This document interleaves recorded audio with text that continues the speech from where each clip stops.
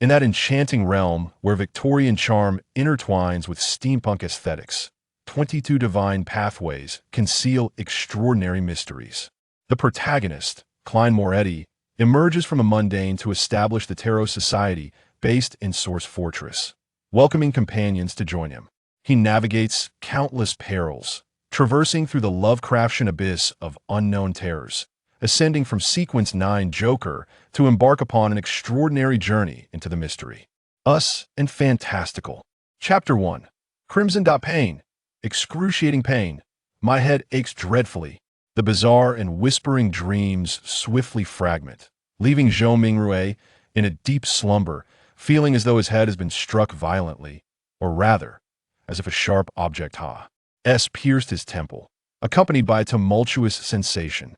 In a daze, Zhou Mingrue attempts to turn, to cradle his head, to rise, yet he finds himself utterly immobilized, as though his body has relinquished control. It seems I have not truly awakened. I remain ensnared in a dream. Perhaps I will soon experience that peculiar state of believing I am awake while still entrenched in slumber famble.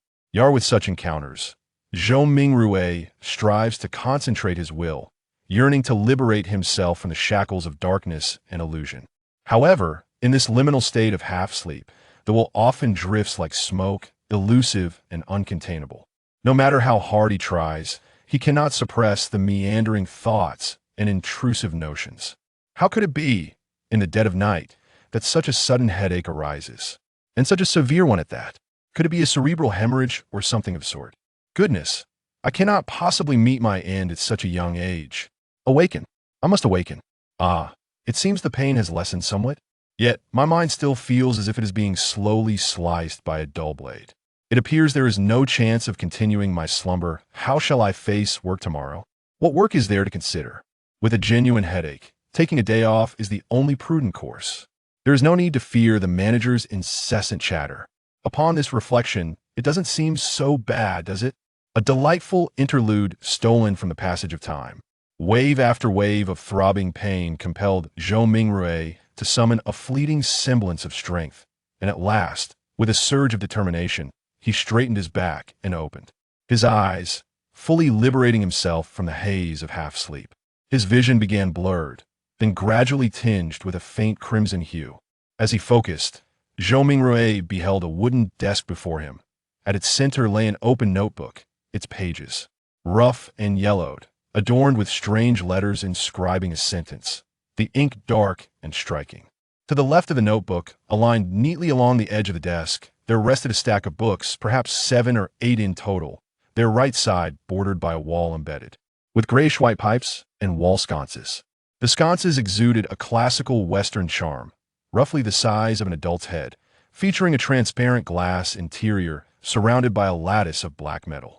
Beneath the extinguished sconce, a black ink bottle was bathed in a soft, rosy glow, its surface embossed with a hazy, angelic motif. In front of the ink bottle, to the right of the notebook, lay a dark-hued fountain pen, its rounded belly resting quietly, the nib glimmering faintly, while the pen cap was placed beside a brass-stoned revolver. A pistol? A revolver? Zhou Mingrue found himself utterly bewildered, confronted by a scene so foreign that it bore no resemblance to his own room. As he grappled with his astonishment, he noticed that the desk, notebook, ink bottle, and revolver were all shrouded in a layer of crimson veil, cast by the light streaming through the window. Instinctively, he lifted his head, his gaze gradually ascending. Suspended in the air, against a backdrop of black velvet drapery, a resplendent crimson full moon hung high, casting a serene glow. Zhou Mingrue felt an inexplicable sense of dread, abruptly rising to his feet. Yet, as his legs struggled to straighten, a sudden pain shot through his head, robbing him of strength momentarily, causing his center of gravity to plummet, and he landed heavily upon the wooden chair beneath him. Crack! The pain failed to deter him. Zhou Mingrue pressed his hands against the desk and rose once more, frantically turning his body to survey his surroundings. The room was modest in size, with a brown door on either side and a wooden bunk bed positioned against the opposite wall. Between the left door and the bed stood a cupboard, featuring double doors above and 5 drawers below. At the edge of the cupboard, at a height of one person, A gray-white pipe was embedded in the wall, connecting to a peculiar mechanical device, with some parts exposed, revealing R's and bearings. In the corner near the desk, a structure resembling a coal stove was piled with kitchen utensils, including a soup pot and an iron pan. Beyond the right door stood a dressing mirror, cracked with 2 fissures, its wooden base adorned with simple and unadorned patterns. With a sweeping glance, Zhou Mingrui caught a glimpse of his reflection in the mirror, his current self. With raven black hair, chestnut eyes, and attired in a linen shirt, the individual dual possessed a slender physique and unremarkable features, yet their contours were distinctly pronounced. This, Zhou Mingrui gasped, an overwhelming tide of chaotic and helpless conjectures flooding his mind. The revolver, the classical European decor, and that crimson moon, so unlike Earth's, all unequivocally signified the occurrence of a significant event. Could it be that I have traversed realms? Zhou Mingrui's mouth slowly fell agape. Having grown up immersed in online literature, he often indulged in such fantasies. Yet when confronted with the reality, he found it difficult to grasp. Perhaps this is what they mean by the man who loves dragons without ever having seen one. After several moments, Zhou Mingrui self-deprecatingly mused. Were it not for the persistent pain in his head, which sharpened and clarified his thoughts, he would undoubtedly susp. He was ensnared in a dream. Calm. After a few deep breaths, Zhou Mingrui endeavored to quell his rising panic. Klein Moretti, a resident of Tianjin in the Ahova County of the Kingdom of Rune on the northern continent, was a recent graduate from the history department of Hoi University. His father, a Royal Army sergeant, had perished in the colonial conflicts of the southern continent. The compensation granted had afforded Klein the opportunity to attend a private grammar school, laying the foundation for his admission into university. His mother, a devotee of the goddess of night, had passed away in the same year Klein successfully completed his entrance examinations for Hoi University. He also had an elder brother and a younger sister, all residing together in a modest 2-bedroom apartment. Their family was not affluent. One might even say it was in dire straits, with their livelihood solely dependent on the brother's position as a clerk in an import-export company. As a graduate in history, Klein had mastered the ancient Fursak language, hailed as the origin of the scripts of the northern continent's myriad nations, as well as the Hermetic SCR. It frequently associated with ancient tombs and rituals of worship and prayer. Hermetic script? A spark ignited in Zhou Mingrui's mind as he pressed his hand against his throbbing temple. Casting his gaze upon the open notebook sprawled across his desk, he perceived the yellowed pages transforming from peculiar to unfamiliar, from unfamiliar to recognizable, and ultimately to decipherable. This was indeed a passage inscribed in Hermetic script. The ink, as dark as the deepest abyss, proclaimed, "Everyone will die, including me." A sharp intake of breath. Zhou Mingrui felt an inexplicable terror wash over him, instinctively leaning back in an attempt to distance himself from the notebook and its ominous word. Shaking his head, he dismissed it as mere hallucination, regaining his composure and diverting his gaze from the notebook, breathing heavily. At that moment, his eyes fell upon the gleaming brass revolver, and a sudden question surged in his mind. With Klein's financial background, how could he afford a firearm? Zhou Mingrui furrowed his brow in confusion. Lost in contemplation, he suddenly noticed a half-formed red handprint at the edge of the desk, its hue darker than moonlight and thicker than a mere veil. It was a bloody handprint. A bloody handprint? Zhou Mingrui instinctively opened his right hand, which had been pressed against the desk's edge, and gazed down to find his palm and fingers smeared with blood. Simultaneously, the throbbing in his head persisted, though it had slightly diminished, an unyielding ache that continued. Could it be that I have injured my head? Zhou Mingrui pondered as he turned his body towards the cracked dressing mirror. After a few steps, a figure of medium height, with black hair and brown eyes, exuding a distinct scholarly aura, vividly came into his view. Is this truly me, Klein Moretti? Zhou Mingrui was momentarily taken aback. The dim light of the night rendered the details unclear. He pressed forward until he was but a step away from colliding with the mirror. Bathed in the gossamer crimson moonlight, he tilted his head to examine his forehead. The mirror reflected a stark reality. A grotesque wound resided at his temple, its edges scorched, surrounded by congealed blood, while grayish-white brain matter writhed slowly with. Chapter 2. The situation. Thud. Thud, thud. Zhou Mingrui was so startled by the sight before him that he stumbled back several paces, as if the figure in the dressing mirror were not himself but rather a lifeless corpse. How could a person with such a grievous injury possibly still be alive? In disbelief, he turned his head to inspect the other side. Even with the distance extended and the light dimmed, the presence of a penetrating wound and deep crimson blood was unmistakable. This, Zhou Mingrui inhaled deeply, striving to regain his composure. He pressed his hand against the left side of his chest, feeling the vigorous and rapid beating of his heart.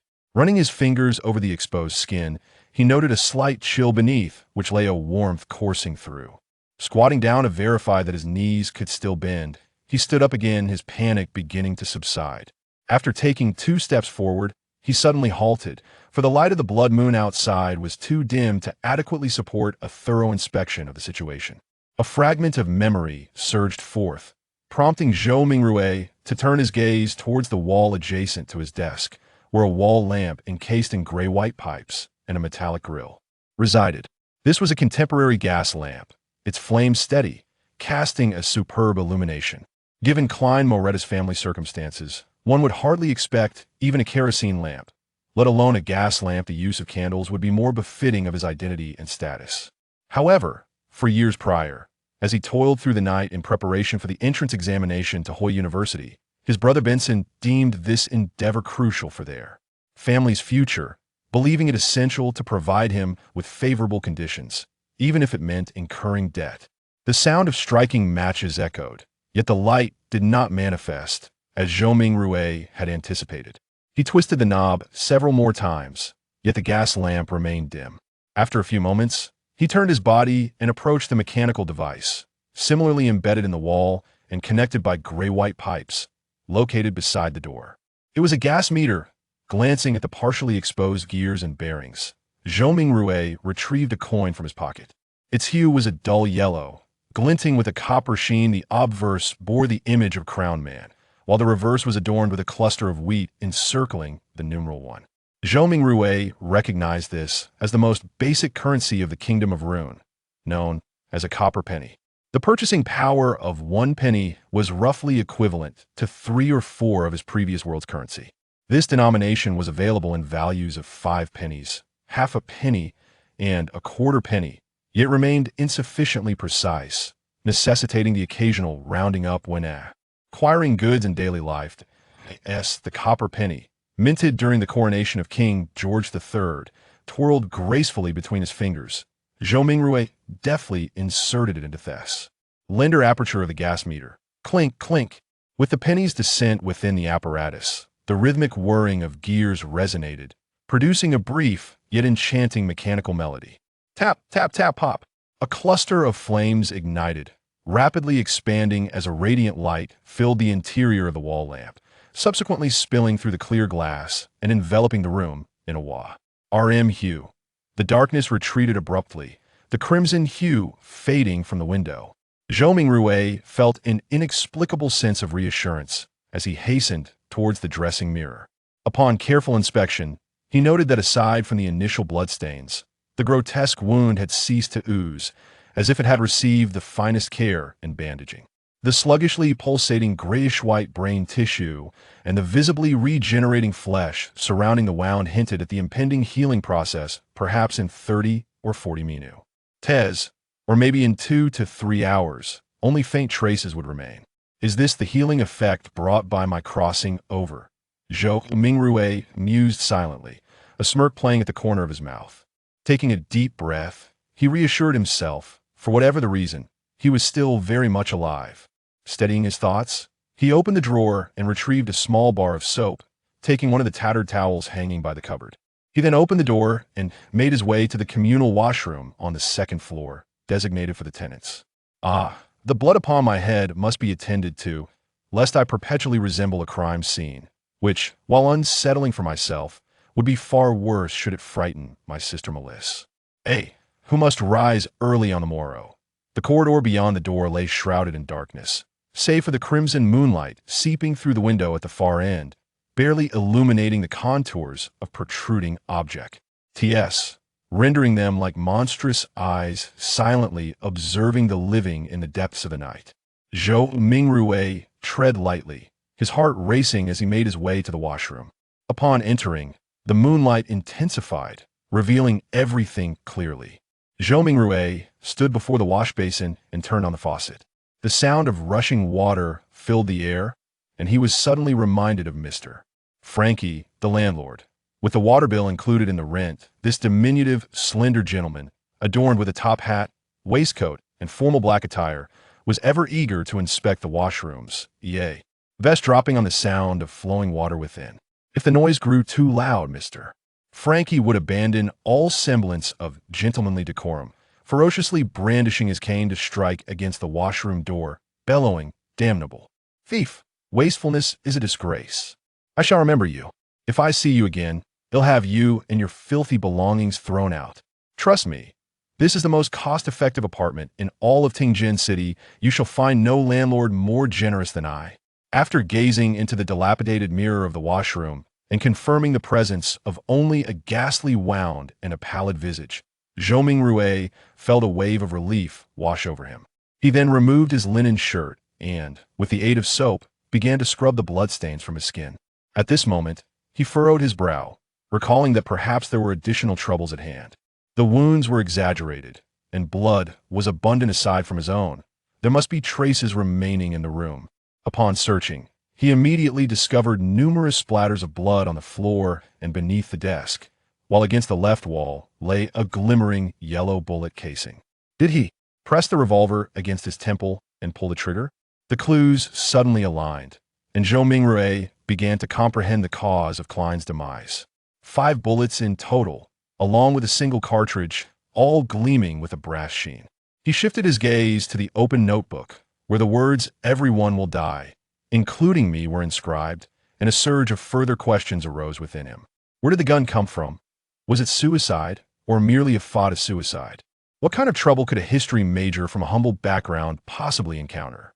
How could such a method of suicide leave only this amount of blood? Was it because I traversed through time just in time, endowed with healing benefits? After a moment of contemplation, Zhou Mingrue donned another linen shirt, seated himself, and began to ponder more pressing matters. How unfortunate! Oh, I performed a fortune-turning ritual before dinner tonight. A flash of insight illuminated Zhou Mingrue's mind, revealing memories shrouded in mist.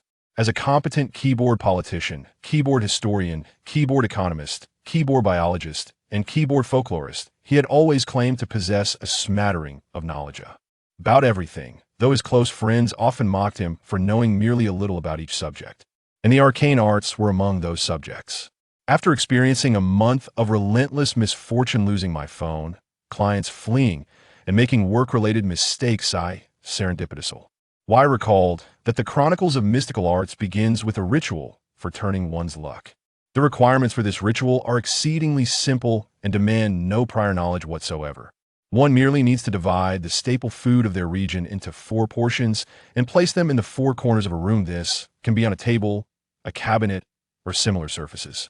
Subsequently, one should stand in the center of the room and walk counterclockwise in a square formation, taking 4 steps. With each step, one should recite the following.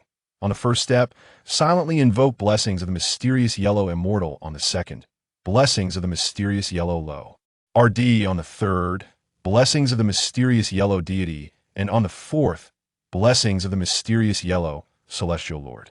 Upon completing the steps, one should close their eyes and remain still for 5 minutes, at which point the ritual is deemed successful. With a mindset that there is nothing to lose, I retrieved that book and followed the instructions, performing the ritual before dinner. However, nothing seemed to transpire at that moment. To my astonishment, by midnight, I found myself transported to another realm. Transported, regardless of the circumstances, I must give this a try. Even a dead horse must be treated as a living one. Chapter 3. Melissa with a plan firmly established, Zhou Mingrue felt a newfound sense of assurance, as his previous fears, uncertainties, and hesitations retreated into the shadows. It was only at this moment that he found the capacity to scrutinize the fragmented remnants of Klein's memories. Perhaps due to the impact of the bullet, Klein's recollections resembled shattered glass, lacking coherence and evidently missing significant elements. Questions loomed. From whence came the exquisitely crafted revolver? Was it a suicide or a homicide? What did the note mean when it stated that everyone would die, including myself? Had he been involved in any peculiar occurrences 2 days prior? In just 2 days, he was to partake in an interview at the history department of Tianjin University. The tradition in the Kingdom of Rune dictates that graduates do not directly remain at the university. His mentor had provided recommendations, one for Tianjin University and another for Beekland University. As Zhou Mingrui silently observed, the crimson moon hung low in the western sky, gradually descending until the eastern horizon was kissed by the first light of dawn, bathed in golden hues. At that moment, a stir emanated from within the room, and soon footsteps approached the isolation door. Melissa had awakened. Truly, she was as punctual as ever. A faint smile graced Zhou Mingrui's lips. Under the influence of Klein's memories, he felt an affinity towards Melissa akin to that of a beloved sister. Yet, he reminded himself he had no sister. He could not help but chuckle at the thought. Unlike Klein, Melissa's early education had not been conducted in the Sunday school of the Church of the Goddess of Night. By the time she reached school age, the Kingdom of Rune had enacted the Elementary Education Act, establishing a committee for primary and secondary education and allocating special funding to enhance educational resources. In just 3 years, numerous public primary schools have been established. Adhering strictly to the principle of religious neutrality and refraining from involvement in the disputes of the gods of the Storm Lord, the Night Goddess, and the Church of Steam and Machinery, all while incorporating several church schools. Compared to the Sunday school that charges merely a copper penny per week and conducts classes only on Sundays, the public primary schools, which demand a weekly fee of 3 pennies and offer 6 days of instruction, appear rather costly. However, when considered as a whole, the expense is almost negligible. Melissa, unlike most girls, has harbored a fascination for gears, springs, and bearings from a young age, aspiring to become a steam mechanic.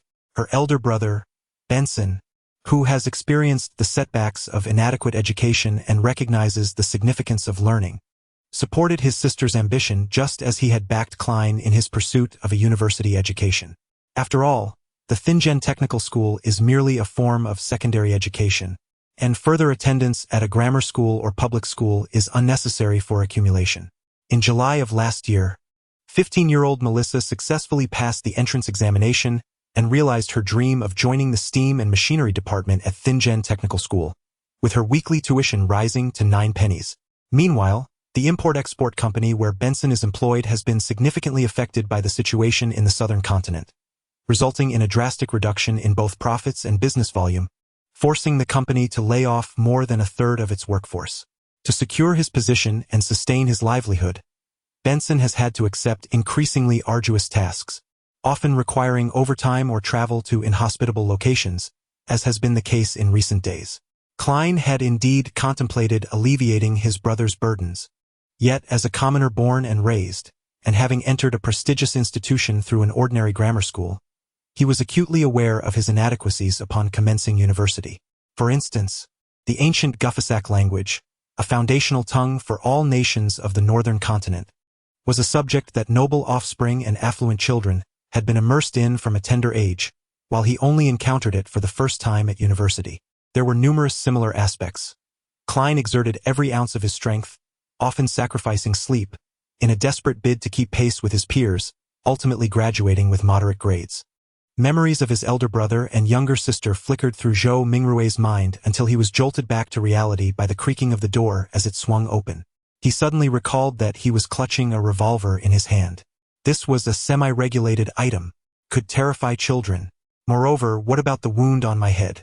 As he saw Melissa about to emerge, Zhou Mingrui pressed his temple while hastily yanking open the drawer of his desk, tossing the revolver inside with a resounding thud. What had transpired? Hearing the commotion, Melissa cast a puzzled glance in his direction.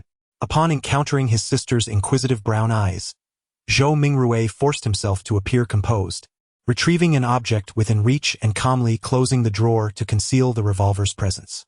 The sensation on his temple confirmed that the wound had indeed healed. What he extracted from the drawer was a silver pocket watch adorned with vine and leaf motifs. A gentle press on its top caused the cover to spring open. He is the father of 3 siblings, the most valuable possession left behind by that Royal Army sergeant. Yet, a second-hand item is still a second-hand item. and it has been prone to malfunctioning intermittently in recent years. Even after consulting a watchmaker for repairs, the issues persisted, leading Benson, who relished showcasing it to elevate his status, to ultimately abandon it at home.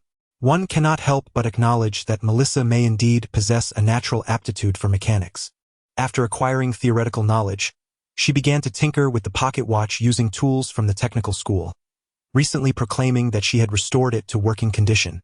Zhou Mingrue observed the watch cover pop open, revealing the second hand frozen in place. Instinctively, he turned the crown at the top, intending to wind the watch. However, after several rotations, the anticipated sound of the mainspring tightening did not emerge, and the second hand remained motionless. It appeared to be malfunctioning once more. Searching for words, he glanced at his sister, but Melissa merely shot him a fleeting, expressionless glance before striding over and snatching the pocket watch from his hands. Standing still, she pulled up the crown and merely turned it a few times, producing a rhythmic ticking sound from the second hand. Normally, pulling it up should adjust the time, right? Zhou Mingrue's expression turned blank. At that moment, the distant chimes of the cathedral rang out, resonating 6 times, ethereal and haunting. After listening intently, Melissa elevated the crown slightly higher and continued to twist it, setting the time accurately. She cast a deep glance at her brother before turning toward the cabinet to retrieve her toothbrush, towel, and other items, then pulled the door open to head to the communal restroom. There was a hint of disdain and helplessness in her earlier expression. Was that a look of caring for her intellectually challenged brother? Zhou Mingrue shook his head with a low chuckle, snapping the pocket watch shut with a crisp sound before reopening it with a similar click.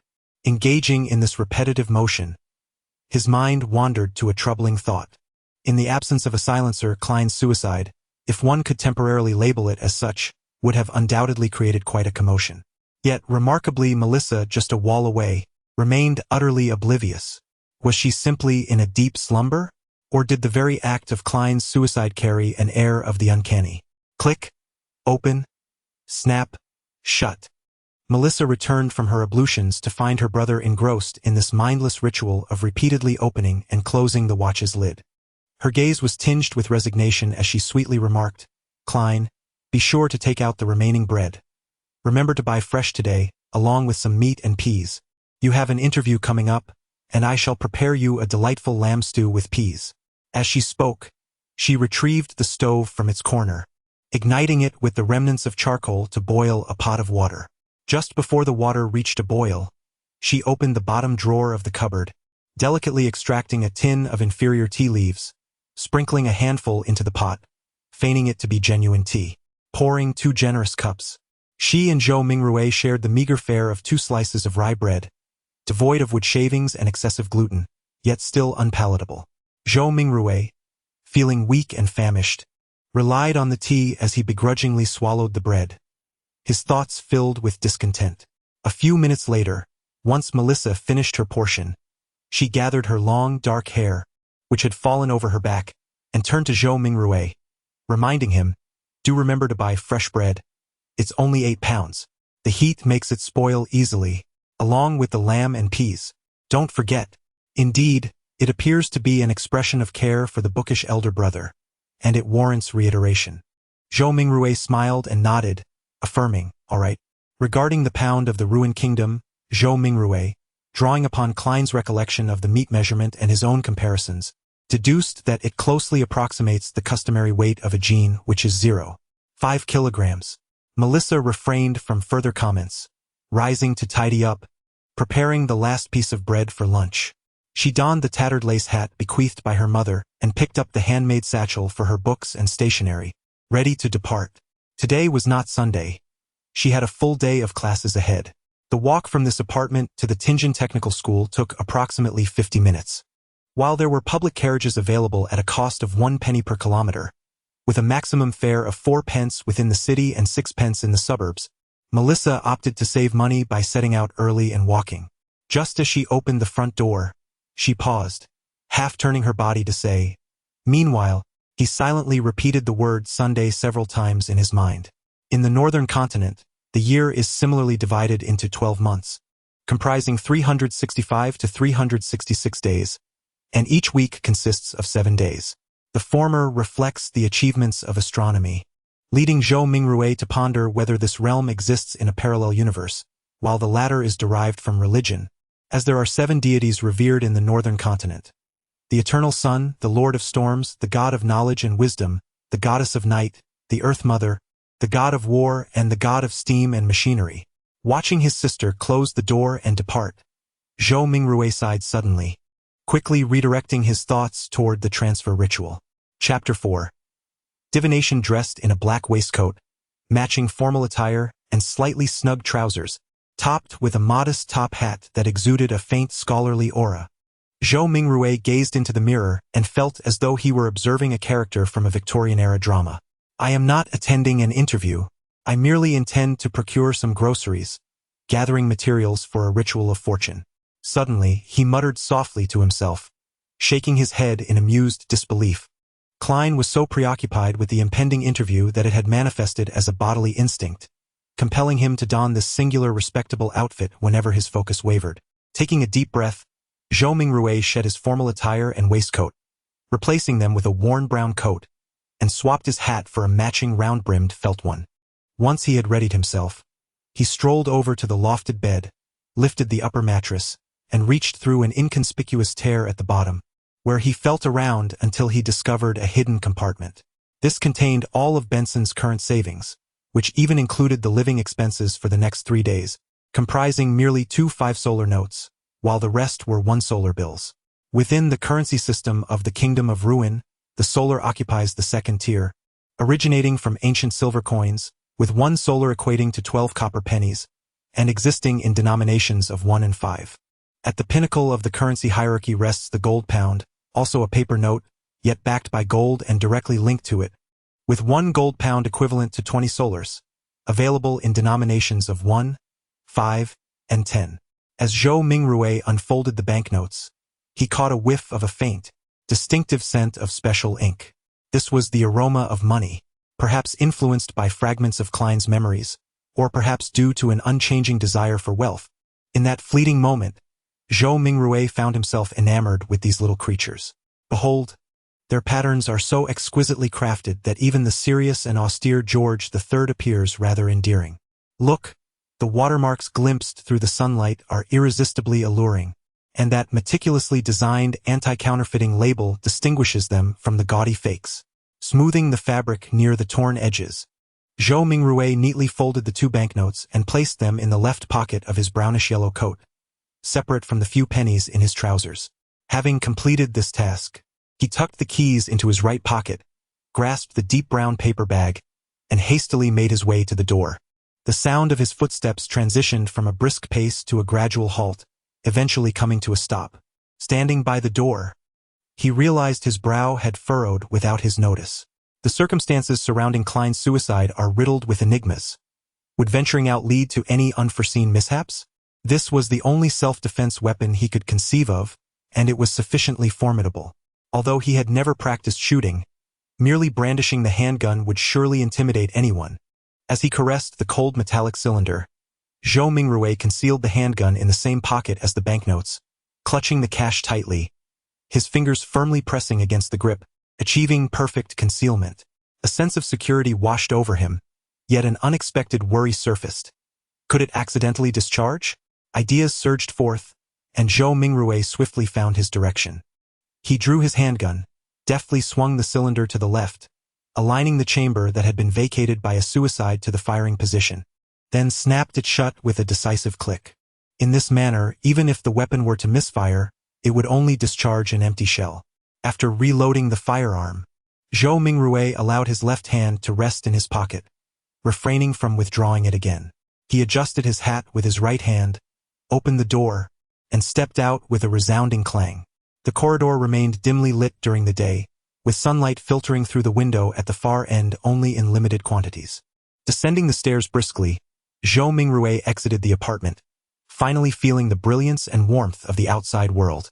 Although July was approaching, heralding the height of summer, Tianjin, situated in the northern reaches of the Kingdom of Ruin, possessed a distinctive climatic character, with even the highest annual temperatures barely reaching 30 degrees Celsius. The early morning air was refreshingly cool, while certain streets bore the unsightly sight of dirty water flowing freely and litter strewn about. In Klein's recollections, such scenes were not uncommon in areas inhabited by lower-income classes, where, even with drainage systems in place, the presence of many residents dictated the state of their surroundings. Come, delicious pan-fried fish, steaming hot and fresh oyster soup. A bowl in the morning will invigorate you for the entire day.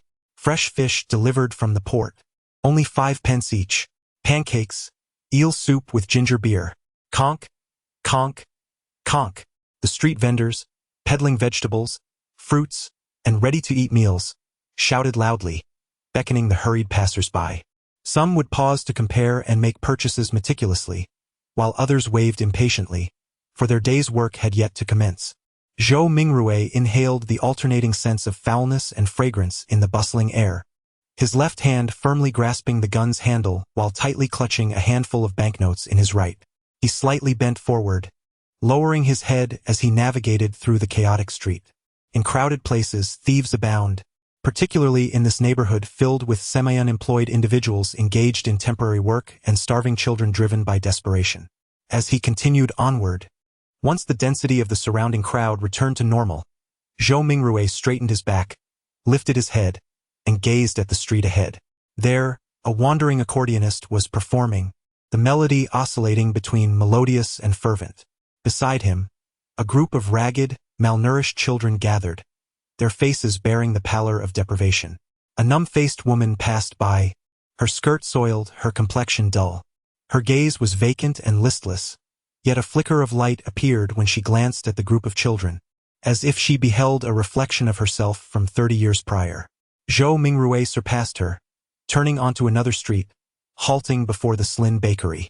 The proprietor, an elderly woman in her 70s named Wendy Slin, had hair completely turned gray and perpetually wore a gentle smile. Since Zhou could remember, she had been selling bread and pastries here. Indeed, her homemade tingon cakes and lemon cakes were exquisite. Zhou swallowed, a smile gracing his lips as he said, "Mrs. Slin, I would like 8 pounds of rye bread." As she prepared the bread, Wendy remarked, "He truly is a diligent young man. He will surely have a wonderful wife." At this juncture, a playful smile graced her lips as she remarked, "Now, it is settled. You have graduated, our esteemed alumni from the history department of Hoi University. Soon, you shall earn a respectable income. You ought not to reside in such a modest apartment. At the very least, you deserve a private bathroom." Should Klein successfully navigate the interview and secure a position as a lecturer at Tianjin University, the entire family would indeed ascend towards a more comfortable existence. In fragments of his memory, he had even envisioned renting a quaint detached house in the suburbs, featuring 5 or 6 rooms upstairs, 2 bathrooms, and a spacious balcony, complemented by 2 rooms, a dining room, a living room, a kitchen, and another bathroom, along with an underground storage room on the ground floor. This was not a mere fantasy. Even a lecturer during the probationary period at Tianjin University could earn a weekly wage of 2 gold pounds, escalating to 3 gold pounds and 10 shillings upon permanent appointment. It is worth noting that Klein's brother, Benson, after years of labor, earned only 1 pound and 10 shillings per week, while ordinary factory workers barely earned a pound or just above.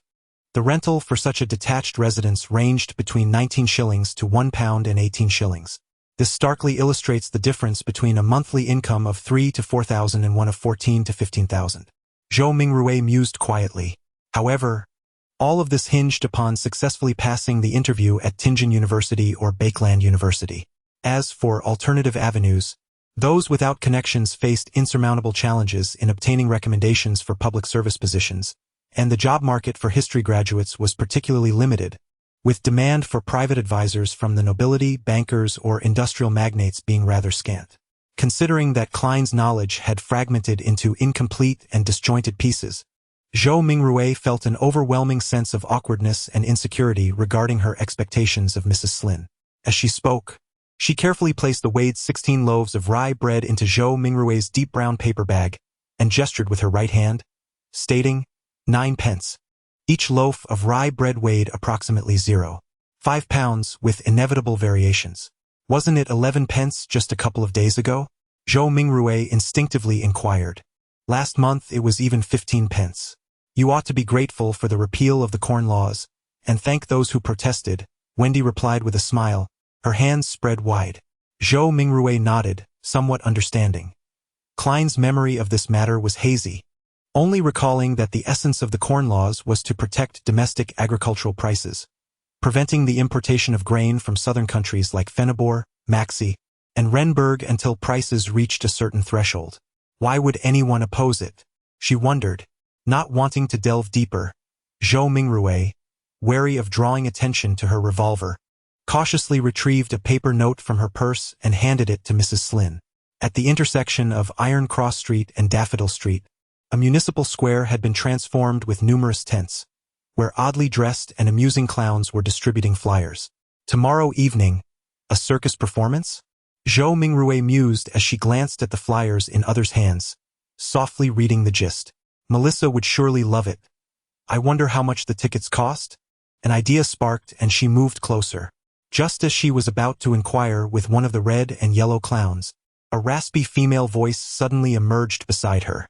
Would you like a fortune reading? Subconsciously turning his head, Zhou Mingrue beheld a woman standing before a lowly tent, adorned with a pointed hat and clad in a flowing black gown. Her visage was painted with hues of red and yellow, and her deep gray-blue eyes held a captivating allure. With a smile, she remarked, "My tarot readings are remarkably accurate." Tarot. Zhou Mingrue was momentarily taken aback. The pronunciation bore a striking resemblance to the tarot cards found on Earth. On Earth, tarot cards serve as a form of divination, distinguished by their symbolic illustrations. Wait a moment. A sudden recollection struck him regarding the origins of tarot divination in this world. It did not stem from the 7 orthodox deities, nor was it an ancient relic.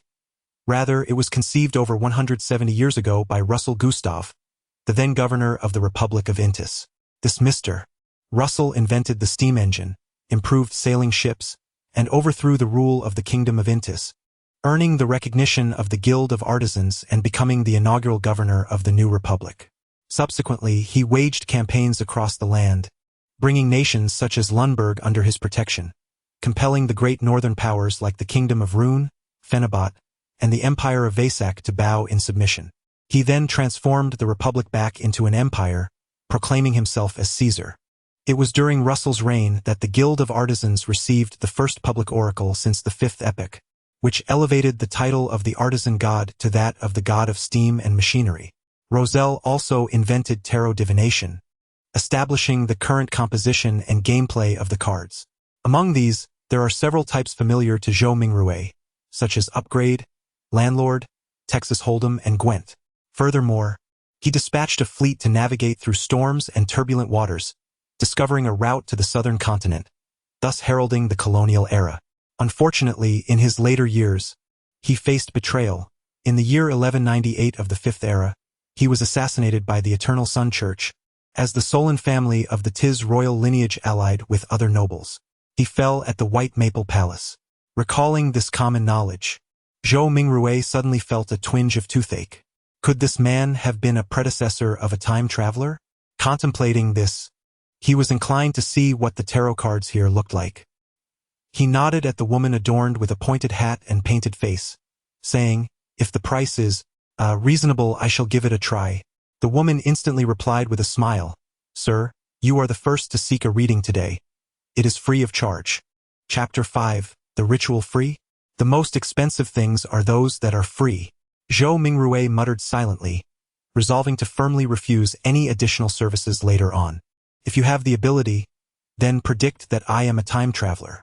With this thought, Zhou Mingrue followed the woman, whose face was painted in hues of red and yellow, bending to enter the low tent. Inside the tent, it was shrouded in darkness, with only a faint light filtering through, dimly illuminating a table covered with cards. The woman, unfazed by the gloom, gracefully glided around the table in her flowing black gown and took a seat opposite him, lighting a candle. The flickering yellow light created an atmosphere that was both ambiguous and mysterious within the tent. "Comrade Russell, could it truly be that he is a senior? I wonder if he hails from the same gluttonous empire as I do." Zhou Mingrue's lips twitched slightly, enveloped in a moment of reverie. Before he could fully peruse the open tarot cards laid before him, the woman, famed for her prophetic accuracy, had already gathered all the cards into a neat stack and pushed them towards him. "You shall shuffle and cut the deck," she intoned in a husky voice, belonging to a fortune-teller from a circus. "Me shuffle?" Zhou Mingrue instinctively inquired. The fortune-teller's face, painted in hues of red and yellow, shifted with a subtle smile as she replied, "Indeed, only you can divine your own fate. I am merely an interpreter." Zhou Mingrue, now alert, retorted, "Interpretations do not incur additional charges, do they? As a keyboard folklorist, I have encountered such tricks numerous times." The fortune-teller appeared momentarily taken aback, before muttering after a pause, "It is free of charge." With that reassurance, Zhou Mingrue relaxed, adjusting his revolver into his pocket, and then confidently extended his hands to expertly shuffle and cut the cards. "Done," he announced, placing the freshly shuffled tarot cards at the center of the table. The fortune-teller clasped her hands together, scrutinizing the cards for a moment before suddenly asking, "I apologize for not inquiring earlier. What would you like to divine?" Reflecting on his past unfulfilled romance, Zhou Mingrue had once studied tarot himself and without hesitation declared, "The past, the present, and the future." This represented a specific tarot spread, wherein 3 cards were laid out in succession, each symbolizing the past, present, and future. The diviner first nodded, then a subtle smile graced his lips as he said, "Please shuffle the cards once more, and clarify what you wish to inquire about, so that the truly significant cards may emerge." He placed the shuffled cards upon the table. With a deliberate motion, the diviner extended his finger and selected a card from the top, placing it to the left of Zhou Mingrue. His voice grew increasingly husky. "This card represents the past." He then positioned another card directly in front of Zhou Mingrue, followed by a third card to his right, stating, "This card symbolizes the future. Which card would you like to examine first?" After completing his ritual, the diviner raised his head, his gray-blue eyes penetrating Zhou Mingrue's gaze. "Let us start with now," Zhou Mingrue replied after a brief contemplation. The diviner slowly nodded and turned over the card that lay before them. The card depicted a young man adorned in splendid attire, crowned with a vibrant headdress, shouldering a staff from which hung luggage, while a small dog tugged at him from behind. It was numbered 0, the Fool. The diviner softly uttered the name of the card, his gray-blue eyes fixed intently on Zhou Mingrue. The Fool? The 0 card of the tarot? A beginning, encompassing all possible beginnings? Zhou Mingrue, not even a novice tarot enthusiast, could only rely on his limited impressions to form a rudimentary interpretation. Just as the diviner was about to speak, the fabric door of the tent was suddenly flung open, and a blinding ray of sunlight poured in, causing Zhou Mingrue, who had been facing away, to instinctively squint. A tamer? Zhou Mingrue adjusted to the light and beheld a woman at the entrance, adorned with a pointed hat, clad in a black dress, and painted in red and yellow hues. She was taller and more slender than the one seated before him. The lady in front of him promptly rose, apologizing with a hint of reluctance. "Please do not take offense. I merely have an affinity for this. I must confess, at times my divinations and interpretations are rather accurate, truly." As she spoke, she lifted her skirt and circled the table, hastening away from the tent. "Sir, do you require my assistance in interpretation?" The genuine fortune-teller turned to Zhou Mingrue with a smile. He twitched the corners of his mouth and sincerely inquired, "Is it complimentary?" How absurd it was to engage a beast-tamer for tarot divination. Wasn't a beast-tamer who shunned the role of a fortune-teller merely a fool? Zhou Mingrue swiftly cast this matter aside. He spent 7 pence at the market for a pound of rather inferior lamb, and also procured tender peas, cabbage, onions, potatoes, and other items. Along with the bread he had previously purchased, his total expenditure amounted to 25 copper pence, equivalent to 2 shillings and 1 penny. Money truly does not last. Poor Benson. Zhou Mingrue not only lost the 2 notes he had taken with him, but also sacrificed a penny that was originally in his trouser pocket. With staple foods in hand, he was prepared to perform the transmutation ritual. However, when the tenants on the 2nd floor began to depart, Zhou Mingrue did not hasten to commence the ritual. Instead, he first translated the terms Fuxing, Sunuing, Shenzhuan, and others into ancient Farsak and rune languages, planning to retry the incantation in the local tongue the following day should the original spell prove ineffective. After all, one must consider the divergence between realms and the necessity of adapting to local customs. As for translating into the ancient language of Hermes, exclusively used for prayers and sacrifices, Zhou Mingrui found it arduous due to his limited vocabulary. Having completed these preparations, he extracted 4 rye breads from a paper bag. He placed one in the corner where the coal stove had originally been situated, another at the bottom inner side of the dressing mirror, a third atop the cabinet where the 2 walls converged, and the last beside the clutter on the right side of his desk. Taking a deep breath, Zhou Mingrui positioned himself in the center of the room, initially calming his mind for several moments before he began to step forward with gravity, moving counterclockwise in a square pattern. With his first step, he murmured softly, "Blessed be the mysterious yellow immortal."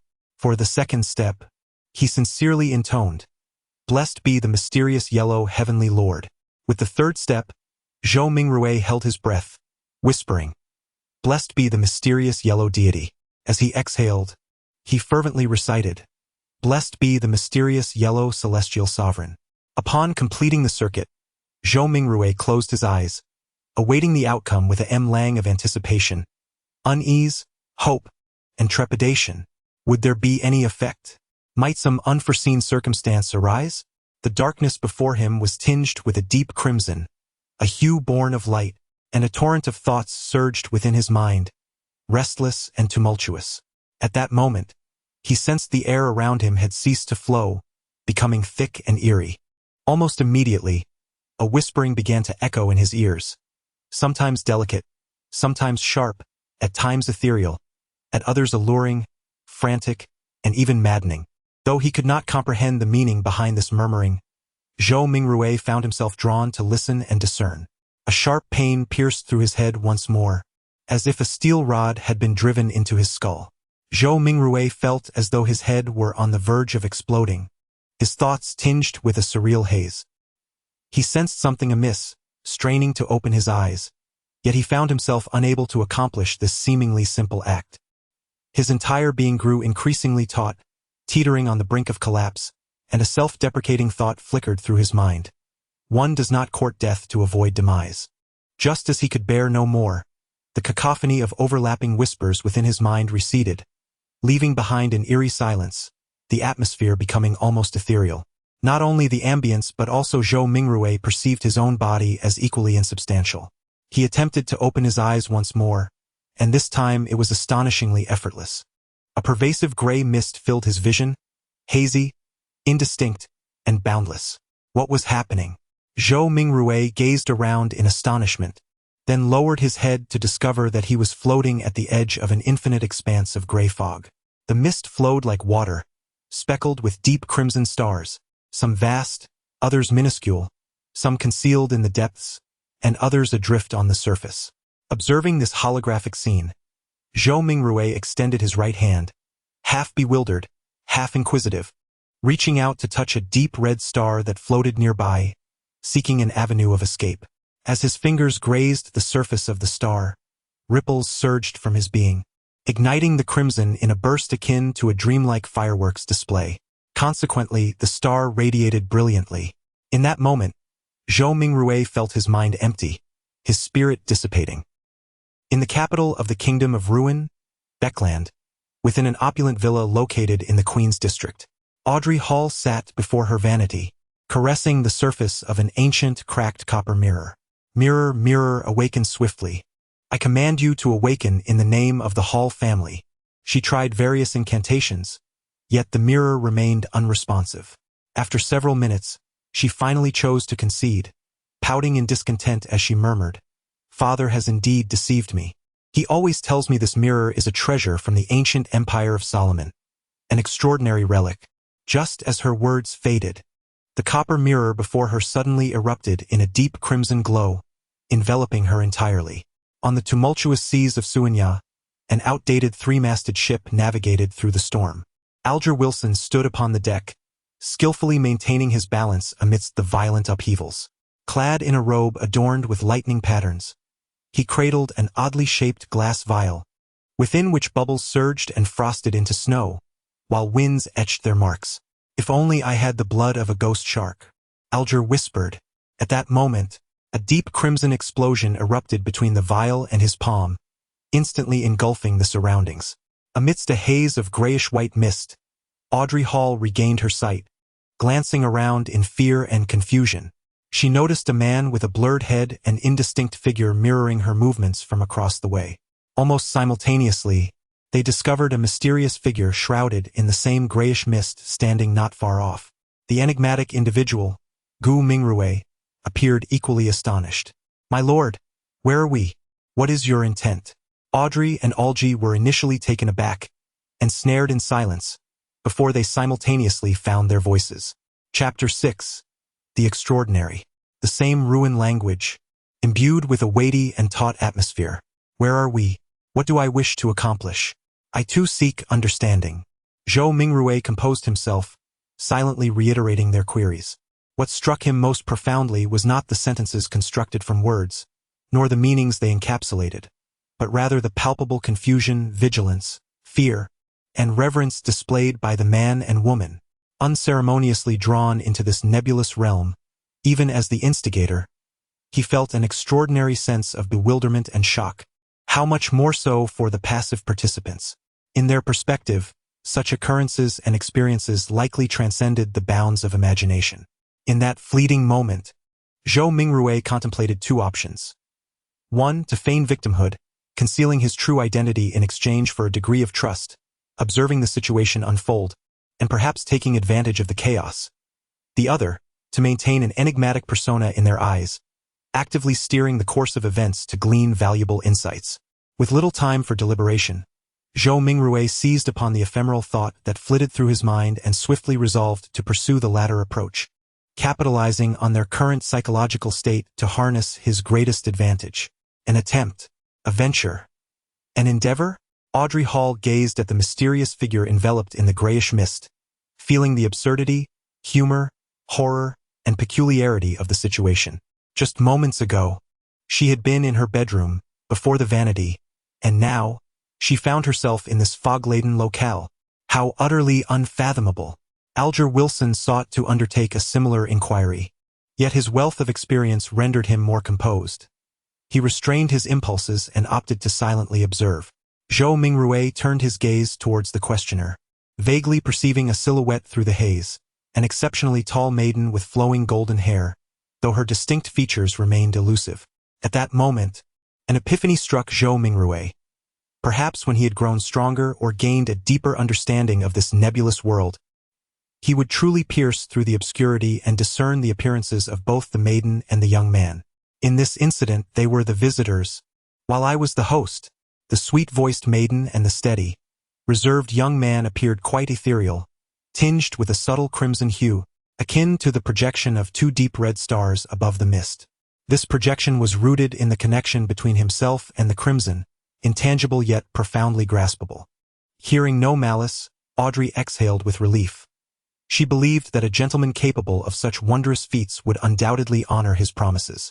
With her spirit somewhat calmed, she hesitated to propose her departure. Her azure eyes flitted about, sparkling with a peculiar radiance. She felt anxious yet hopeful, her eagerness palpable. This is truly a marvelous experience. I have long anticipated such occurrences. I adore the mysterious and the miracles that transcend nature. No, my main point, what I mean to say is, Your Excellency, how might I become extraordinary? Her excitement intensified with each word, her enthusiasm rendering her somewhat incoherent, as the dreams kindled in her childhood by tales of wonder seemed finally within reach of realization. In just a few sentences, she had already cast aside her previous fears and anxieties. What a pertinent question. I, too, am eager to uncover the answer. Zhou Mingrue mused to himself. Simultaneously, he felt that conversing while standing appeared rather unrefined. Such a scene ought to be graced by a grand temple, a lengthy table, and numerous intricately carved chairs imbued with an air of mystery, with himself seated at the head, quietly observing the guests. As this thought crossed Zhou Mingrue's mind, the gray mist suddenly billowed, startling Audrey and Alge. In an instant, they beheld towering stone pillars rising around them, enveloped beneath a vast dome. The entire edifice was magnificent, majestic, and imposing, reminiscent of a legendary giantess palace. Beneath the dome, amidst the swirling gray mist, a bronze long table emerged, flanked by 10 high-back chairs on either side, with identical seating arranged at both the front and back. The backs of the chairs sparkled brilliantly, deep crimson hues intertwining to depict strange constellations that did not correspond to reality. Audrey and Alge found themselves seated directly across from one another, positioned closest to the head of the table. The girl glanced to her left, then to her right, unable to suppress a soft murmur. How wondrous! Indeed, it is marvelous. Zhou Mingrue extended his right hand, subtly tracing the edge of the bronze table, maintaining an unperturbed demeanor. You are a rune person, are you not? If you aspire to become extraordinary, consider joining the Church of the Night Goddess, the Church of the Storm Lord, or the Church of Steam and Machinery. Although the vast majority of individuals may traverse their lives without encountering the extraordinary, leading to skepticism about the Church, this sentiment is echoed even among numerous clergy within the major denominations. However, I can unequivocally inform you that within the arbitration courts, the judiciary, and the execution authorities, the extraordinary still exists, continuing to combat the perils that thrive in darkness. The numbers have diminished significantly compared to the early days of the Iron Age or prior. Zhou Mingrue listened intently, though his body language attempted to convey a nonchalant attitude, akin to that of a child recounting a tale.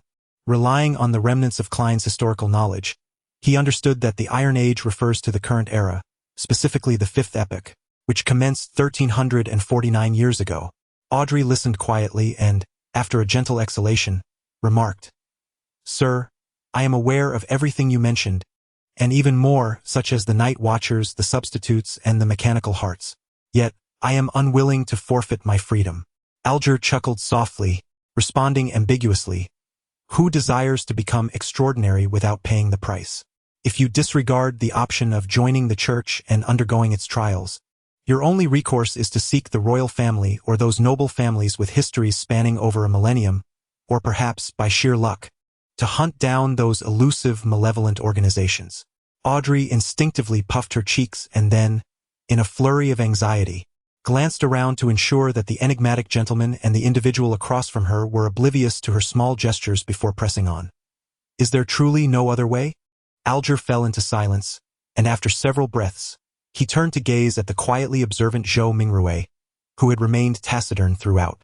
"I possess 2 recipes for potion sequence 9. Sequence 9? Zhou Mingrue mused quietly. "Is that true? What are the 2? Audrey was evidently well aware of what the potion sequence 9 entailed. As you know, humanity can only aspire to become truly extraordinary through the use of potions, and the name of these potions derives from the desecrated tablet. Through the translations across the languages of giants, elves, ancient Hermetic, ancient Fusac, and contemporary Hermetic, the name has undergone significant evolution to align with the characteristics of the era.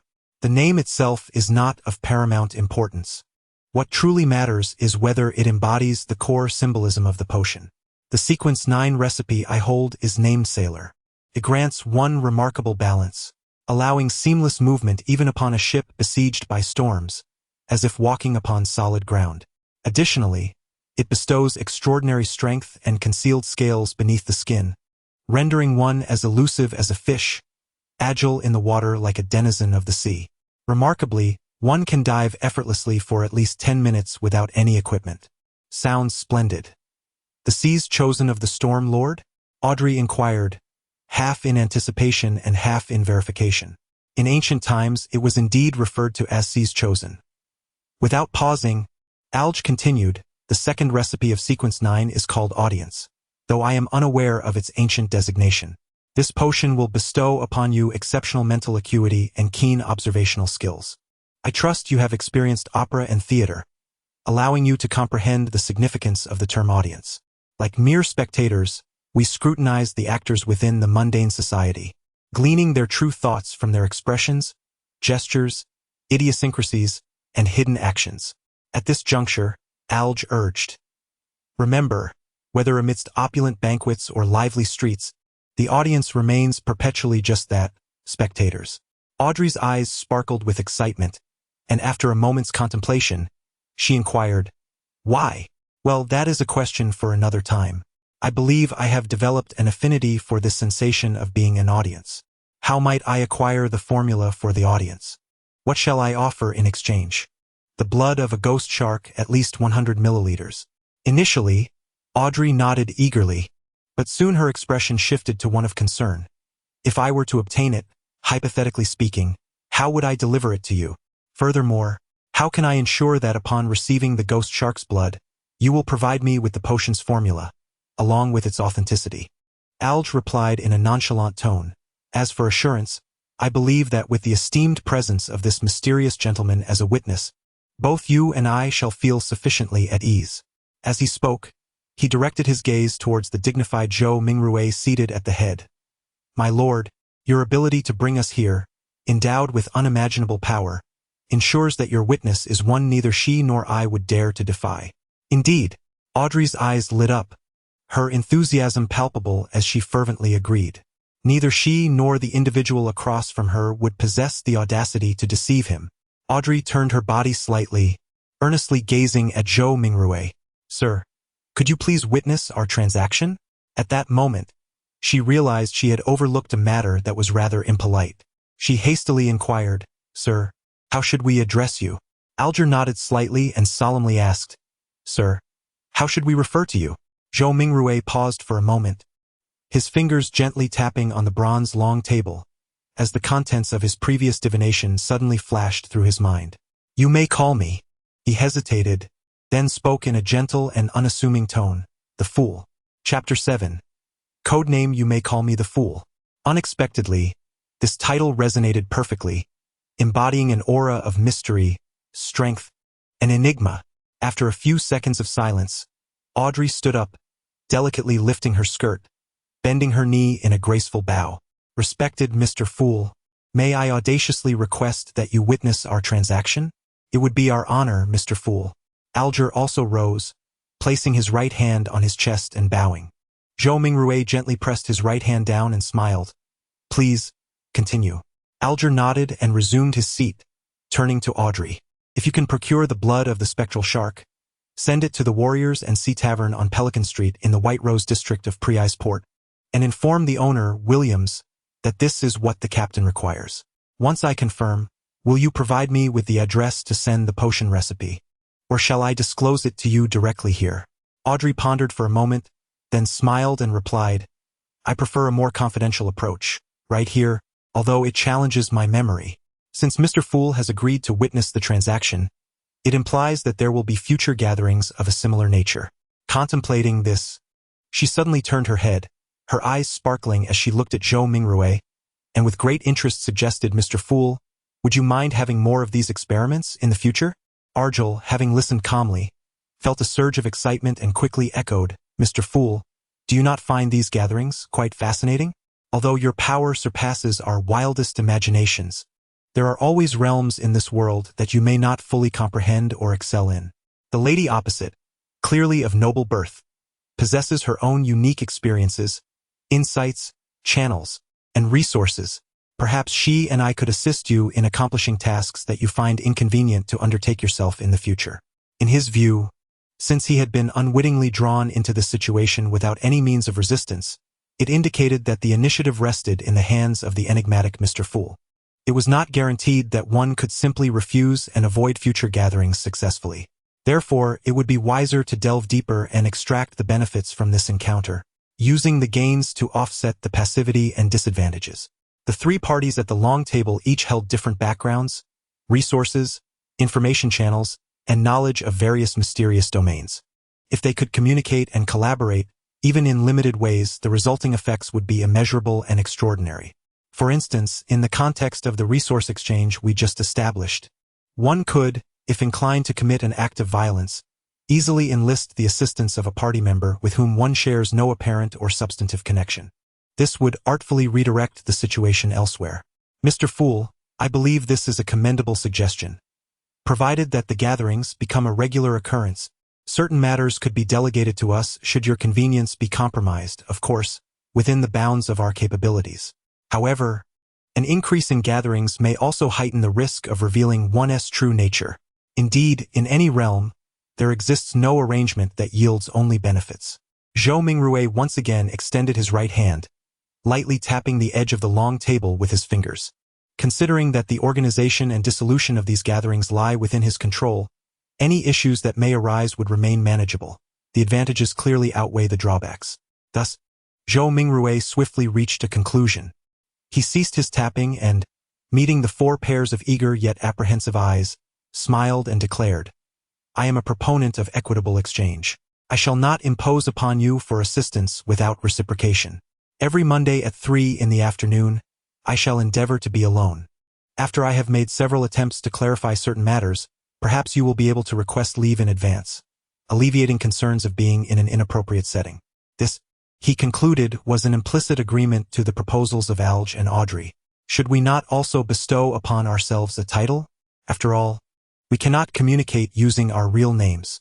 Before Alge could interject, her eyes sparkled with enthusiasm as she spoke, although her true circumstances might not escape the discernment of Mr. Fool. The individual across from her posed a certain danger. She must ensure he remains unaware of her true identity.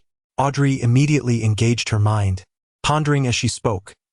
"You are the Fool, sir, from the tarot cards. As a recurring, long-term, secretive gathering, our titles should strive for consistency. Well, I shall also select one from the tarot." Her tone gradually transformed into one of delight. "I've decided. My title shall be Justice. This is one of the 22 major arcana. And what of you, sir?" Audrey smiled warmly at her companion across the table.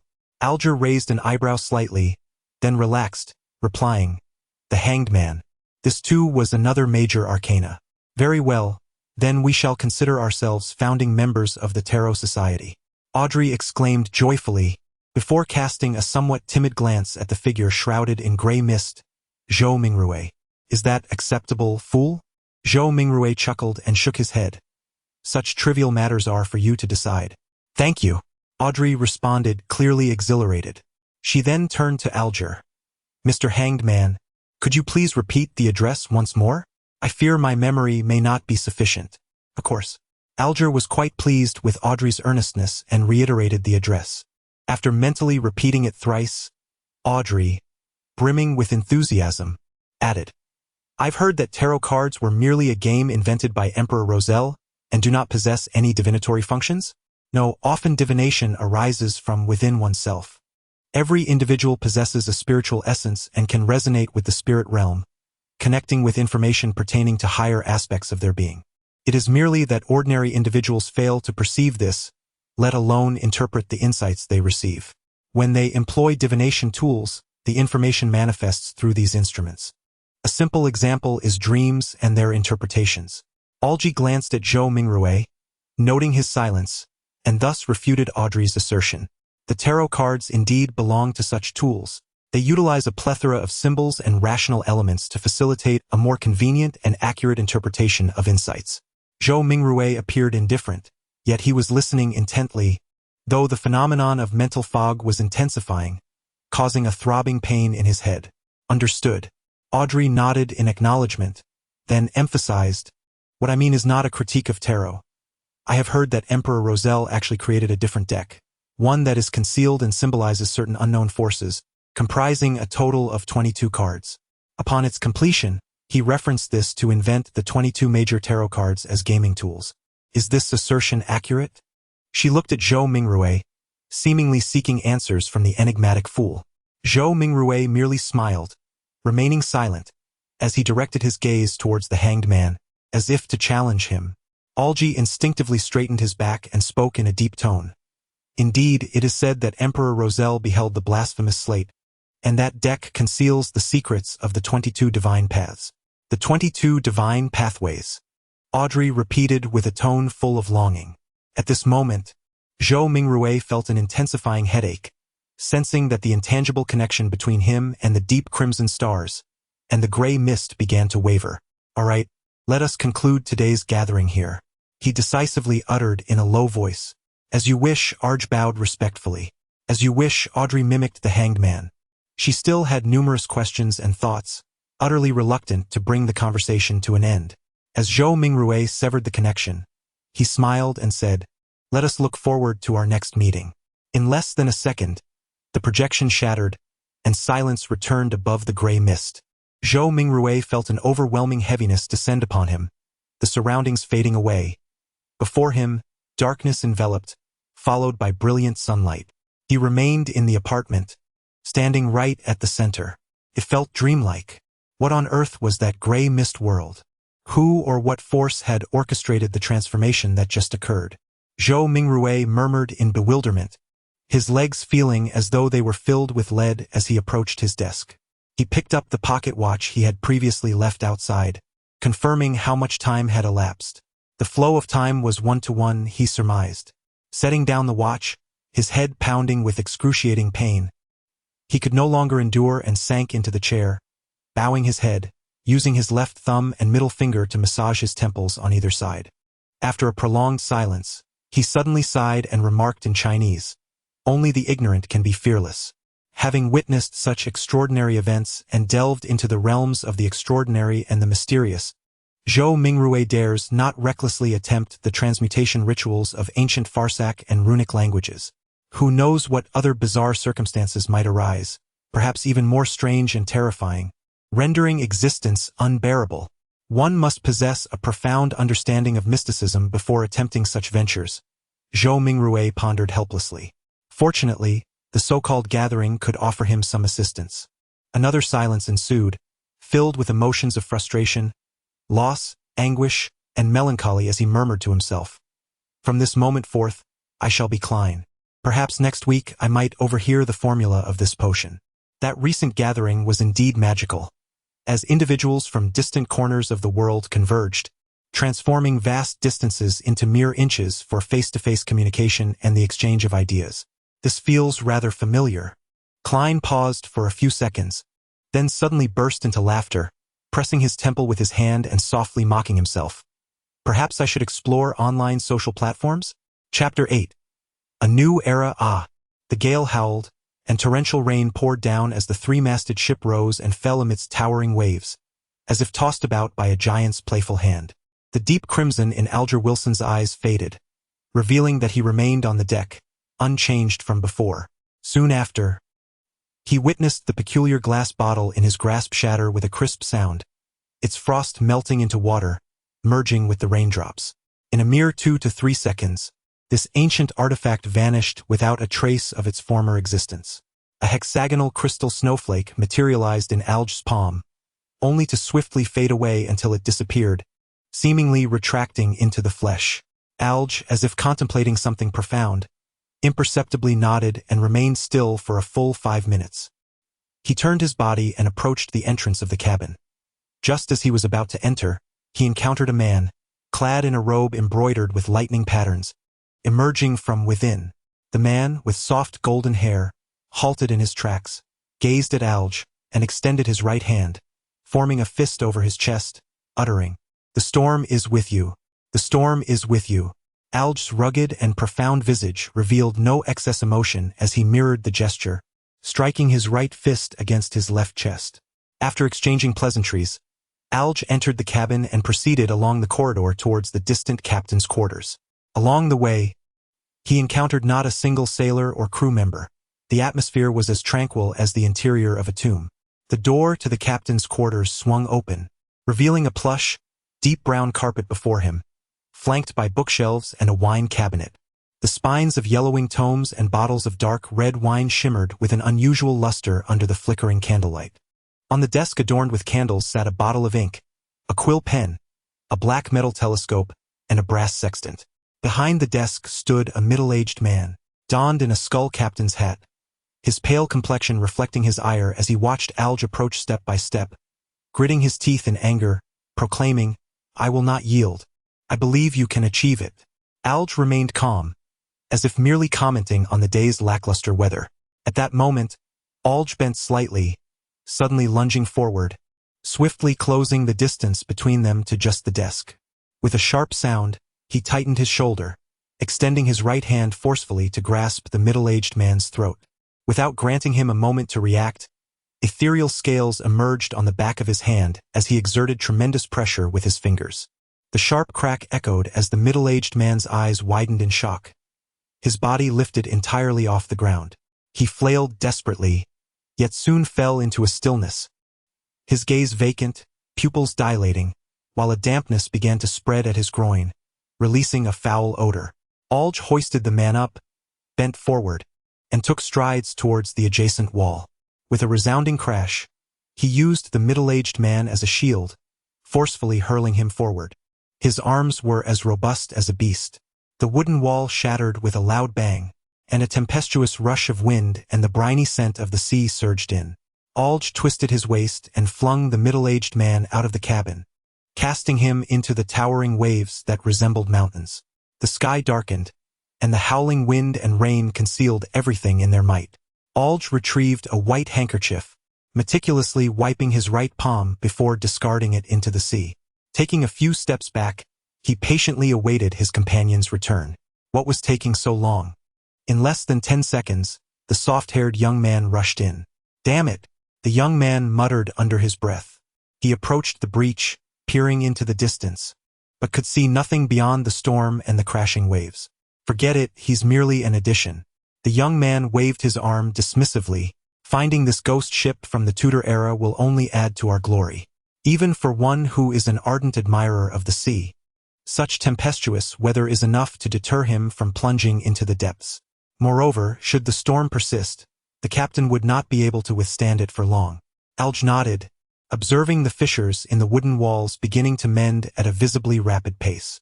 He cast a deep glance, instinctively turning his head towards the helm and the sails. Despite the barriers of thick wood, he could discern the dire state of affairs there. Absent were the first mate, the second mate, crew members, sailors, and even the living. That space was devoid of all, while the helm and sails adjusted themselves in an eerie manner. The image of the fool, shrouded in a grayish-white mist, resurfaced in his mind, prompting Alge to exhale deeply. He turned his gaze towards the raging winds and towering waves outside, murmuring in a tone filled with both anticipation and trepidation. A new era has begun. In the capital of the Kingdom of Ruin, Beckland, in the Queen's District, Audrey Hall pinched her own cheek, unable to fathom the encounter she had just experienced. Before her, the vanity was marred by an ancient copper mirror, shattered into countless fragments. As her gaze descended, Audrey noticed deep crimson flowing across the back of her hand, resembling celestial tattoos. The crimson gradually faded, ultimately vanishing beneath her skin. It was only at this moment that Audrey realized she was not ensnared in a dream. Her eyes shimmered, and her lips curled into a smile, compelling her to rise, lifting her skirt with a graceful bend. She curtsied to the air, her steps lightened as she twirled, breaking into the most fashionable ancient elven dance of the court. Her figure danced with elegance, her face aglow with a radiant smile. Hud, hud, hud. A sudden knock resounded at the bedroom door. Who could it be? Audrey swiftly halted, arranging herself in a graceful posture. "Miss, may I come in?" "It is time for you to prepare," inquired her devoted maid, Annie, from outside. Audrey glanced at her reflection in the vanity mirror, quickly suppressing her smile to a mere hint. After ensuring her appearance was flawless, she gently replied, "Do come in." With a twist of the doorknob, her maid Annie entered. "Oh, it's shattered." Annie immediately noticed the fate of the ancient brass mirror. Audrey blinked and spoke slowly. Yes, well, Susie was in earlier, as you know, she has a penchant for mischief." Susie, a golden retriever of somewhat mixed lineage, was a free gift received by her father, the Earl of Halberd, when he purchased a hunting dog, yet she was dearly cherished by Audrey. "You must give her a proper reprimand." Annie adeptly began to clear the shards of the mirror, cautious not to injure her mistress. Once she completed the task, she turned to Audrey with a smile, inquiring, "Which dress would you like to wear?" After a moment's contemplation, Audrey replied, "I adore the one Mrs. Ginny designed for my 17th birthday. I truly love it," she emphasized gently. "You may wear it at home or for less formal occasions." Annie asserted this matter as non-negotiable. "Then I shall choose the one Mr. Seds sent over the day before, the one with the ruffled cuffs." Audrey inhaled subtly, maintaining her elegant and sweet smile. "Your taste is always impeccable," and stepped back with a smile, calling out to the outside, the 6th dressing room. "Never mind, I shall retrieve it myself." The maids commenced their flurry of activity. One attended to the long gown, another to the jewelry, a third to the shoes, one to the tool hat, another to applying makeup for Miss Audrey, while yet another pondered her hairstyle. As preparations neared completion, Lord Hall appeared at the entrance, clad in a deep brown waistcoat.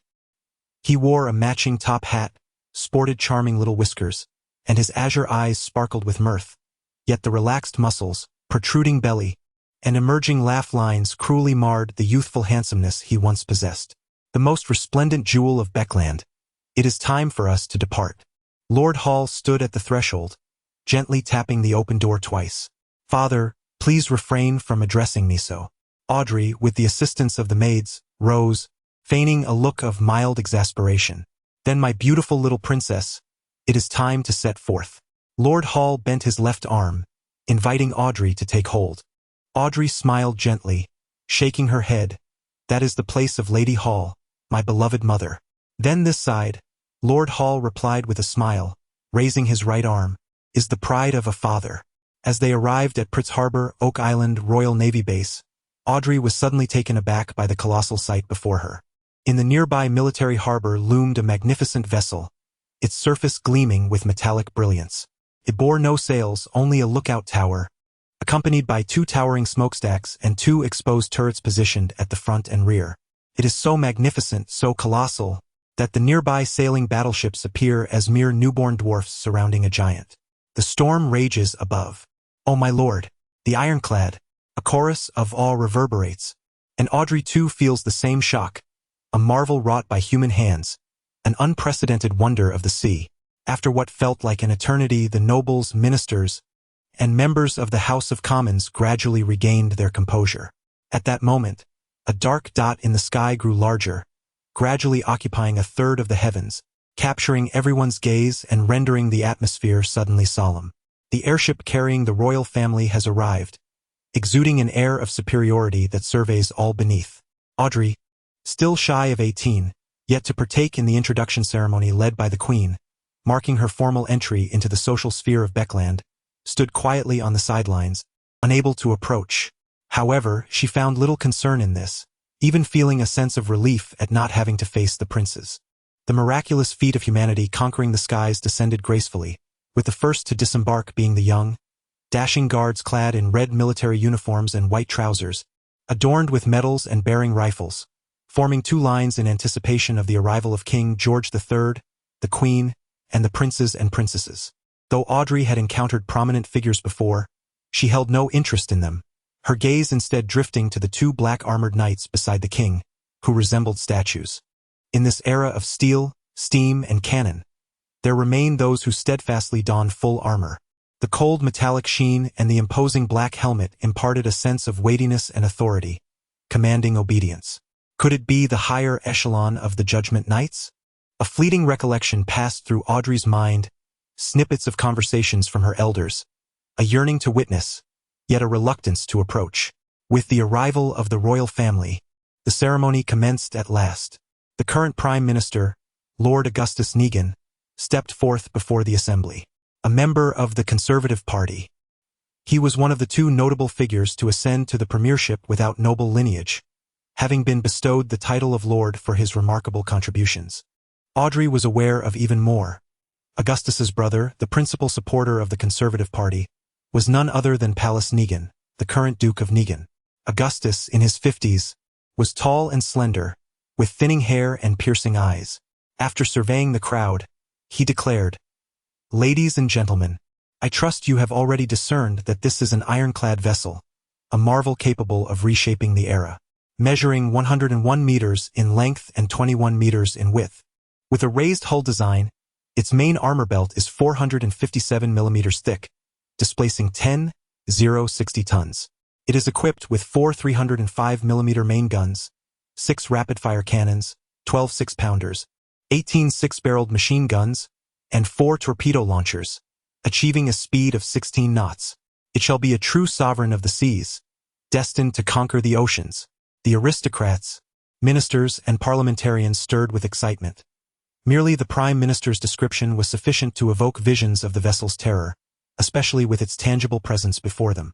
Augustus displayed a slight smile and continued his speech before addressing King George III. "Your Majesty, I beseech you to bestow a name upon her. Let us henceforth refer to it as the Prize from the harbor of Prize. King George III wore a countenance of considerable delight. Prize, Prize. The name resonated from the Minister of the Navy and the Commander-in-Chief of the Royal Navy, gradually reaching the ironclad vessel, where officers and soldiers united in a jubilant chorus. Prize. Amidst the celebratory atmosphere, cannon fire echoed, and King George III issued the command to commence the voyage and test firing. A resounding whistle pierced the air, plumes of thick smoke billowed from the chimneys, and the faint sounds of machinery came to life. The colossal behemoth set sail, and as it exited the harbor, it unleashed its two main cannons upon an uninhabited isle ahead, leaving all in a state of astonishment. Boom! Boom! Boom! The earth seemed to tremble, dust soared skyward, and the tempest raged outward, churning the waves. Prime Minister Agwid turned with satisfaction to the nobles, ministers, and parliamentarians, proclaiming, "From this moment forth, those 7 self-styled pirate generals and the 4 usurpers of kingship shall tremble in fear, awaiting their doom. Their era has concluded, and regardless of their extraordinary powers, spectral vessels, or curses, only the ironclad shall command the seas." At this juncture, Agwid's chief secretary provocatively inquired, "Can they not construct ironclads for themselves?" Some nobles and parliamentarians nodded discreetly, contemplating the possibility. Agwid, however, revealed a smile, shaking his head slowly, declaring, "Impossible, forever impossible. Constructing such an ironclad vessel necessitates the collaboration of 3 substantial coal and steel conglomerates, the involvement of over 20 large-scale steel mills, the expertise of 60 scientists from the Beckland Artillery Research Institute and the Prize Shipbuilding Research Institute, as well as numerous senior engineers. It requires the resources of 2 royal shipyards and nearly 100 affiliated parts manufacturers, alongside a naval department, a shipbuilding committee, a cabinet, a visionary and resolute king, and a great nation capable of producing 12 million tons of steel annually. Such a feat remains unattainable for pirates." At this point he paused, raised his arms, and fervently proclaimed, "Ladies and gentlemen, the era of colossal ships and formidable cannons has arrived." Chapter 9. Notes. After a half-hour respite, Zhou Mingrue, who considered himself Klein, began to regain his composure. During this interval, he noticed 4 dark spots on the back of his right hand, forming a small square. These spots transitioned from deep to faint, soon vanishing, yet Klein was acutely aware that they remained concealed within him, awaiting awakening. For points, a square. Could it correspond to the 4 corners representing portions of staple food? Henceforth, might I forego preparing staples and proceed directly to incantations and steps? Klein harbored a vague conjecture. This notion appeared promising, yet the presence of these enigmatic marks instilled a sense of dread, as the unknown often does. As he pondered the inexplicable sorcery on earth that seemed to yield effects here, and reflected on his own peculiar dreams of transcendence, along with the enigmatic, surreal, and ambiguous gray mist that symbolized the unknown, he was overwhelmed by the disconcerting whispers that surrounded him during the ritual, driving him to the brink of madness. Klein could not help but shudder, even in the sweltering heat of late June. He had once heard that the oldest and most intense of human emotions is fear, with the most ancient and profound fear being that of the unknown. In that moment, he deeply comprehended the terror that emanates from the unknown. It was unprecedented, uncontrollable. A powerful urge arose within him to delve into the realm of mystery, to seek understanding, to dispel the unknown, while simultaneously a desire to bury his head in the sand and feign that nothing had occurred nagged at him. Outside, the sun shone brilliantly, casting a golden hue over his desk, and Klein gazed at it, as if he could feel a glimmer of warmth and hope. He relaxed slightly, only to be immediately engulfed by a tide of overwhelming fatigue. The sleepless night before, coupled with the exertion he had just endured, rendered his eyelids heavy as lead, irresistibly drooping. Shaking his head, Klein reached for the edge of the desk, disregarding the scattered rye bread in the corners, and stumbled toward the lofted bed. The moment his head hit the pillow, he succumbed to a deep slumber. Gurgle, gurgle. Hunger roused Klein from his slumber, and he opened his eyes, feeling invigorated, save for a lingering headache. Rubbing his temples, he sat up, convinced that he could devour an entire cow. With a snap, the cover sprang open, and the second hand ticked rhythmically away. At 12:30, having slept for over 3 hours, Klein swallowed hard and placed his pocket watch into the linen shirt pocket. In the northern continent, a day is similarly divided into 24 hours, each hour comprising 60 minutes, and each minute consisting of 60 seconds. As for the precise length of each second and whether it corresponds to that of Earth, Klein was unaware. At this moment, even words like mysticism, rituals, and the gray fog world failed to penetrate his mind. The most pressing concern was sustenance. Food. Only when satiated could he devise a plan or accomplish anything. Of course, this was subtly influenced by fragments of the original owner's memories and habits. That rye bread was a choking hazard when consumed dry. The mere thought of that pound of lamb made his gaze at the cupboard seem a touch envious. No, he must wait for Melissa to share the meal. Klein abruptly shook his head, dismissing the notion of slicing off half to prepare it now. As a solitary wanderer in the bustling city, although he primarily relied on takeout, he had still honed basic culinary skills, not exquisite but sufficient. Turning away, Klein resolved to avoid the sight of food, when suddenly he recalled that besides purchasing meat in the morning, he had also acquired tender peas and potatoes. He first proceeded to the communal washroom to thoroughly cleanse the potato skins, then placed them directly into a pot to boil with water. After a considerable time, he retrieved the spice box from the cupboard, removed the lid, and sprinkled a pinch of yellowed, coarse salt into the water. After patiently waiting a few more minutes, Klein lifted the kettle and poured the not-quite soup into several cups and a large bowl, finally extracting 2 potatoes and placing them on the table. As he peeled a small piece of skin, he blew gently upon his hand, and the enticing aroma of the boiled potato began to waft through the air, awakening his appetite. Saliva pooled in his mouth uncontrollably. Klein, undeterred by having only peeled half of it or the fact that the potato was still slightly hot, seized it and took a hearty bite. It was only at this moment that he reached for a large bowl and savored a sip of soup, the subtle saltiness cleansing his mouth of its dryness. He had always relished this way of eating since childhood. Having satiated his hunger, Klein silently reflected while breaking apart some rye bread, soaking it in the soup before consuming it. Perhaps the earlier ritual had drained him significantly. He devoured 2 whole pieces, a full pound. Drinking the soup and tidying up, Klein felt as though he had truly come alive again, experiencing the joys of existence and basking in the brilliance of sunlight. He could not shy away from his fate.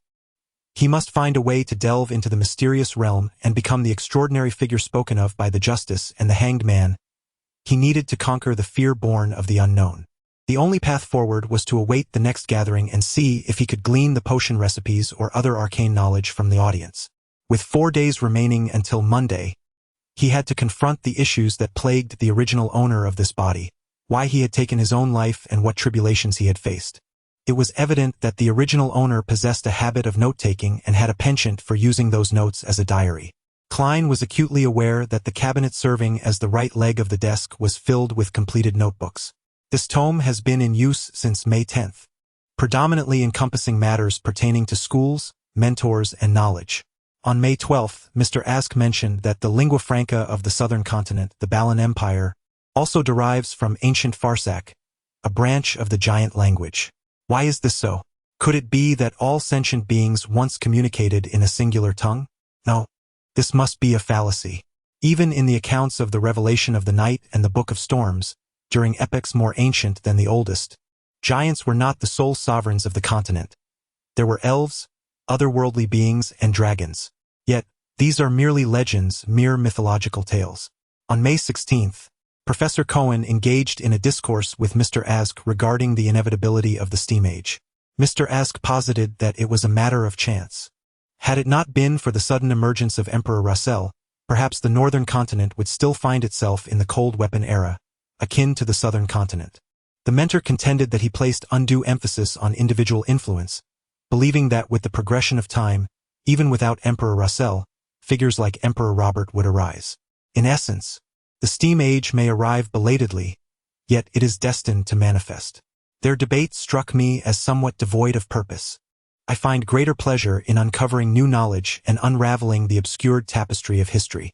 Perhaps I ought to pursue archaeology instead of history.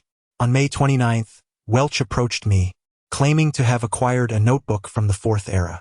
My goddess, a notebook from the Fourth Era.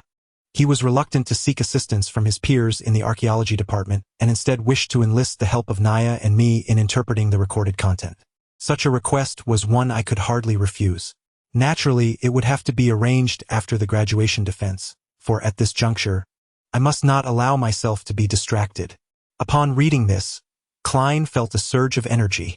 The newly surfaced quaternary notes seemed far more likely to lead to the original owner's demise than the earlier historical notes and ideological debates. The quaternary, an era preceding the current Iron Black Age, is shrouded in mystery, with numerous gaps in its history. Even the unearthed tombs, ancient cities, and documents are exceedingly scarce. Historians and archaeologists can only piece together a semblance of its reality through the vague theological texts predominantly focused on faith education produced by the 7 great churches, which at least acknowledge the existence of the Solomon Empire, the Tudor dynasty, and the Transoster Empire. Klein, determined to pierce through the fog and restore history, found little interest in the earlier 3 eras steeped in myth and legend, focusing solely on the quaternary, also known as the Age of Gods, which understandably excited him. Observing this, he could not help but muse that the original owner's preoccupation with interviews and future employment was quite unnecessary. At present, universities remain scarce, with the vast majority of students being offspring of nobility or affluent families. Commoners, despite facing discrimination due to their status and exclusion from social circles, can still forge valuable connections through group discussions and collective activities, which are indeed precious resources. Welch McGavin was the son of a banker from the coastal town of Constant in the Kingdom of Ruin. He was known for his generosity and lavishness, having developed a habit of seeking assistance from Klein and Naya, as they had often collaborated on projects together. Without further distractions, Klein continued to delve into his notes. On June 18th, graduation day arrived. Farewell, my beloved Hoy University. On June 19th, I stumbled upon a particular notebook. Through analysis of its structure and root words, I discerned it to be a variant of Old Farsak, which, over the course of a millennium, has undergone subtle transformations. On June 20th, we deciphered the content of the first page, revealing the author to be a member of the family named Antigonus. On June 21st, he referenced the Black Emperor, a mention that starkly contradicted the historical context established earlier. Could it be that our mentor's perspective was flawed?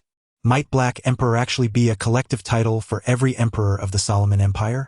On June 22nd, it appeared that the Antigonus family held a prominent position within the Solomon Empire, as the notebook's owner mentioned engaging in a clandestine transaction with someone named Tudor.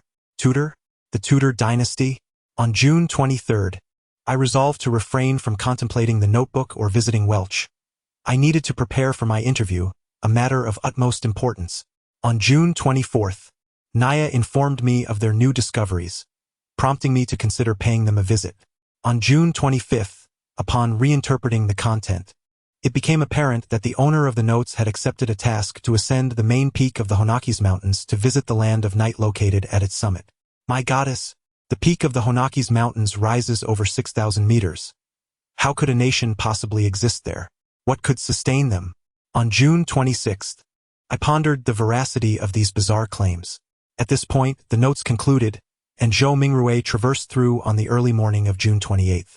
This implies that the notes from June 27th indeed existed, encapsulated in the phrase, "Everyone will die, including me." Klein turned to the initial page he had first encountered, feeling a chill as he contemplated the implications. He surmised that to unravel the mystery of the original owner's suicide, a visit to Welch was warranted, where he could further examine the ancient notes. However, drawing upon his extensive experience with novels, films, and television series, he sensed that should he proceed, and if the matter were indeed connected, he would most likely confront unknown dangers. Those who knowingly ventured into haunted castles, heedless of the warnings, served as a dire cautionary tale. Yet, avoidance was not an option. Evasion would never resolve the underlying issues, only exacerbating them until they culminated in an overwhelming flood that would ultimately submerge him. Reporting to the authorities? Surely he could not declare, "I have committed suicide." Suddenly, a series of urgent and forceful knocks echoed from the door. Klein sat upright, straining to listen. "Knock! Knock!" Chapter 10. The Norm. Who could it be? Klein was lost in contemplation regarding the mysterious suicide of the original owner and the potential unknown dangers that lay ahead. Suddenly, a sharp knock at the door jolted him from his thoughts. Instinctively, he opened the drawer and retrieved the revolver, his demeanor immediately shifting to one of vigilance as he inquired cautiously. After a brief silence of 2 seconds, a somewhat high-pitched voice called out with an Ahawa accent, "I am Mountbatten, Beach Mountbatten." The voice paused momentarily before adding, "Police. Beach Mountbatten." Upon hearing this name, Klein instantly recalled its owner. He was one of the officers responsible for the precinct where the apartment was located, known for being rude, brutish, and prone to violence. Yet, perhaps it was precisely such a person who could instill fear in the hearts of drunks, thieves, part-time criminals, and rogues. His distinctive voice was one of his trademarks. Without delay, Klein took a small basket used for coal, shook a few pieces into the stove, and placed them atop the revolver, finally covering everything with a kettle. Having completed these precautions, he adjusted his attire and swiftly approached the door. As he opened it, he mumbled, "Apologies, I was just napping. These 3 officers have matters to discuss with you." Thus, he pondered whether these 3 were of inspector rank. Influenced by conversations with his peers, such as Brother Benson and Welch, Klein was somewhat familiar with such knowledge. He stepped aside, gesturing towards the interior of the room, and said, "Please, come in. I am curious about the nature of your inquiry." Among the 3 officers, the leader was a middle-aged man whose piercing gaze seemed capable of penetrating the soul, instilling an involuntary sense of fear. His pronounced crow's feet and the hint of light brown hair peeking from beneath his hat added to his imposing presence. As he scrutinized the room, he inquired in a low voice, "You are acquainted with Welch McGowan, correct? What has happened to him?" Klein instinctively retorted, a tremor coursing through him. "I am the one asking you," the stern middle-aged officer replied with an icy stare. "No need to be anxious. This is merely a routine inquiry." The officer, around 30, possessed a prominent nose and gray eyes that conveyed an indescribable depth, reminiscent of an unvisited lake in an ancient forest. Klein took a quiet breath, carefully structuring his response. "If you are referring to Welch McGowan, a graduate of Hoy University hailing from Constant, then I can confirm our acquaintance. We were classmates under the same mentor, Senior Associate Professor Quentin Cohen. In the Kingdom of Ruin, the title of professor was not merely a designation but a position, akin to the amalgamation of professor and department head found on Earth. This meant that within a university and its department, only one professor could exist. An associate professor could only ascend to full professorship upon the retirement of their superior or by outshining them through merit. In light of the necessity to retain talent, the kingdom's Higher Education Council, after years of exploration, added the title of Senior Associate Professor to the 3-tiered system of lecturer, associate professor, and professor. This designation was conferred upon individuals of high academic caliber or sufficient experience who were unable to attain professorship. At this point, Klein met the middle-aged officer's gaze, weighed his words for a moment, and finally stated, "I regret to inform you that Mr. McGowan has passed away." How could this be? Despite a lingering sense of foreboding, Klein could not suppress his astonishment. Had Welch truly perished, much like the original inhabitant of his body? This notion was indeed chilling. And what of Ms. Naya? Klein hastily inquired. The officer with gray eyes responded with remarkable calmness, stating that both had succumbed within Mr. Welch's residence. Murdered? A vague suspicion began to brew in Klein's mind. Perhaps it was a suicide. The gray-eyed officer shook his head. "No, the evidence at the scene suggests otherwise. Mr. Welch had repeatedly struck his head against the wall, leaving a gruesome trail of blood, while Ms. Naya had drowned herself in a basin of water, specifically, the kind used for washing one's face. This is unfathomable." Klein felt a chill run down his spine as he envisioned the macabre scene. The girl knelt upon a chair, her face submerged in the basin filled with water, her chestnut hair cascading down and swaying gently, yet her body remained utterly still. Welch lay sprawled on the floor, his eyes fixed on the ceiling, his forehead utterly shattered and drenched in blood, with numerous impact marks on the wall, all drenched in crimson. The gray-eyed officer's lips twitched slightly as he remarked, "We share this sentiment.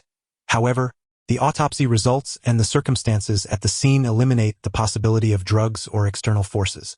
They, by which I mean Mr. Welch and Ms. Naya, show no signs of resistance. Before Klein could utter another word, the officer stepped into the room, feigning casualness as he inquired, "When was the last time you saw Mr. Welch or Ms. Naya?" As he spoke, he subtly gestured to his companion adorned with 2 silver stars. He was a young officer, seemingly of a stature comparable to Klein, with dark hair and green eyes, possessing an attractive appearance imbued with a poetic romanticism. T. Bingham's, renowned as a university town, boasted 2 universities, alongside a technical school, a law school and a business school second only to the capital, Beckland. As soon as he finished speaking, Klein caught a glimpse of the young officer approaching the desk, seizing that notebook which resembled more a diary than a record. What a disaster! He had forgotten to conceal it. Klein exclaimed sharply, This is a necessary procedure." At that moment, Beach Mountbatten and the dignified middle-aged officer merely observed from the side, refraining from interjecting or assisting in the search. "Where is your search warrant?" Klein had intended to question, but upon reflection, it seemed that the judicial system of the Kingdom of Ruin had yet to evolve the concept of a search warrant. At least, he was unaware of any such provision, considering that the police force had only been established for about 15 or 16 years. In the original owner's childhood, it was still referred to as the constabulary. Klein could not intervene, helplessly watching as the young officer swiftly perused his notes, while the gray-eyed officer remained silent. What an odd thing.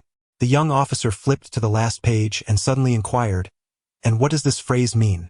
Everyone will die, including me. Is it not common knowledge that apart from deities, everyone is destined to perish?" Klein had initially intended to offer a clever retort, but suddenly recalled that he had planned to connect with the police as a precaution against potential dangers. He simply lacked a valid reason or excuse. "I am uncertain, truly uncertain. Upon awakening this morning, I sensed an unsettling disorientation within myself, as though I had forgotten certain matters, particularly those that have transpired in recent days. I even struggle to comprehend why I would pen such a statement. At times, candor may serve as the most effective means of resolution. Yet, it requires a certain finesse to discern what can be disclosed and what ought to remain unspoken, alongside the order and manner in which these revelations should be presented. As an expert in keyboard dynamics, Klein has dabbled in the art of rhetoric. Absurd. Do you take us for fools? Bitch Mountbatten interjected angrily, unable to contain himself. This deception is so clumsy that it verges on an affront to our collective intellect. Pretending to be insane would be preferable to feigning amnesia. This situation cannot be more genuine. Perhaps it is indeed possible. At that moment, the gray-eyed officer spoke slowly. "What? You believe that?" Klein himself was taken aback. The gray-eyed officer smiled at him and said, "Oh dear, what if I were to unearth the memories of my planet?" Suddenly, he felt a twinge of dental pain. The young officer set aside his notepad and conducted a thorough search of the desk and the room. Fortunately, his focus remained on the books, and he neglected to inspect the kettle. "Very well, Mr. Klein. Thank you for your cooperation. In the coming days, it would be prudent for you to refrain from leaving Tingen. Should it be absolutely necessary, please inform Officer Mountbatten. Otherwise, you may find yourself branded a fugitive," the gray-eyed officer cautioned in conclusion. However, he also sought to resolve the peculiar incidents brought forth by Welch. Thus he nodded and affirmed, "No problem." The officers exited the room in succession, and the young man at the rear suddenly patted Klein on the shoulder, exclaiming, "How wonderful, what great fortune." "What?" Klein exclaimed, his expression one of utter bewilderment. The green-eyed officer, possessing an air of poetic charm, offered a slight smile and remarked, "Generally speaking, in such circumstances, it is customary for all involved to perish. We are both pleased and fortunate to see that you are still alive." With that, he exited the room, closing the door with a courteous touch. Is it customary for all to perish? Am I truly fortunate to be alive? A chill coursed through Klein on that June afternoon. Chapter 11. The True Art of Culinary Mastery. Is it customary for all to perish? Am I truly fortunate to be alive? Klein shuddered violently, hastening towards the door in an attempt to pursue the officers for protection. Yet, as his hand grazed the doorknob, his movement abruptly stalled. Given the alarming nature of the officer's words, why were they not safeguarding me, this crucial witness, or rather, the pivotal lead? This seemed exceedingly negligent. Was it a trial, or merely bait? A tumult of thoughts clashed within Klein's mind, leading him to suspect that the police were covertly observing him, scrutinizing his reactions. With this realization, he found a measure of calm, his panic subsiding somewhat. He leisurely opened the door, his voice deliberately quavering as he called towards the stairwell, "You will protect me, won't you? I know it. You will." Klein shouted again, feigning conviction, striving to present himself as a typical individual ensnared in peril. The sound of footsteps gradually faded, vanishing into the depths of the apartment building. Klein let out a low chuckle, mocking inwardly, what a disingenuous response. The performance was deemed inadequate.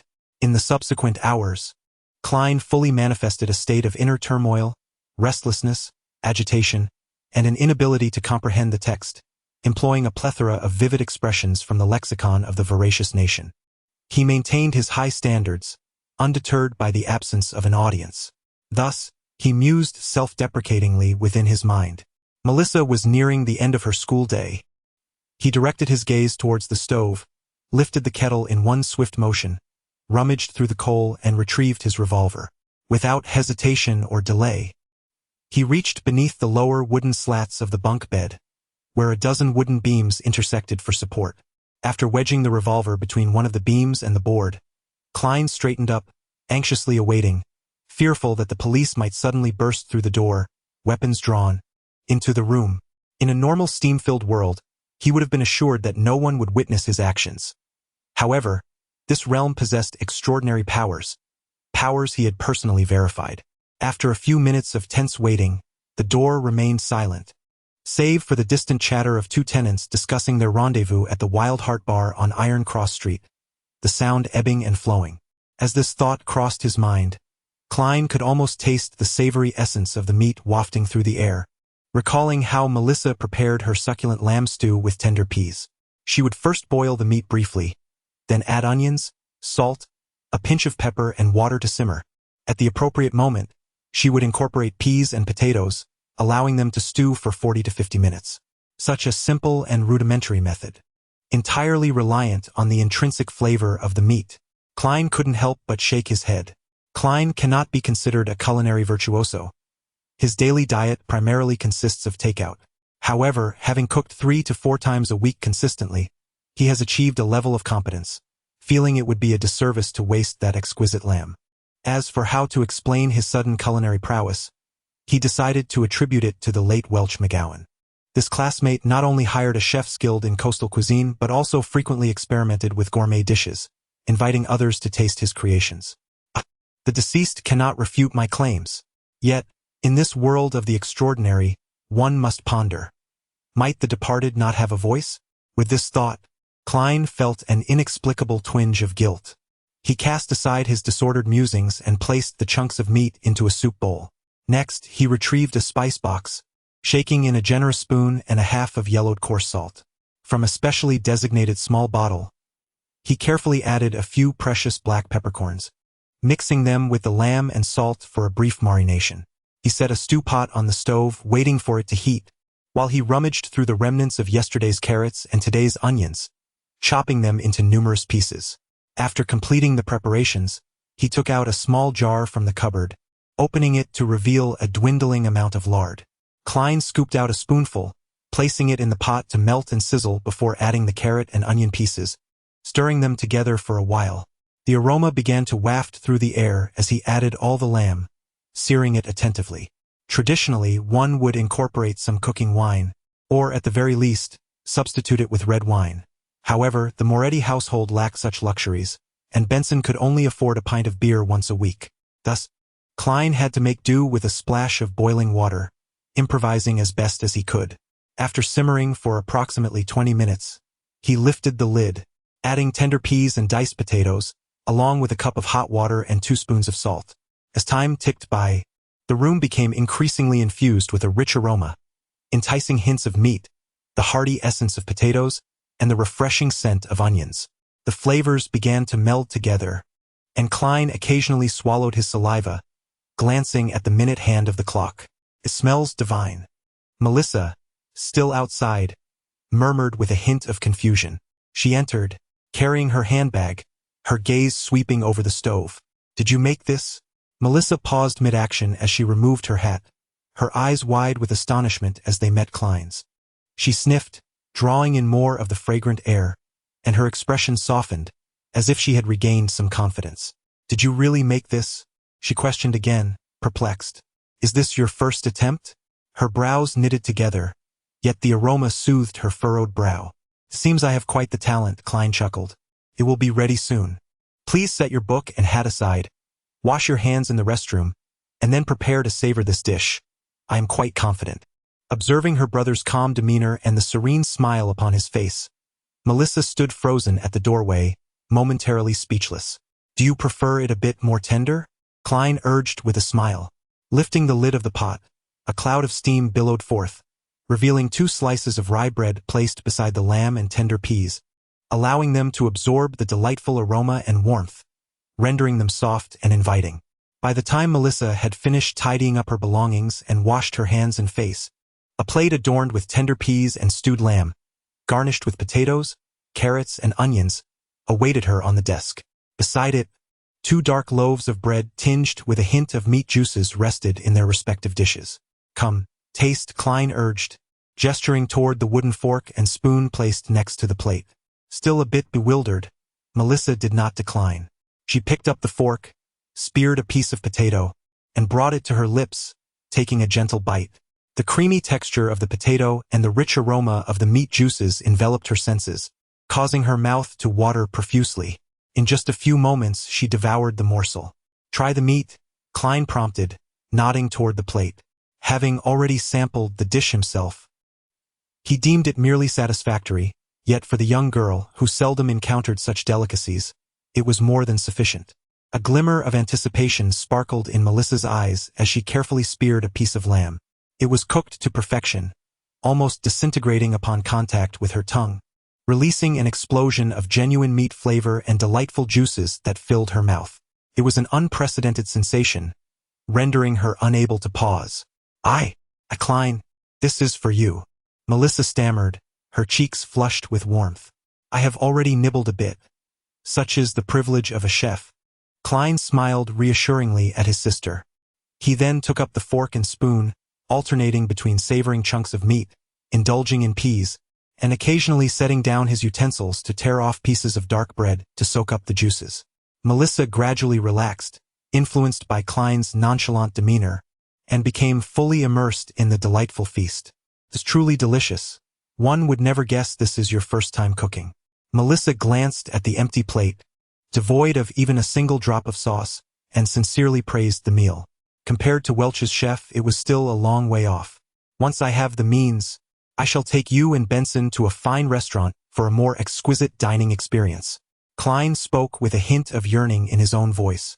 Just as Melissa was about to finish her sentence, a sudden, uncontrollable sound of satisfaction escaped her lips. She hurriedly covered her mouth with her hand, her face flushed with embarrassment. It was all due to the delectable lamb stew with tender peas. Klein stifled a chuckle, choosing not to tease his sister. He pointed at the plate and said, "This is your task." "All right," Melissa exclaimed eagerly, rising to her feet and grabbing the basin as she dashed towards the door. Upon her return from washing up, she instinctively opened the cupboard to check the spice containers and other items. "Did you use this?" Melissa exclaimed in surprise, turning to Klein with a bottle of black pepper and a jar of lard in hand. Klein shrugged and smiled, "Just a little. It's the price of deliciousness." Melissa's eyes sparkled as her expression shifted several times, ultimately settling into a determined pout. "From now on, I shall be the one to cook."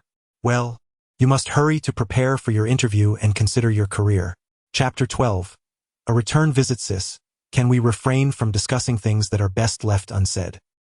Klein privately grumbled, feeling a familiar throb of pain beginning to echo in his head. The knowledge forgotten by the original owner is neither negligible nor abundant. With the interview looming tomorrow, there is little time to make up for it. Moreover, entangled in bizarre and terrifying events, how could one possibly focus on revision? After offering a few perfunctory words to his sister, Klein began to feign studying. Melissa moved a chair beside him, utilizing the glow of the gas lamp to complete her assignments. The atmosphere was tranquil and pleasant. As the clock approached 11, the siblings exchanged goodnights and retired to their respective beds. Suddenly, a series of knocks echoed through the room, jolting Klein from his slumber. He glanced out at the dawn light, his mind slightly foggy as he turned to sit up. Who is it? What time is it? Why didn't Melissa wake me? He wondered. Dunn Smith? I don't recognize that name. Klein shook his head, rose from his bed, and approached the door. Upon opening it, he beheld the officer from the previous day, with striking gray eyes. Is there a problem? Klein inquired warily. We have located a coachman who confirms that you visited Mr. Welch's residence on the 27th, the very day Mr. Welch and Ms. Naya perished, and that Mr. Welch covered your fare. Klein was momentarily taken aback, yet he felt no fear or guilt at having his lies exposed, for he was not lying at all. In fact, he sensed that the evidence provided by the gray-eyed officer, Dunn Smith, was entirely predictable. Indeed, on June 27th, the original owner had indeed visited Mr. Welch's residence, and on the night of his return, he had taken his own life just like Welch and Naya. Klein opened his mouth, a bitter smile flickering across his face. This is not sufficiently compelling evidence to directly associate me with the deaths of Welch and Naya. To be honest, I am equally eager to understand the circumstances surrounding the unfortunate fate of my two friends. However, I truly cannot recall. I have nearly completely forgotten the events of the 27th. You may find it hard to believe, but I can only surmise that I might have visited Mr. Welch's residence, thanks to my own notes. The composed officer Dunn Smith, with his gray eyes, displayed neither anger nor amusement as he nodded thoughtfully. You should be able to perceive my sincerity, Klein stated, locking eyes with him. Everything I say is the truth, albeit only a portion of it. Mr. Welch has lost a revolver, and I believe I ought to find it here, correct, Mr. Klein? Indeed. Klein finally grasped the origin of the revolver, his thoughts racing like lightning, leading him to a swift conclusion. He raised his hands slightly and took a step back to clear the way, then gestured with his chin towards the bunk beds. It's behind the bedboard. He refrained from specifying which bed, as a rational person would not conceal items behind the upper bedboard, for that would render them immediately visible to any visitor. Officer Dunn did not advance, a slight smirk playing at the corners of his mouth as he inquired, Do you have anything to add? Yes. The night before last, I awakened in the dead of night to find myself sprawled across my desk, a revolver beside me, and bullets scattered at the wall's base, resembling the aftermath of a suicide. Perhaps due to inexperience with firearms, or perhaps fear at the critical moment, the bullet failed to achieve its intended effect. My head remains intact, and I have survived to this day. Since that moment, I have lost fragments of my memory, including the events of the 27th at Mr. Welch's residence. What I did and what I saw are now shrouded in forgetfulness. I am not lying. I genuinely do not recall. In an effort to clear my name and unravel the peculiar occurrences that have ensnared me, Klein divulged nearly all pertinent details, save for the elements of time travel and the gathering. Moreover, he carefully chose his words, ensuring each statement could withstand scrutiny, such as omitting the fact that the bullet did not strike my head, instead framing it as failing to achieve its expected outcome, with my head remaining unscathed. To the ears of others, these two assertions may seem nearly synonymous, yet they are fundamentally distinct. Officer Dunn, with his gray eyes, listened in silence before speaking slowly. This aligns well with my conjectured developments and conforms to the hidden logic of previous similar incidents. However, I am at a loss as to how you survived. Believe it or not, I too am unsure how I endured, Klein replied, feeling a slight sense of relief. Yet, Dunn introduced a pivot in the conversation. Your belief is inconsequential. You are under significant suspicion. You must undergo evaluation by an expert to ascertain whether you have truly forgotten the events or if you did not directly cause the deaths of Mr. Welch and Ms. Naya. He cleared his throat, his demeanor turning grave. Have the experts arrived? Klein, momentarily taken aback, retorted, Was it not mentioned that it would be a couple of days? She had arrived sooner than we had anticipated. Dunn turned slightly, gesturing for Klein to exit. I shall leave a note, Klein requested. With Benson away on business and Melissa gone to school, She could only leave a message informing them of her involvement in a matter concerning Welch, assuring them not to worry. Dunn nodded indifferently. Very well. To be candid, he was quite reluctant to encounter that expert, as he harbored an even greater secret himself. In a realm governed by 7 major churches, and under the shadow of the assassination of the alleged predecessor, Emperor Roselle, traversing such matters would likely necessitate a visit to the tribunal and an appearance before the arbitration court. Yet, devoid of weapons, combat skills, or supernatural powers, he was no match for a professional officer, particularly with several of Dunn's subordinates lurking in the dimness outside. Should they draw their guns and fire in unison, he would surely meet his demise. Taking a deep breath, he resolved to proceed step by step. Klein penned a note, took the key, and followed Dunn out of the room. In the shadowy corridor, 4 officers clad in black with white checks stood guard on either side, exceedingly vigilant. The sound of Klein's footsteps echoed as he descended the wooden staircase, each step accompanied by the creaking of the boards. Outside the apartment, a horse-drawn carriage with a single horse awaited, its side emblazoned with the emblem of the police system, crossed swords encircled by a crown, amidst the bustling and cacophonous atmosphere that mirrored every previous morning. After you. Dunn gestured for Klein to go first. Just as Klein was about to step forward, a vendor selling oysters suddenly seized a customer, accusing the individual of theft. The two engaged in a fierce struggle, startling the horses and plunging the surroundings into chaos. An opportunity. Klein wasted no time, bending low and charging into the throng. Amidst shoving and dodging, he fled desperately towards the far end of the street. Under the current circumstances, to avoid the experts, he could only head to the docks outside the city, take a boat down the Tasoc River, and escape to the capital, Beckland, a bustling metropolis that offered ample concealment. Of course, he could also hijack a steam train heading east to the nearest port of Enmat, journeying by sea to Plitz before finally making his way to Beckland. Soon enough, Klein reached the street corner and turned onto Iron Cross Street, where several hireable carriages awaited. To the docks outside the city, Klein instructed, pushing himself onto one of the vehicles. Excellent. The driver tightened the reins, and the carriage rattled away from Iron Cross Street. Just as Klein prepared to leap from the carriage, he suddenly realized it was veering onto another road, not the one leading out of the city. Where are you taking me? Klein blurted out in confusion. What? The driver turned, revealing profound and indifferent gray eyes. It was Dunn. Officer Smith. You. Klein was seized by terror, feeling the world spin around him, and he abruptly sat up. Sitting up, Klein, bewildered, glanced around to find the crimson moon shining brightly outside, the room draped in light gauze. He reached to touch his forehead, which was damp and icy, drenched in cold sweat, a similar chill creeping down his back. He experienced a nightmare. Klein exhaled slowly, relieved. He felt surprisingly lucid in his dream, able to think calmly, which struck him as peculiar. After a moment of composure, he glanced at his pocket watch, noting it was just past 2 in the morning. Quietly, he rose from his bed, intending to wash his face in the communal restroom and alleviate a growing discomfort in his abdomen. He turned the doorknob and stepped into the dimly lit corridor, moving cautiously towards the restroom, guided by the faint, indistinct moonlight. Suddenly, he spotted a figure standing by the window at the end of the hallway. The silhouette was clad in a black coat that was shorter than a robe yet longer than formal attire, partially shrouded in darkness, bathed in the cool, crimson glow of the moonlight. The figure slowly turned, revealing deep, gray, and indifferent eyes.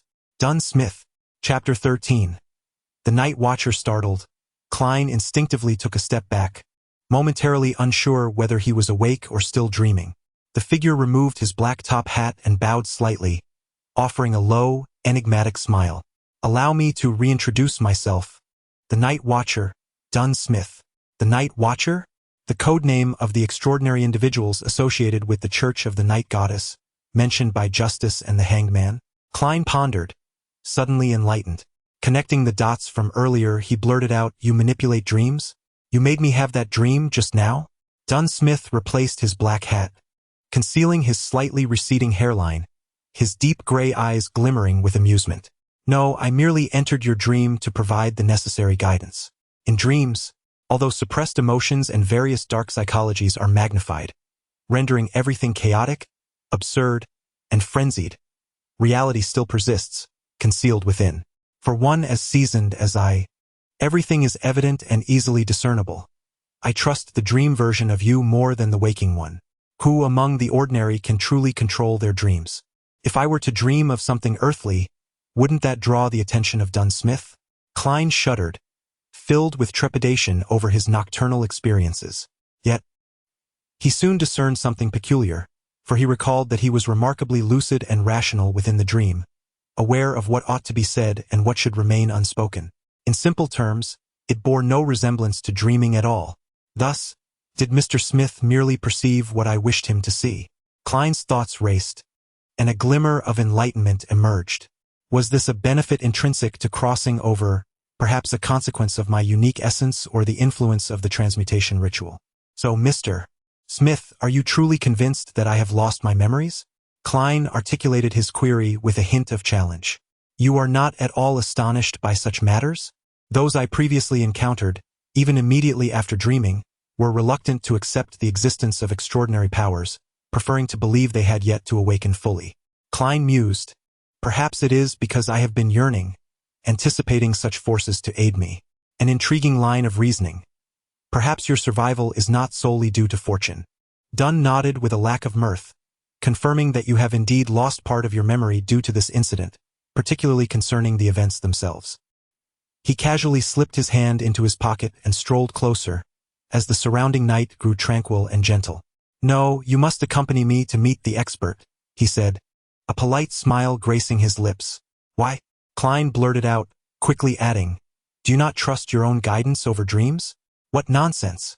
If that expert possesses skills in hypnosis or mind-reading, then my deepest secrets would be laid bare. The consequences are unimaginable. Before Klein could utter another word, Dunn's voice deepened. After all, you are linked to the whereabouts of the Antigonus family notes. What? Klein paused, taken aback. Dunn halted before him, his gray eyes fixed intently on Klein's. The fourth epoch's notes are absent from the scene. They are nowhere within the entire house.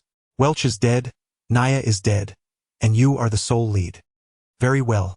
Klein remained silent for a moment, exhaling slowly. The notes have vanished. How peculiar. I hadn't even considered their fate before.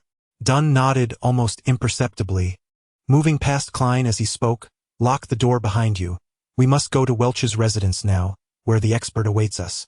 Taking a silent breath, Klein's heart raced, filled with unease. He harbored an intention to refuse even contemplating flight, yet he believed that, given the precedent set by his dreams, Dunsmith had undoubtedly heightened his vigilance. The disparity in strength between an ordinary individual and an extraordinary being rendered any forceful attempt almost futile. Surely he must still possess a firearm, which he must have practiced with extensively. Various thoughts clashed violently in his mind, but Klein ultimately chose to confront reality. Very well. Alas, I can only take it one step at a time. Perhaps the peculiarities of my dream will manifest once more. So, let us proceed.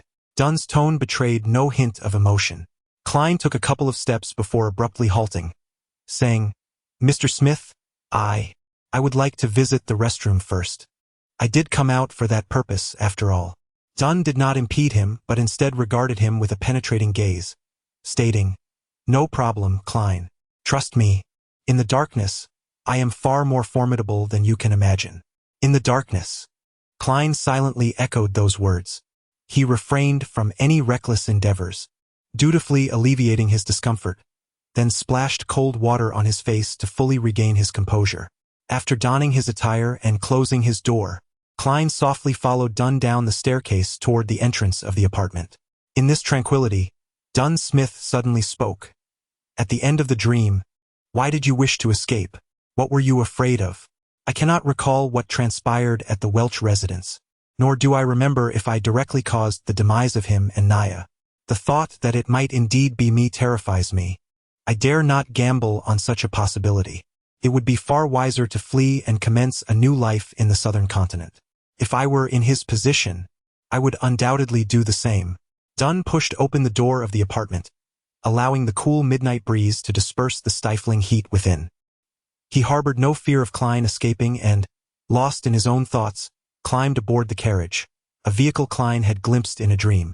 It was a four-wheeled, single-horse carriage, with a driver, and the side of the body bore an engraving of cross swords encircling a crown, the emblem of the police system. Klein followed him inside, discovering the interior adorned with a plush carpet, suffused with a soothing aroma that calmed both body and mind. Taking a seat at random, he sought to initiate a conversation, hoping to uncover more information. Mr. Smith, if, hypothetically speaking, the expert were to confirm that I truly have forgotten that portion of my memory, and there exists no other evidence to prove I am the perpetrator rather than the victim, would that signify an end to the matter? In theory, yes.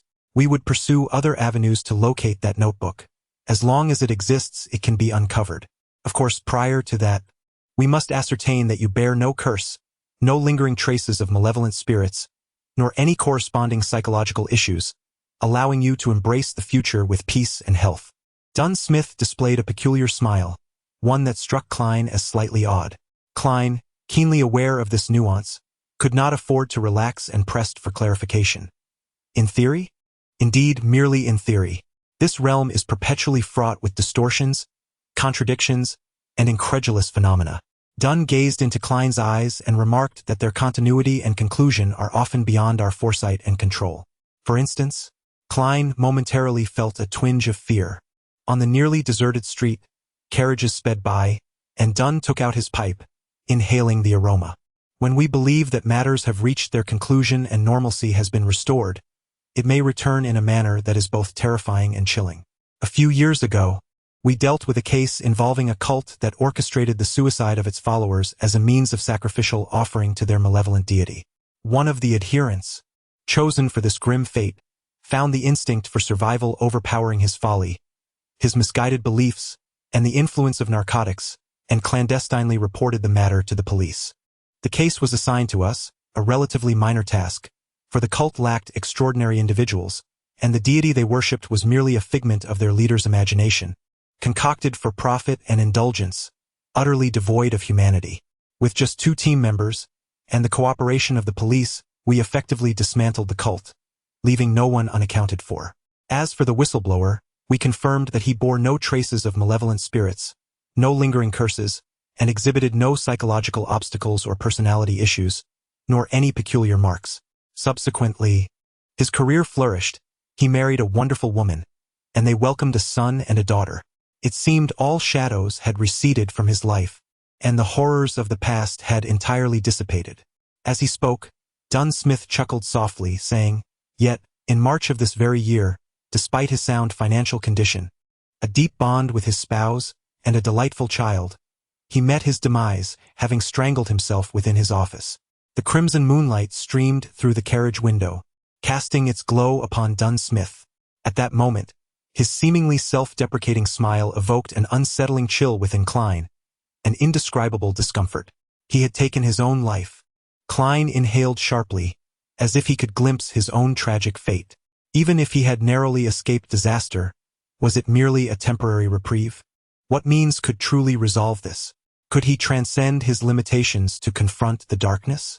The carriage fell into a profound silence as a torrent of thoughts surged within Klein, only to dissipate one by one. In this unutterable stillness, the carriage sped forward for quite some time. Just as Klein resolved to muster the audacity to consult Smith for potential solutions, the carriage came to a halt. "Mr. Smith, we have arrived at Mr. Welch's residence," the driver announced, breaking the quiet. "Shall we disembark?" Dunn adjusted his black coat that fell to his knees and replied, "Allow me to introduce you. The expert is masquerading as the most renowned medium in Ahawa County." Klein reined in his wandering thoughts, inquiring with curiosity, "And what is her true identity?" "A genuine medium." Chapter 14, The Medium. The notion of a genuine medium echoed in Klein's mind, leaving him speechless as he followed Smith from the carriage. Welch's residence in Tingen is a standalone house adorned with a garden. Beyond the ornate wrought iron gate lies a thoroughfare wide enough for 4 carriages to traverse simultaneously. Flanking the road, every 50 meters stands a gas lamp, distinct from those Klein had encountered in his previous life.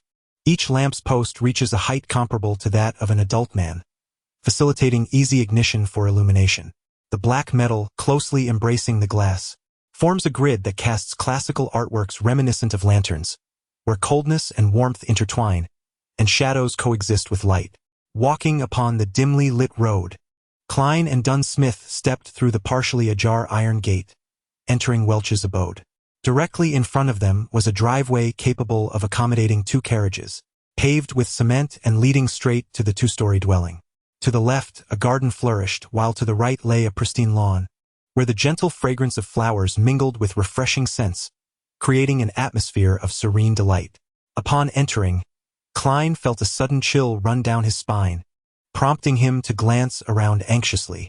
He sensed that in the garden, within the shadows of the lawn, atop the roof of the house, behind the swing, and in every dim corner, countless eyes were watching him. Though the place appeared deserted, Klein felt as though he were amidst a bustling street. This eerie contrast and peculiar sensation left him tense, a shiver coursing from his tailbone upward. Something is amiss. He could not help but voice his unease to Dunn. Pay it no mind, Dunn reassured him. Hearing the night watchman express such sentiments, Klein stifled the bone-chilling feeling of being followed, scrutinized, and appraised without being able to identify the source, and he cautiously approached the front door of the house. "Come in, gentlemen," a voice, somewhat ethereal, echoed from within the dwelling. Dunn twisted the doorknob and entered, addressing the woman seated on the sofa. "Daly, have there been any results?" The chandelier in the living room remained unlit, while a trio of leather sofas encircled a marble coffee table. Upon the table, a solitary candle flickered, its flame casting an eerie azure hue that enveloped the semi-open layout of the living room, dining area, and kitchen in a quivering, otherworldly glow. In the center of the long sofa sat a lady, clad in a hooded black robe, adorned with blue eyeshadow and blush, her exposed wrist entwined with a silver chain bearing a pendant of white crystal. Upon first laying eyes on her, Klein experienced an inexplicable sensation. She resembled a genuine medium. Was she merely playing a role? The enchantingly beautiful medium, Daly, cast a glance at Klein with her shimmering emerald eyes before turning to Dunn. Smith remarked, "The original spirits have vanished, including Welch and Naya. The little ones here are completely unaware." Spirits? Mediums? Were those unseen observers earlier spirits? How could there be so many spirits? Klein removed his hat, cradling it against his chest, and bowed slightly, saying, "Good evening, madam." Dunn Smith sighed. "This is truly troublesome." "Daly, this is Klein Moretti. Perhaps you can ascertain something from him." Immediately, the medium's gaze shifted to Klein, and she gestured towards the adjacent armchair, saying, "Please, take a seat." "Thank you." Klein nodded, stepping over and sitting down obediently, his heart involuntarily racing. The distinction between life and death, the smooth passage or the exposure of secrets, hinges upon the developments that lie ahead. What renders one most powerless is the inherent lack of reliable support, leaving one to rely solely on the extraordinary. This is indeed an exceedingly unpleasant feeling, Klein mused bitterly. As Dunn settled onto the opposite sofa, the medium dolly retrieved 2 thumb-sized glass vials from a concealed pocket at her waist. With a smile in her emerald eyes, she addressed Klein. "I require a bit of assistance. After all, you are not an adversary, and it would be inappropriate to treat you in such a direct and brutal manner, as it would cause you discomfort, pain, and possibly severe aftereffects. I shall provide you with a fragrant essence, ample tenderness, and lubrication, allowing you to gradually release yourself and truly immerse in the experience." This statement seemed rather peculiar to Klein, who gasped in surprise. Dunn chuckled softly. "Do not be astonished. Unlike those in the Church of the Storm Lord, here, ladies are permitted to jest with gentlemen verbally. You should comprehend this, given that your mother is a devout believer in the goddess, and you and your brother have attended the church's Sunday school. I understand, but I did not anticipate it would be so." "So," Klein gestured, struggling to find a suitable descriptor, nearly uttering an inappropriate translation. Dunn smirked. "Rest assured, Dolly seldom behaves this way. She merely wishes to help you calm and relax. She has a greater fondness for corpses than for men." "You make me sound like a pervert." The seer, Dolly, interjected with a smile. She opened one of the small vials and sprinkled a few drops into the vibrant blue flame. Night-scented stock, deep sleep flower, and chamomile, all distilled and extracted into a pure essence, which I have named Amanda, meaning tranquility in the language of Hermes. It possesses a delightful fragrance. As she spoke, the candle flame flickered, and those few drops of essence swiftly evaporated, permeating the room with a captivating aroma. A refreshing and enchanting scent wafted into Klein's nostrils, easing the tension within him, as his spirit swiftly attained calmness, reminiscent of gazing into the darkness during the stillness of night. This vial, known as Eye of the Spirit, is crafted from the bark of dragon-patterned trees and poplars, sun-dried for 7 days, boiled 3 times, and steeped in Longxi wine, of course, accompanied by a few incantations. The amber liquid, as described by the seer Dali, dripped onto the vibrant blue flame. Klein caught a whiff of the ethereal, drifting aroma of the wine. He observed the candlelight flickering fiercely, saw Dali's blue eyeshadow and blush shimmering with an uncanny glow, and even perceived a double vision. It was a powerful ally for divination, as well as a sufficiently enchanting floral essence. As Dali's voice resonated, Klein felt as though it emanated from all directions.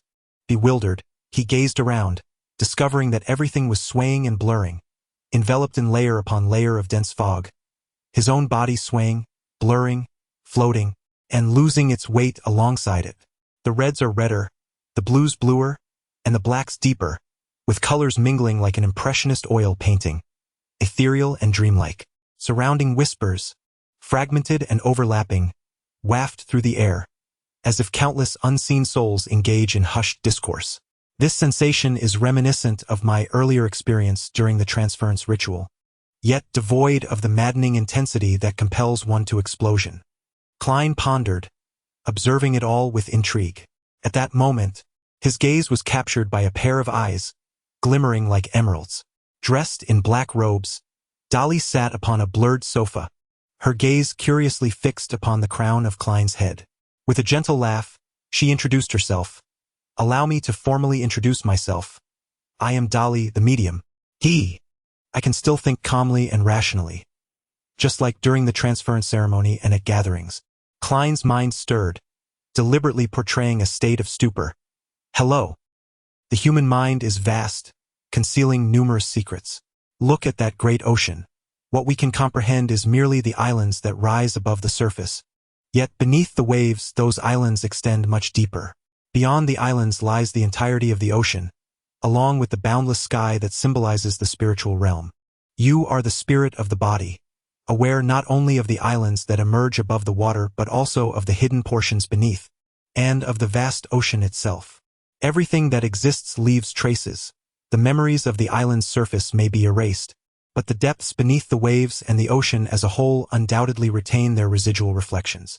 Dali persistently enticed, as the blurred winds and shadows around her morphed into similar forms, as if Klein's inner ocean was fully exposed here, awaiting his own exploration and discovery.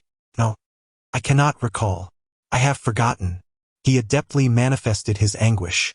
Dali attempted to entice him once more, but the clear-minded Klein remained unaffected. Amidst the ethereal tone that lingered, Dali vanished. The wind and shadows began to settle, and the serene fragrance mingled with the faint aroma of wine once again became apparent. He opened his eyes, which he did not realize had closed, and found before him the same vividly blue candle flame, the comfortably leaning Dunn Smith, and the hooded figure of the medium Dali clad in a black robe. Why have you resorted to the theories of those malevolent lunatics from the Psychological Alchemy Society? Dunn furrowed his brow and glanced at Dali. I find it quite valid, at least in accordance with certain experiences I have encountered. Before Dunn could speak again, she gestured dismissively and remarked, "He's a tricky one," leaving no trace behind. Upon hearing this, Klein released a long sigh of relief and feigned ignorance, asking, "Is it over? What just happened? I feel as if I've merely taken a nap. Surely this means we've passed the ordeal, right? Thank goodness for the rehearsal of the transit ceremony. Let us consider it settled." Dunn interrupted his musings and turned to the medium Dali, inquiring, "Have you examined the bodies of Welch and Naya? The corpses can divulge more than you might imagine. Alas, Welch and Naya indeed succumbed to suicide.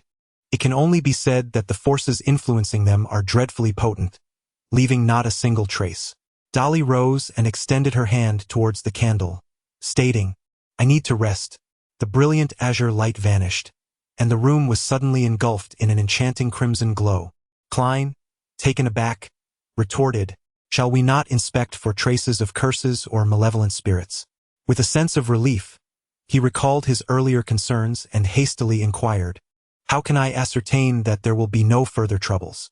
"There's no need for excessive worry," Dunn replied, a hint of a smile gracing his lips. "Statistically speaking, in similar situations, 80% of the surviving individuals have not encountered any terrifying repercussions." "Well, I must admit this figure is based on my recollection, but it's approximately accurate.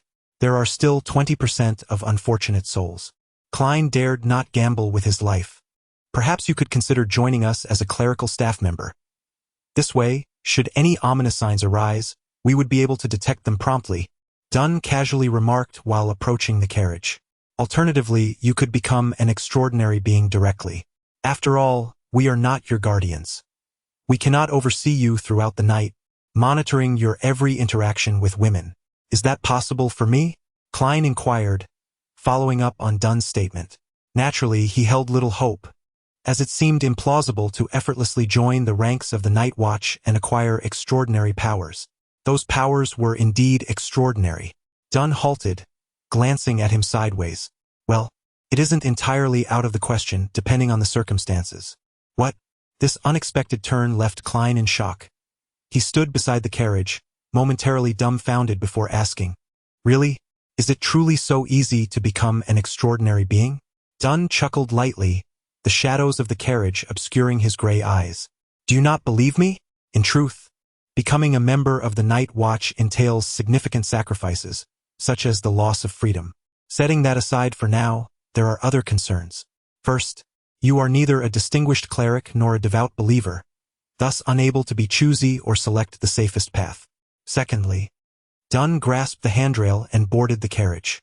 "We, the penalizers, the mechanical heart, and other similar adjudicative bodies, handle cases where a quarter of the incidents involve the loss of control by extraordinary beings." A quarter. The loss of control by extraordinary beings. Klein was momentarily stunned. At that moment, Dunn partially turned his body, his gray eyes deep and inscrutable, his lips curling into a faint, humorless motion as he spoke. "Of this quarter, a substantial portion comprises our teammates." Chapter 15. Invitation. Why? Upon hearing Dunn's words, Klein's heart surged with tumultuous waves, instinctively blurting out, "Are extraordinary individuals harboring grave risks? Is it possible that even the ecclesiastical tribunal, tasked with addressing aberrant events, is susceptible to issues?" Dunn Smith entered the carriage and resumed his previous seat, maintaining a demeanor and tone that were decidedly ordinary. "This is not something you need to comprehend, nor is it something you can grasp unless you become one of us."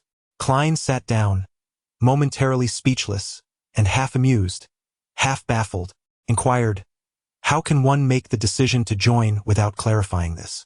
And without joining, understanding becomes impossible, creating a vicious cycle."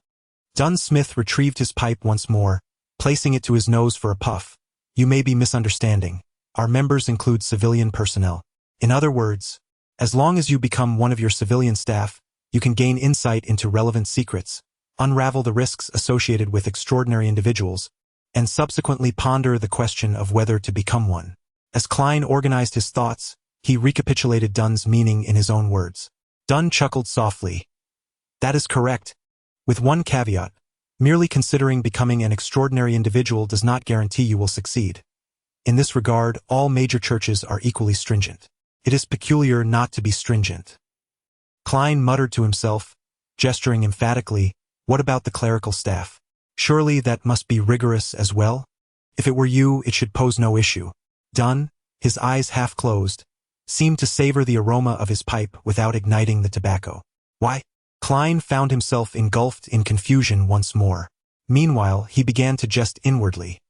Could it be that my uniqueness, my aura as a transcendent, shines as vividly and remarkably as a firefly in the dark of night?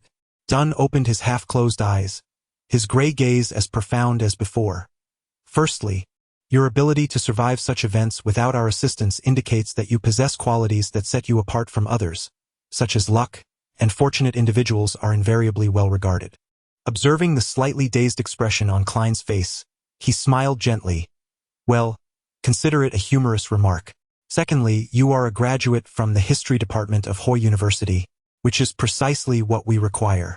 Although the attitudes of the followers of Lord Lulmy, the Storm Sovereign, towards women are distasteful, his insights on societal, cultural, economic, and political matters remain incisive. He has stated that talent is the key factor in maintaining competitive advantages and fostering healthy development, a sentiment I wholeheartedly endorse. Noticing Klein's slight frown, he casually elaborated, you should be able to envision that we frequently engage with quaternary and even earlier literature and artifacts. Many cults and various heresies attempt to derive power from these items, and at times, they themselves can invoke bizarre and terrifying occurrences. Apart from the extraordinary individuals in specialized fields, most of us are not particularly adept at learning, or perhaps we have simply outgrown that age. At this juncture, Dunn Smith gestured towards his own head, a faint smirk playing on his lips as if in self-mockery, remarking that the tedious and monotonous knowledge invariably induces a desire for slumber, even for those who are insomniacs. In the past, we would collaborate with historians and archaeologists, yet this posed risks of confidential information leaks and could lead to unfortunate repercussions for our esteemed professors and associates.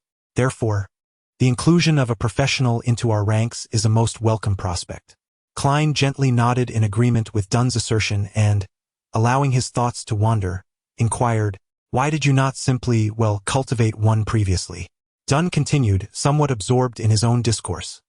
This brings us to the third and most crucial point. You have encountered similar incidents, and inviting you does not contravene any confidentiality agreements. However, to develop others poses the risk of failure, for which I would assume responsibility for any breaches of confidentiality. The majority of our team and our civilian personnel hail from within the church. Having listened in silence, Klein curiously asked, why do you maintain such strict confidentiality? Wouldn't making many matters public and allowing a wider audience to be informed help prevent the recurrence of similar mistakes? The greatest fear stems from the unknown. We can transform the unknown into the known. Klein nodded in understanding and remarked, the sole lesson humanity has gleaned from history is that it learns nothing from it. We are doomed to repeat the same tragedies. This profound saying attributed to Emperor Roselle indeed resonates with wisdom. Dunn expressed his agreement. Did the great Roselle truly say that? The predecessors, traversers of time, leave no opportunity for the successors to feign superiority. Klein found himself momentarily at a loss for words. Dunn turned his gaze to the outside of the carriage, where the dim yellow glow of the street lamps intertwined to form the brilliance of civilization. Within the judgment chambers of the various churches, a similar phrase circulates, perhaps the primary reason for the strict confidentiality that forbids the common folk from knowing. What is it? Klein's spirit was invigorated, a thrill of uncovering secrets coursing through him. Trust and fear breed trouble. An excess of trust and fear leads to even greater chaos, culminating in utter destruction. After uttering this thought, he sighed, adding, aside from beseeching divine protection and assistance, humanity is powerless to resolve its profound troubles. He repeated to himself, trust and fear breed trouble. An excess of trust and fear leads to even greater chaos. Klein struggled to comprehend this notion fully, and with his lack of understanding came a sense of dread, as if the shadows cast by the street lamps concealed malicious eyes and gaping mouths within the enveloping darkness. The sound of nimble hooves and rolling wheels filled the air, and as Iron Cross Street came into view, Dunn broke the sudden silence with a formal invitation. Will you join us as a civil servant? Klein's thoughts surged, momentarily paralyzed by indecision. After a moment's contemplation, he inquired, may I take some time to consider? This matter is of great significance, and hasty choices are unwise. No problem, just respond by Sunday. Dunn nodded. Of course. Remember to maintain confidentiality. Do not disclose anything related to Welch's affairs to anyone, including your brother and sister. Breaching this trust could not only trouble them but may also lead you to a special tribunal. Silence enveloped the carriage once more. As they neared Kreuzberg Street, approaching home, Klein suddenly pondered a question. After a brief hesitation, he asked, Mr. Smith, how are the salaries and benefits for your civilian personnel? It was a serious inquiry. Dunn paused momentarily, then smiled, you need not worry about that matter. Our funding is jointly provided by the church and the police department. Newly appointed civilian staff receive a weekly salary of 2 and 10 shillings, along with an additional 10 shillings for confidentiality and risk, totaling 3, which is quite comparable to that of a regular university lecturer. Subsequently, as you gain experience and accolades, your salary will gradually increase. For civilian personnel, we typically offer a 5-year contract. After 5 years, if you choose to resign, you may do so normally, but you must sign a lifelong confidentiality agreement. Without our approval, you cannot leave Tingen, and moving to another city necessitates immediate registration with the local night watchman. Indeed, there are no Sundays. One can only take turns off, ensuring that 3 clerical staff members are always present. Should you wish to venture south to the Gulf of Dixie for a respite, it is imperative to coordinate with your colleagues. Just as Dunn finished speaking, the carriage came to a halt, revealing the apartment where the Kleins resided to the side. I grasped the situation. Klein disembarked from the carriage and paused momentarily. "By the way, Mr. Smith, once I have made my decision, where shall I find you?" Dunn replied with a low chuckle, "You may visit the Hound Tavern on Basic Street and seek out their proprietor, right? Inform him that you wish to enlist a mercenary squad for a task." "Ah," Klein responded, bewildered. "Our address is also confidential. I cannot divulge it directly until you have agreed." "Very well, Klein. Mr. Moretti, I wish you a pleasant night's rest," Dunn said with a smile. Klein doffed his hat in salute, watching the carriage gradually recede from view. He took out his pocket watch, clicked it open, and noted that it was just past 4 in the morning. The cool breeze swept through the streets, and the lamps cast a dim glow. Klein inhaled deeply, savoring the tranquility of the night. The once bustling streets, now silent and desolate at this hour, stood in stark contrast to the unspoken scrutiny and ethereal allure within Welch's residence. It was only at this moment that he realized his linen shirt was soaked with sweat, cold and clammy against his skin. Chapter 16. A dog catching a mouse at last. Klein had passed the trials of the medium. He exhaled a deep breath, turning slowly to savor the tranquility of the night and the refreshing cool breeze as he strolled towards the entrance of his apartment. He retrieved his key, inserted it into the lock, and gently twisted it, allowing the crimson-tinted darkness to expand with a creaking sound. As he walked down the deserted staircase, inhaling the crisp air, Klein experienced an inexplicable sensation of possessing several extra hours of life compared to others, which lightened his steps. With a soft click, he maintained this buoyant mindset while opening his front door. However, just as he was about to step inside, he noticed a figure sitting quietly in the darkness before his desk. With dark hair glowing in the dim light and bright brown eyes, the delicate features unmistakably belonged to Melissa Moretti. "Klein, where have you been?" Melissa asked, her brow unfurling with curiosity. "I found it difficult to fall back asleep after waking up once," he replied. "I thought it would be better to utilize my time by going for a run. Look, I'm drenched in sweat." He removed his jacket, turning slightly to point at his back. Melissa rose, casting a casual glance at him before contemplating for a few seconds. "Klein, you really need not feel too pressured. You will undoubtedly succeed in the interview at Tingen University. Even if, if you don't, you will still find something even better. I haven't even considered the interview yet." Klein nodded in acknowledgement. "I understand." He refrained from mentioning that he had already received an offer, as he had yet to decide whether to accept it. Melissa cast a lingering glance at him before abruptly turning on her heel and swiftly entering the inner room. She emerged with a peculiar turtle-like object, assembled from gears, rusted iron, springs, and winding mechanisms. With deft hands, she tightened the spring and placed the contraption upon the desk. "Whenever I feel troubled, observing its gentle movements brings me immense comfort. I have been relying on it frequently of late, and it proves remarkably effective. Klein, you ought to give it a try," Melissa brightly urged. Klein, not wishing to dismiss his sister's goodwill, leaned in closer to inspect the turtle, waiting until it came to a halt before remarking, "Simplicity and order indeed foster relaxation." Before Melissa could respond, he pointed at the turtle and casually inquired, "Did you make this yourself? When did you do it?" "I had no idea. I crafted it using materials discarded by the school and items I found along the way. I just finished it a couple of days ago." Melissa maintained her composure, a slight smile gracing her lips. "That's impressive," Klein sincerely praised. As a boy with little aptitude for mechanics, He had struggled to assemble a simple racing car in his childhood.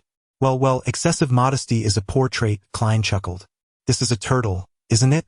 The atmosphere in the room suddenly grew heavy, as Melissa's voice emerged softly like a whisper of crimson silk. It is a puppet. A puppet. Klein chuckled awkwardly, hastily attempting to explain, it's just that the materials are somewhat rudimentary. He quickly shifted the subject, asking, what were you doing in the washroom at midnight? There's a toilet in there, and aren't you the one who can sleep soundly until dawn?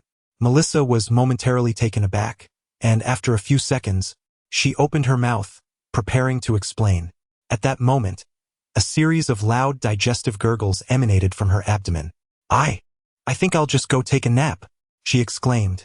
Last night's dinner was simply exquisite. I overindulged, and my stomach is not quite coping. Klein shook his head with a chuckle, slowly approaching the desk where he silently seated himself.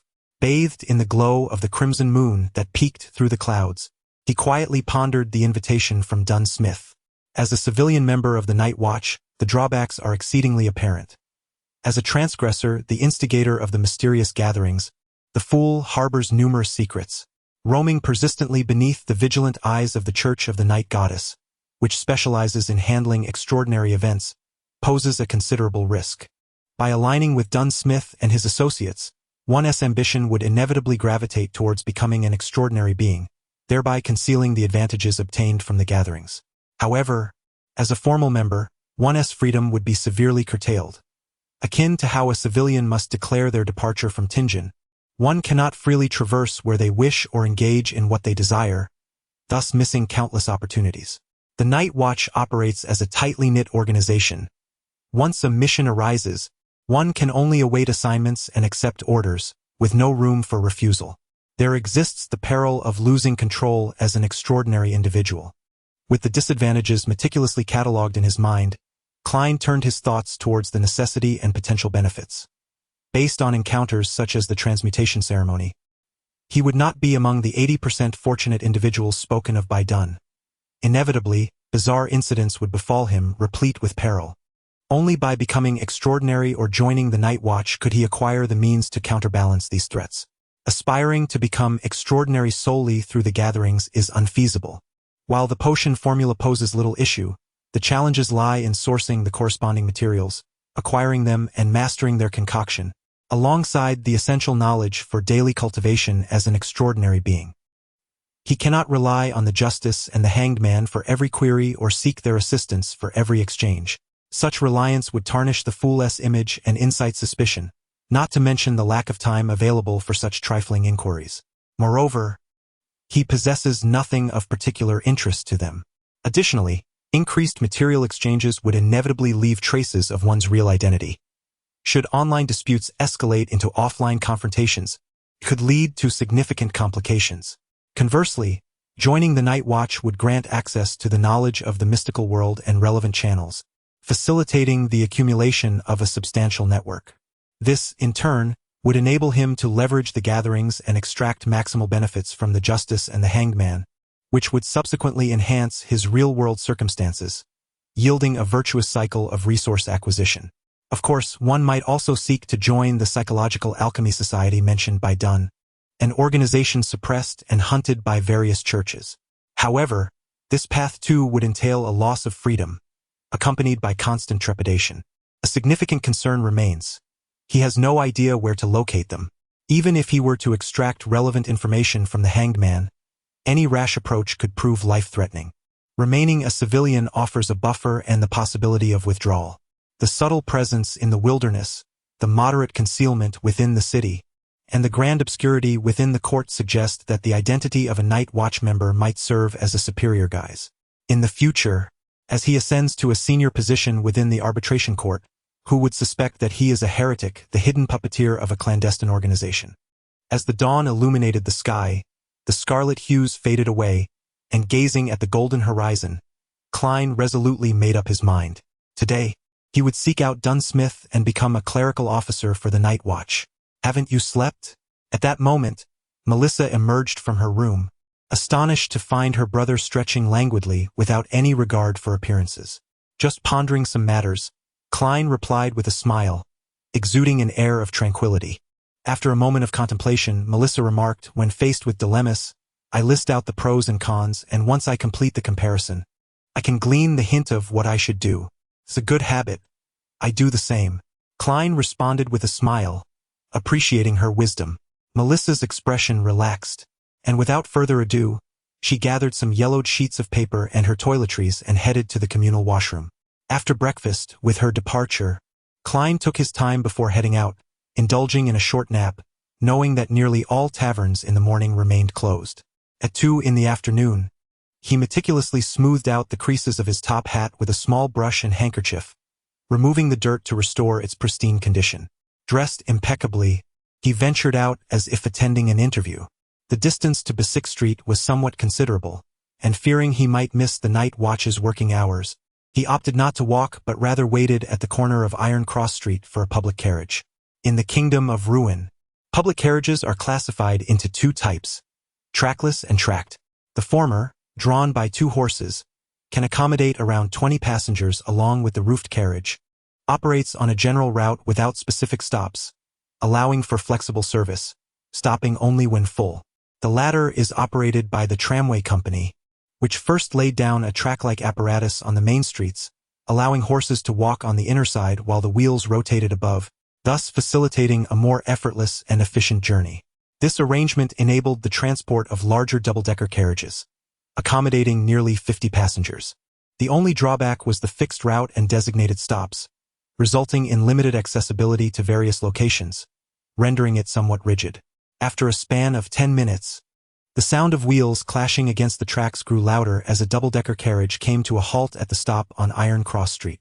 To Besiktas Street, Klein instructed the driver, "You will need to transfer at Champagne Street. However, it is merely a 10-minute walk from there to Besiktas." The driver elucidated the route. "Then let us proceed to Champagne Street." Klein nodded in agreement. "It is over 4 kilometers. That will be 4 pence." A youthful attendant with a fair complexion interjected, extending his hand to collect the fare.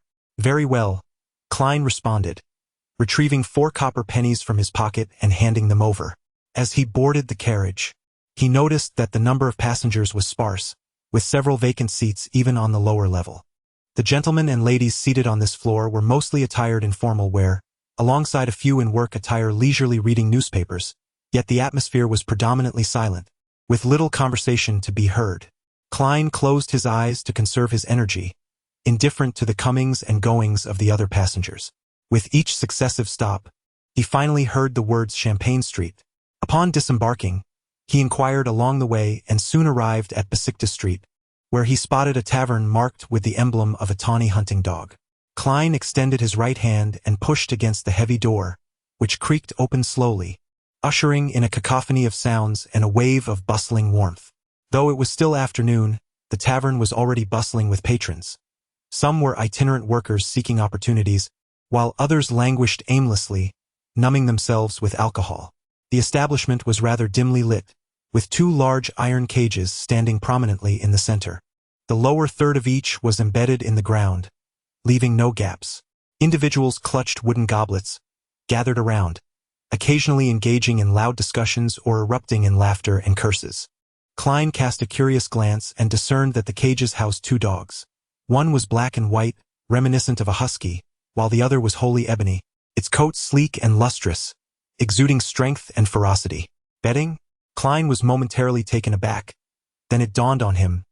Dog fighting? During his time at Hoy University, affluent students and the scions of wealthy families would often sneer with curiosity at him, questioning whether the coarse workers and idle ruffians enjoyed participating in boxing and gambling at the tavern. Beyond boxing and card games, did their wagers also encompass the cruel and bloody spectacles of cockfighting and dog fighting? A diminutive man scoffed, asserting, "Sir, we are civilized folk. We do not engage in such disreputable activities." He then muttered softly, "Moreover, a law was enacted last year prohibiting such practices. Then what are you betting on?" Klein inquired, his curiosity piqued, to see who is the better hunter. No sooner had the small man spoken than a commotion erupted in the arena. He turned to glance, gesturing excitedly. "This match has begun. You cannot place a bet now. Wait for the next round." Upon hearing this, Klein rose onto his tiptoes and craned his neck, Gazing into the distance, he beheld two burly men dragging a burlap sack each, approaching the iron cage. They opened the prison door and emptied its contents inside. What emerged were repulsive gray creatures. As Klein discerned more closely, he realized they were indeed mice. Dozens, if not hundreds of them. The cage, embedded deep into the ground, had no gaps, and the mice scurried about in vain, unable to escape. Just then, as the cage door clanged shut, the chains binding two dogs were released. Woof! The black dog lunged forward and swiftly dispatched a mouse. The black and white dog initially appeared bewildered, but soon grew exuberant, frolicking with the mice. The onlookers either raised their glasses in rapt attention or shouted boisterously, "Kill it! Get it! Dog, dog!" What a bizarre spectacle of dogs catching mice. Klein suddenly realized, his lips twitching in disbelief. Here, the gambling was centered around which dog would catch the most mice. Perhaps one could even wager on the exact number. No wonder there were always buyers for live mice over at Iron Cross Street. How distinctive indeed. Klein shook his head, amused, and stepped back, maneuvering around a cluster of patrons to reach the bar. A new face? The bartender glanced up while polishing a glass. 1 penny for rye beer, 2 for Emmet beer, 4 for South Welsh beer, or would you prefer a fine malted longsy? Klein stated matter-of-factly, "I am looking for Mr. Light." The bartender whistled and called out to the back, "Old man, someone's looking for you." "Who is it?" A somewhat blurred voice emerged as a drunken old man stood up from behind the bar. He rubbed his eyes and gazed at Klein, asking, "Young man, are you looking for me? A mercenary squad? Do you live in an adventure tale? That has long been obsolete." The bartender interjected with a chuckle. Leet remained silent for a few moments before inquiring, "Who told you to come here?" Leet suddenly burst into laughter. "I see, in fact. Mercenary squads still exist. They merely adopt a different form and a name more attuned to contemporary society. You can find one at 36 Zotland Street, 2nd floor. Thank you." Klein expressed his sincere gratitude, turning to exit the bar. Just as he was about to step out, the patrons gathered around fell into an unexpected silence, leaving behind only murmurs. Doug actually lost. Lost. Klein chuckled to himself, shaking his head as he hurried away, asking for directions to the nearby Zotland Street. 30, 32, 34. Here it is. He counted the house numbers and ascended the staircase. Turning the corner and climbing the steps, he finally spotted the vertical sign that proclaimed the current name of the so-called mercenary squad. Blackthorn Security Company. Chapter 17, Special Operations Division. Blackthorn Security Company. Upon seeing the sign, Klein stood there for quite a while, feeling a mix of surprise and inevitability. Truly, I hardly know how to critique this. He shook his head with a smile, continued his ascent, and extended his right hand to gently knock on the partially closed door. Knock, knock, knock, knock, knock. Klein reiterated his actions, yielding the same result. He shifted from knocking to pushing, widening the gap, and his gaze penetrated through, revealing a set of classical sofas, perhaps intended for guests, accompanied by soft armchairs and a wooden coffee table. He noticed a table directly opposite, behind which sat a girl with her head bowed, her chestnut hair cascading down. Although the sign of the security company was merely a FAAD, it still struck him as exceedingly unprofessional. How long had it been since business had graced their doorsteps? Well, perhaps they did not require any business at all. Klein mused to himself as he approached. On the table beside the girl, he knocked twice more. Tap, tap. The girl with chestnut hair suddenly straightened, her hands swiftly grasping the newspaper spread before her, concealing her face. The headline of the Honest Man's Gazette caught Klein's eye. What a splendid name. He murmured to himself as he read the headline directed towards him. The steam train Flying Star, which connects to Constant City, is now in operation. Truly, when would there be a direct route to the Dixie Bay? I would rather not endure another journey by boat. It is quite unbearable, exceedingly so. Who are you? The girl feigned an air of seriousness as she read aloud, expressing her thoughts. Gradually, she lowered the newspaper, revealing her smooth forehead and light brown eyes, initially charming, then astonished as she gazed at Klein. Greetings, I am Klein Moretti, here at the invitation of Mr. Dunn Smith. Klein removed his top hat and placed it over his heart, bowing slightly. The girl appeared to be in her early 20s, adorned in a light green, Rousseau-style, casual dress, embellished with delicate lace at the cuffs, neckline, and chest, accentuating her already striking features. "Captain." "Very well, please wait here while I inquire." The girl hastily rose and entered the inner room through the adjacent door. She didn't even offer to pour a glass of water. Such a lack of service awareness. Klein smiled faintly, remaining in place instead of moving to the sofa or chairs. After 2 or 3 minutes, the brown-haired girl emerged, her sweet smile brightening the atmosphere as she said, "Mr. Moretti, please follow me. The captain is on duty at the Charney's gate and cannot leave." "All right," Klein replied warmly, stepping forward while his mind buzzed with questions. The Charney's gate, what could that be? Through the partition, his eyes were first drawn to a short corridor, flanked by 3 offices on either side. Some of these offices were tightly locked, while others stood open, revealing individuals busily typing away on clunky typewriters, the rhythmic sound filling the air.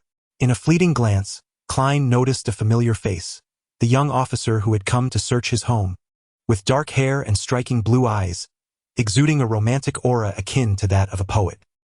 He was not in formal attire. His white shirt was untucked, presenting a carefree demeanor. The brown-haired girl twisted the handle of the left office at the end of the corridor, pushed the door open, and pointed inside with a smile, saying, "We must descend a few more flights of stairs." This office was devoid of any furniture, with only a grayish-white stone staircase leading downward.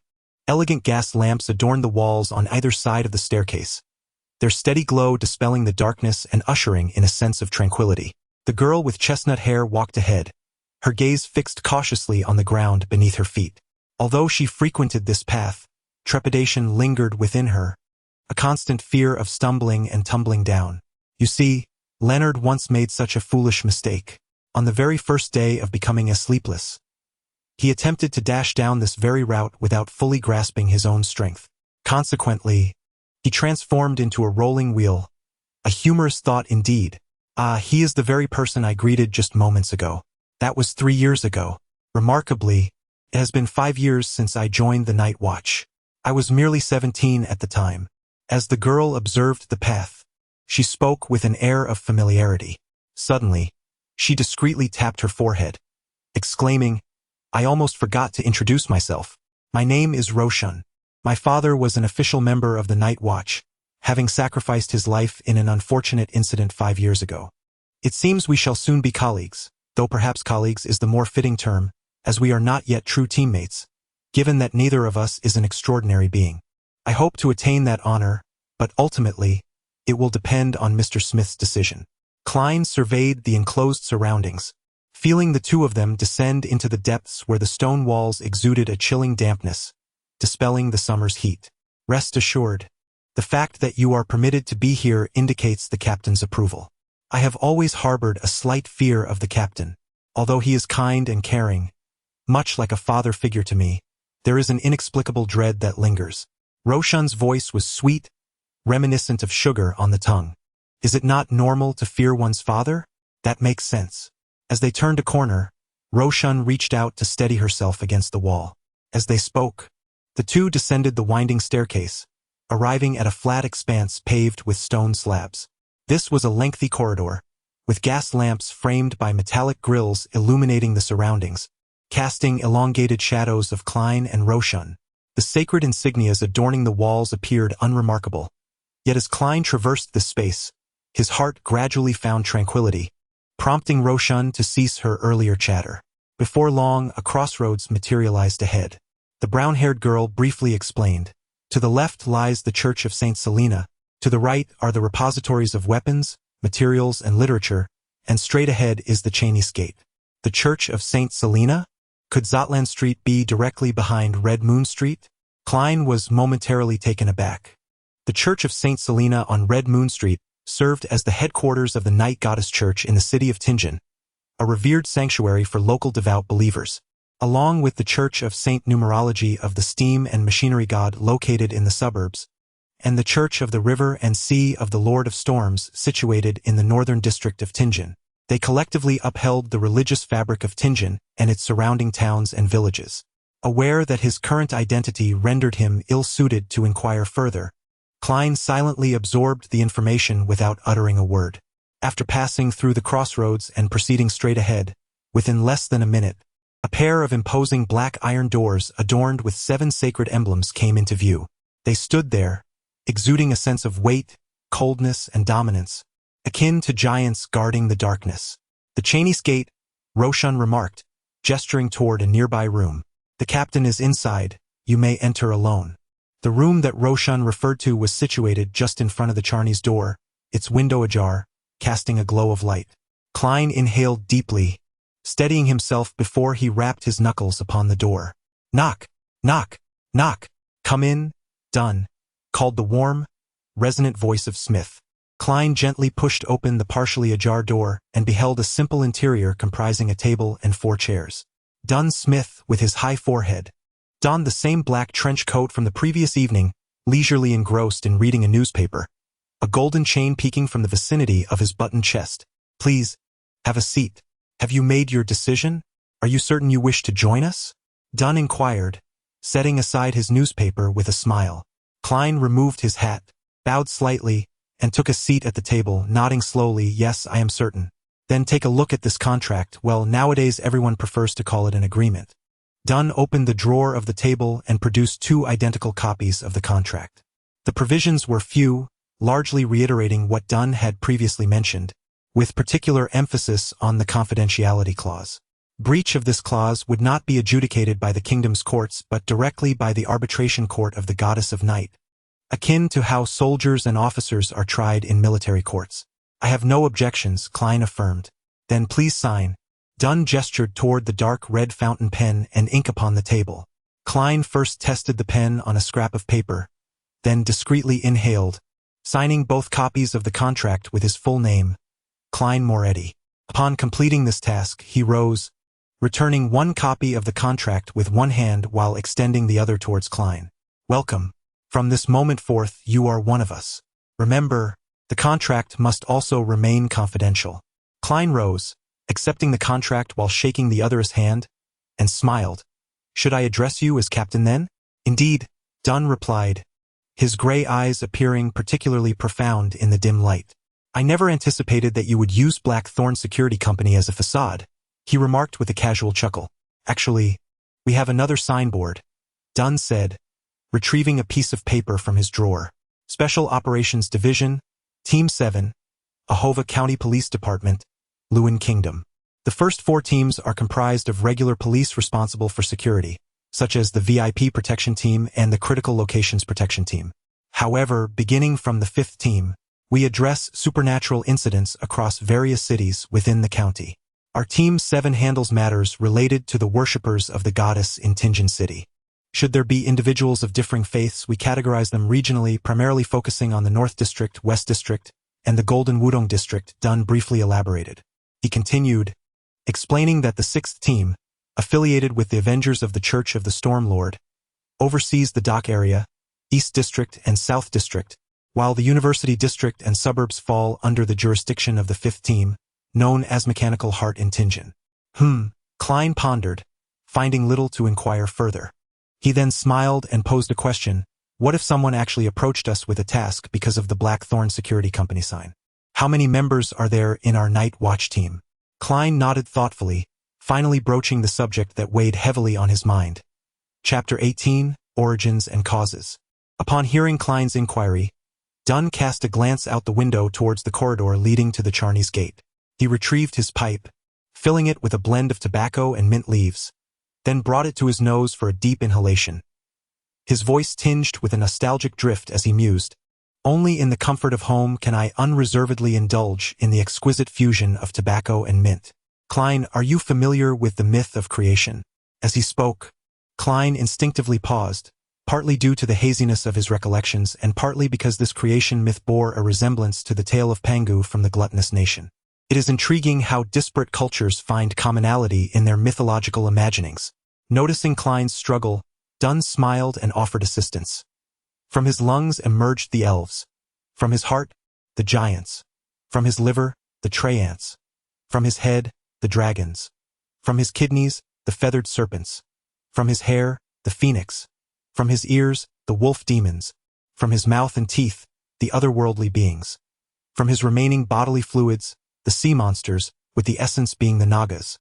From his stomach, intestines, and the corrupt parts of his body emerged demons, malevolent spirits, and various unknown evils. His spirit transformed into the eternal Sun, the Lord of Storms, the deity of knowledge and wisdom. From his wisdom, humanity was born, marking the first era, the age of chaos. As Klein uttered the final phrase, he felt a mixture of amusement and absurdity in his heart.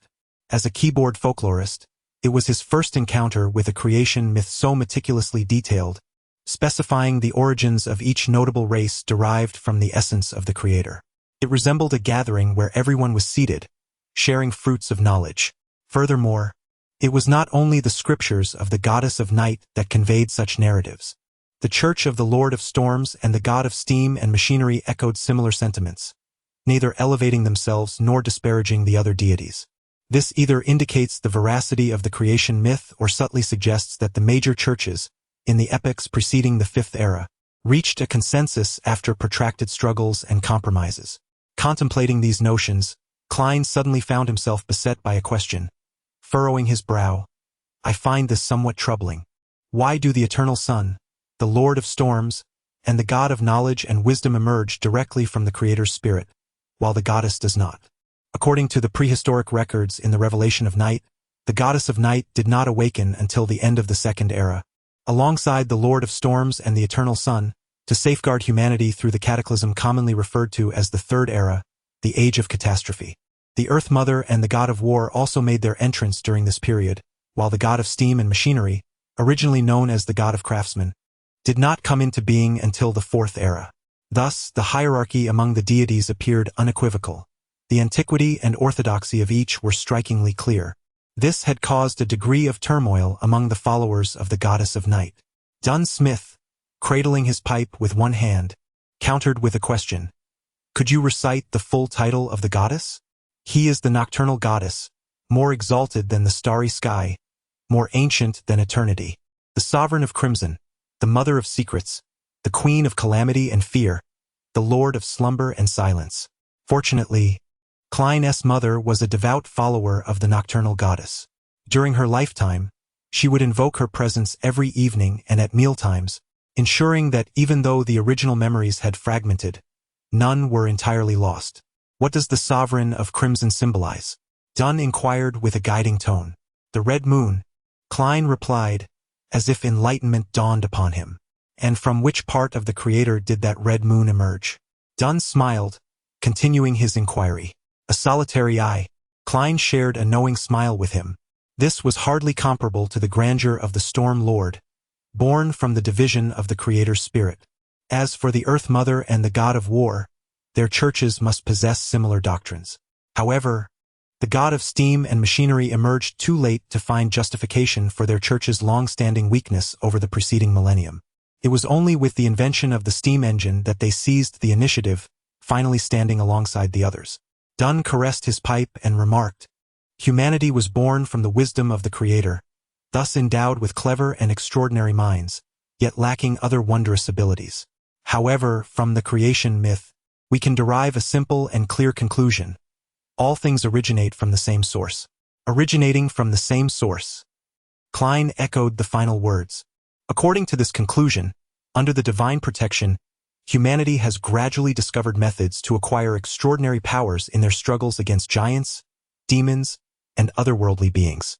This involves utilizing malevolent spirits, dragons, monsters, and the corresponding parts of wondrous trees, flowers, or crystals, combined with other materials, to concoct potions. Upon consumption and absorption of these elixirs, individuals can master various abilities, a common knowledge shared among all schools of mysticism.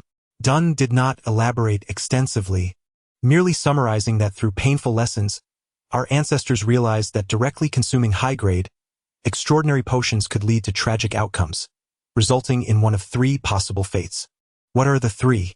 Klein inquired with curiosity. I prefer the Highland coffee from Fenabot, though I have only tasted it a few times at the Welch residence. Klein politely declined, pressing for the third fate.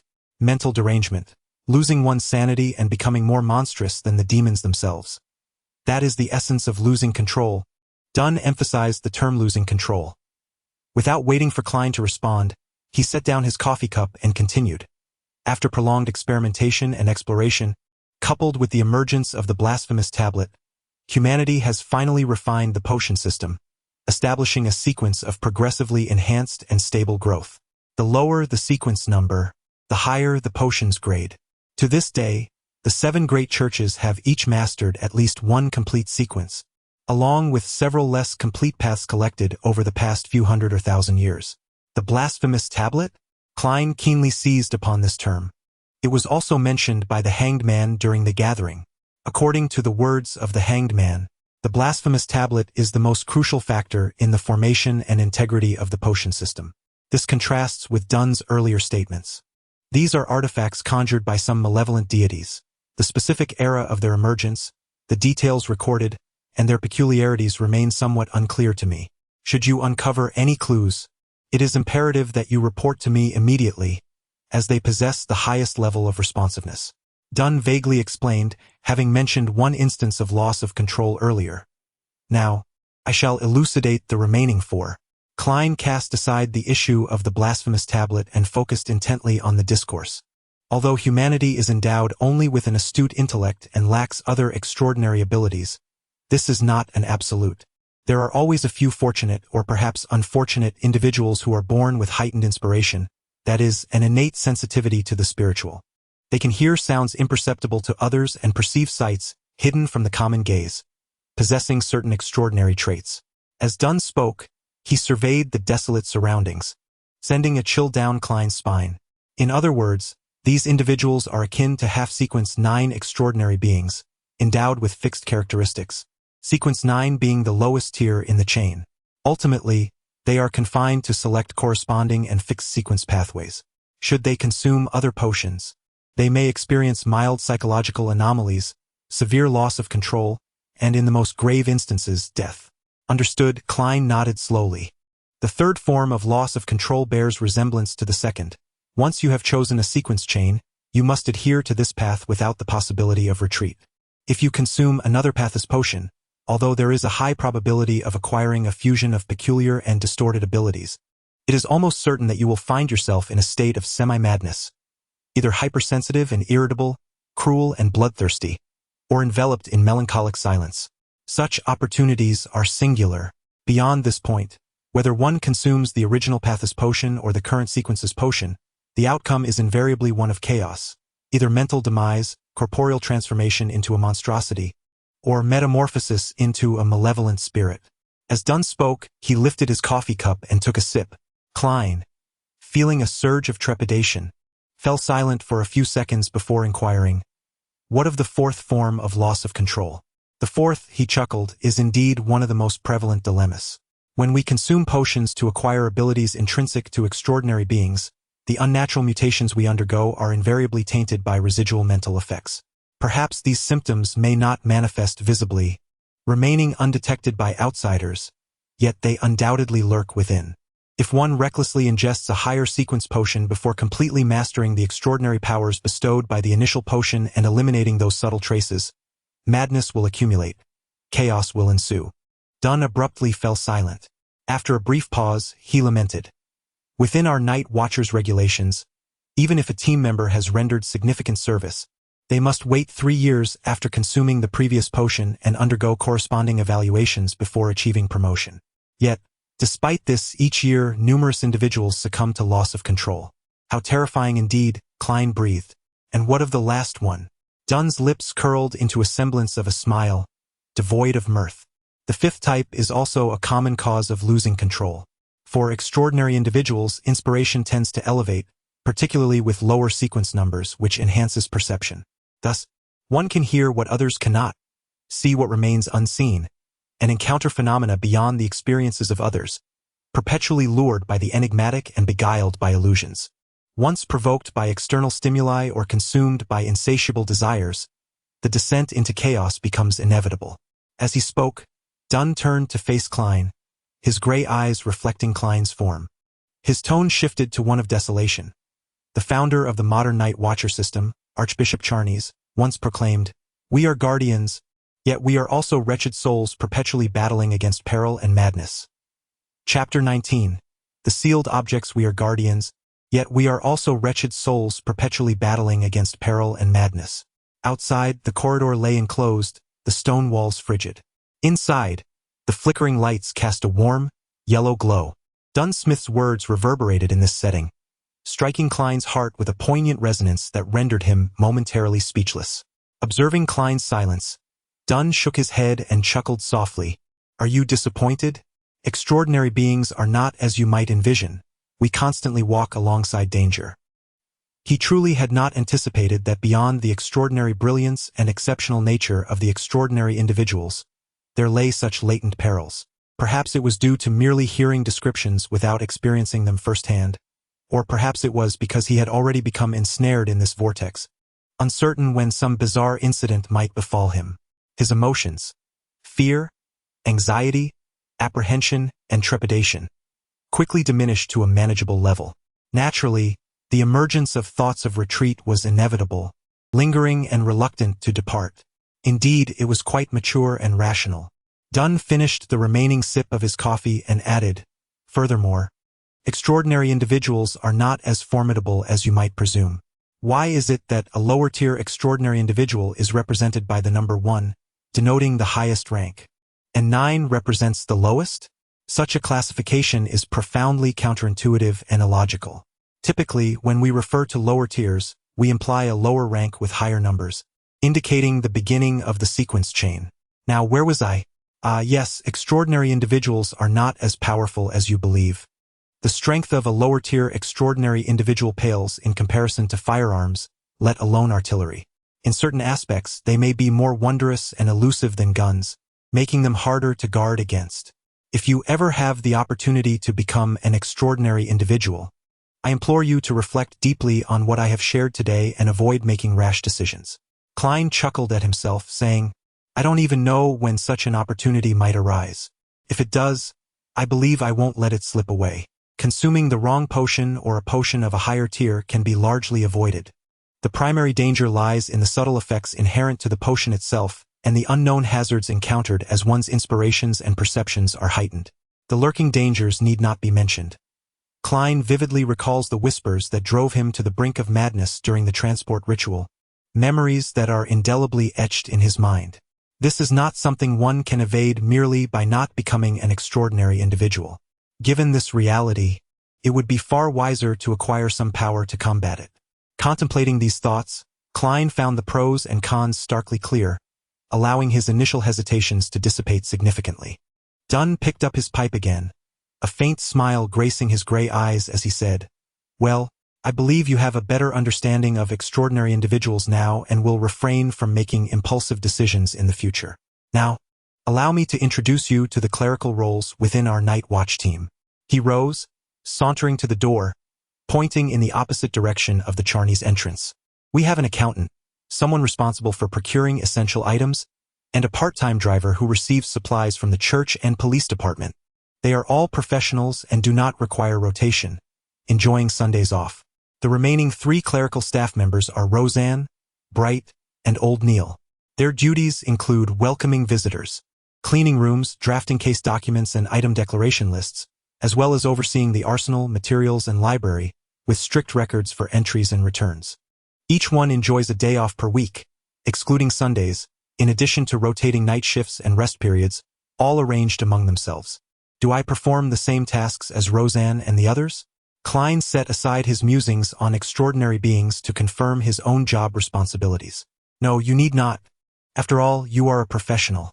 Dunn chuckled softly and said, "Currently, you have 2 tasks. Firstly, every morning or afternoon, take a stroll, focusing on the various routes from Welch's residence to your home." "Huh?" Klein replied, bewildered. "What kind of work is this? Is it highly specialized?" Dunn, with his hands tucked into the pockets of his black coat, remarked, "This is precisely the outcome we desire." Understanding dawned upon Klein. The night watcher's conjecture regarding the whereabouts of that diary was indeed reasonable. Among all those present at the time, He was the only one still alive, possessing both the time and motive to abscond with the diary and conceal it along the way. If he could manage to locate that diary, he would surely earn enough merit to become an extraordinary individual. Smith, Dunn encouraged, indirectly hinting at the significance of the diary.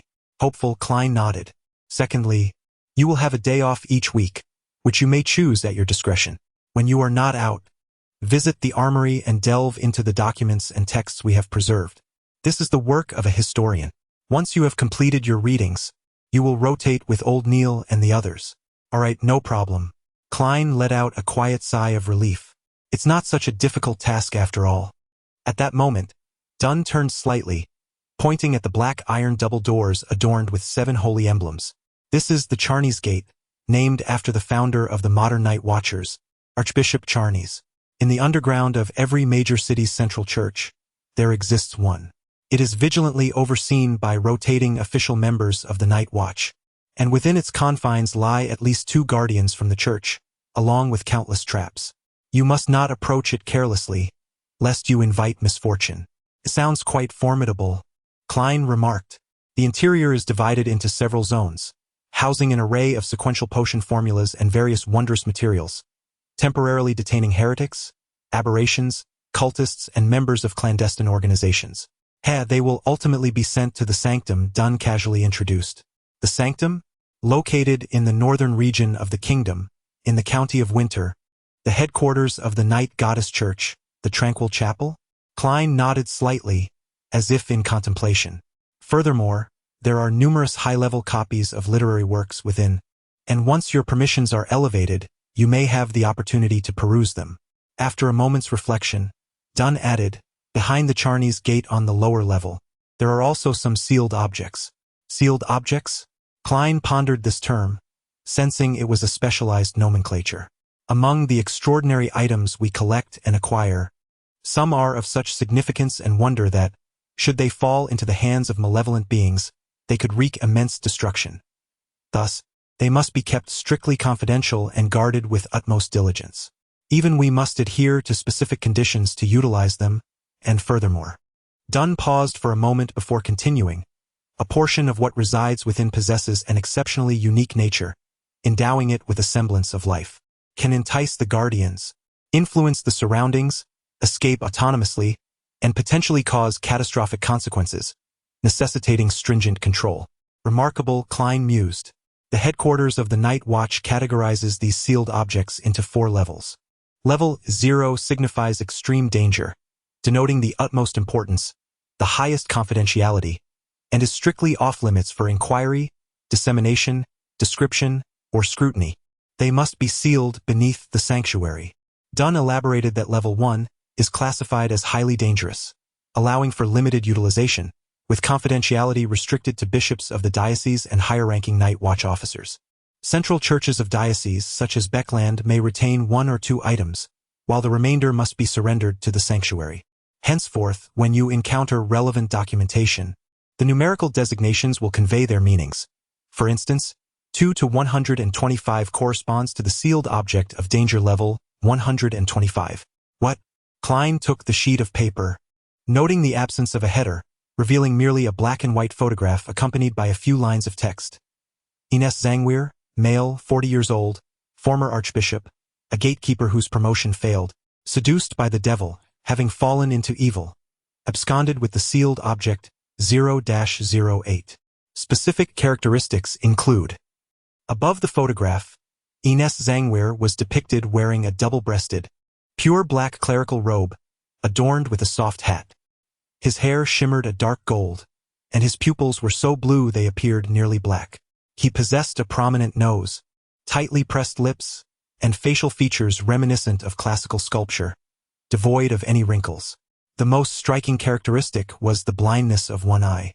While the description of the fallen was detailed, the sealed object was reduced to merely a code name. Klein candidly conveyed his initial impression. Thus, the utmost confidentiality level dictated that all communications regarding the search for the 0-08 sealed object be conducted verbally, with no written records and only minimal information disclosed. Dunn sighed, remarking that the appearance of 0-08 resembled an ordinary quill pen, Yet it could inscribe without the need for ink. That was all he had to say on the matter. He did not elaborate further, instead tracing the golden chain upon his black coat to retrieve a splendid pocket watch of the same hue. With a click, he opened it, glanced at the time, and gestured towards the door, stating, "I have conveyed all that I needed to. You should seek out old Neil in the armory and request him to arrange specific literature for your perusal. He is no ordinary administrative staff. Once, he was a formal member. However, due to his advanced age and lack of promotion, coupled with his deteriorating health, he is no longer suited for handling cases.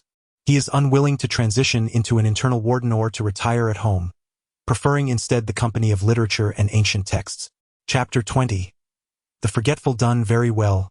Klein replied with a slight bow, removing his modest top hat only to replace it upon his head. His mind, however, was preoccupied with images of the sealed item 0-08, an ostensibly ordinary quill pen, capable of writing without ink. What, then, could its true purpose be, warranting such secrecy and deemed exceedingly perilous? Surely, could not be a pen that inscribes the fates of the deceased? No, that would be too extraordinary. Zangwehr would not find it necessary to go into hiding. Just as Klein turned to depart, he was abruptly halted by Dunn Smith's voice calling out from behind him. "Wait a moment. I have forgotten something." Dunn set his pocket watch aside and smiled, saying, "Do remember to seek out Mrs. Oleana in accounting to request an advance on 4 weeks' wages, totaling £12. Afterward, you shall receive only half of your salary each week until the debt is repaid. Too much, it's unnecessary." "We can reduce it," Klein instinctively remarked. "No, it is essential," Dunn replied, shaking his head with a smile. "Consider this. Would you truly wish to continue residing in your current apartment? You have to share even the restroom with several households. Not only should you think of yourself, but also of the ladies. Moreover," noticing Klein nodding in agreement, he paused momentarily, surveying Klein's attire with a knowing smile, and added, "You also require a cane, and you must invest in a proper suit." Klein was momentarily taken aback, but soon realized, a flush creeping onto his face, for his outfit was of inferior quality. Ordinarily, a top hat should be crafted from silk, costing around 5 to 6 sols. A bow tie would be 3 sols. A silver-tipped cane 7 to 8 sols. A shirt 3 sols, trousers, waistcoat, and tailcoat would amount to approximately £7, and leather boots between 9 and 10 sols. Altogether, this ensemble would exceed a total of £8 and 7 sols. Naturally, a respectable gentleman would also require a pocket chain, a pocket watch, and a wallet. Originally, the former owner and his brother Benson had scrimped and saved to accumulate some funds and had inquired at a clothing store, only to leave dejected, for they did not even dare to haggle on the prices. Instead, they settled for a meager purchase of a complete outfit from a discount shop near Iron Cross Street, spending less than £2 in total. This experience had left an indelible impression on the former owner regarding the cost of clothing. Like the previous owner, he too was a man of pride. Dunn then produced a pocket watch, opened it to take a glance, and said, "Very well." Klein, feeling acutely impoverished, did not voice any objections. "I shall have Roshan escort you." The rope moved and the gears turned. In the reception hall of the Blackthorn Security Company, Rosen heard the gentle chime of a bell hanging nearby and promptly rose to her feet, descending the stairs with utmost caution. Before long, she appeared before Klein. Dunn Smith humorously remarked, "I hope I am not disturbing your rest?" "Well, take Moretti to Mrs. Oleana," he instructed. "Understood, Captain," Rosen replied. "Is that all?" Klein exclaimed in surprise. "To go to finance and request an advance on your salary, do you not need a note from the captain? What should I write?" "So?" Dunn responded with a puzzled glance. "I mean, to request an advance on your salary from Mrs. Oleana. Do you not require your signature?" Klein articulated as plainly as possible. "Captain, our financial management here is virtually non-existent." He stifled the urge to voice his grievances and followed Rosen out of the room. At that moment, he heard Dunn call out once more, "Wait, there's one more thing." "Go ahead," Klein replied. Dunn pressed his temple and said, "When you visit old Neil, remember to collect 10 Demon Hunter bullets." "Me? Demon Hunter bullets?" Klein echoed in astonishment. "Isn't Welch's revolver with you? It doesn't need to be turned in." Dunn replied, with one hand casually tucked into his pocket. "With the Demon Hunter bullets, Should you encounter any bizarre dangers, you will be able to protect yourself. At the very least, it will give you courage. All right, I will remember that. Thank you, Captain, Klein said sincerely as he accepted the information. He took a step back and turned to leave once again. Wait, Dunn called out once more. What else is there? A skilled marksman is nurtured with ammunition, so do not underestimate this. Dunn handed the revised note back to Klein. I understand. Fearing the impending danger, Klein was eager to depart today. He took a couple of steps outside, then suddenly turned cautiously, considering whether to speak. Captain, is there nothing else? None. Dunn affirmed with a nod. Klein exhaled in relief and proceeded to the doorway, almost succumbing to the urge to turn back and inquire if there was truly nothing else. He resisted this impulse and successfully exited the guard room. The captain has always been this way, often forgetting matters. Rosen walked beside him, whispering disparagingly, My grandmother has a better memory than he does. Of course, he only forgets trivial things. Well, trivial things, Klein. From now on I shall call you Klein. Mrs. Aureliana is a kind person, easy to get along with. Her father was a skilled watchmaker. She was a dark-haired lady clad in a ruffled long dress, appearing to be in her 30s, with fashionable curls and a pair of sparkling green eyes, graceful and elegant. After Aureliana heard Rosen relay Dunn's arrangements, she produced a notepad and wrote an advance note. Very well. Klein adeptly completed the formalities.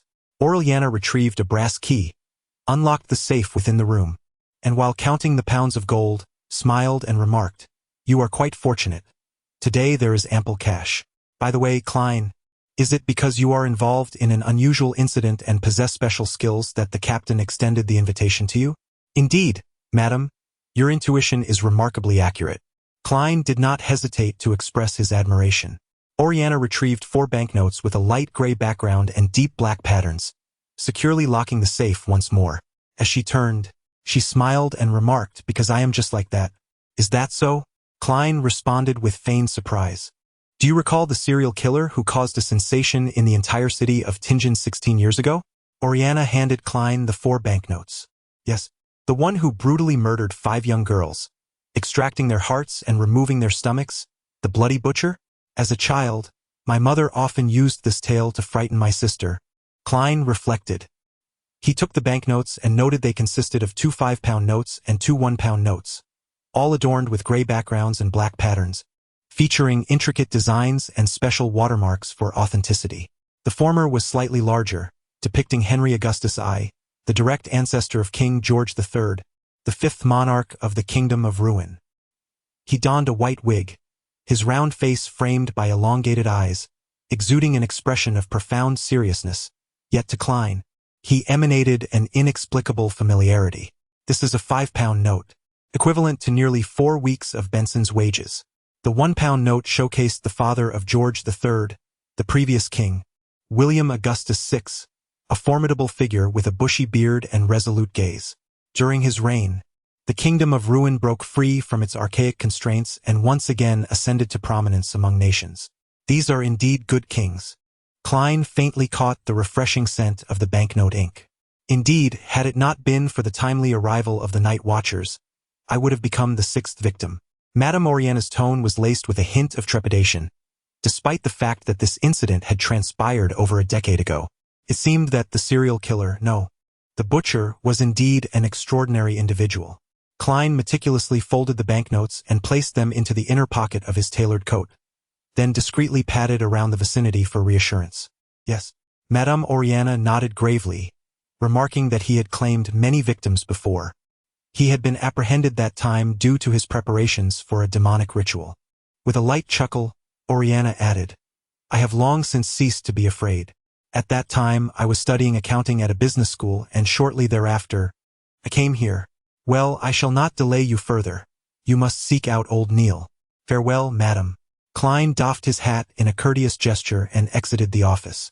Just before descending the staircase, he could not resist the urge to check his inner pocket once more, ensuring that the 12-pound notes were still there. He turned at the crossroads, proceeding to the right, and soon beheld a half-open iron door. Knock, knock, knock. A frail voice from within beckoned. Come in. Klein pushed open the iron door and discovered a narrow room that could accommodate only a table and 2 chairs. On one side of the room, there was a tightly locked iron door, and behind the table sat an elderly gentleman. His hair a stark white and adorned in a classic black robe, reading several yellowed pages illuminated by the gaslight. He lifted his gaze towards the entrance and inquired, "You must be Klein Moretti? Miss Rosen just mentioned that you are quite courteous." "Miss Rosen is indeed a kind soul. Good afternoon, Mr. Neal." Klein responded with a respectful nod. "Please have a seat." Neal gestured towards the intricately designed silver-inlaid tin on the table, inquiring if Klein would like a cup of hand-ground coffee. The deep lines around his eyes and mouth spoke of age, and his dark red irises appeared somewhat clouded.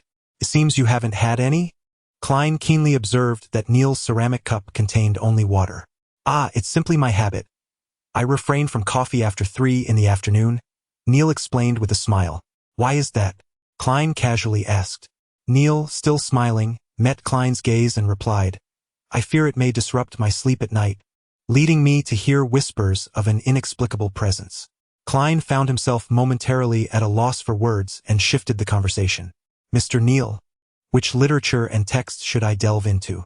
He produced a note penned by Dunn Smith as he spoke.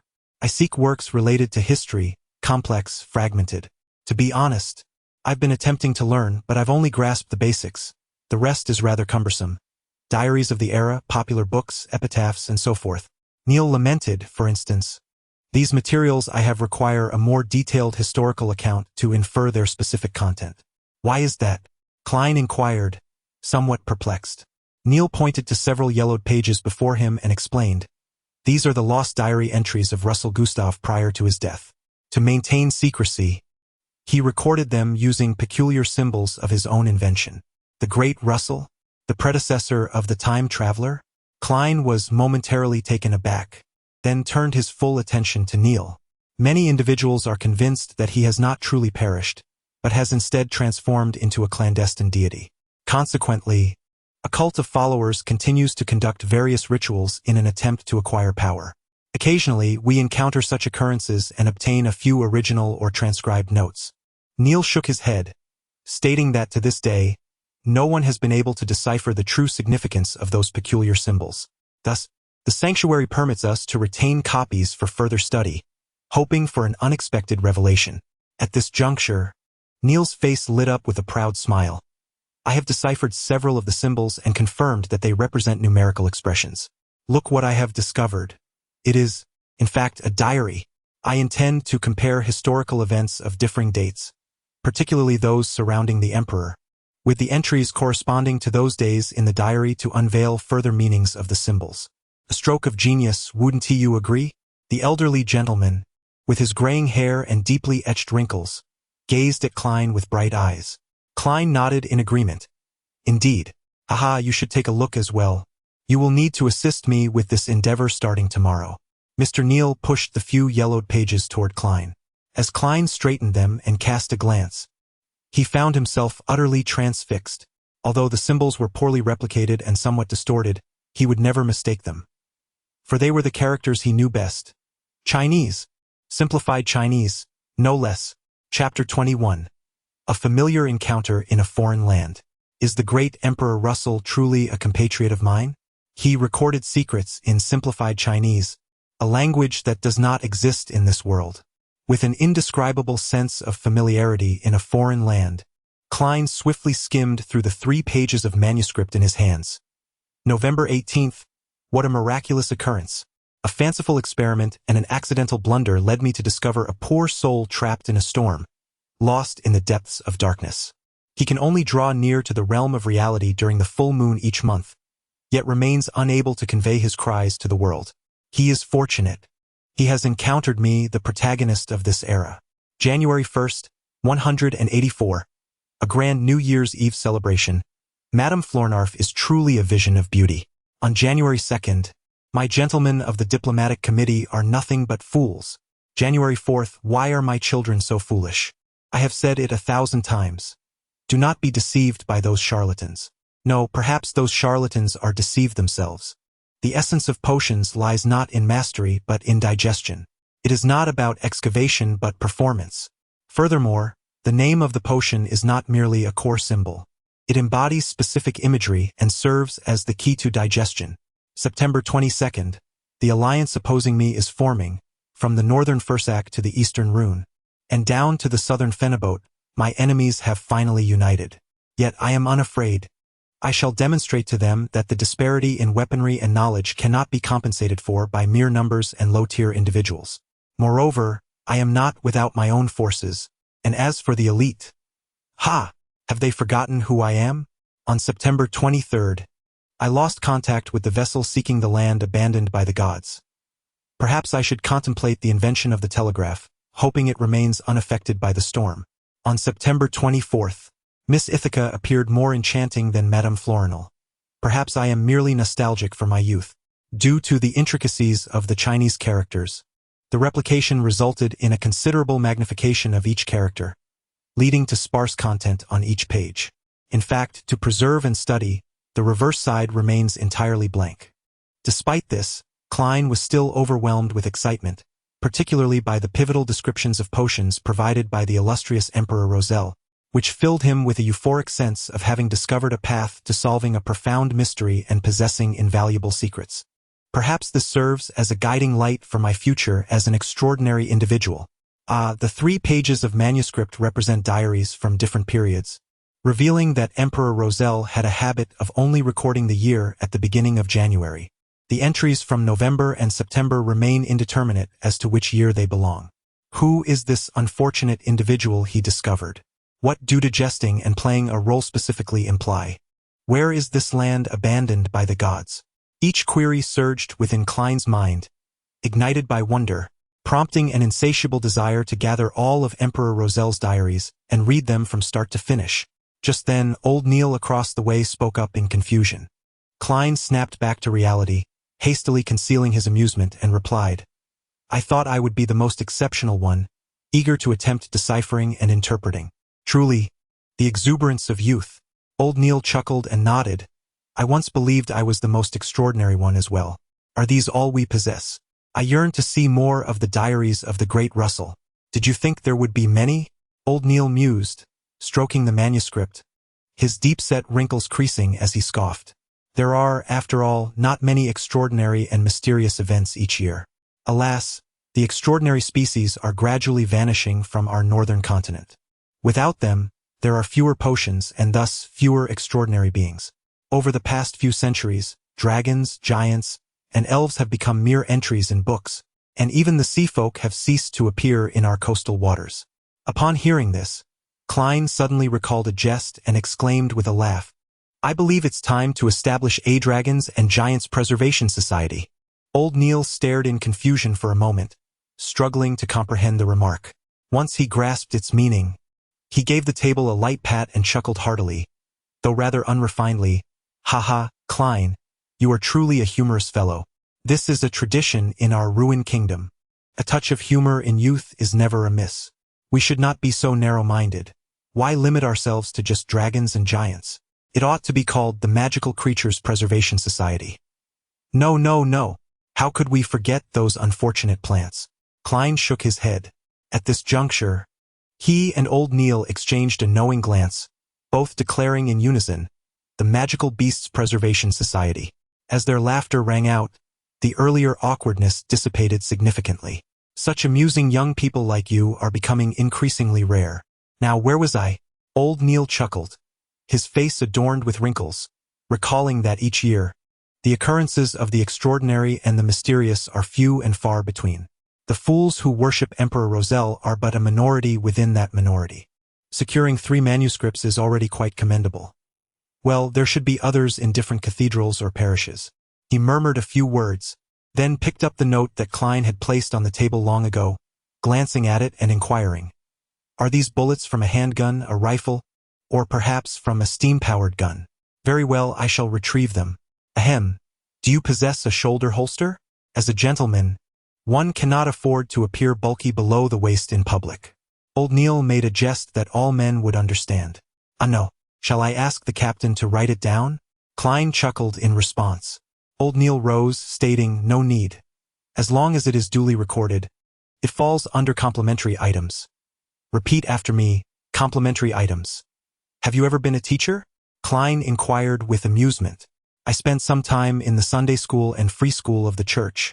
Old Neil replied, raising the note and retrieving a key from the drawer to unlock the iron door leading to the inner room. The distinction between the extraordinary and the ordinary seems negligible. Klein murmured silently, redirecting his gaze to the 3 pages of the diary on the table. Indeed, Emperor Roselle is entwined with the realms of mystery. His diaries are worth their weight in gold. To others, they are mere scraps of paper, undecipherable for who knows how long. To me, they are treasures. Uncertain of the whereabouts of the remaining diary entries, Klein resolved to seek further discoveries. His thoughts ebbed and flowed restlessly until old Neil emerged from within, sealing the iron door behind him. The bullets, neatly arranged in a paper box across 3 tiers, gleamed with a similar golden hue to those in Klein's own home, albeit slightly elongated. The demon-hunting bullets were contained in a small metal box, identical in shape to standard handgun ammunition, yet adorned with a lustrous silver exterior, revealing intricate and dazzling patterns upon closer inspection. The base even bore the engraved emblem of a small saint, depicting a red crescent against a backdrop of stars on a black field. Old Neil offered a gentle smile, encouraging Klein to try the underarm holster. After removing his coat, Klein struggled significantly to fasten the holster snugly against his left arm. Fit rather well. He chose not to remove it and proceeded to don his formal attire. Old Neil scrutinized him briefly, nodding in satisfaction. It suits you perfectly. My judgment remains as keen as ever. After stowing away other items and signing in the ledger, Klein engaged in casual conversation with old Neil before taking his leave. Halfway through his departure, a wave of frustration washed over him as he smote his forehead. He had neglected to inquire further about the sequences and potions, all due to the distractions of Emperor Roselle's diary. He remained oblivious to the complete path sequence controlled by the Church of the Night Goddess, specifically sequence 9. Hadn't Rosen mentioned something about it? The sleepless? Just as Klein ambled toward the staircase, a figure hurriedly descended. He donned form-fitting trousers conducive to movement, with a white shirt untucked, exuding a distinct romantic aura akin to that of a poet. He was the dark-haired, green-eyed officer who had previously searched the Klein residence. The two had encountered one another upstairs moments ago, though words had not passed between them. "Good afternoon," the poetically inclined young night watchman greeted with a smile. "Good afternoon. I suppose I need not introduce myself?" Klein replied with a touch of humor. "No, I find you quite memorable." The young night watchman extended his right hand, introducing himself as Leonard Mitchell, the midnight poet of Sequence 8. Sequence 8. Indeed a poet, Klein remarked, lightly shaking his hand and smiling in return. "Impressive, you say? I don't perceive myself as such. Having endured such an incident and yet not accepting our protection in the first instance, your survival alone is extraordinary," Leonard observed, gesturing ahead. "I must replace the captain now. Until tomorrow." Until tomorrow, Klein stepped aside to clear the path. As Leonard Mitchell gradually vanished at the staircase's end, he suddenly turned back, gazing into the dim glow and the stone floor, murmuring softly to the air, "Did you discern anything? Indeed, he is nothing extraordinary." Chapter 22. The beginning of the sequence. The captain has asked you to return on Monday. Take care of matters at home first. Very well. Klein was taken aback by the remarkably humane management of the night watch team, feeling a wave of gratitude wash over him. In the absence of telephones, where telegrams were charged by the letter, and with letters clearly unable to reach their destination in time, taking a public carriage emerged as the most economical and suitable option. Now, with the captain's special approval, Klein found himself relieved of unnecessary fatigue, allowing him to rise refreshed and make his way leisurely. As Klein was about to doff his hat in farewell, a thought struck him. He glanced around and lowered his voice. "Roshan, do you know what the starting point of that complete sequence possessed by the church is?" This was a question he had forgotten to ask old Neil earlier. Roshan's eyes widened in astonishment as she looked at Klein. "Do you wish to become an extraordinary being? Knowing that there are indeed supernatural and mysterious forces in this world inevitably stirs a sense of longing. My goddess, do you have any idea how perilous that is? Did the captain not inform you? The foes of extraordinary beings are not limited to cultists and dark sorcerers. They also include oneself. Each year, There are those who lose control and there are sacrifices. Have you not considered the feelings of your family? Roshan emphasized her points with gestures, her reaction somewhat exaggerated. Klein, I believe that leading an honest life as a clerk is a far better choice. It involves minimal danger, and your salary increases each year. After a few years of diligent work, you could save enough to rent a detached house in the northern district or on the outskirts, establishing a blissful family with a charming young lady and perhaps having adorable, mischievous little angels. Roshan, stop. Just a moment. Klein, noticing the brown-haired girl drifting further into her thoughts, quickly interjected, a sheen of sweat forming on his forehead. I merely wish to grasp the fundamental concepts. Very well. Rosen paused for a few seconds, lowering her gaze, feeling somewhat embarrassed as she confessed.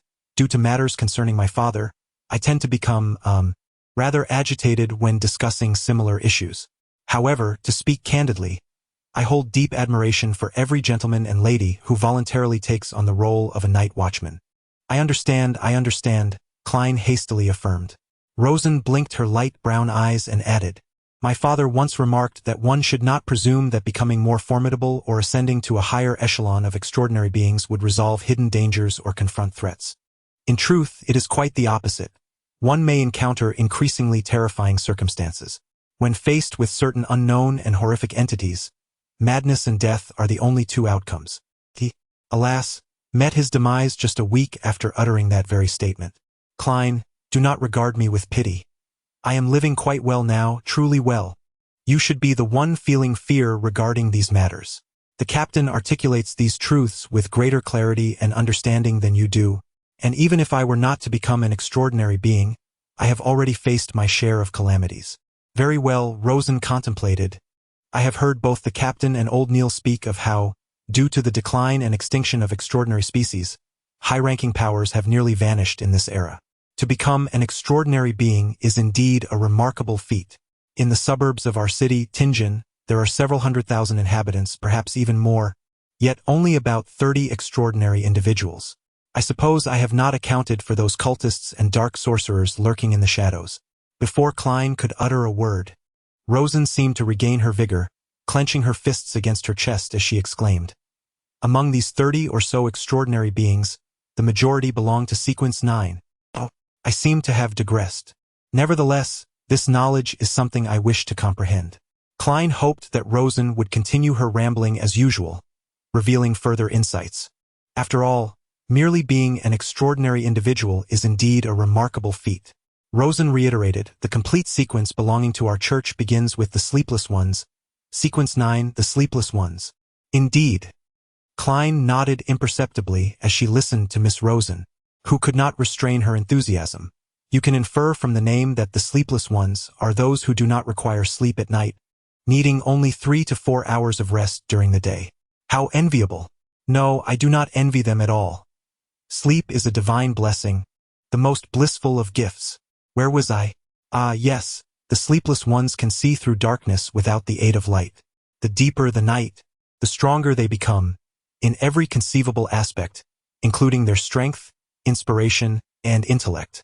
However, while they can detect the unknown dangers hidden in the shadows, they still must resort to items such as demon-hunting bullets when confronted with monsters that cannot be vanquished through ordinary means.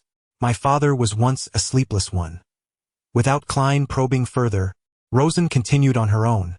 Next is Sequence 8, the Midnight Poet, followed by Sequence 7, Nightmare. Nightmare? Klein immediately recalled Dunn Smith guiding him through his dreams, and he asked, Captain, are you aware? Miss Rosen's mouth nearly formed a Na shape. The captain has entered my dreams before. Klein glanced around and lowered his voice again. She picked up a nearby coffee cup, took a sip, and then remarked, there are only 2 members in Sequence 7 in our Tianjin city. Surely the captain is one of them. Even if he were to go to a large parish like Beckland, he would still be a formidable figure. Some deacons may not even match his strength. How remarkable the captain is. Klein smiled in agreement. To be honest, Dunn Smith's appearance last night left a profound impression, and he instinctively believed that he was a truly exceptional individual.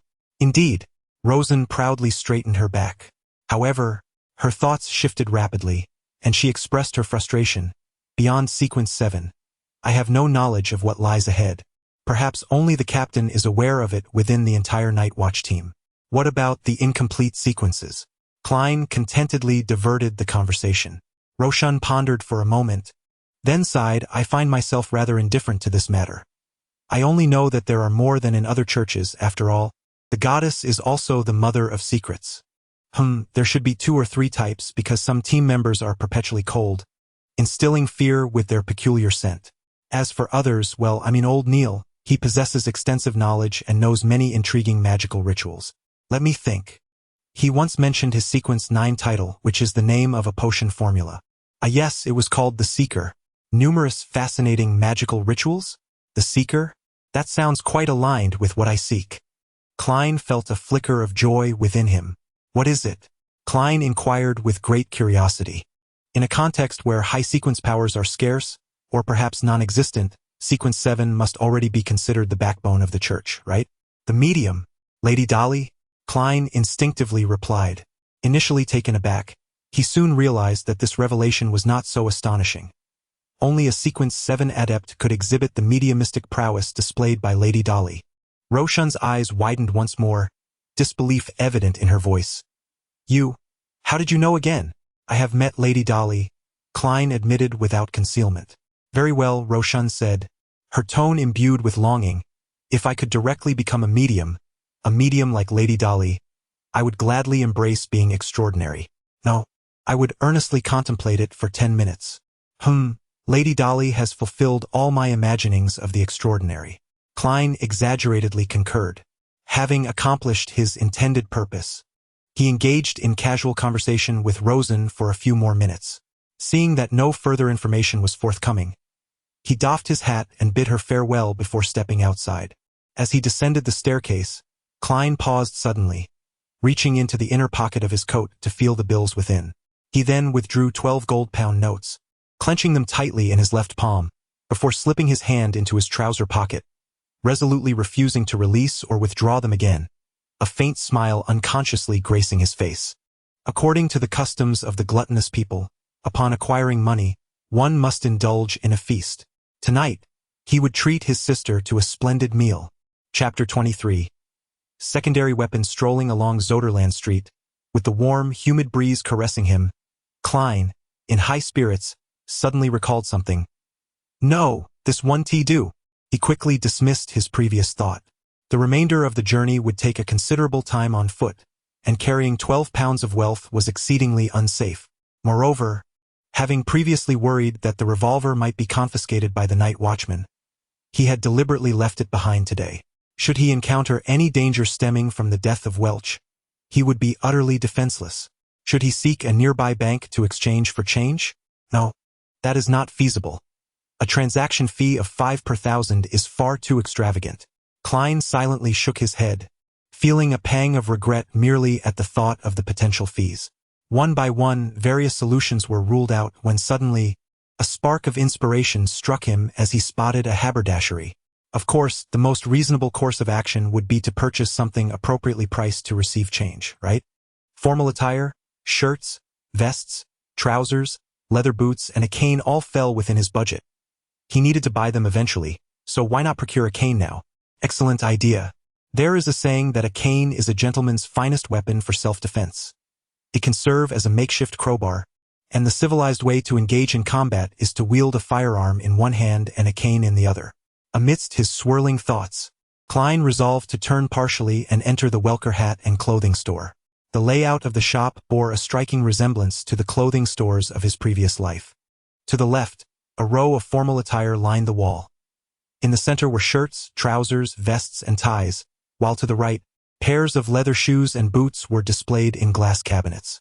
"Sir, what may I assist you with today?" inquired a male attendant clad in a white shirt and red vest, approaching with polite curiosity. In the kingdom of Rune, due to the prevalence of affluent gentlemen who favored a rather monotonous palette of white shirts, black vests, black trousers, and formal wear, the male servants, attendants, and waitstaff were required to don vibrant or multicolored attire to distinguish themselves from their masters. In stark contrast, ladies and young misses sported a diverse array of dress colors and lavish decorations, while maids were relegated to black and white uniforms. Upon hearing the attendant's question, Klein pondered briefly and replied, "A cane, one that is heavier and sturdier, capable of crushing a foe's skull." The red-vested attendant discreetly appraised Klein before guiding him further into the store, pointing to a corner where a row of canes was displayed. "The one inlaid with gold is crafted from ironwood. It is quite heavy and exceptionally sturdy, priced at 11 sols and 7 pence. Would you care to try it?" 11 sols and 7 pence? Why not just rob a bank? Klein exclaimed, taken aback by the price. Maintaining an unruffled demeanor, he slightly nodded and replied, "Very well."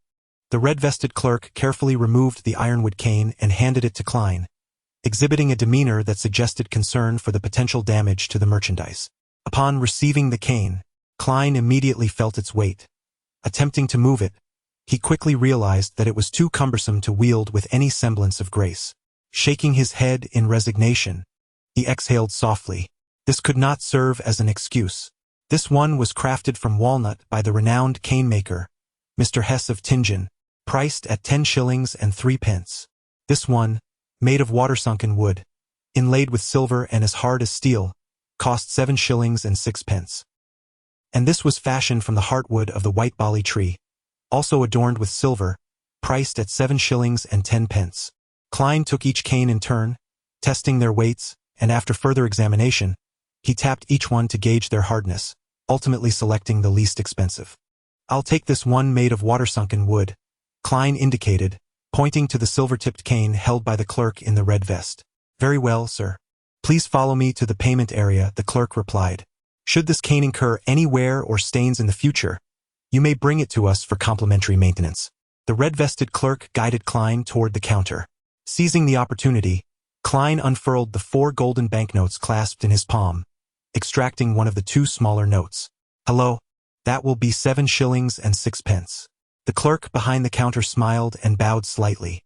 Klein, intending to maintain his gentlemanly composure, found himself unable to resist the urge to speak as he extended his left hand, clutching a 1-pound note. "Could you possibly reduce the price a bit?" The clerk behind the counter echoed with an apologetic smile. "Sir, I'm afraid not." "Very well," Klein conceded. Klein extended the banknotes forward, receiving in return a black cane adorned with a silver-tipped handle from the shopkeeper clad in a red vest. As he awaited his change, he took a few steps back to create some distance, testing the wielding effect of his secondary weapon with a subtle flourish. The sound of the wind was heavy, slicing through the air with palpable force, and Klein nodded in satisfaction. He redirected his gaze forward, anticipating the sight of banknotes and coins, only to be taken aback to find the red-vested shopkeeper retreating to a safe distance, while the other attendant had huddled into a corner, pressed against the wall beside a double-barreled shotgun. The Kingdom of Ruin enforced a semi-regulated policy regarding firearms. To possess a weapon, one must apply for a comprehensive weapon usage permit or a hunting license. However, regardless of the type, ownership of fully automatic rifles, steam-powered guns, and 6-barreled machine guns, items of military control, was strictly prohibited. The comprehensive weapon usage permit allowed for the purchase and possession of any civilian firearm, yet obtaining one was exceedingly cumbersome. Even merchants of considerable standing might fail the scrutiny. The hunting license, on the other hand, was relatively accessible, enabling even rural farmers to acquire one, albeit limited to shotguns and subject to quantity restrictions.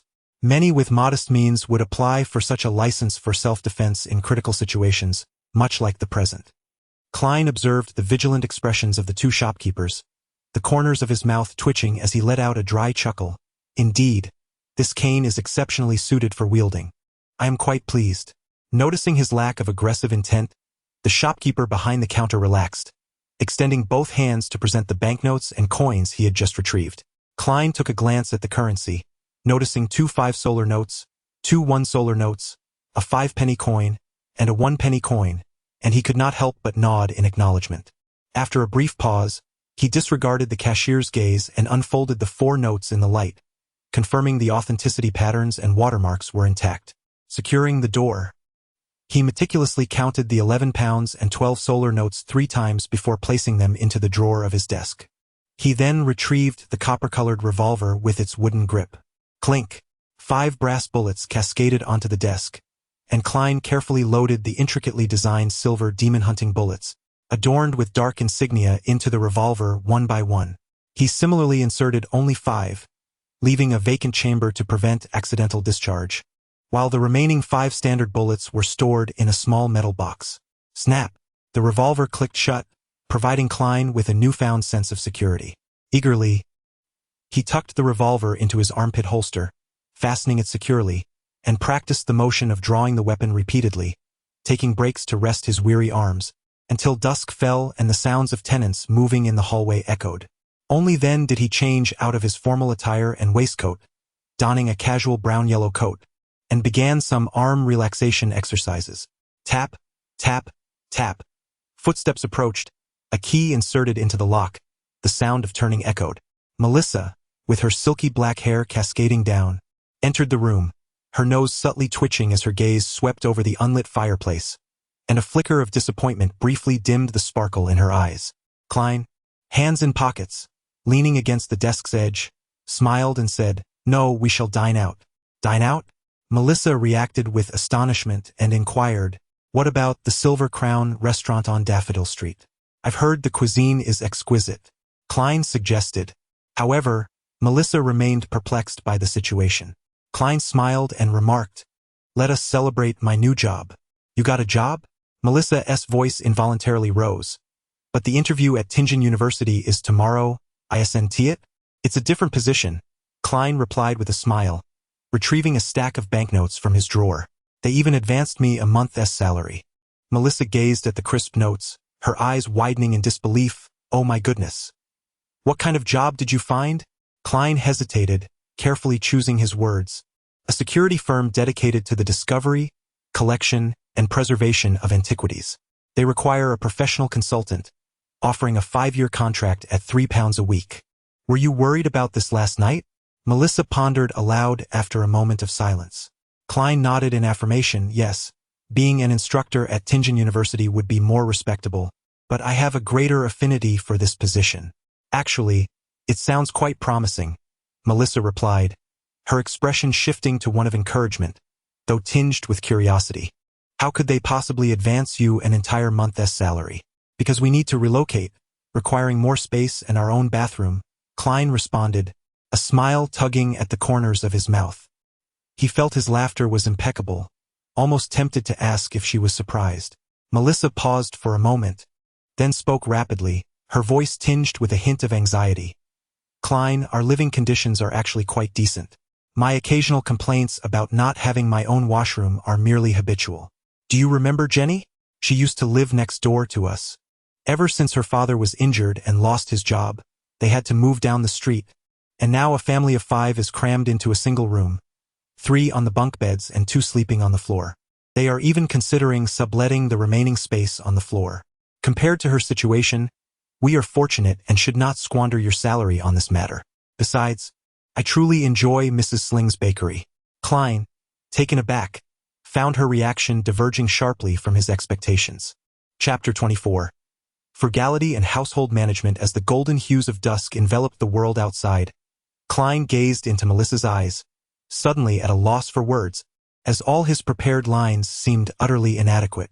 He cleared his throat twice, his mind racing. "Melissa, this is not about wasting money. When Benson and my colleagues come to visit, shall we entertain them in such a place? And once Benson and I are married, will we still be relying on bunk beds?" "But you are not yet engaged," Melissa replied with clarity and logic. "You could wait a little longer and save more money." "No, Melissa, this is the way of society," Klein lamented, feeling a headache coming on, and resorted to broader principles. "If one earns a weekly wage of £3, one must maintain a standard befitting that salary." As Melissa seemed poised to speak further, Klein swiftly interjected. "Rest assured, I have no intention of pursuing a detached house. I plan to explore townhouses instead. Ultimately, it is imperative that I have my own washroom. Furthermore, I am quite fond of the bread, Tingen cakes, and lemon cake from Mrs. Sling. We should first consider locations in proximity to Iron Cross Street and Daffodil Street." Melissa pressed her lips together, remaining silent for a moment before slowly nodding her head. He mimicked Benson's tone, causing Melissa to unconsciously curve her eyes and reveal her delicate dimples. No, mister. Frankie will be waiting at the door, demanding that Benson surrender the apartment keys. Benson won't even make it upstairs. The girl had cast a disparaging remark towards their miserly landlord. Within the Moretti household, it was customary to make Mr. Frankie the subject of jest, a tradition instigated by elder brother Benson. Indeed, he would not bother to change the locks for the subsequent tenants.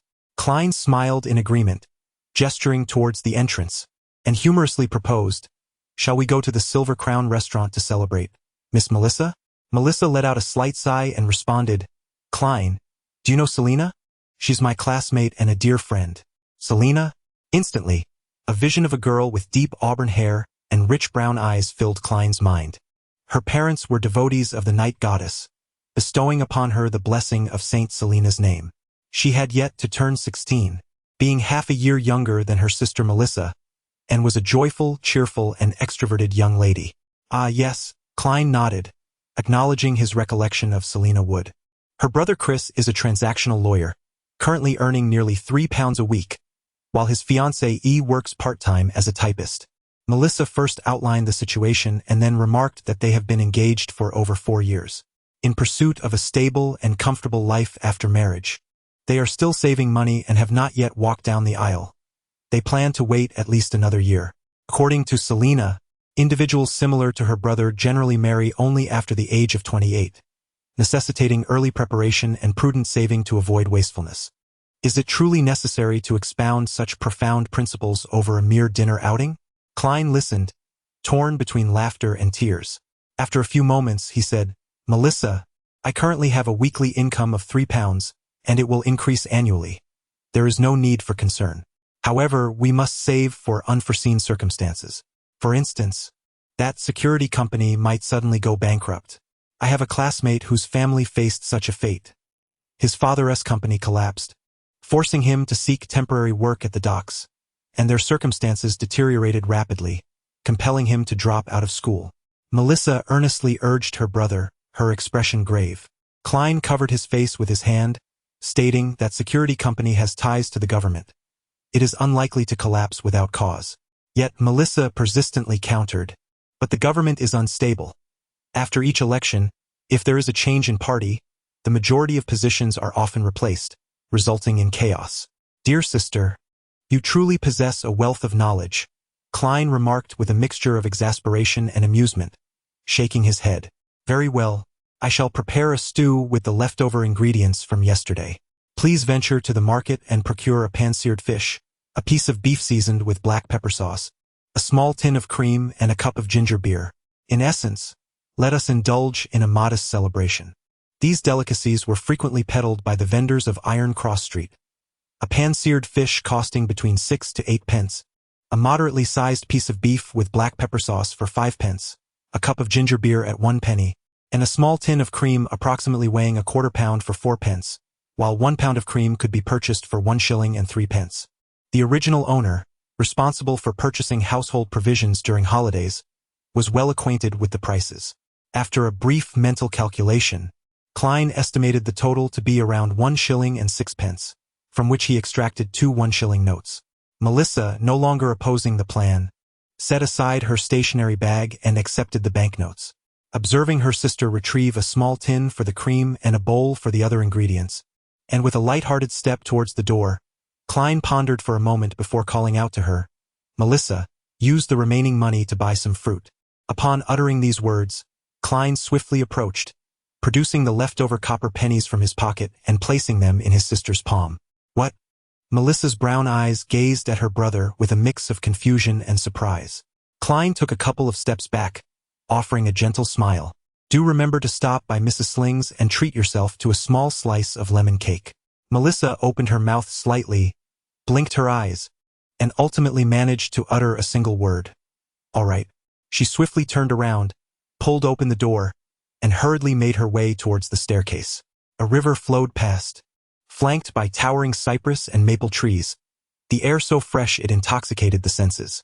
Klein, who had come to address matters regarding his interview, carried a revolver and a cane, descended from the public carriage after paying 6 pence, and approached the 3-story brick building nestled amidst greenery, the office of Tingen University.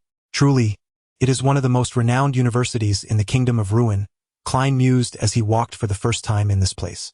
In comparison, Hoi University across the river seemed almost rudimentary. Ha!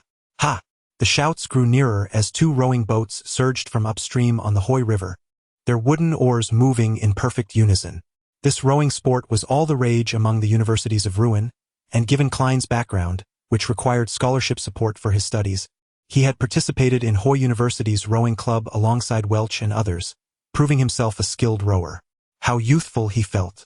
Klein paused to gaze, exhaling a sigh. In just a week, such scenes would fade away as the school prepared for summer break.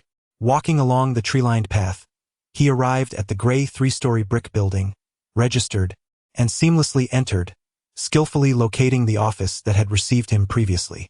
Knock, knock, knock. He lightly rapped on the half-closed door. Come in, a male voice called from within. Upon seeing Klein enter, the middle-aged instructor clad in a white shirt and black tailcoat furrowed his brow slightly, stating, "The interview is still an hour away. Mr. Stone, do you remember me?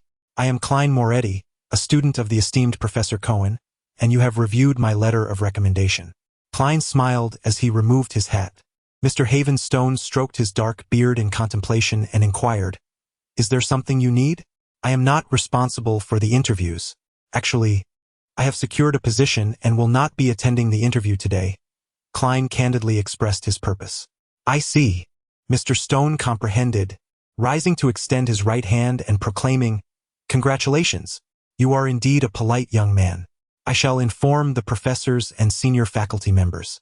Klein shook his hand, intending to exchange a few pleasantries before taking his leave, when suddenly a familiar voice resonated from behind him. "Moretti, have you found another job?" Klein turned to see an elderly gentleman with silver hair, a well-defined profile yet few wrinkles. His deep-set, azure eyes sparkled, and he was impeccably dressed in a black tailcoat. "Good morning, Professor Ask," he quickly greeted. "What brings you here?" The venerable gentleman was none other than the senior associate professor of history at Hoi University, his mentor, Professor Quentin Cohen. Next to Cohen stood a middle-aged man of average height, with bronzed skin, holding a newspaper.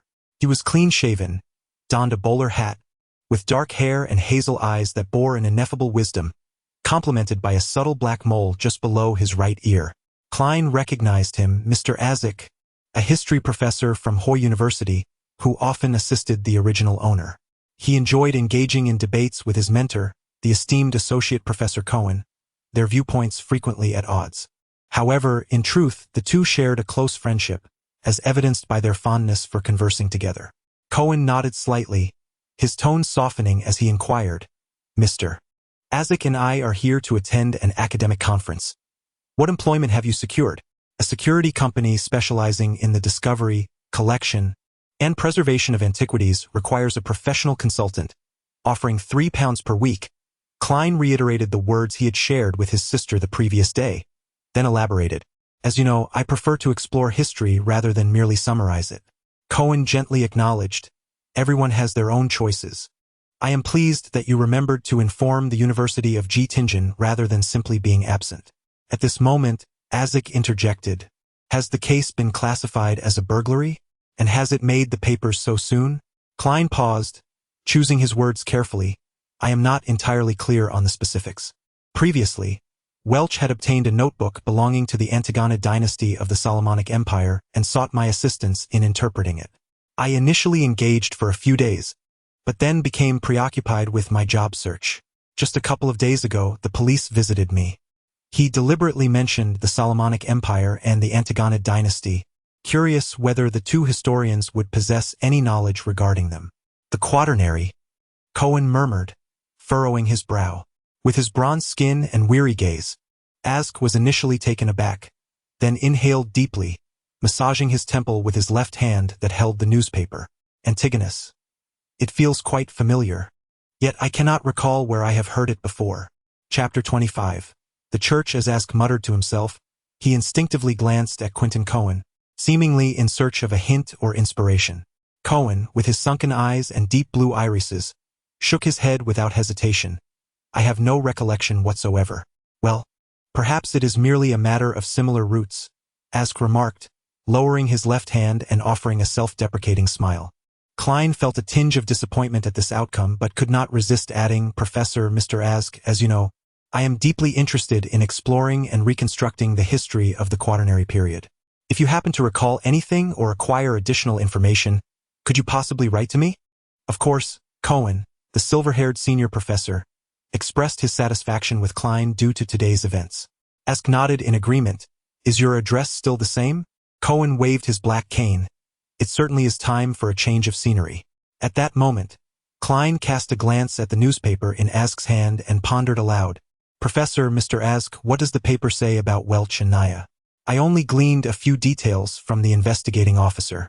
With a snap, he opened it and, with a slight tap of his cane, announced, "The meeting is about to commence. Ask, we cannot delay any longer. Please hand the newspaper to Moretti." "Certainly." Ask passed the finished newspaper to Klein. "We must ascend the stairs. Remember to write, my address and Cohen's remain unchanged." Still at the History Department office of Hoy University, he chuckled as he turned and departed the room with Cohen.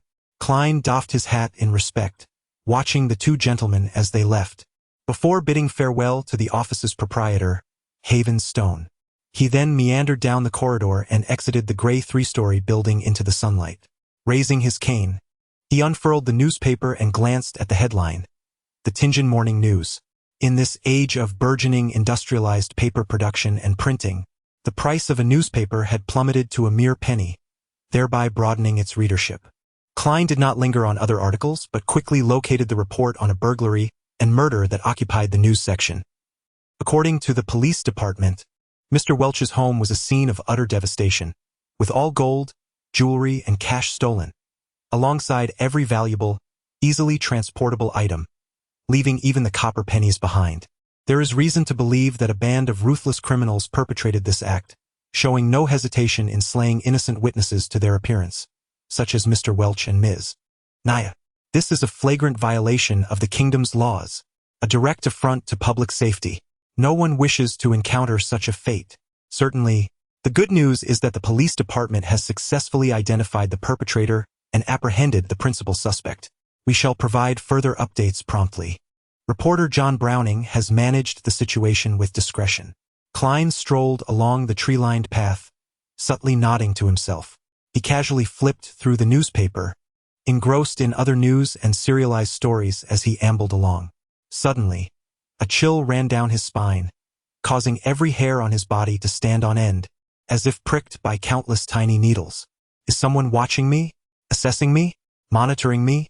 A flurry of thoughts surged through Klein's mind, and a vague realization began to dawn upon him. In his earthly existence, he had also sensed an unseen gaze before, ultimately uncovering its source. Yet never had he reacted with such clarity and certainty as he did now. The same occurrences from the fragmented memories of his former self mirrored this experience. Was it a crossing over, or perhaps that peculiar ritual of fate that heightened his sixth sense?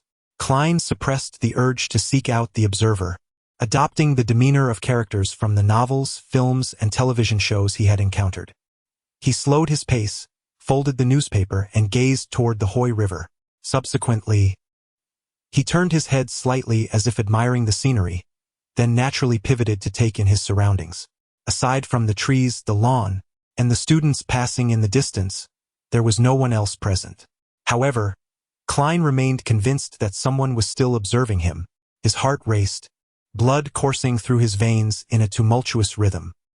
He unfolded the newspaper, partially concealing his face, wary of revealing any signs of distress. Meanwhile, he tightened his grip on his cane, prepared for the possibility of drawing his weapon. 1 step, 2 steps, 3 steps. Klein advanced slowly, reminiscent of earlier moments. The sensation of being observed lingered, yet no imminent danger erupted. With a body slightly stiffened, he traversed the tree-lined path and arrived at the waiting point for public carriages, fortuitously discovering one approaching. Iron. Zot. No, Champagne Street. Klein repeatedly dismissed his own thoughts. Today, he had not taken any gold pounds with him, having concealed them in his habitual hiding place, and had only withdrawn 2 souls in paper currency. He had spent the same amount earlier, leaving him with precisely 1 soul and 6 pence. Thus, He produced all his coins and handed them to the fare collector.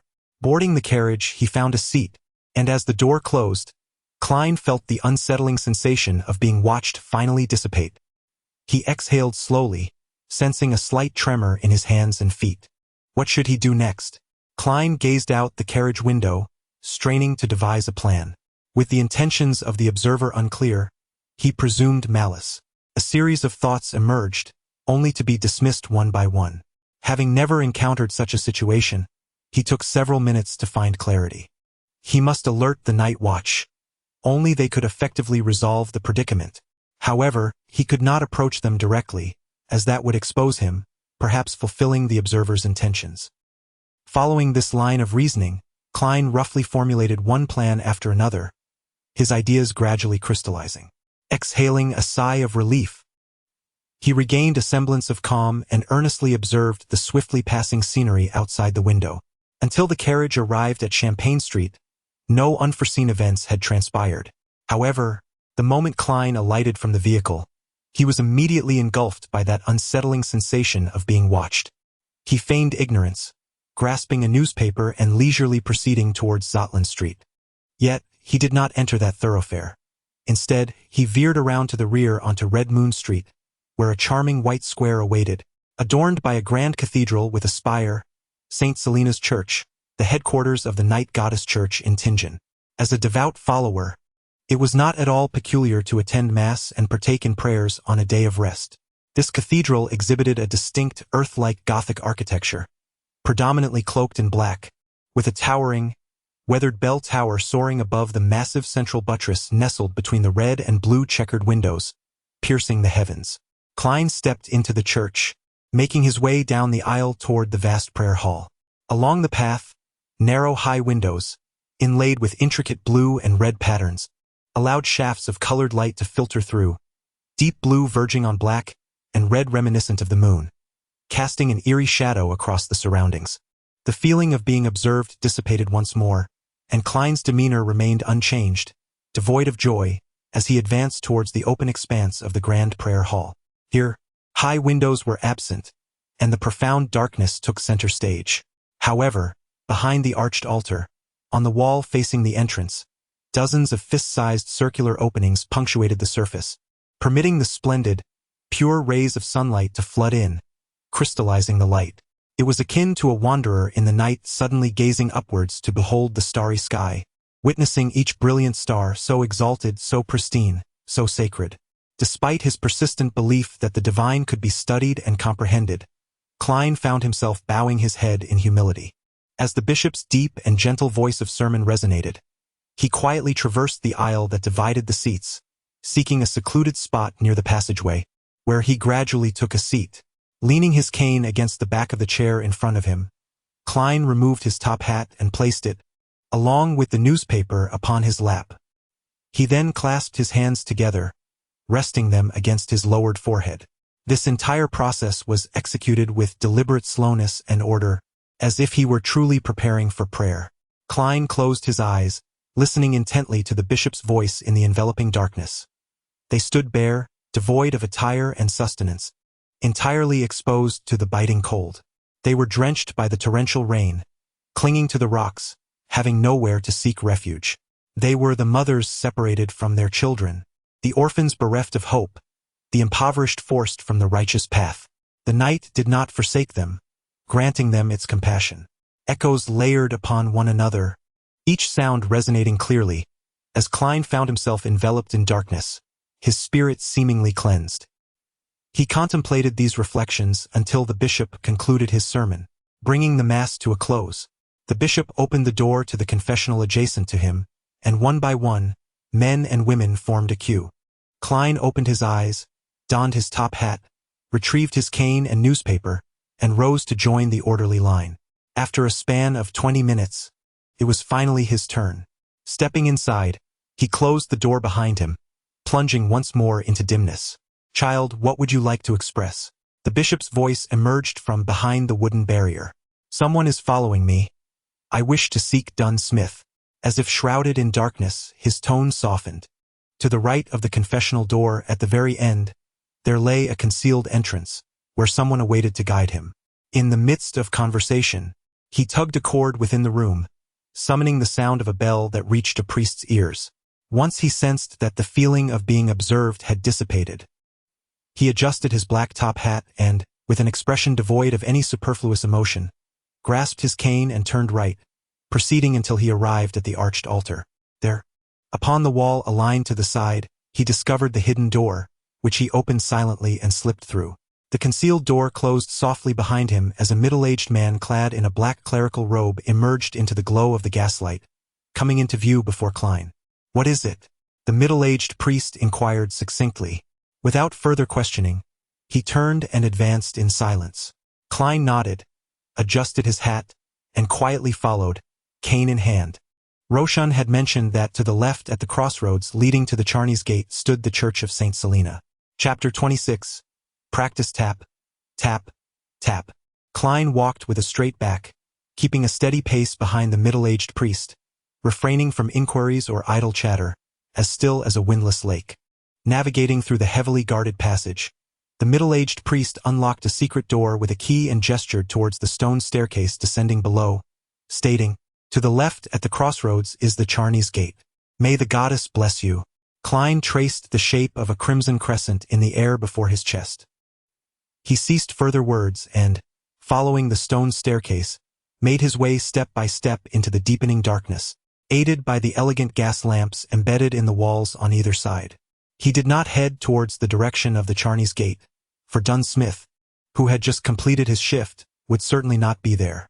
Following the familiar path to his right, Klein ascended another set of stairs and found himself within the confines of the Blackthorn Security Company.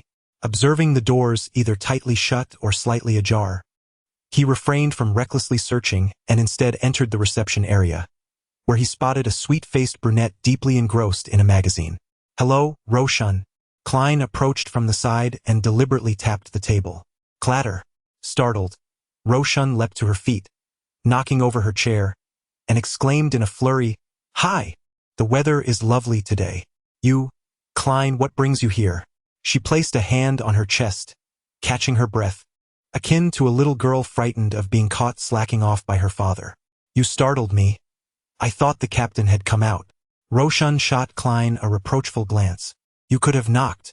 "Humph, you should consider yourself fortunate that I am a magnanimous and benevolent lady." "Well, I prefer the term girl. What do you need the captain for?" "He is in the room across from Mrs. Oleana." Despite the tension in the air, Klein couldn't help but smile at Roshan's antics. After a brief pause, he replied, "It's a secret." Roshan's eyes widened in disbelief, and Klein, with a slight bow, quickly took his leave. He passed through the partitioned door of the reception area and knocked on the door of the first office to his right. "Come in," came the deep, gentle voice of Dunn Smith. Klein entered, closed the door behind him, and doffed his hat in salute, saying, "Good morning, Captain." "Good morning. What brings you here?" Dunn's black trench coat and hat hung on the adjacent coat rack, while his exposed form was clad in a white shirt and black waistcoat. Despite his receding hairline and the depth of his gray eyes, he appeared quite fresh. Leaning back, Dunn interlaced his fingers and fixed his profound gray gaze upon Klein's eyes. Rather than pursuing the topic of surveillance, he inquired, "Did you come from the church?" It was possible that Welch's father, doubting the cause of death we reported, had hired a private investigator from Wind City. Constant City, known as Wind City, is a region where the coal and steel industries thrive, ranking among the top 3 cities in the Kingdom of Ruin. Before Klein could voice his thoughts, Dunn continued, "It might also stem from the source of that notebook." We are currently investigating how Welch obtained the Antigonus family notes, of course. We cannot dismiss other individuals or organizations seeking this notebook. What should I do?" Klein asked in a low voice, undoubtedly hoping for the first scenario. "Anything?" he countered. "Anything," Dunn affirmed with a nod, emphasizing the need to avoid frightening the other party or violating the law. He turned left at the crossroads, bathed in the glow of the gas lamps lining the path, walking quietly through the dimly lit, desolate corridor. Soon, Klein approached the staircase, ascending step by step until he encountered the middle-aged pastor standing in the shadows at the doorway. Upon their meeting, neither spoke. The pastor turned in silence and stepped aside to allow passage. After a brief moment of waiting, Klein, holding his cane and newspaper, departed from the great prayer hall and exited the St. Selina Church as if nothing had transpired. Stepping outside, he was met by the blazing sun and immediately felt the familiar sensation of being observed, akin to prey under the watchful gaze of an eagle. Suddenly, a question emerged in his mind. Why hadn't he, the watcher, followed him into the church? Although he could have concealed his brief absence with the dim surroundings and the priest's assistance, wouldn't it have been challenging for the observer to feign prayer while monitoring him? Had he committed no wrongdoing, what was the issue with entering openly? Unless he harbored a dark past, fearing the church and dreading the bishop, aware that the other party might possess extraordinary abilities. Given this perspective, the likelihood of him being a private detective seemed exceedingly slim. With a sigh, Klein exhaled, feeling less tense than before. He leisurely strolled around to the rear of Zotland Street, halting before an aged, weathered building marked with the number 3, known as the Zotland Shooting Club. A portion of the police department's underground shooting range was accessible to the public to generate additional funding. After a brief verification, he was escorted underground to a compact, enclosed shooting range featuring a 10-meter target. Klein succinctly briefed the attendant before retrieving a revolver from his shoulder bag and extracting a box of brass-colored bullets from his clothing pocket. Suddenly feeling the weight of being targeted, his desire for self-preservation eclipsed his usual procrastination, compelling him to eagerly practice his marksmanship. Bang! After the waiter departed, he flicked the revolver's cylinder, releasing the silver demon-hunting bullets one by one. Then he picked up the brass-colored standard bullets, meticulously inserting them into the chambers. This time, he did not leave any space to prevent accidental discharges, nor did he remove his formal coat or take off his half-height top hat. He intended to practice in his usual attire, for it was inconceivable to ask an enemy to pause and allow him to change into more comfortable clothing in the face of danger. With a snap, Klein closed the cylinder and slid his thumb across it. Suddenly, he grasped the gun with both hands, raising it sharply to aim at a target 10 meters away. The sound of his clothing rustling echoed as Klein diligently practiced his aim and grip, exhibiting the earnestness of a student preparing for a crucial examination. After numerous repetitions, he retreated to a wall, settling onto a soft bench, where he laid the revolver aside and massaged his arms, resting for a considerable duration. Bang! His arm twitched, and his body leaned slightly backward, causing the bullet to stray from the target. Bang! Bang! Bang! Now more experienced, he fired each shot methodically, exploring the sensations through practice until all 6 bullets were expended. Time to target practice. Klein once again sat down, taking a few deep breaths. Snap! He swung the cylinder open, allowing the 6 spent casings to clatter to the ground, and then, with an impassive expression, resumed loading the remaining brass-colored bullets, relaxing his arms. Klein stood once more, reflecting as he returned to his shooting position. Bang! Bang! Bang! Shaking off the soreness in his arm, he emptied the last 5 shell casings, lowered his head, and meticulously inserted the intricately patterned silver demon-hunting bullets one by one, reserving a round for misfire. The sensation of being watched was silent and elusive. He produced a key, unlocked the door, and beheld a man nearing 30, clad in a linen shirt with very short hair, seated at a desk. A pang of anxiety gripped his heart, quickly followed by relaxation, as Klein greeted him with a smile. Good morning, no, good afternoon, Benson. This man was none other than Benson Moretti, the elder brother of both him and Melissa. At merely 25, his receding hairline and aged appearance made him seem almost 30. With dark hair and brown eyes, he bore a resemblance to Klein, albeit lacking the subtle scholarly air. Good afternoon, Klein. How did the interview go? Benson rose, a smile gracing his lips. His black coat and bowler hat hung on the protrusion of the bunk bed. Noticing Benson's momentary surprise, Klein chuckled and added, In fact, I didn't attend the interview at all. I found a job beforehand, with a weekly pay of £3. He reiterated the words he had previously shared with Melissa. Benson's expression softened as he shook his head with a smile. It feels like watching a child grow up. Well, this job seems quite promising. He sighed and remarked. Klein responded with a smile. That's splendid, though I suspect Melissa might feel a twinge of concern. Shall we go shopping for ingredients together this afternoon? Let us bring at least 3 souls. To be candid, exchanging £1 for 20 sols, 1 soul for 12 pence, along with half-pennies and quarter-pennies, constitutes a monetary system that defies intuition and is exceedingly cumbersome. I dare say it must be one of the most absurd currencies in existence. Upon uttering these words, he noticed a sudden shift in Benson's demeanor, his expression turning grave, which instilled a sense of trepidation in Klein, as he began to question whether he had erred in his remarks. Could it be that within the fragmented memories of the original owner, Benson was an ardent and uncompromising supporter of the kingdom, intolerant of any dissent? Benson paced for a moment before retorting with solemnity. No, it is not merely one of them. It is the only one. Klein, taken aback for a moment, quickly regained his composure and exchanged amused glances with his brother. Indeed, it was the kind of sardonic humor that Benson excelled in.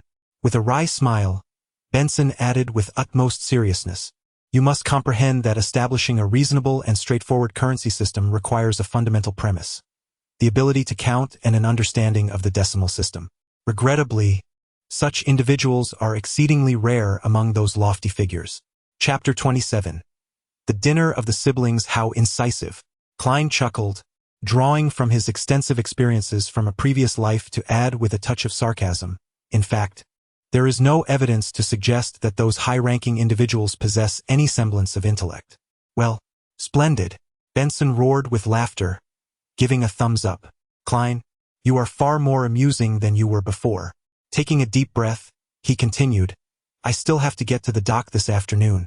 I won't be able to rest until tomorrow. At that time, we can visit the Tingen City Housing Improvement Company to see if they have any reasonably priced and decent townhouses available for rent. Additionally, we must first pay a visit to Mr. Franchise. Mr. Landlord? Klein asked, puzzled.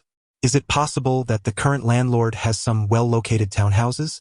Benson cast a sidelong glance at his brother and chuckled. Surely you haven't forgotten that we have a year-long lease.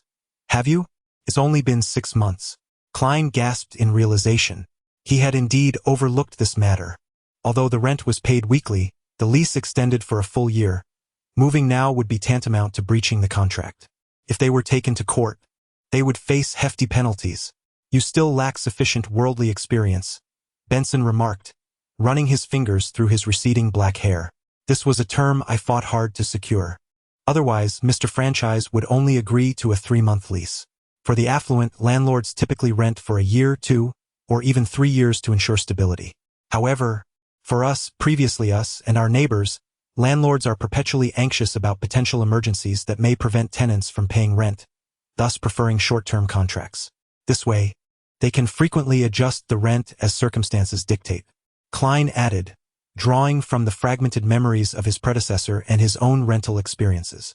Benson sighed and remarked, This is the harsh and unvarnished reality of contemporary society. However, fret not. The matter concerning the contract is easily resolvable. Frankly speaking, should we default on a week's rent, Mr. Frankie would promptly evict us and seize our valuable possessions, for his intellect scarcely surpasses that of a curly-haired baboon, incapable of discerning anything too intricate. Upon hearing this, Klein suddenly recalled a jest about a certain Sir Humphrey and shook his head earnestly, saying, No, Benson, you are mistaken. Why? Benson inquired, his face a mask of confusion. Ha ha! Klein chuckled, momentarily losing his composure. Of course, as gentlemen, we shall not resort to such unscrupulous methods.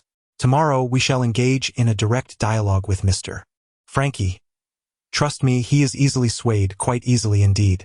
Klein held no doubts about this, as the existence of the gas pipeline served as the most compelling evidence. The brothers chatted for a while, incorporating the scant remnants of last night's pan-seared fish into a hodgepodge of vegetables, and during the heating process, they softened the rye bread with steam. Once Benson departed, Klein gathered 3 solar notes and a handful of copper pennies, making his way to the lettuce and meat market. He spent 6 pennies on a pound of beef, 7 pennies on a substantial, tender, and low-boned Tasac fish, along with potatoes, peas, white radishes, rhubarb, lettuce, turnips, and a selection of herbs and oils such as rosemary, basil, and cumin. Throughout this endeavor, he remained acutely aware of someone watching him, observing from the shadows, yet no tangible interaction occurred. He initially intended to practice military boxing to strengthen his physique, yet he has now forgotten even the movements of the calisthenics, let alone the unfamiliar aspects of this military training. Reluctantly, he opted for simplicity. Klein refrained from exhausting himself, as such fatigue would only heighten the risk of danger. He paused at the right moment to peruse the textbooks and notes of the original owner, hoping to revisit the knowledge related to the Quaternary period. As evening descended, Benson and Melissa sat at the desk, gazing at the neatly arranged food, poised like upper-grade students in a primary school. A medley of enticing aromas composed a rich overture of culinary delights. The tantalizing scent of boiled beef, the pronounced and lingering allure of mashed potatoes, the sweet entanglement of pea soup, the subtle yet balanced harmony of stewed rhubarb, and the creamy sweetness enveloping the rye bread. Gurgle. His stomach emitted a distinct sound. Klein rolled up his shirt sleeves and, holding a plate of fried fish, placed it in the center of the tidy desk. He then turned back to retrieve 2 large mugs of ginger ale from the cupboard, setting them at the respective places of Benson and himself. He smiled at Melissa and, with a flourish, produced a lemon pudding. "We have beer and you have this." "Thank you," Melissa murmured softly as she accepted the lemon pudding. Observing this, Benson raised his cup and cheerfully proclaimed, "Let us celebrate Klein for securing a commendable job." Klein lifted his cup, clinking it with Benson's and then with Melissa's lemon pudding. "To the goddess." Ginger beer, fully known as ginger juice beer, intriguingly contains no alcoholic content. It blends the spiciness of ginger with the tartness of lemon to create a flavor reminiscent of beer, making it a beverage suitable for women and children alike, though Melissa is not particularly fond of its taste. "Praise the goddess," Benson exclaimed as he took a sip, while Melissa delicately nibbled on a piece of lemon pudding, savoring it with reluctance to swallow. "Give it a try," Klein suggested, setting down his cup and picking up a fork and spoon, gesturing to the array of food before them. Among the dishes, he felt the least confidence in the pea soup, as such peculiar fare was hardly consumed on Earth. He could only recreate it based on fragmented memories of the original owner. As the elder brother, Benson wasted no time and scooped a spoonful of mashed potatoes into his mouth. The potatoes, cooked to their utmost softness, mingled with a subtle hint of lard and just the right amount of salt, igniting his appetite and causing his salivation to intensify. "Not bad at all," Benson mumbled in approval, remarking that it was far superior to the dish he had tasted at the company, which had been laden with cream. "This could be considered my signature dish." Klein accepted the praise with grace, crediting the culinary teachings of the Welch family as chef. Meanwhile, Melissa turned her gaze towards the beef soup, where verdant basil leaves, crisp lettuce heads, and white radish chunks floated in the clear broth, concealing tender, stewed beef. The dish was visually refreshing and tantalizingly aromatic. She speared a piece of beef and, upon tasting it, discovered a delightful tenderness that still retained a bit of chewiness, complemented by a hint of saltiness, the subtle sweetness of the radish, and the aromatic zest of basil, all harmonizing to enhance the intrinsic flavor of the beef. She seemed to be extolling something, yet her chatter was incessant. Klein sampled the dish, finding it delectable, though he couldn't shake the feeling of disappointment. It fell short of his finest standards. After all, certain spices were missing, necessitating substitutions that rendered the flavor peculiar. Of course, even at his best, his own culinary creations were merely adequate. Suddenly, he felt a pang of sympathy for the inexperienced Benson and Melissa. After swallowing a morsel of beef, Klein picked up a piece of fried tasak fish, generously seasoned with cumin and rosemary. Its exterior was crisp while the interior remained tender, the golden brown delicacy intermingling savory and oily notes. Nodding slightly, he tasted some stewed rhubarb, deeming it passable, as it alleviated the richness of the meat. Finally, summoning his courage, he ladled a spoonful of pea soup. Too sweet, too sour. Klein couldn't help but furrow his brow. Yet, upon witnessing the contented expressions on Benson and Melissa's faces after their tastings, he began to doubt his own palate and instinctively gulped down some ginger beer to cleanse his tongue. The 3 siblings indulged until their bellies were distended, remaining seated for quite some time. "Let us once again extol the goddess," Benson proclaimed, lifting his glass, which held only a sip of ginger beer, with satisfaction. "Hail to the goddess," Klein exclaimed as he drained the last of his drink. Observing this and fueled by a light buzz, Klein remarked with a smile, "Melissa, you should reconsider your approach. The best and most beloved dishes ought to be savored first, as that is when they reveal their most exquisite flavors. Waiting until you are full, when your appetite wanes, only diminishes the experience." After a busy day, they engaged in various activities. One reviewed lessons, another self-studied accounting knowledge, while another continued to peruse textbooks and notes, leading to a fulfilling and contented evening. At 11 o'clock, the Klein siblings extinguished the gas lamp and retired for the night. In the dim light, a sense of confusion enveloped Klein, when suddenly, a figure appeared before him. Captain Dunn Smith, clad in a black knee-length coat and a half-top hat. Klein instantly regained his clarity, realizing he was within a dream. Dunn's gray eyes were devoid of emotion, as if casually stating a trivial matter. "Someone has entered your room, seized your revolver, and forced him into the corridor, after which he was handed over to us." "Someone infiltrated my room? The watcher has finally made a move?" Klein was taken aback, daring not to inquire further, merely nodding in agreement. "All right." The scene before him abruptly shifted, colors swirling chaotically, shattering like bubbles. Upon opening his eyes, Klein cautiously turned his head towards the window, where he beheld a slender, unfamiliar silhouette standing at the desk, silently rummaging for something. Chapter 28. The Secret Meeting. Thud. Thud. Thud. Klein's heart suddenly began to pound violently, contracting tightly before swelling abruptly, causing his body to tremble slightly. For a fleeting moment, he nearly forgot his purpose and what he was meant to do, until the intruder's figure paused, tilting his ear as if sensing a change. A hard, smooth sensation enveloped him, swiftly stabilizing his emotions. He quietly and stealthily drew his pistol, aiming it at the intruder's head. To be candid, he harbored no confidence in his ability to strike his opponent. Although he had previously demonstrated a consistent accuracy with stationary targets, the dynamic nature of a moving entity presented an entirely different challenge. He had not yet succumbed to the hubris of conflating the two. Nevertheless, a faint recollection from his past echoed in his mind, suggesting that the true potency of a nuclear weapon lies in its pre-launch state. In this particular moment and environment, the principle remained unchanged. The most effective deterrent exists before the bullet is fired. By refraining from pulling the trigger and avoiding reckless discharge, his adversary would remain uncertain of his own novice status, significantly increasing the likelihood of missing him. This uncertainty would breed apprehension and fear, compelling the opponent to deliberate extensively, ultimately binding himself with self-imposed restrictions. In an instant, a cascade of thoughts emerged, leading Klein to a resolute decision. He was not the type to grow calmer under duress. Rather, he had long envisioned scenarios involving surveillance and had anticipated a strategy centered on intimidation rather than aggression. A saying from the gluttonous nation proclaims, "Preparation averts misfortune." As Klein aimed his firearm at the intruder, the wiry man suddenly froze, as if sensing an impending threat. Almost immediately, a voice laced with light laughter reached his ears. "Good evening, sir." The slender man subtly clenched his hands, his body tensing. Sitting on the lower bunk of a lofted bed, Klein trained his gun on the man's head, striving to maintain a tone that was both leisurely and natural. "Please raise your hands and turn your body. Do so as slowly as possible. To be frank, I am a timid and easily anxious individual. If you proceed too swiftly, I may become startled, and I cannot guarantee that an accidental discharge will not occur." "Yes, precisely that." A slender man raised his hands partially beside his head, slightly turning his body.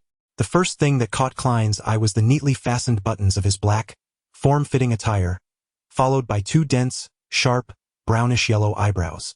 From the depths of his cerulean eyes, Klein perceived no trace of fear. Rather, he felt the unsettling gaze of a ferocious beast, as if a momentary lapse on his part could result in being pounced upon and torn to shreds.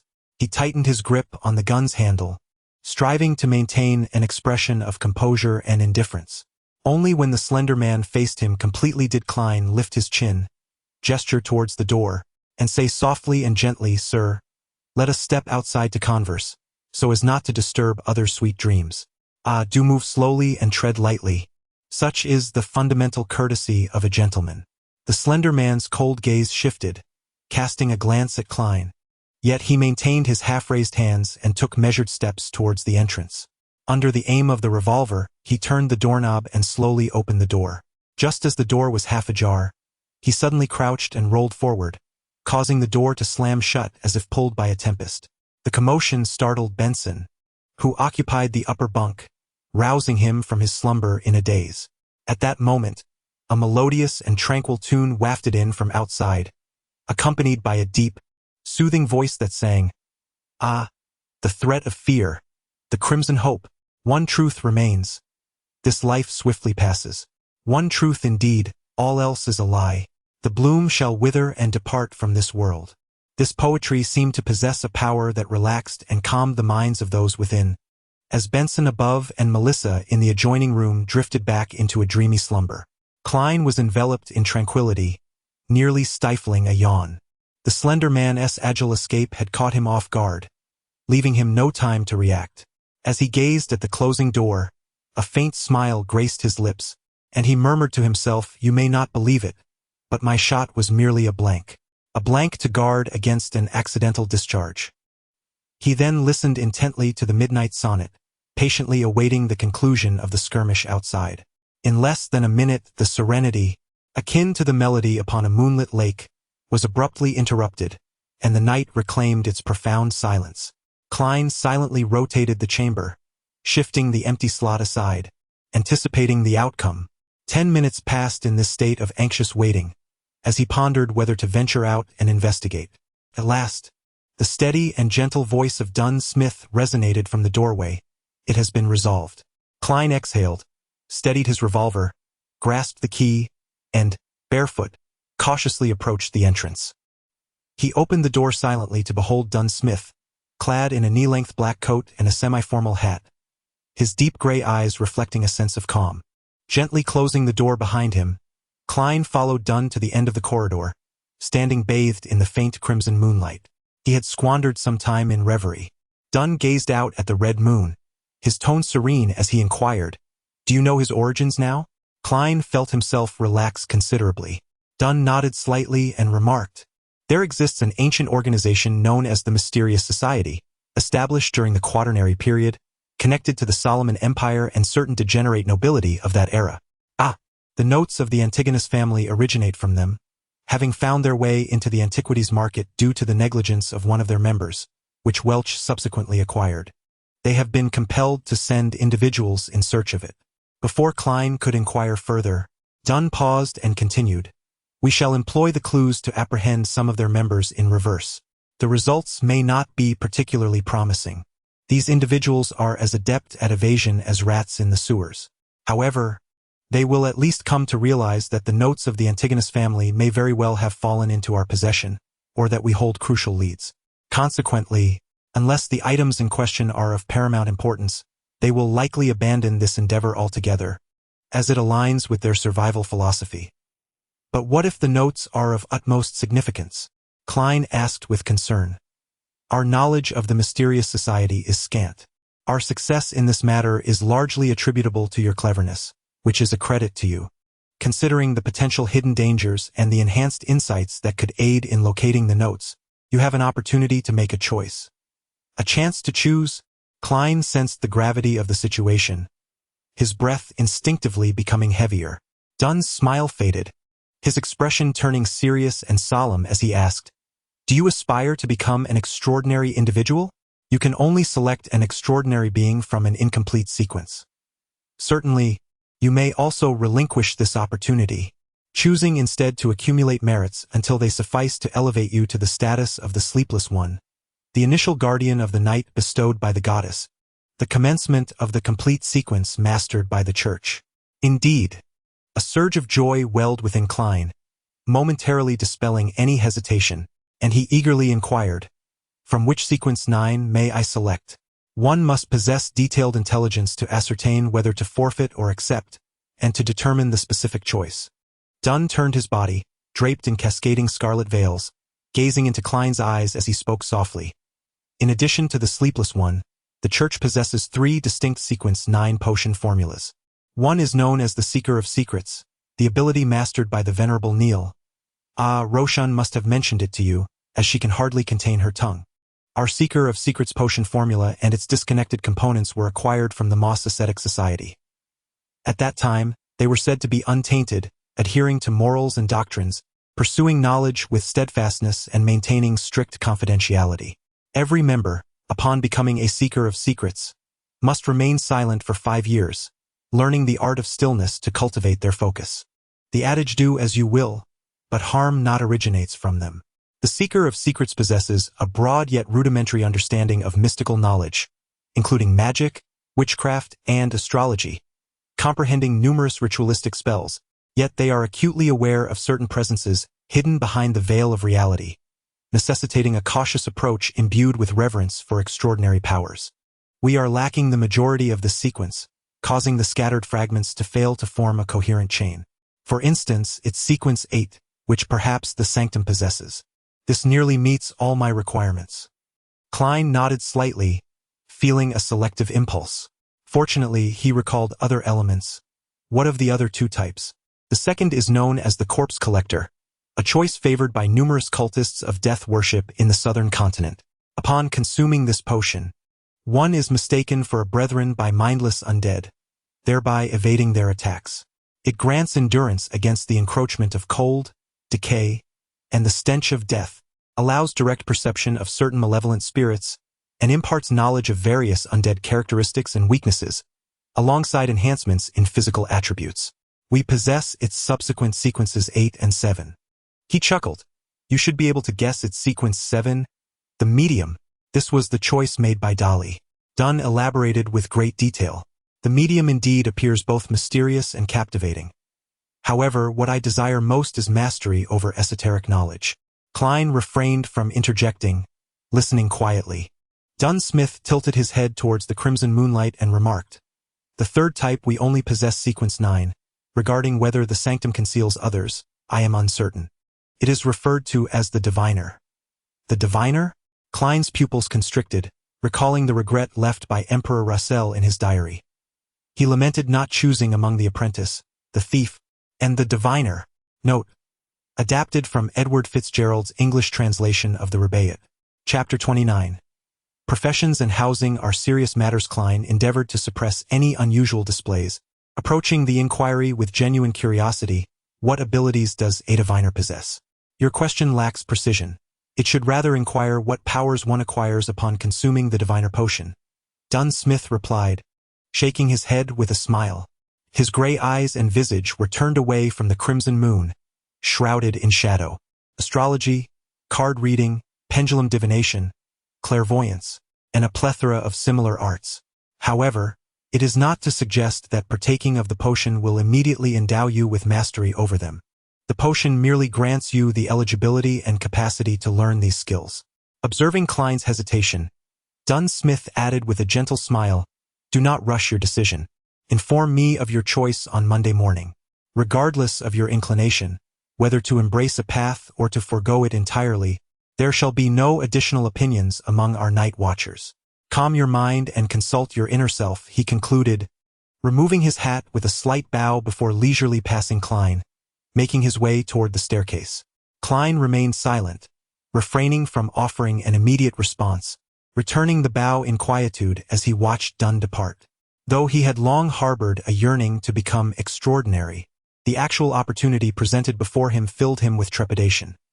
The absence of subsequent sequences, the myriad uncontrollable aspects of being extraordinary, the dubious credibility of the Journal of Emperor Roselle, and the maddeningly alluring whisperings of temptation intertwined, coalescing into a quagmire that obstructed his progress. He inhaled deeply, then exhaled slowly. Lying there, eyes wide open, he quietly gazed at the faintly crimson-stained underside of the upper bunk. A drunken man staggered past outside the window, while in the distance, a horse-drawn carriage sped along the deserted street. These cacophonous sounds did not disrupt the tranquility of the night. Rather, they deepened its ethereal and profound essence. Klein's emotions settled as he reminisced about various past occurrences on Earth. He recalled his father, who relished physical activity and spoke with a booming voice, and his mother, who, despite her chronic illness, busied herself with countless tasks. He thought of his childhood friends, with whom he had transitioned from playing soccer and basketball to engaging in video games and mahjong. He even remembered a once familiar figure, now faded from memory, who had once rejected his affections. These memories flowed like a serene river, creating few ripples and evoking little sorrow, yet silently inundated his soul. Perhaps only in loss can one truly learn to cherish. As the crimson hues faded and the sky blazed with golden light, Klein had made his choice. He rose to wash his face in the communal lavatory, refreshing himself, then took a shilling to purchase 8 pounds of rye bread from Mrs. Wendy for 9 pence, replenishing the staples consumed the previous night. The price of bread had begun to stabilize. After breakfast, Benson, while changing his clothes, offered his commentary. Today was Sunday, and he and Melissa finally had the opportunity to rest. Here is an advertisement for a house rental. Number 3 Wendell Street, located in the Northern District, is a standalone residence comprising 2 levels. The upper floor features 6 rooms, 3 washrooms, and 2 spacious balconies. The ground floor includes a dining room, a living room, a kitchen, 2 washrooms, and 2 guest rooms, as well as a basement storage area. Externally, there is a private lawn of 2 acres in the front and a small garden in the back. The property is available for lease for 1, 2, or 3 years at a weekly rent of £1 and 6 shillings. Interested parties may contact Mr. Gu Shuefu at number 16 Champagne Street. This is our future objective. Benson, donning a black bowler hat, remarked with a smile that the rental prices in the newspaper are quite exorbitant. The Thuringia Housing Improvement Company offers more affordable options that are not significantly inferior. Why not seek assistance from the Thuringia Working Class Housing Improvement Association? Melissa emerged from the partition, clutching her tattered straw hat, and wearing a well-patched yet still presentable light gray dress that had been mended several times. She exuded a quiet composure, yet her youthful spirit was unmistakable. Benson chuckled heartily, inquiring playfully, "From whom did you learn about the Thuringia Working Class Housing Improvement Association? Was it Jenny, Mrs. Rochelle, or perhaps your good friend Selina?" "Mrs. Rochelle. I happened to run into her while freshening up last night. She inquired about Klein's interview, and I shared a few details. Then she suggested reaching out to the Thuringia Working Class Housing Improvement Association." Benson, upon seeing Klein, wore an expression of perplexity and, with a smile, shook his head, saying, "This pertains to the Housing Association for the Impoverished, or more accurately, the lower-class populace. The residences they construct and renovate are primarily communal in nature, offering merely 3 options: 1-bedroom, 2-bedroom, and 3-bedroom apartments. Do you wish to continue residing in such a place? The Thingen City Housing Improvement Company operates with a similar mandate, yet also provides opportunities for the lower middle class. To be frank, we are slightly better off than the lower class, but still fall short of being truly middle class, not due to salary but rather a lack of time for accumulation." Klein grasped the situation, folded his newspaper, donned his top hat, and rose, stating, "Then let us be on our way. I recall that the Thingen City Housing Improvement Company is located on Daffodil Street." As Benson opened the door, he remarked, "They, like the Thingen Working Class Housing Improvement Association, are referred to as 5% charity. Do you know why?" "I do not," Klein responded, raising his cane and walking alongside Melissa, who nodded in agreement, her dark hair cascading smoothly down her back. As Benson stepped outside, the 3 siblings descended the stairs, making their way leisurely towards Daffodil Street. They intended to secure a residence before approaching the current landlord, Mr. Frankie, to avoid the predicament of being unable to move into one place while being forced to vacate another. "I heard from Selina that there exist purely charitable housing improvement companies," Melissa mused, seemingly in contemplation. Benson chuckled softly, saying, "Indeed, the DeVille Trust Company, established through the generous donations of Sir DeVille, constructs apartments aimed at the working class and provides dedicated property management while charging remarkably low rents. However, the requirements are exceedingly stringent."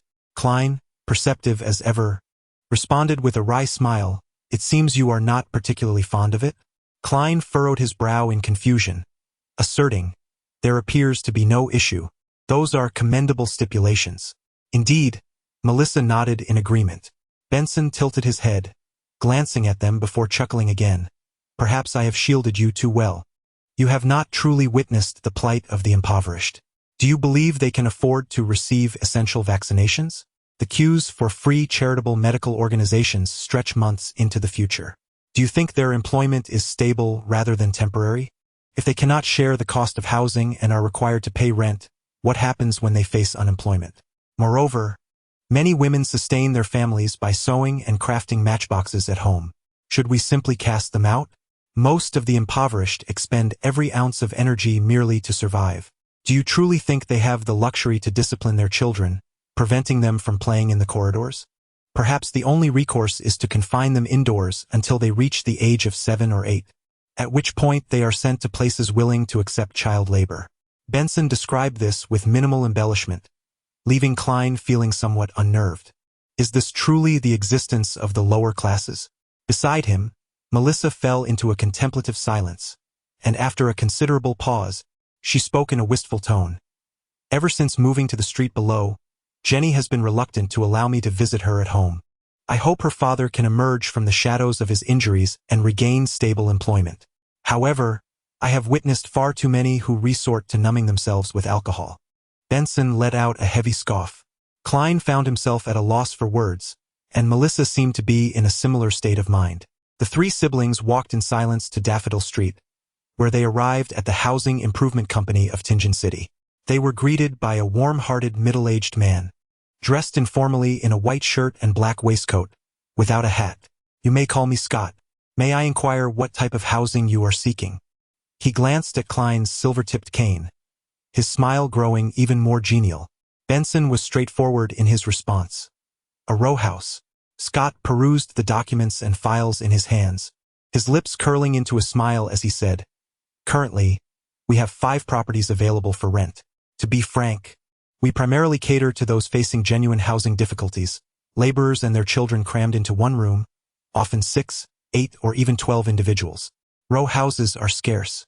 There is one at 2 Daffodil Street, another in the North District, and one in the East District. The weekly rent ranges from 12 to 16 suler. You may review the detailed descriptions." He handed the documents to Benson, Klein, and Melissa. After a brief perusal, the siblings exchanged glances and simultaneously pointed to a specific location on the paper. "Let us first examine the one at 2 Daffodil Street." Benson spoke up, and Klein and Melissa nodded in agreement. This area was barely within their realm of familiarity. Chapter 30. A new beginning. Numbers 2, 4, and 6 on Daffodil Street were terrace houses, adorned with polygonal, 4-pitched roofs, presenting a harmonious gray-blue exterior, with 3 prominent chimneys rising above. Naturally, there were no lawns or gardens, nor were there porches. The entrance faced directly onto the street. Scott from the Tingeon City Housing Improvement Company held a set of brass keys, introducing the property as he unlocked the front door. Our terrace houses lack hallways. Upon entry, you find yourself in the living room, which features a bay window facing Daffodil Street, allowing for ample natural light. Before Klein, Benson, and Melissa unfolded a scene bathed in golden sunlight. A set of fabric sofas graced the spacious area, rivaling that of their former 2-bedroom residence. This living room could also serve as a parlor, with the dining area to its right and a grand fireplace for winter warmth adorning the left wall. Scott gestured with familiarity. Klein cast a glance, confirming the raw openness of the layout, where the dining and living areas melded seamlessly without any partitions, yet the space distant from the bay window appeared rather dim. A modest red rectangular wooden table was set amid 6 cushioned hardwood chairs, while the fireplace on the left wall bore resemblance to those Klein had seen in foreign films and television shows. Behind the dining area lay the kitchen, though no utensils were provided, and opposite the living room were a small guest room and a washroom. Scott stepped forward, detailing the remainder of the first floor's layout. The washroom is divided into 2 sections. The outer area designated for washing and the inner sanctum housing the toilet, separated by a folding door. Although the guest room is described as rather diminutive, it is comparable in size to the compartment currently occupied by Melissa, leaving her momentarily taken aback. After surveying the first floor, Scott guided the trio of siblings to the staircase adjacent to the washroom. Descending leads to an underground storage room, where the air is notably stifling. It is advisable to ventilate the space before entry. Benson nodded discreetly, following Scott up the stairs to the second floor. To my left lies a washroom, accompanied by 2 bedrooms on the same side, while a similar arrangement mirrors this on my right, with the washroom positioned closer to the small balcony. As Scart opened the door to the washroom, he stepped aside to allow Klein, Benson, and Melissa an unobstructed view. This washroom boasts a bathtub, and the toilet is similarly equipped with a folding door. Despite a layer of dust, it is free from any unsightly mess, devoid of foul odors or cramped conditions. Melissa stared in awe at the space until Scart moved towards the adjacent bedroom, prompting her to withdraw her gaze and follow him at a leisurely pace. Klein, having experienced the world, also felt a sense of delight and anticipation, for despite the landlord's constant oversight in maintaining cleanliness, the communal washroom often fell short, frequently inciting feelings of nausea, particularly during peak times when queues were inevitable. The other washroom mirrors this one, with 4 bedrooms, one of which is slightly larger, housing a bookshelf, while the others are comparably sized, each containing a bed, a desk, and a wardrobe. The balcony is quite diminutive, limiting the amount of laundry that can be hung out to dry at any given time. At the end of the corridor, Scott pointed towards a space enclosed by a door and a lock, stating that it was equipped with a complete sewage system, gas pipes, and utility meters, facilities well suited for gentlemen and ladies like you. The weekly rent was merely 13 shillings, alongside a furniture usage fee of 5 pence, in addition to a 2-week deposit. Before Benson could utter a word, Klein, filled with curiosity, surveyed his surroundings and inquired, if one were to consider purchasing, what would be the approximate cost of this house? As a traveler from the land of gluttony, the desire for property ownership lingered in his heart. Purchase? No, we do not sell real estate, we only offer rentals. I merely wish to gain some insight, understand? Klein awkwardly clarified. After a brief hesitation, Scott replied, last month, the owner of number 11, Daffodil Street happened to sell a similar property under a leasehold arrangement for £300 over a term of 15 years, which is significantly cheaper than outright renting. However, not everyone can afford such a large sum at once. Should one wish to purchase outright, the owner's asking price is £850. £850? Klein swiftly commenced his mental calculations. My weekly wage amounts to £3, while Benson earns £1 and 10 shillings. The rent is 13 shillings, and with a decent diet, I would approximately spend around £2 each week. Additionally, there are expenses for clothing, transportation, social interactions, and so forth. Ultimately, I could save only a meager sum of a few shillings weekly, which translates to roughly £35 annually. Thus, accumulating £850 would require nearly 20 years. Even if we consider the £300 obtainable through a leasehold, it would still take at least 8 or 9 years. This is without factoring in future considerations such as marriage, division of assets, childbirth, and travel, among other matters. In a world devoid of personal housing loans, it appears that most individuals are left with no choice but to rent. With newfound clarity, he took a step back and glanced at his brother Benson, signaling him to negotiate the rental price. As for Melissa's disposition, her ever-bright eyes conveyed her sentiments effortlessly. In that moment, Klein experienced a fleeting illusion of closing the door and releasing Benson. Benson, tapping his non-silver-tipped cane and surveying his surroundings, remarked, "We ought to explore other accommodations. The lighting in this dining area is quite inadequate, and the balcony is rather diminutive. Observe only that bedroom boasts a fireplace, and the furniture is excessively antiquated. We would need to replace more than half of it upon moving in." With a measured pace, he enumerated a plethora of grievances, and within 10 minutes, he successfully persuaded Scarter to reduce the rent to 12 shillings, with a furniture usage fee of 3 pence, and the deposit neatly adjusted to £2. After paying the deposit and the first week's rent, Klein and Benson found their remaining funds amounted to £9, 2 shillings, and 8 pence. Standing at the entrance of number 2 Daffodil Street, they held a set of brass keys, momentarily entranced, a whirlwind of emotions swirling within them. It felt as if they were ensnared in a dream. After a while, Melissa lifted her gaze towards the Moretti residence, her voice soft and ethereal as she spoke. Benson exhaled, a smile gracing his lips. "Then let us not awaken from this reverie." Klein, less affected by the moment, nodded and remarked, "We must promptly replace the locks on the main door and the balcony. There is no need for haste. The reputation of the Tingen Housing Improvement Company is impeccable. What remains are your formal expenses. But before that, we must visit Mr. Franke. Benson gestured towards the direction of the apartment. Returning home, they made do with rye bread, and the three siblings subsequently ventured to the row house on Iron Cross Street, rapping on the landlord's door. You should be aware of my principles. I absolutely will not tolerate overdue rent, proclaimed the diminutive Mr. Franke, seated on the sofa with an air of authority. Leaning forward, Benson smiled and said, Mr. Franke, we are here to terminate our lease. So direct, is this truly a wise negotiation tactic? Klein listened in astonishment. During their journey, Benson had mentioned that his bottom line was a compensation of 12 thalers. Terminate the lease? No, we have a contract with 6 months remaining. Mr. Franke glared at Benson, gesticulating animatedly. Benson regarded him earnestly, waiting for the tempest to subside before calmly stating, Mr. Franke, you must surely understand that you ought to earn more. Earn more? Franke touched his gaunt face and, with keen interest, posed a counter-question. Benson straightened his posture and, with a smile, elucidated, the 2-bedroom apartment we rent for 3 individuals costs 5 shillings and 6 pence. However, if you were to lease it to a family of 5 or 6, with 2 or even 3 members gainfully employed, I am certain they would be willing to pay a premium rather than reside in that poorly secured area down the street, where rents are 5 shillings and 10 pence, or even 6 shillings. I believe that is a fair price. Noticing the spark in Franke's eyes and the movement in his throat, he continued, furthermore, you must be aware that rental prices have been on an upward trajectory in recent years. The longer we stay, the more you stand to lose. However, I need time to find new tenants.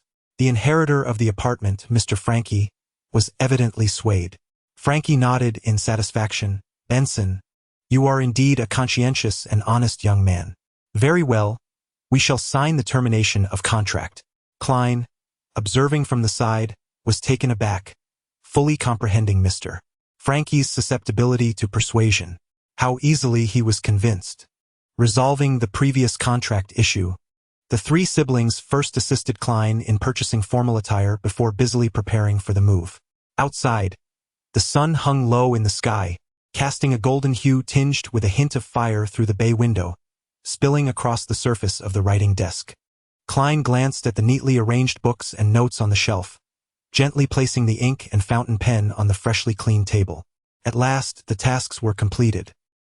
He exhaled, feeling the rumble in his stomach, rolling down his sleeves as he made his way towards the door.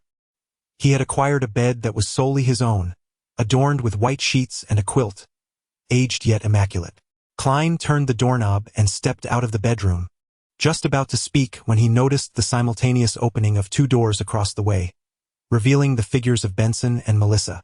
Observing the gray dust and dirt smudges on each other's faces, Klein and Benson suddenly erupted into laughter, their mirth resounding with unusual delight. Melissa, nibbling her lip, gradually succumbed to their infectious joy, softly expressing her amusement. The following morning, Klein stood before a flaw-free dressing mirror, meticulously adjusting the collar and cuffs of his shirt.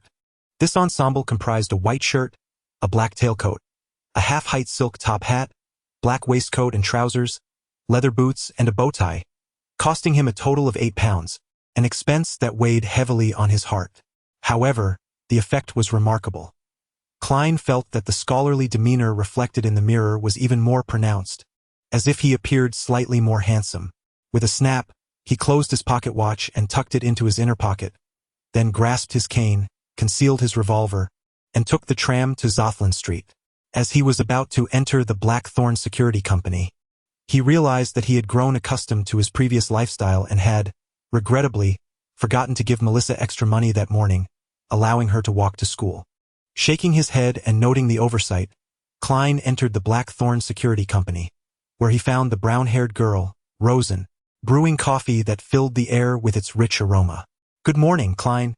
The weather is delightful today," Rosen greeted with a cheerful smile. "To be honest, I've always been curious. Don't you gentlemen find it a bit warm in formal attire on such a day? I am aware that the summer in Tingen cannot be compared to that of the south, lacking in warmth, yet it still belongs to the season of summer. The familiar place." Rosen gestured towards the interior. Klein nodded imperceptibly and, passing through the partition, knocked on Dunn Smith's office door. "Come in." Dunn's voice resonated as always, low and gentle. Upon seeing Klein attired in a fine suit, he offered a slight nod, his gray eyes sparkling with mirth. "Have you made your decision?" "Yes, I have chosen," Klein replied. Dunn gradually straightened his posture, his expression swiftly turning serious, his deep gray eyes unwavering. "Tell me your answer." The Diviner. Chapter 31.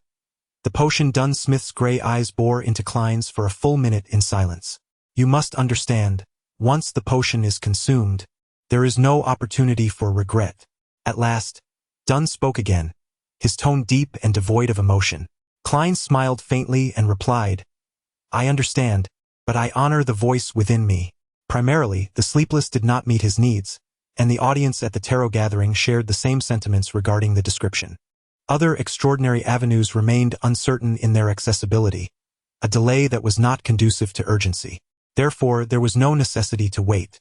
Similarly, the Undertaker was eliminated from consideration, leaving only the Seeker and the Diviner as the remaining options. Under the overarching premise that the sequence of potions is equally perilous, and in the absence of further information, the fact that both the Seeker and the Diviner are highly suitable candidates is evident. Regardless of whether Emperor Roselle jotted down his thoughts casually or genuinely regretted not choosing to apprentice with either the thief or the diviner, such considerations were sufficient to tilt the scales of his inner turmoil. Moreover, from his notes, it is apparent that by grasping the essence of digestion and performance, one could mitigate the adverse effects wrought by potions to the greatest extent. As for the beguiling whispers and illusory temptations that lead one to ruin and madness, even without becoming an extraordinary being, one could still encounter them. "Very well," Dunn Smith declared as he rose, donning his half-height black top hat. "Let us descend to the underground." Klein nodded appreciatively and executed a gentlemanly bow. The sound of their footsteps echoed in the silence of the vacant stairwell and corridor as they descended. A surge of nervousness gripped Klein, prompting him to initiate conversation. "Captain, you mentioned that the consumption of potions does not directly confer the corresponding arcane knowledge, but merely grants the qualification to learn and master it.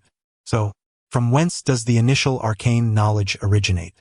Did the ancients, risking their lives, painstakingly uncover it, or does it stem from elsewhere?" Each time he ventured underground, he felt the air here was remarkably fresh, clearly indicative of excellent ventilation. Yet, in such an environment, the occasional gust of wind was indeed disconcerting. Dunn glanced at him, his gray eyes appearing particularly profound in the dim light. "Firstly, there is your notion of exploration, summation, and improvement. Secondly, the divine gifts, and thirdly, those perilous whispers that others cannot hear are not always the ravings of madness, devoid of meaning. Occasionally, they may recount enigmatic tales. However, to my knowledge, those who truly listen and persist in their listening invariably succumb to madness or devolve into monstrosities. Of course, we must express our gratitude to them. Their notes constitute invaluable treasures within the realm of mysticism." As for the diminutive white mice, a chill swept through Klein as the cold of the underground enveloped him. I pondered whether the ritual meant to foster friendships would invariably accompany those maddening and terrifying whispers, potentially leading to similar consequences. Upon reaching the crossroads, Dunn chose neither to advance toward the Charney's Gate nor to veer toward the arsenal, materials, and archives. Instead, he opted to guide Klein leftward, toward the Church of St. Selena.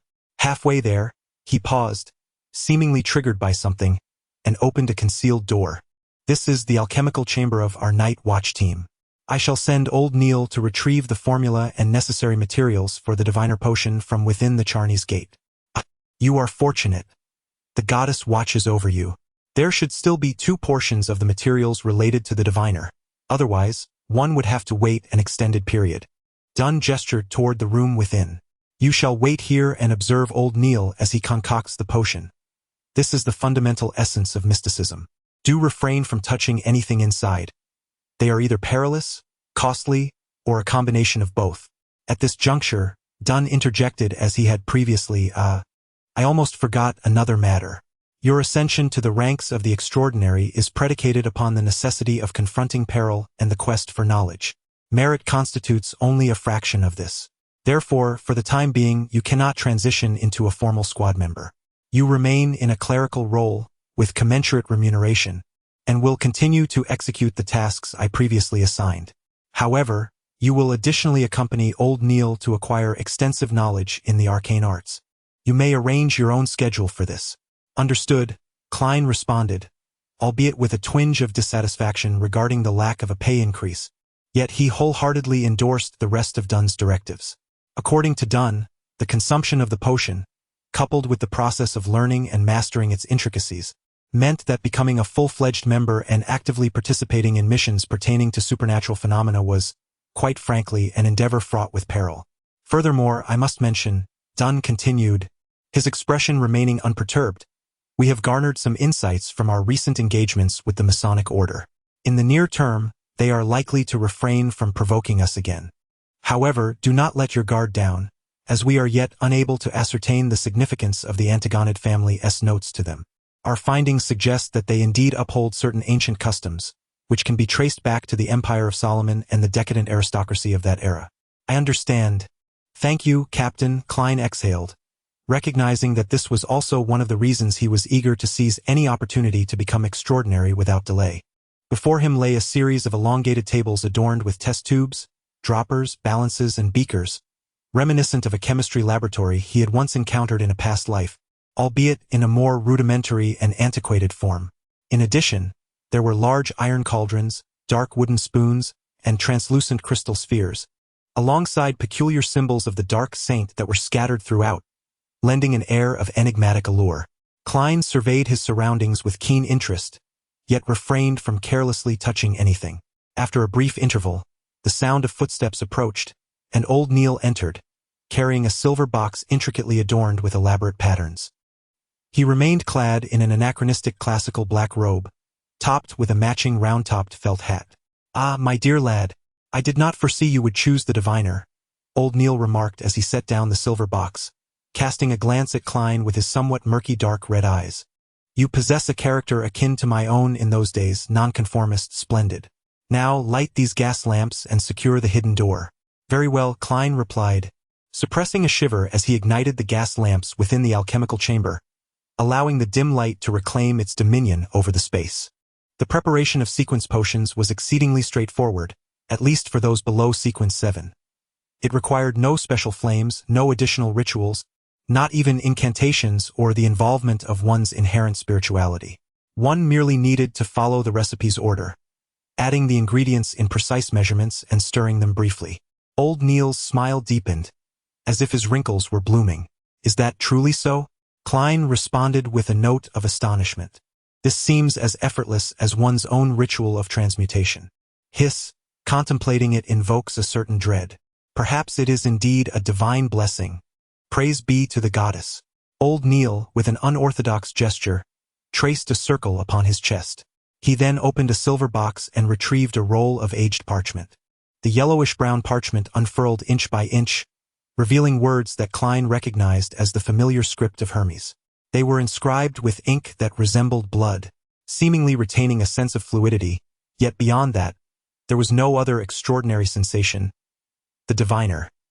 100 milliliters of pure water, 13 drops of nightshade juice, 7 leaves of golden mint.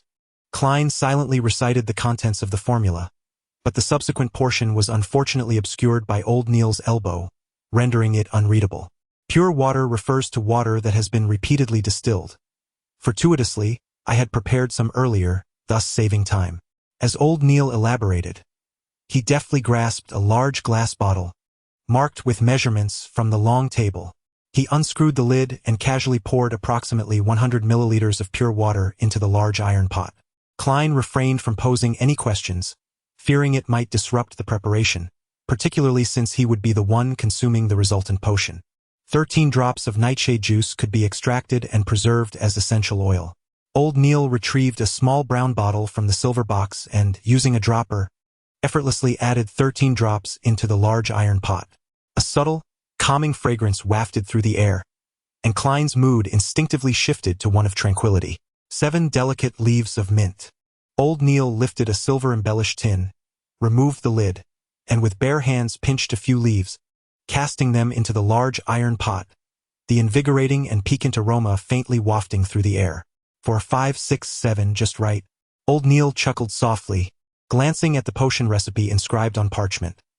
3 drops of deadly nightshade juice, a substance one must never consume recklessly, for it induces complete paralysis, leading to a stiff demise. In ancient times, it was regarded as the most favored method of suicide. I am not foolish, Klein mused inwardly. Old Neil replaced the dropper and introduced the nightshade juice into the pot, creating a bizarre scent that sharpened the mind. 9 grams of dragon's blood herb powder. Unhurriedly, Old Neil delved into a silver box, retrieving a transparent vial containing powder as dark as iron. He meticulously measured 9 grams using a beaker and scale, then casually poured it into the iron pot, stirring briefly with a black wooden spoon. Klein felt a surge of unease, sensing something amiss. In truth, the preceding ingredients were merely supplementary. A slight adjustment in quantity would not significantly alter the final outcome. Should I add a bit more? Old Neil jested, noting that the remaining 2 components were paramount. While their quantities could be slightly diminished, they must not stray too far from the mark. Otherwise, your ascension may falter. Indeed, their proportions must be precise, not exceeding even the slightest margin, lest you find yourself in need of psychiatric treatment, or worse, succumb directly. Klein instantly steeled himself, observing as Old Neil extracted a black glass bottle from the silver box. The blood possessed a cerulean hue akin to the vast sky, occasionally bubbling forth with ethereal foam, as if connecting to a realm of spirituality. Pour the blood into the test tube. The residual amount on the walls is inconsequential, serving as a safeguard against excess, murmured the elderly Neil. The moment the azure blood mingled with the contents of the iron pot, a cacophony arose, and the surrounding light infused with a soft blue tint, evoking within Klein a peculiar sense of both remoteness and familiarity. It resembled an experience within the womb, elevating the soul to new heights. In the old gentleman's hand lay a piece of crystal, remarkably pure and gel-like, reminiscent of jelly found on Earth, lacking sufficient rigidity. Under the gentle glow of the pale blue light, it shimmered with a myriad of twinkling reflections, as if harboring a dazzling cosmos within. This is an exquisite material for crafting divination crystals. A slight reduction is prudent to account for discrepancies, Old Neil remarked as he weighed and delicately sliced the crystal with a patterned silver knife. Once prepared, he cast several small pieces of the starlit crystal into the large iron pot. With a sizzling sound, an ephemeral mist surged forth, enveloping the alchemical chamber in a haze. Within this mist, Klein perceived the vast expanse of the night sky and sensed the gaze of some intangible presence. Moments later, as the mist dissipated, Old Neil scooped a viscous deep blue liquid from the pot using a black wooden ladle. This liquid exhibited an extraordinary trait, interconnected and inseparable, leaving not a trace within the dark iron pot. The deep blue liquid was poured into an opaque cup, and Old Neil gestured towards it, declaring, "Here it is, your diviner's potion." Chapter 32. Clairvoyance. Klein gazed at the viscous deep blue liquid, which was difficult to classify as either a cup or a slab. He swallowed hard and inquired, "Is it really as simple as drinking it?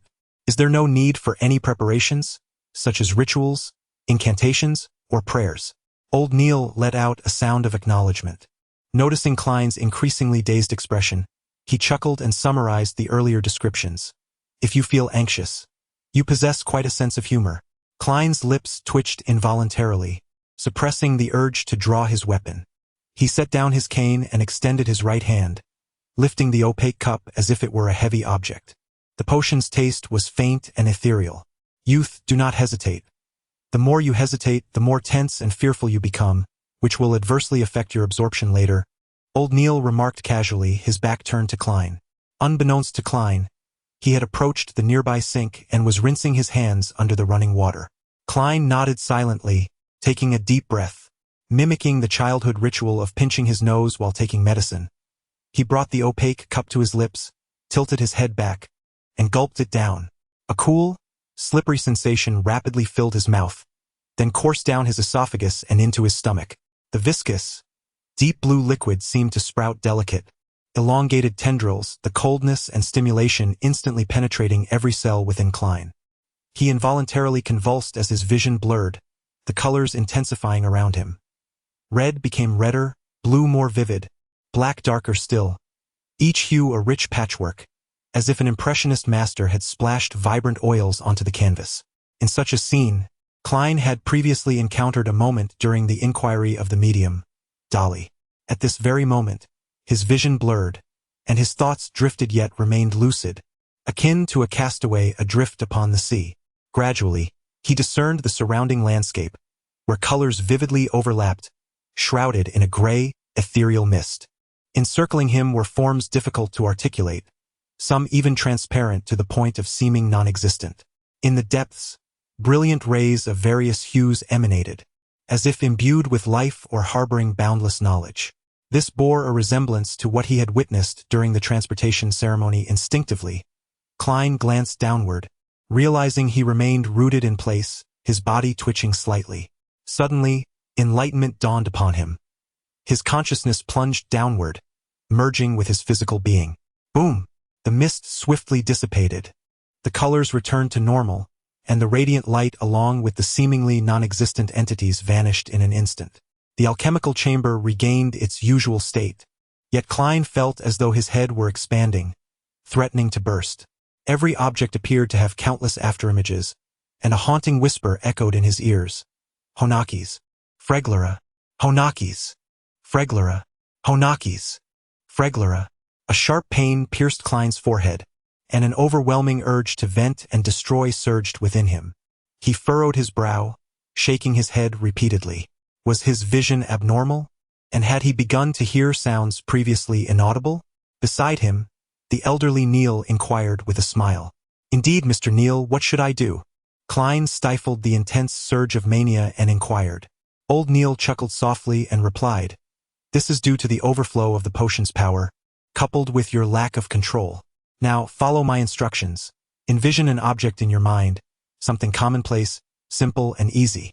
Klein focused his attention, conjuring the image of his half-height black silk top hat, picturing the sensation of caressing it and its precise shape.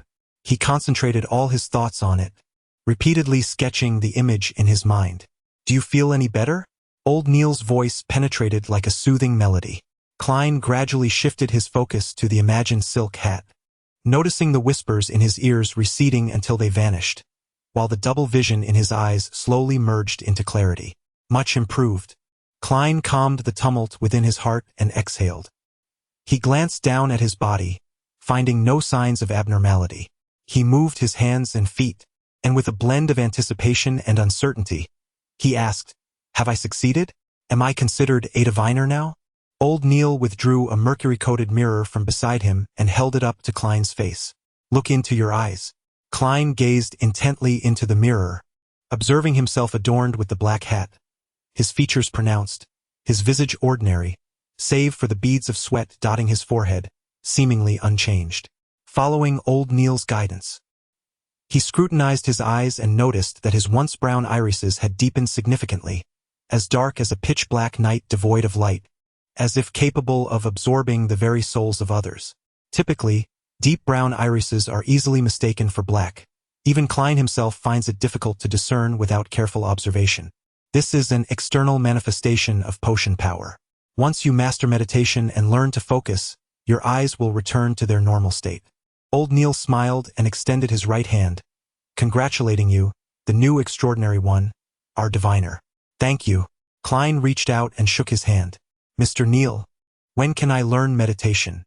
"You can begin now. The initial stages of meditation are quite simple, especially for the extraordinary."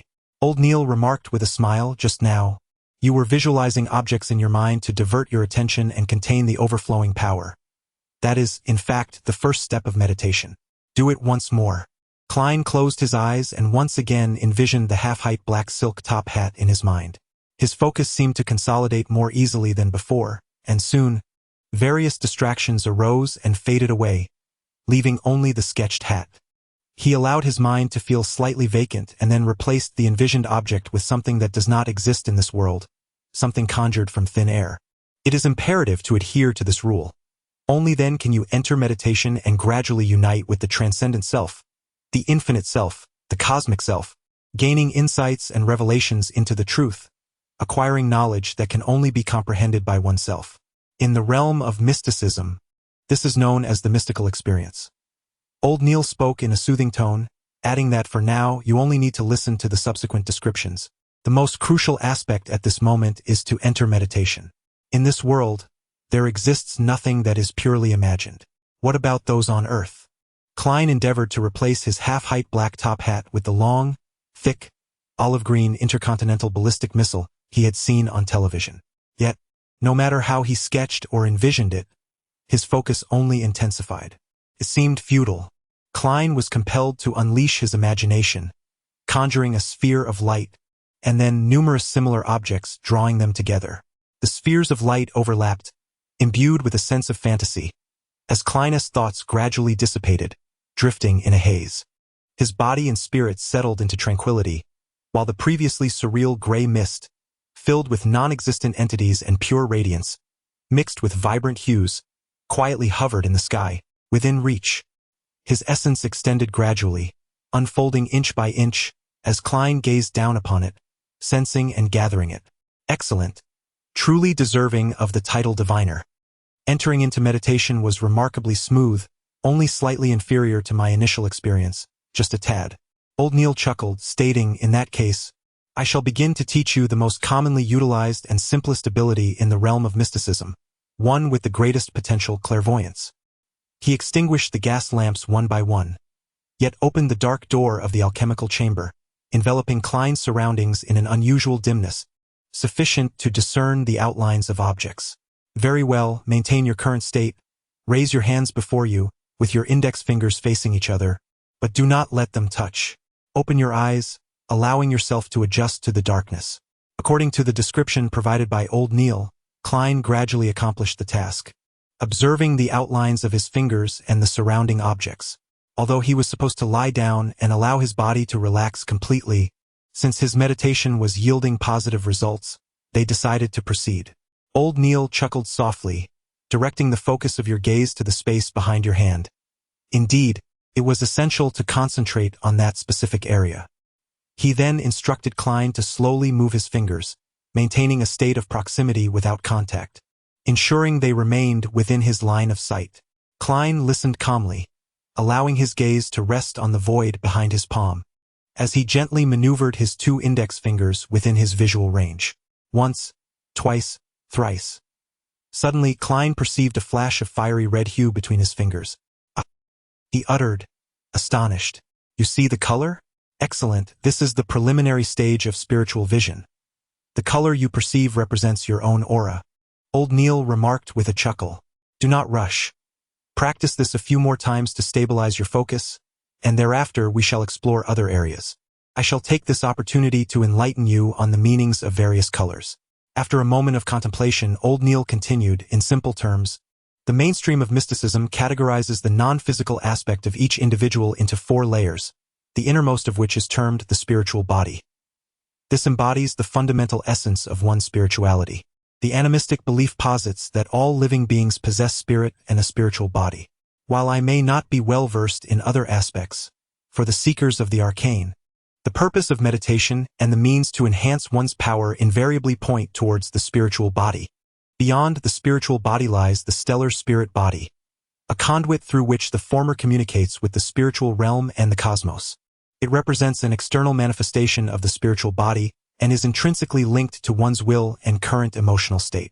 The visions you perceive after consuming the magical potion are merely reflections of what the stellar spirit body encounters while traversing the spiritual realm, a domain unbound by the rules of the material world, where the transcendent self, the infinite self, and the cosmic self may overlap across past, present, and future. This is the essence of divination. In the spiritual realm, what you observe are merely images and symbols that require interpretation to unveil their specific meanings. Divination, along with many other forms of magic, is executed through the stellar spirit body. It is crucial to distinguish the relationship and differences between it and the spiritual body. One serves as the essence, while the other functions as the application.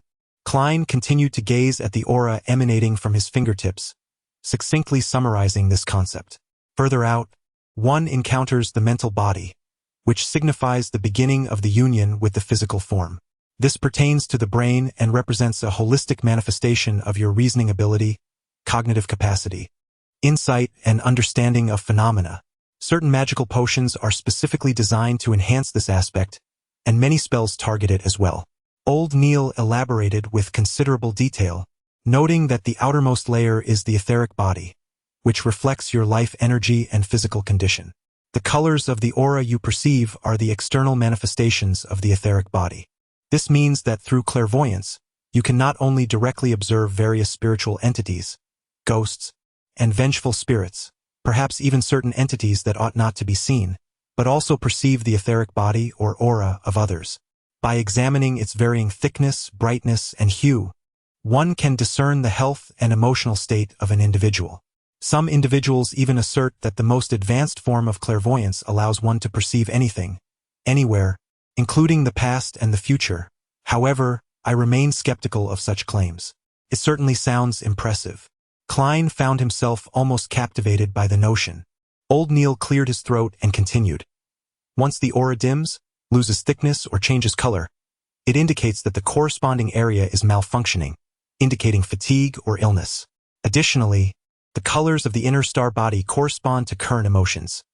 Red signifies passion and excitement, orange represents warmth and contentment, yellow denotes happiness and extroversion, green symbolizes tranquility and peace, blue reflects calmness and contemplation, white embodies brightness and positivity, while darker shades convey melancholy, sadness, and silence.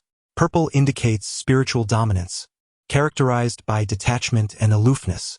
Klein silently noted these observations, stabilizing his initial clairvoyant abilities. Now, you may observe other entities, Old Neil remarked, nodding.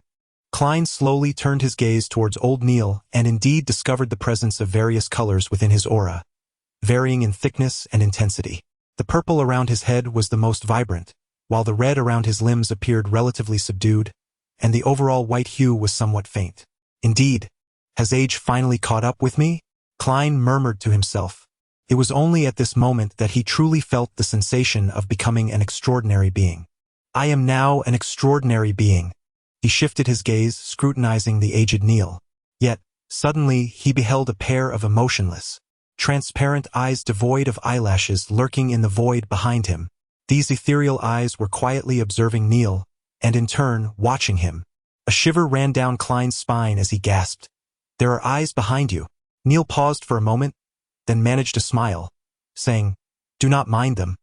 In a side note, I noticed many friends were unable to find information regarding the 22 initial professions, specifically Sequence 9, on my WeChat public account. Therefore, I overcame my laziness and organized the menu. Simply click on the works of Squid Dash, the Master of Mysteries, to find the relevant information.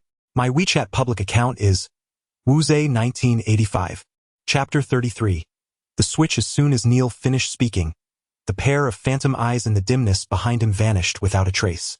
Even Klein, in his spiritual sight state, could no longer detect any evidence of their prior existence.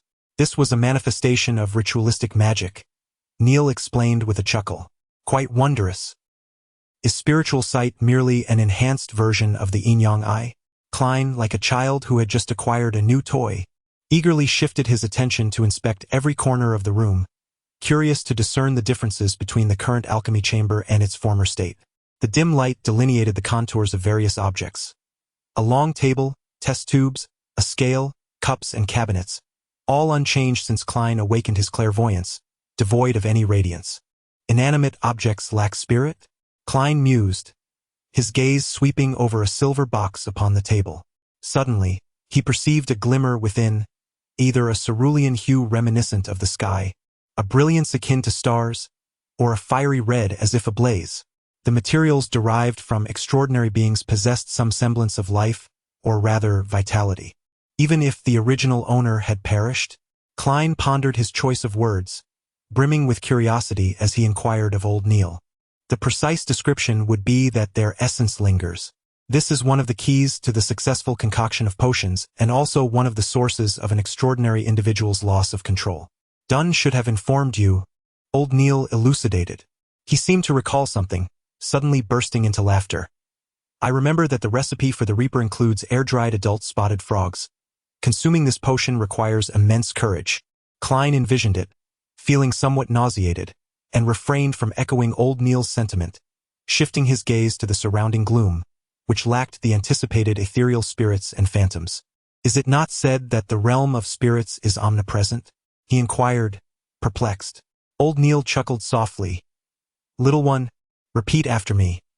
This is the headquarters of the Night Watch Squad, the subterranean domain of the Night Goddess Church, home to many extraordinary beings. Do you think we would allow spirits and souls to wander freely here? Moreover, the realms of spirits and the concept of spirit are distinctly separate. Klein felt a moment of awkwardness as he turned his head, feigning interest in the faint glow of gaslight emanating from the dark doorway. I understand, he said, but as he spoke, he suddenly felt an involuntary twitch in his brow, as if it were seizing uncontrollably. A sharp pain shot through his forehead, and his vision became blurred. When he refocused, there was no sign of the ethereal figure he had hoped to see. Mr. Neil, my brow is twitching and it aches a bit.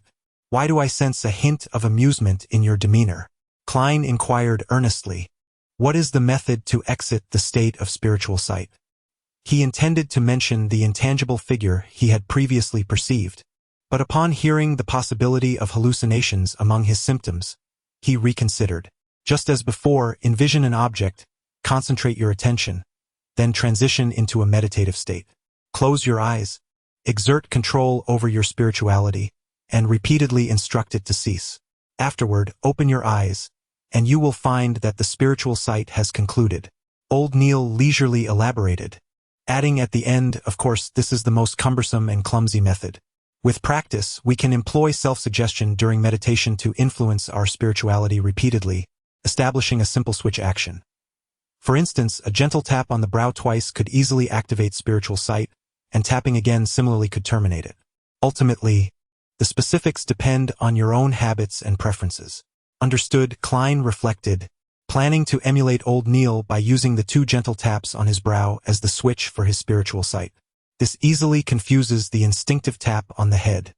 3 taps in a crisis may squander precious moments. As for gestures like snapping fingers, they are overly individualistic and conspicuous.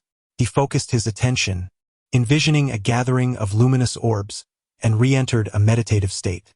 Under the guidance of old Neil, through repeated suggestions and practice, he finally established the switch mechanism. After 2 more taps, everything reverted to its original state, devoid of any peculiarity. He felt a surge of joy and reflection. It was only at this moment that he realized he was fatigued, as if he could succumb to sleep at any moment, his head feeling as if it had endured 3 nights without rest. Old Neil chuckled and said, very well. Klein wholeheartedly endorsed old Neil's arrangements.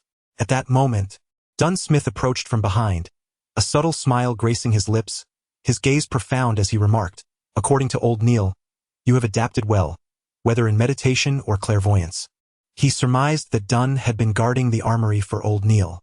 Dunn slowed his pace, just slightly ahead of Klein, and after a few moments of silence, without turning around, he cautioned, remember, curiosity can be fatal not only for cats but also for the extraordinary. Do not attempt to investigate whispers you should not hear or presences you should not behold. Understood. Klein recognized this as yet another reminder regarding the potential for extraordinary beings to lose control. It was still morning, with temperatures hovering around 26 or 27 degrees. Klein retrieved a brass key from his belt and unlocked the door to his home. Inside the abode, many possessions remained unacquired, rendering the living room and dining area starkly empty. Benson and Melissa, one engaged in work and the other in study, had long departed for their respective pursuits. Klein, disregarding all else, swiftly closed the door behind him and ascended the staircase, entering his own sanctuary, a bedroom adorned with bookshelves. After shedding his tailcoat and hanging it on the coat rack, he eagerly collapsed onto the bed, and the moment his head touched the pillow, he fell into a deep slumber. Klein was roused by the brilliant sunlight streaming through the window. Turning his head slightly, he slowly opened his eyes to discover the sun shining brightly outside. What time could it be? Surely he wouldn't miss the afternoon's tarot gathering. Struggling to rise, he made his way to the coat rack, for his pocket watch still lay within the inner pocket of his tailcoat, yet to be retrieved. Not only had he forgotten this matter, but he also neglected to secure the bedroom door and draw the curtains over the bay window. With a snap, Klein retrieved the pocket watch, pressed it open, and immediately felt a wave of relief wash over him. It was barely past 12, leaving ample time until their scheduled meeting at 3. Today was Monday, the day of his gathering with the hanged man and justice. Klein assumed a contemplative pose, tapping his forehead twice, and before him, his aura shimmered with renewed vibrancy. After tapping twice more to withdraw from his clairvoyant state, he ambled down to the first floor, boiled a kettle of water, infused it with some inferior tea leaves, and accompanied it with a dash of cream as he munched on a slice of rye bread. Subsequently, Klein unearthed his history textbooks along with the original notes, leisurely embarking on a review and consolidation of his studies. At 2:57 in the afternoon, he closed the books, capped his fountain pen, and with a swift motion, drew the curtains shut. He then secured the bedroom door, shrouding the room in an unusual darkness. He gently tapped his forehead twice, activating his spiritual sight and surveying his surroundings. After confirming that no intangible entities resided in the room, Klein concluded his vision, retrieved his pocket watch and checked the time. Tick-tock. As the clock approached 3 o'clock, he took 4 steps counterclockwise, forming a square, each step accompanied by a silent recitation of the corresponding incantation in Chinese. However, this time he had not prepared a primary offering. Klein closed his eyes, sensing a slight itch on the back of his hand, as if the 4 dark dots forming a small square were becoming more pronounced, emerging into view. It was not that he was unaffected.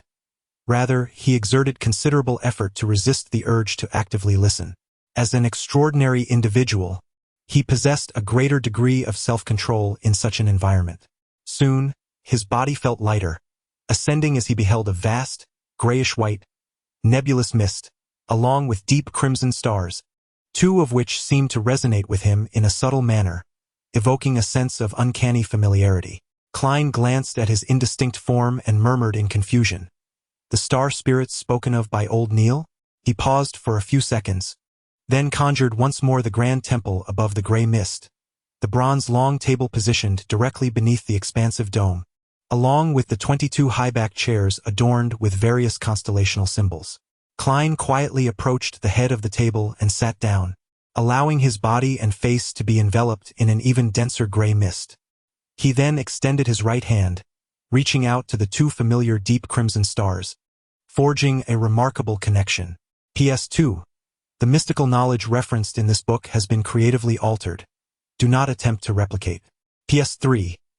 I realized that my explanation was unclear, causing many individuals to struggle to locate the information. Regarding the initial 22 professions, the details are as follows. 1. Follow my public account. 2. Do not inquire with text.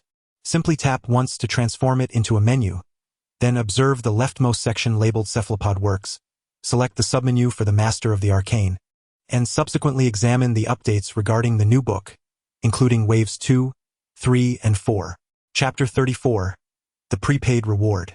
In a windowless basement, the rugged and profound figure of Alger Wilson sat beside a long table adorned with an assortment of vessels and parchment scrolls.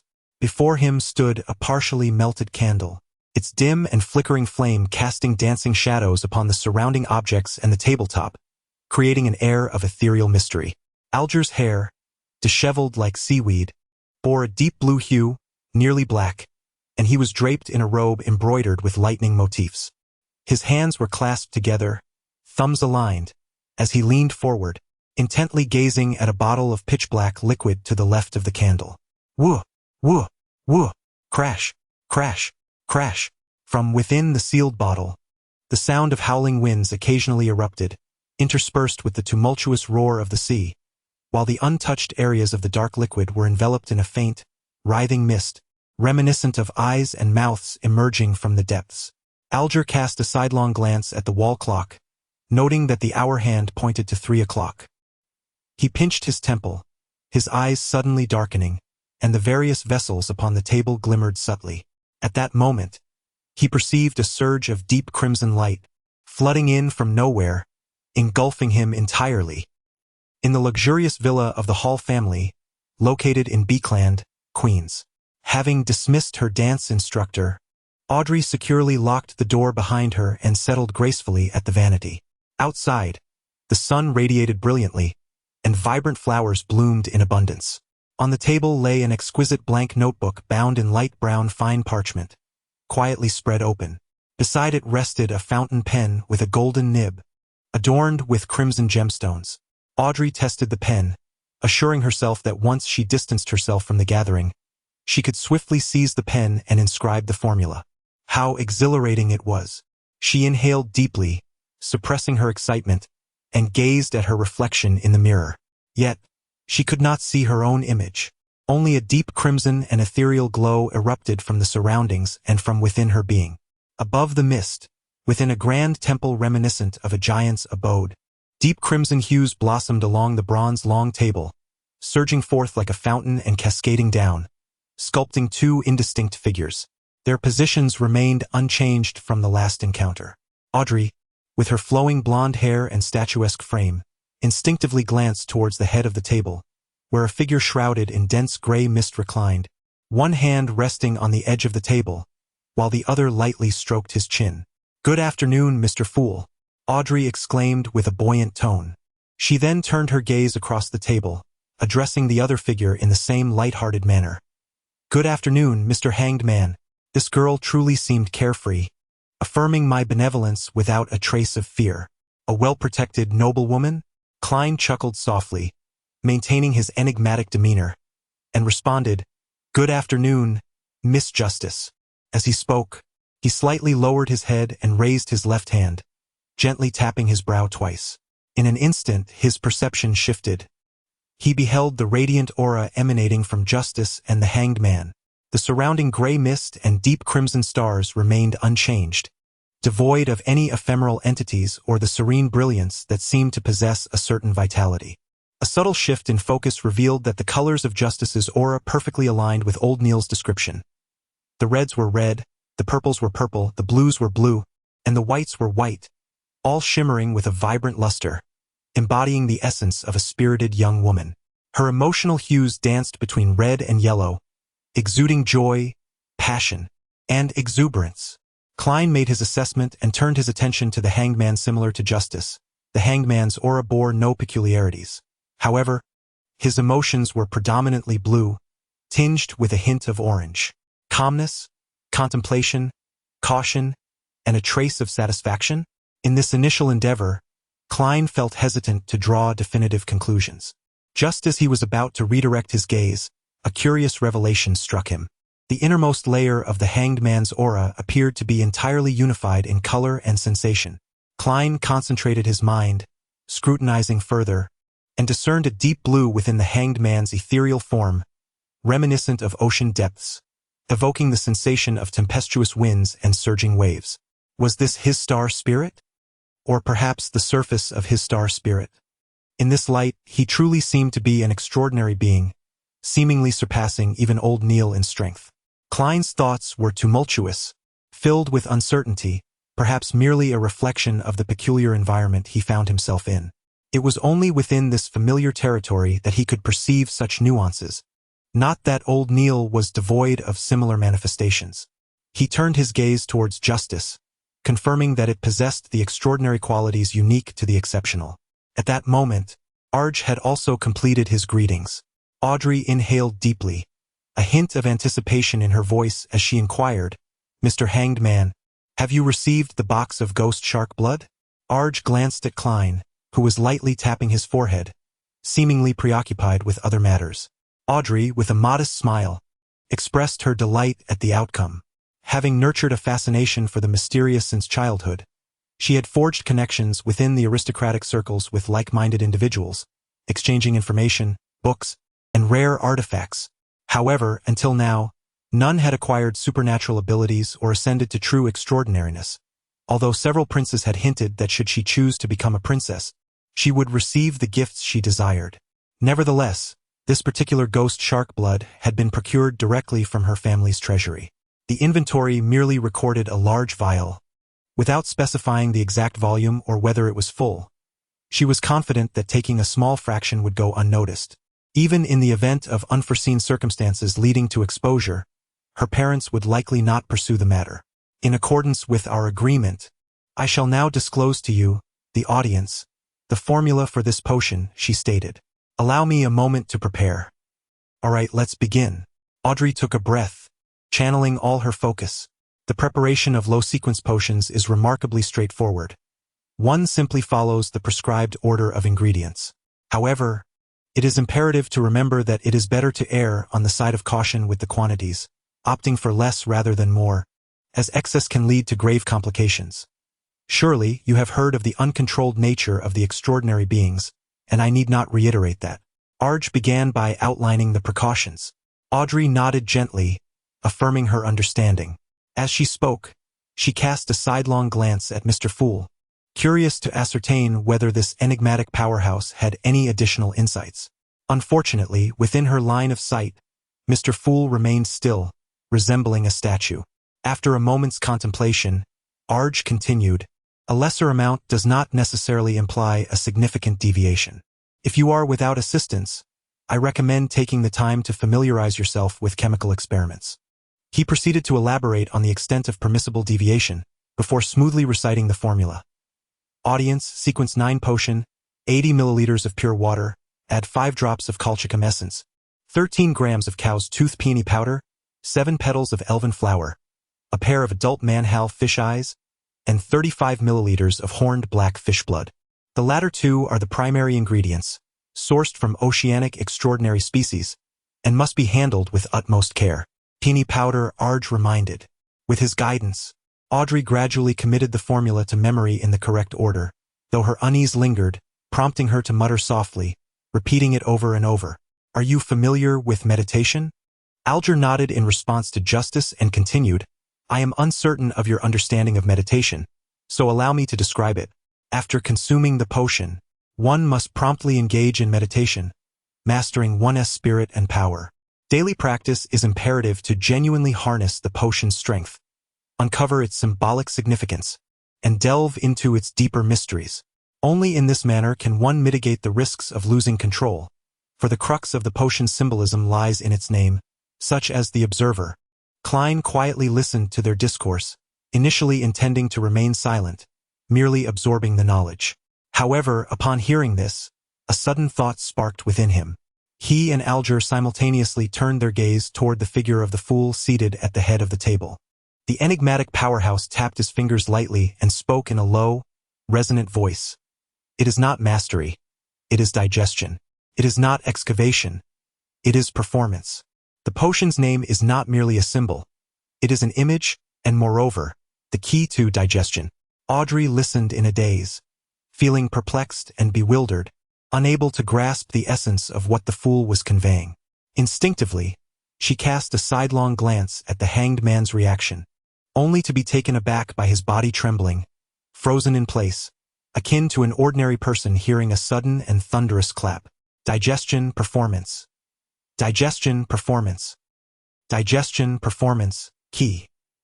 Alger murmured repeatedly, as if he had grasped some crucial insight or fallen under an odd spell. After a while, he finally lifted his head and, with a hoarse voice, said, "Thank you, Mr. Fool. Your guidance is as precious as life itself, clarifying many matters for me. Of course, I believe I have yet to fully comprehend and grasp it all." Klein maintained an air of mystery, offering a faint smile as he replied, "This is a prepayment for your services."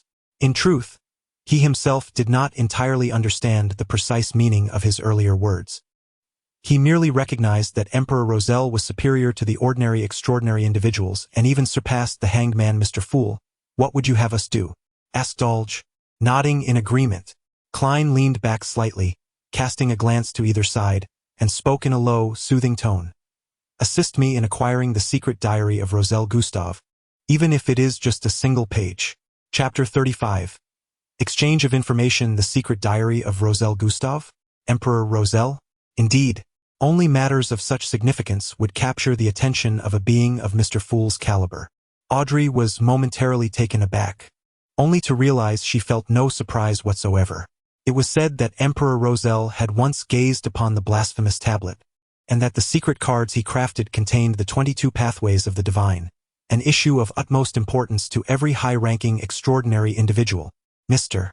Fool referred to the legacy of Roselle Gustave as a diary with unwavering certainty. How did he know? How could he ascertain this? Did he possess the means to decipher the Roselle glyphs? For now, let us regard it as a diary.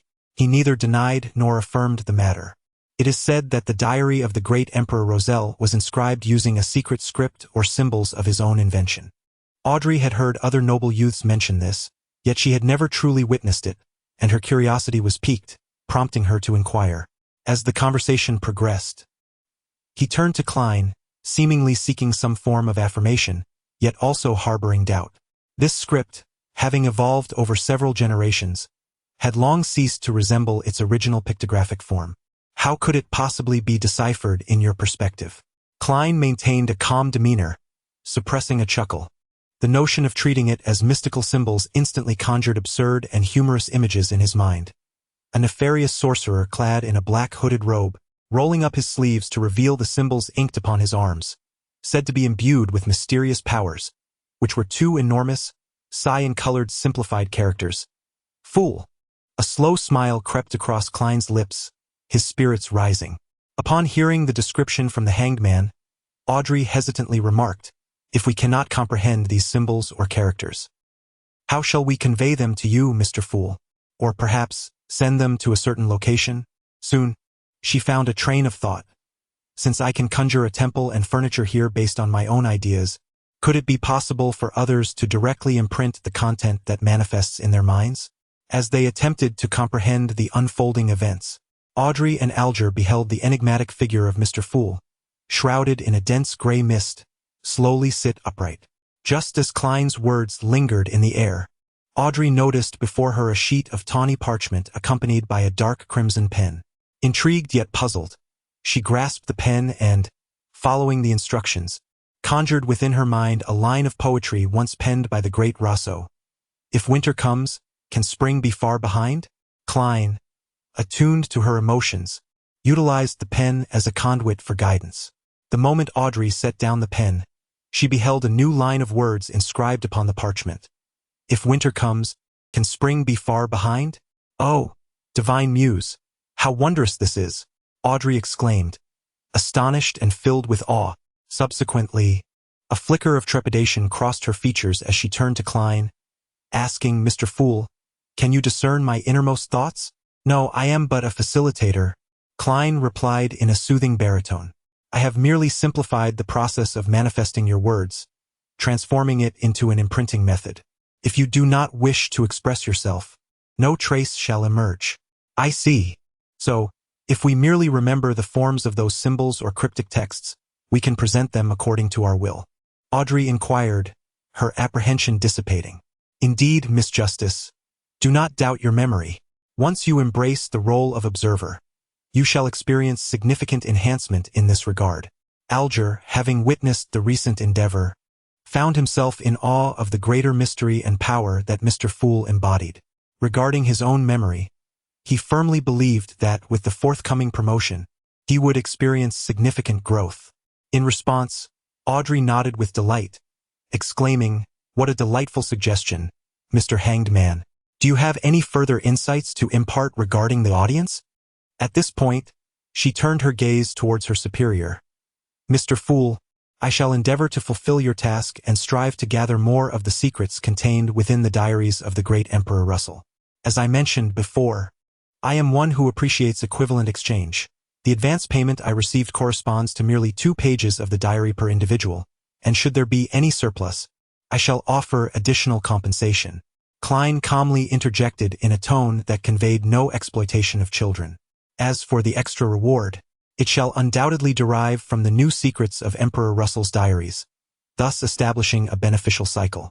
"You are indeed a generous gentleman," Alger mused for a few seconds, placing a hand on his chest and bowing slightly.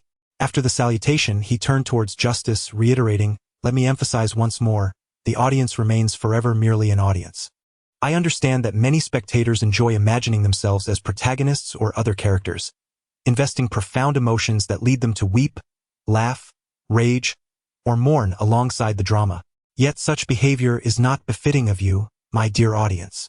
In the face of the myriad dramas within the secular society, and amidst the individuals whether consciously or unconsciously.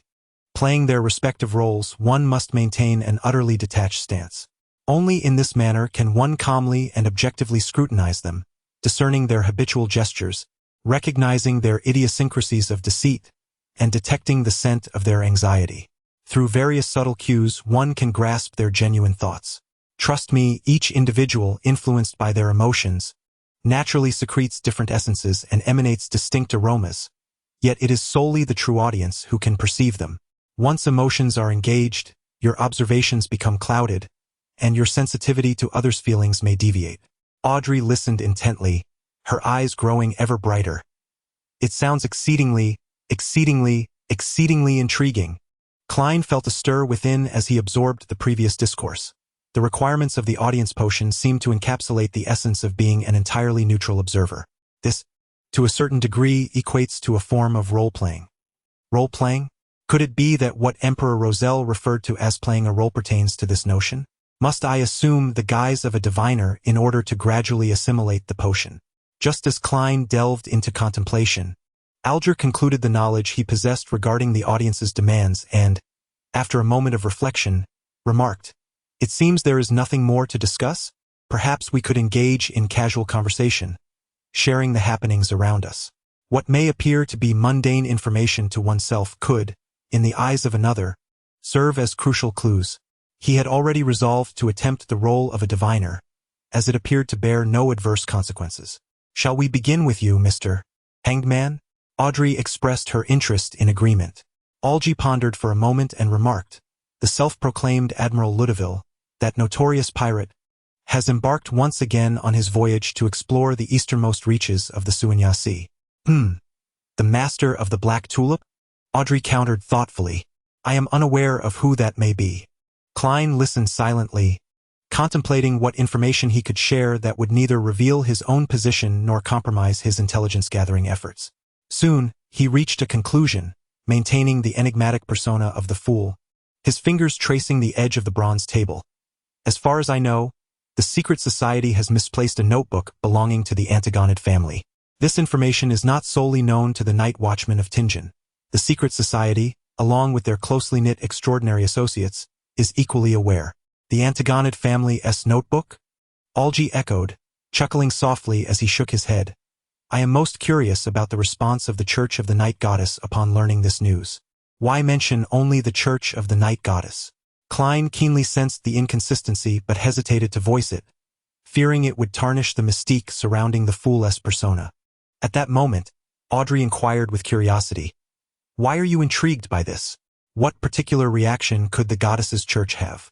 Algy smiled and replied, "The Antagonid family was indeed annihilated by the Church of the Night Goddess.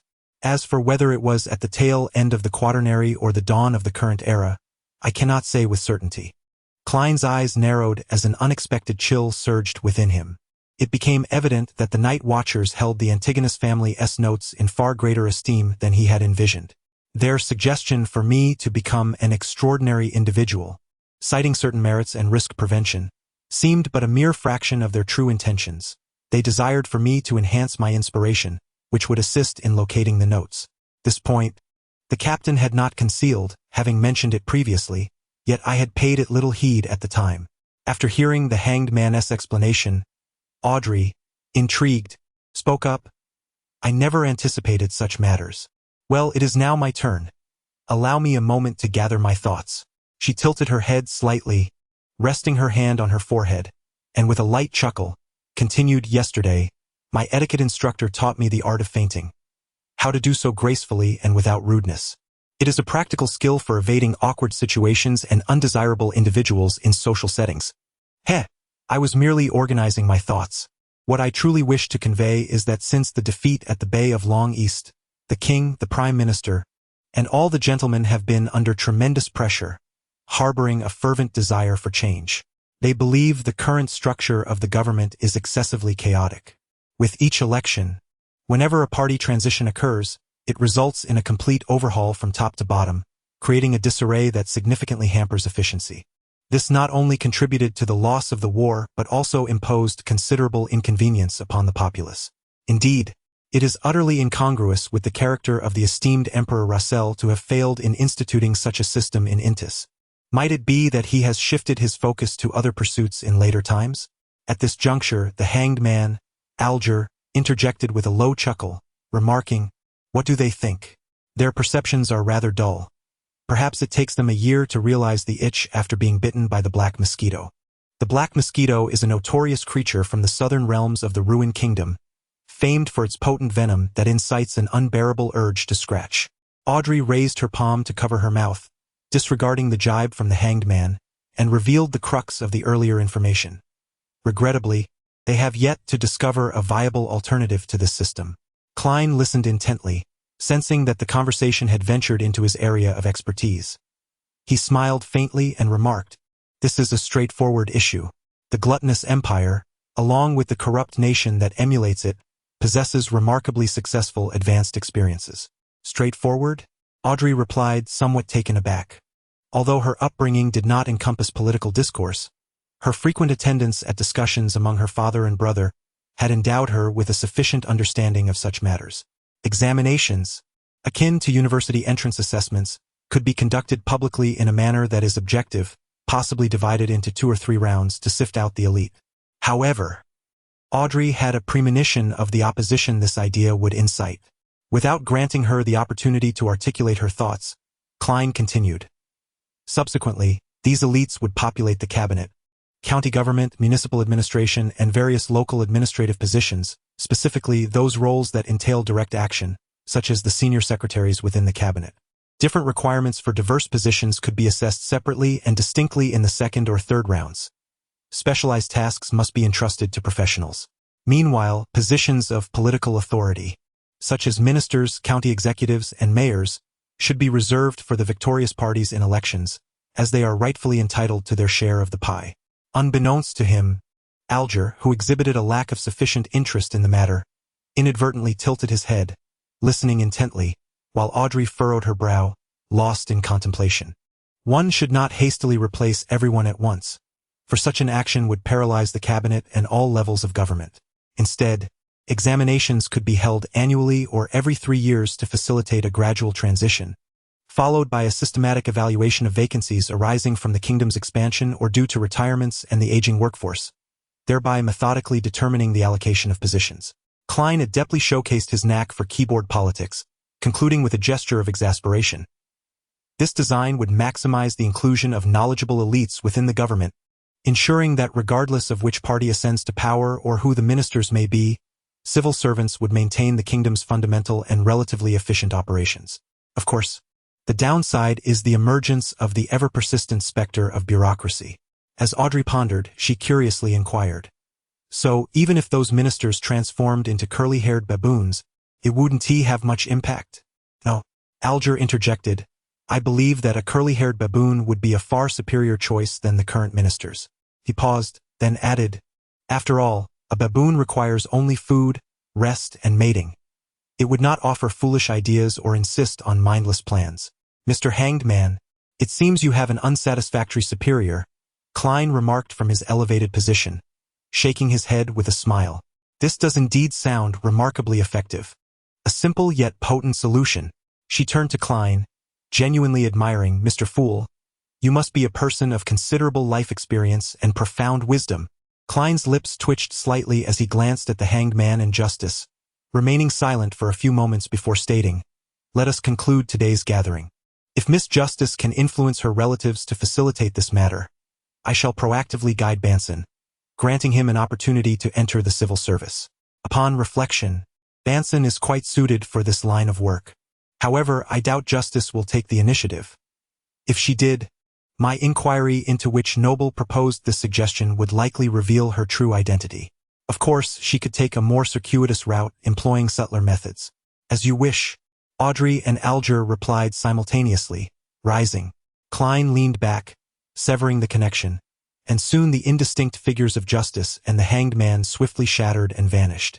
Above the mist, in the grand hall reminiscent of a divine abode, only he remained, quietly seated at the head of the bronze long table. Klein did not plunge into the haze as he had previously, leaving this place, for now he had become an extraordinary being, still possessing sufficient vitality. The reason he concluded the tarot meeting prematurely was that he had discerned the true sentiments of the Night Watcher regarding the Antigone's family notes and resolved to feign a diligent search rather than succumb to slumber, which would raise suspicions among Dunsmith and others about his activities at home. Moreover, his acquisitions today were not insignificant. Seated at the head of the bronze long table in an ornate high-backed chair, with his arms resting on the armrests and fingers interlaced, he gazed contemplatively into the boundless gray mist, feeling an eerie emptiness and silence, as if no soul had trodden this ground for millennia. As he established a connection, summoning the projections of justice and the hanged man, he acutely sensed something profound.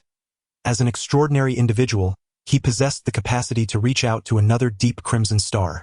Yet, he refrained from impulsively attempting this, uncertain of the identity and disposition of the newcomer being summoned. After all, not everyone could integrate seamlessly like Justice and the Hanged Man, who, due to their unique natures, willingly concealed their intentions. If the newcomer were akin to Dunsmith, his newly formed mysterious organization would be immediately exposed under the Church's scrutiny, placing his future as the nefarious organization's supreme leader in jeopardy. Klein understood that this gray mist was exceptionally unique, recognizing that it was beyond the grasp of an extraordinary individual like Dunsmith. Yet, therein lay the dilemma. With extraordinary powers at his disposal, one could not dismiss the existence of deities. Klein currently harbors a cautious belief in the existence of the 7 orthodox deities. However, he leans towards the notion that these divine beings are merely stronger and more formidable than high-ranking entities, bound by some stringent limitations. Since the 5th epoch, apart from a few prophecies, they have not displayed any notable deeds. Coercing individuals into involvement is indeed undesirable. No one wishes to be unwittingly entangled in mysterious events. Perhaps it is best to wait and observe further. Klein sighed and rose to his feet. He expanded his spirituality, attuning to the existence of his corporeal form, and began to replicate the sensation of a rapid descent. Instantly, the light and shadows before him transformed. The gray mist and deep crimson receded, as if he had penetrated an endless membrane of water. At last, he beheld the world of reality, shrouded in dimness. This time, he was fully awake, earnestly immersing himself in the experience. Odd. The gray mist and the spirit realm differ somewhat. Klein moved his limbs, feeling the authenticity of flesh and blood. After a moment of contemplation, he shook his head and approached his writing desk, reaching out to pull aside the curtains. With a swift motion, the fabric retreated, allowing sunlight to flood the room. Gazing out at the bustling street and the passers-by, Klein inhaled deeply and murmured to himself, "It is time to venture out and fulfill my duties. How shall I assume the role of the diviner? This cannot be rushed. For now, I can only perceive through spiritual sight." In the Queen's district of Beckland, Audrey Hall gazed into the mirror, witnessing her own reflection. Cheeks flushed with excitement and eyes so bright they were almost blinding. 80 milliliters of pure water, 5 drops of colchicine essence, 13 grams of cowtooth peony powder, 7 petals of the fairy flower, a pair of adult munher fish eyes, and 35 milliliters of the blood of the horned blackfish. Audrey exhaled softly, reviewing the concoction repeatedly until she was certain of its accuracy. A surge of dance swept over her, yet she reminded herself to remain composed. After pondering for a moment, she began inscribing the names of various chemical substances around the potion recipe, transforming the page into a tapestry of intricate and chaotic scientific knowledge. She would first search through several family repositories. For any missing components, she might attempt to barter with others. Should that still prove insufficient, she would have to seek the assistance of the Fool and the Hanged Man at the next gathering. What could she offer in return? After a brief contemplation, Audrey closed her notebook and placed it on the small bookshelf in her bedroom. With a light step, she approached the door and opened it. A golden retriever sat obediently outside. Audrey's lips curled into a radiant smile, as bright as the sun. "Sophie, you have completed your task splendidly. In the serialized tales upon the newspaper, the detective always has a capable assistant. I believe that a true audience requires the companionship of a great dog." In the dimly lit basement, where only a flickering candle cast shadows, Alger Wilson raised his palm to observe it closely. After a lengthy pause, he sighed. Even with ample preparation, I still failed to comprehend how the fool executed the summoning. His gaze shifted downward, resting upon the parchment scrolls laid across the long table. In that ochre-hued upper corner, deep blue ink inscribed a line in Hermetic script. 7. Navigator. Chapter 37. The Club. Under the blazing afternoon sun, Klein stepped out of his abode, to traverse from Iron Cross Street to Welch's residence.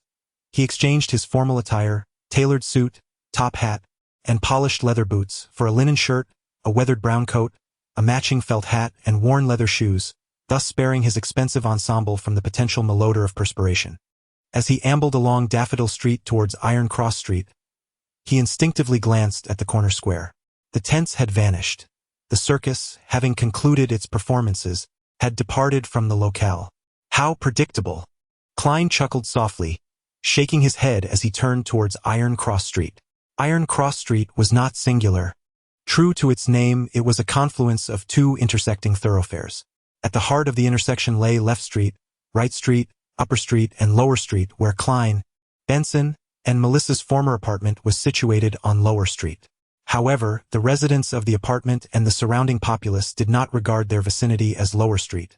Instead, they coined the term Middle Street to distinguish themselves from the impoverished enclave that lay 200 meters beyond. There, a single bedroom could be crammed with 5, 6, or even 10 inhabitants.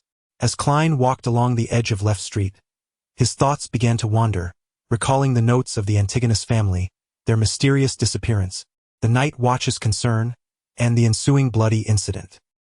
His mood gradually darkened, and a somber expression crept across his face. At that moment, a familiar voice reached his ears. "Little Klein, H.M." Klein turned in confusion, realizing he had arrived at the doorstep of the Slynn Bakery, where Mrs. Wendy, her hair streaked with gray, greeted him with a gentle smile and a wave. "You don't seem very, happy?" she inquired warmly. Klein rubbed his face and replied, "A little. No matter how many troubles one faces, tomorrow will eventually dawn." Mrs. Wendy smiled and said, "Come, try my newly crafted sweet iced tea. I am uncertain if it suits the local palate." "Local? Aren't you, Mrs. Slynn, a local yourself?" Klein chuckled, shaking his head. "To try it should imply it's free, right?" Mrs. Slynn raised the corners of her mouth and replied, "You are correct. I am actually from the South, having come to Tingen with my husband over 40 years ago. Back then, Benson had yet to be born, and your parents had not even met. I have always found the northern culinary style a bit unfamiliar. I constantly long for the flavors of my homeland: pork sausages, potato bread, roasted pancakes, deep-fried vegetables, and barbecued meats with special sauces. Ah, and I also miss sweet iced tea." Klein listened with a smile. "Mrs. Slynn, that truly is a mouth-watering topic. However, I feel much better now, thank you." After expressing his gratitude, Klein took a sip and discerned that the beverage bore a resemblance to iced black tea from Earth, yet it was less intense, with a more pronounced tea flavor and an invigorating freshness that swiftly dispelled the heat of the blazing sun. "Splendid," he exclaimed. "I am relieved," Wendy replied with a smile, her eyes crinkling in delight as she watched Klein finish the glass of sweet iced tea. In the afternoon, the street vendors had significantly diminished, as they would not regroup until after 5:30, and those that remained appeared lackluster and dispirited. Upon entering this area, Klein's mood unexpectedly darkened, enveloping him in an inexplicable sense of oppression, melancholy, and gloom. After a moment of contemplation, he lifted his hand and lightly tapped his forehead twice, feigning thoughtfulness. As he surveyed his surroundings, the atmosphere of the vendors and pedestrians materialized before him. Before he could scrutinize their healthy hues, he was captivated by the profound, somber essence that signified their emotions. While he could not ascertain the precise thoughts of those being observed, the impressions of pessimism, numbness, and despondency were indelibly etched in his mind. A glance around revealed that the vicinity was steeped in this dim ambience, one that even the sun's rays could not dispel. This was the weight of oppression accumulated over countless days, months, and years. Upon realizing this, Klein understood the reason behind it all. Just as old Neil had articulated, activating his clairvoyance made him susceptible to discomfort in unfamiliar environments and easily influenced by the emotions of others. A similar principle can be applied to the capacity for inspiration, an ability that one acquires naturally upon becoming a diviner, requiring no additional study. This talent is passive and cannot be denied, enabling an individual to directly perceive the existence of certain anomalies. Such perception invariably entails a degree of interaction. Thus, in the extraordinary eyes of a clairvoyant, the varying intensities of inspiration within individuals become as evident as a torch in the night.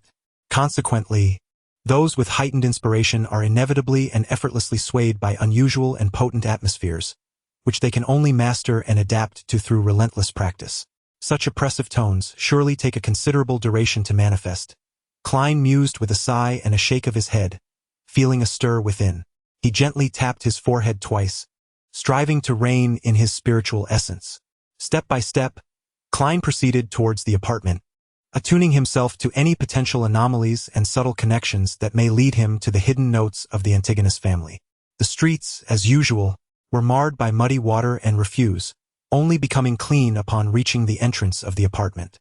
Pushing open the half-closed door, he ventured into the dimness where sunlight failed to penetrate, taking a turn on the ground floor.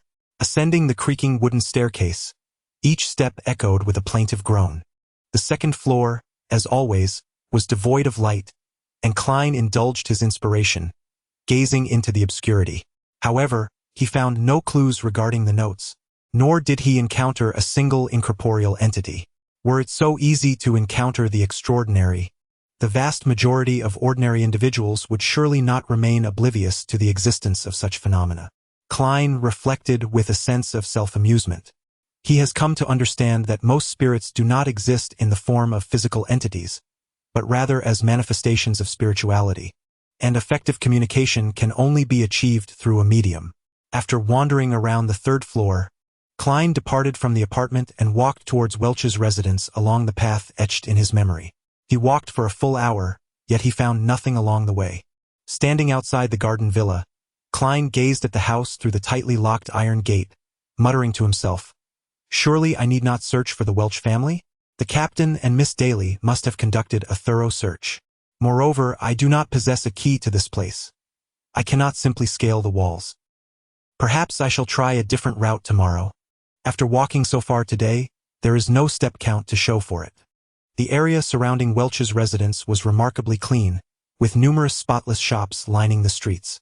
As he turned the corner, Klein was about to seek out a public carriage stand when his eyes suddenly caught sight of several signs on the second floor across the street: Harold's Department Store, the Veterans Club, and the Divination Club.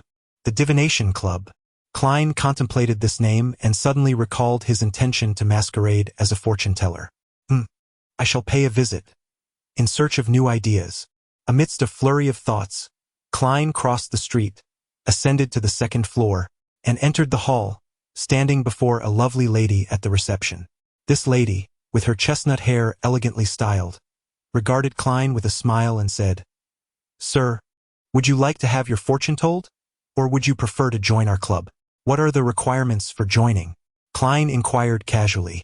The elegant lady with her chestnut hair elegantly pinned up replied with familiarity, "You need to fill out a detailed application and pay the annual membership fee, which is initially 5 and thereafter 1 each year.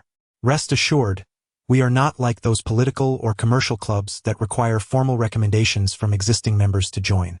Members can freely utilize the club's meeting rooms and various divination spaces, access divination tools, enjoy complimentary coffee and tea, and peruse the newspapers and magazines we subscribe to.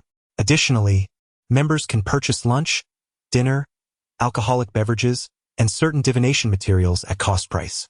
Furthermore, we invite at least one renowned diviner each month to give lectures and answer questions. Most importantly, you will find a community of like-minded friends with whom to share experiences. That sounds appealing. However, I am short on funds," Klein remarked with a self-deprecating smile before asking, "What if one wishes to practice divination?" Upon hearing Klein's question, the beautiful lady with her long chestnut hair gracefully styled showed no sign of impatience. Maintaining her polite smile, she responded, "Our members are free to offer divination services within the club and set their own prices. We only take a minimal percentage as a fee. If you are interested in divination, you may peruse this brochure, which contains introductions and pricing for members willing to provide such services. However, it is Monday afternoon, and the majority of our members are occupied with work, leaving fewer than 5 to attend. As she spoke, she invited Klein to take a seat on the sofa by the window in the reception area, and then, across from him, she opened the catalog, highlighting the current members of the club.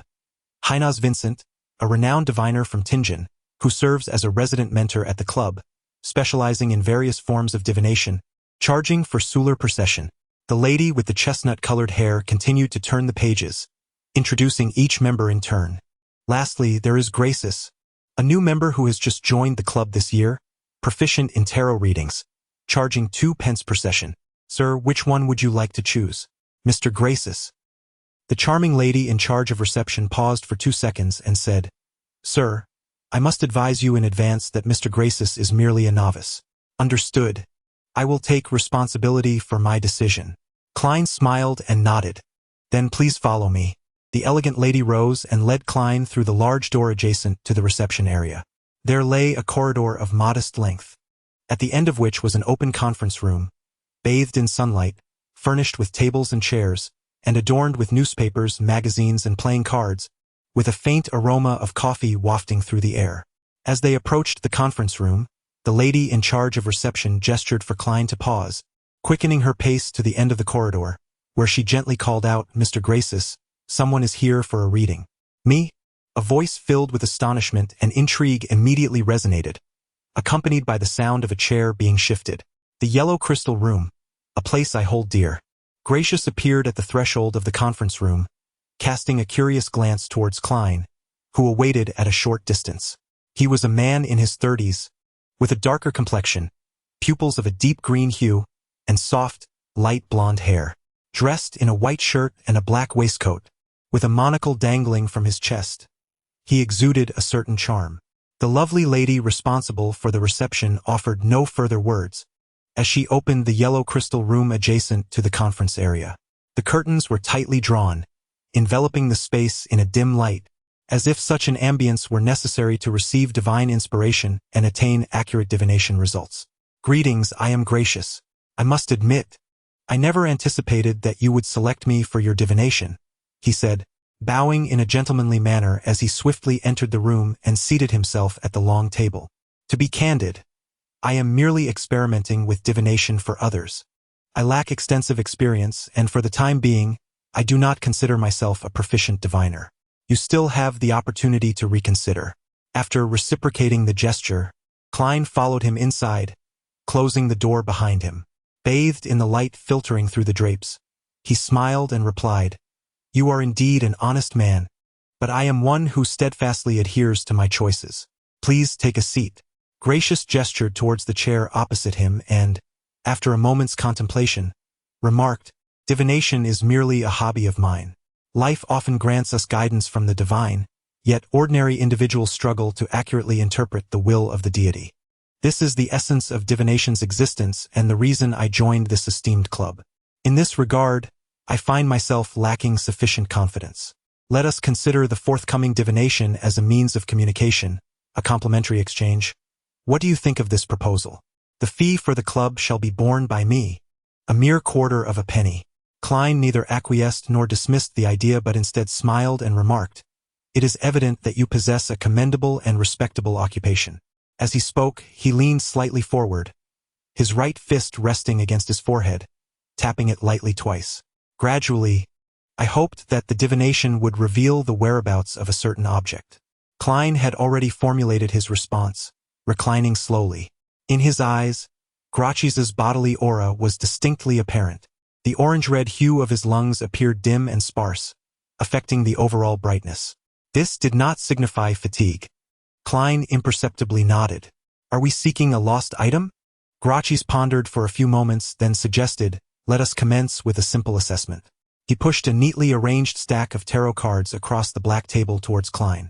Very well. In truth, Klein did not recall the appearance of that ancient notebook, so he was left to conjure the necessary question in silence. Is it possible to locate the notebook of the Antigonus family? In repetition, he skillfully completed the shuffling and cutting of the cards. Gracious selected the top card, turning it horizontally and pushing it towards Klein. Following the cue, Klein rotated the card from horizontal to vertical. He grasped the edge of the tarot card and turned it over. It was an inverted card, its pattern facing downward. Regrettably, Gracchi sighed. The card in the reversed position depicts the fool, adorned in splendid garments and an extravagant headdress. Another fool? What a remarkable coincidence. According to the interpretations of the Hanged Man and Old Neil, divination is a manifestation of spirituality and communication with the ethereal realm, a dialogue with a higher self. The tarot cards merely serve as tools for elucidating symbolic revelations. Theoretically, the choice of divination instrument is inconsequential and does not influence the outcome. Klein furrowed his brow in contemplation and inquired, "Can I divine whether that object has already been acquired by someone else?" "Absolutely," Gracchi replied with keen interest. "We can repeat the process in the same manner as before." Klein shuffled the cards anew, cut the deck, and focused intently on his question. He drew a card, placed it horizontally, and then rotated it clockwise to an upright position, his expression serious as he completed his preparations. Taking a deep breath, Klein extended his hand and turned over the tarot card. "Please, not another fool." In a moment of fervent prayer, he suddenly relaxed, for the card revealed the star in reverse. It seemed that the object had yet to be claimed by another. Gracchi smiled as he interpreted the reading. Klein nodded, raised his right hand, gently tapping his forehead twice in contemplation, then retrieved 2 tarnished pennies from his pocket and offered them to Gracchi. "Did I not mention it would be free?" Gracchi frowned slightly. Klein chuckled and rose, saying, "This is a sign of respect for the divination." "Very well. I appreciate your generosity," Gracchi replied, standing to extend his hand. After a brief handshake, Klein stepped back 2 paces, turned his body, and approached the door, twisting the doorknob. "Mr. Gracchi, I recommend that you consult a physician at your earliest convenience, particularly regarding your pulmonary health." "Why?" Gracchi responded, astonished. "Is this dissatisfaction with the divination results a curse upon me?" Klein pondered for a moment before replying, "It is evident from the pallor of your countenance. Well, there is a darkness at your brow." "A darkness at my brow." This was a description Gracchi had never encountered before. Klein chose not to elaborate further, offering a faint smile as he exited the room, casually shutting the wooden door behind him. Was he an unlicensed doctor or merely a country herbalist? Gracchi chuckled to himself, shaking his head as he reached for the silver mirror used for divination. Upon closer inspection, he indeed noticed a shadowy hue at his brow. However, this was merely a consequence of his surroundings. Under the dim light filtering through the curtains, it was not just his brow that appeared darkened, but his entire visage. "What an amusing jest," Gracchi murmured softly. Uneasy, he performed a health divination for himself, confirming that all was well. As Klein departed from the divination club, he had formulated a new plan for the future.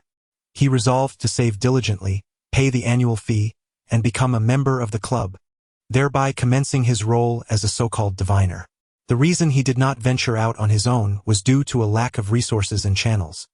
He could not bear to sell trinkets on the street, after all.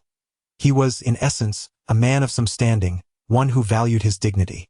Minutes later, he boarded a public carriage, spending 2 pennies to reach the not-so-distant Zoderland Street.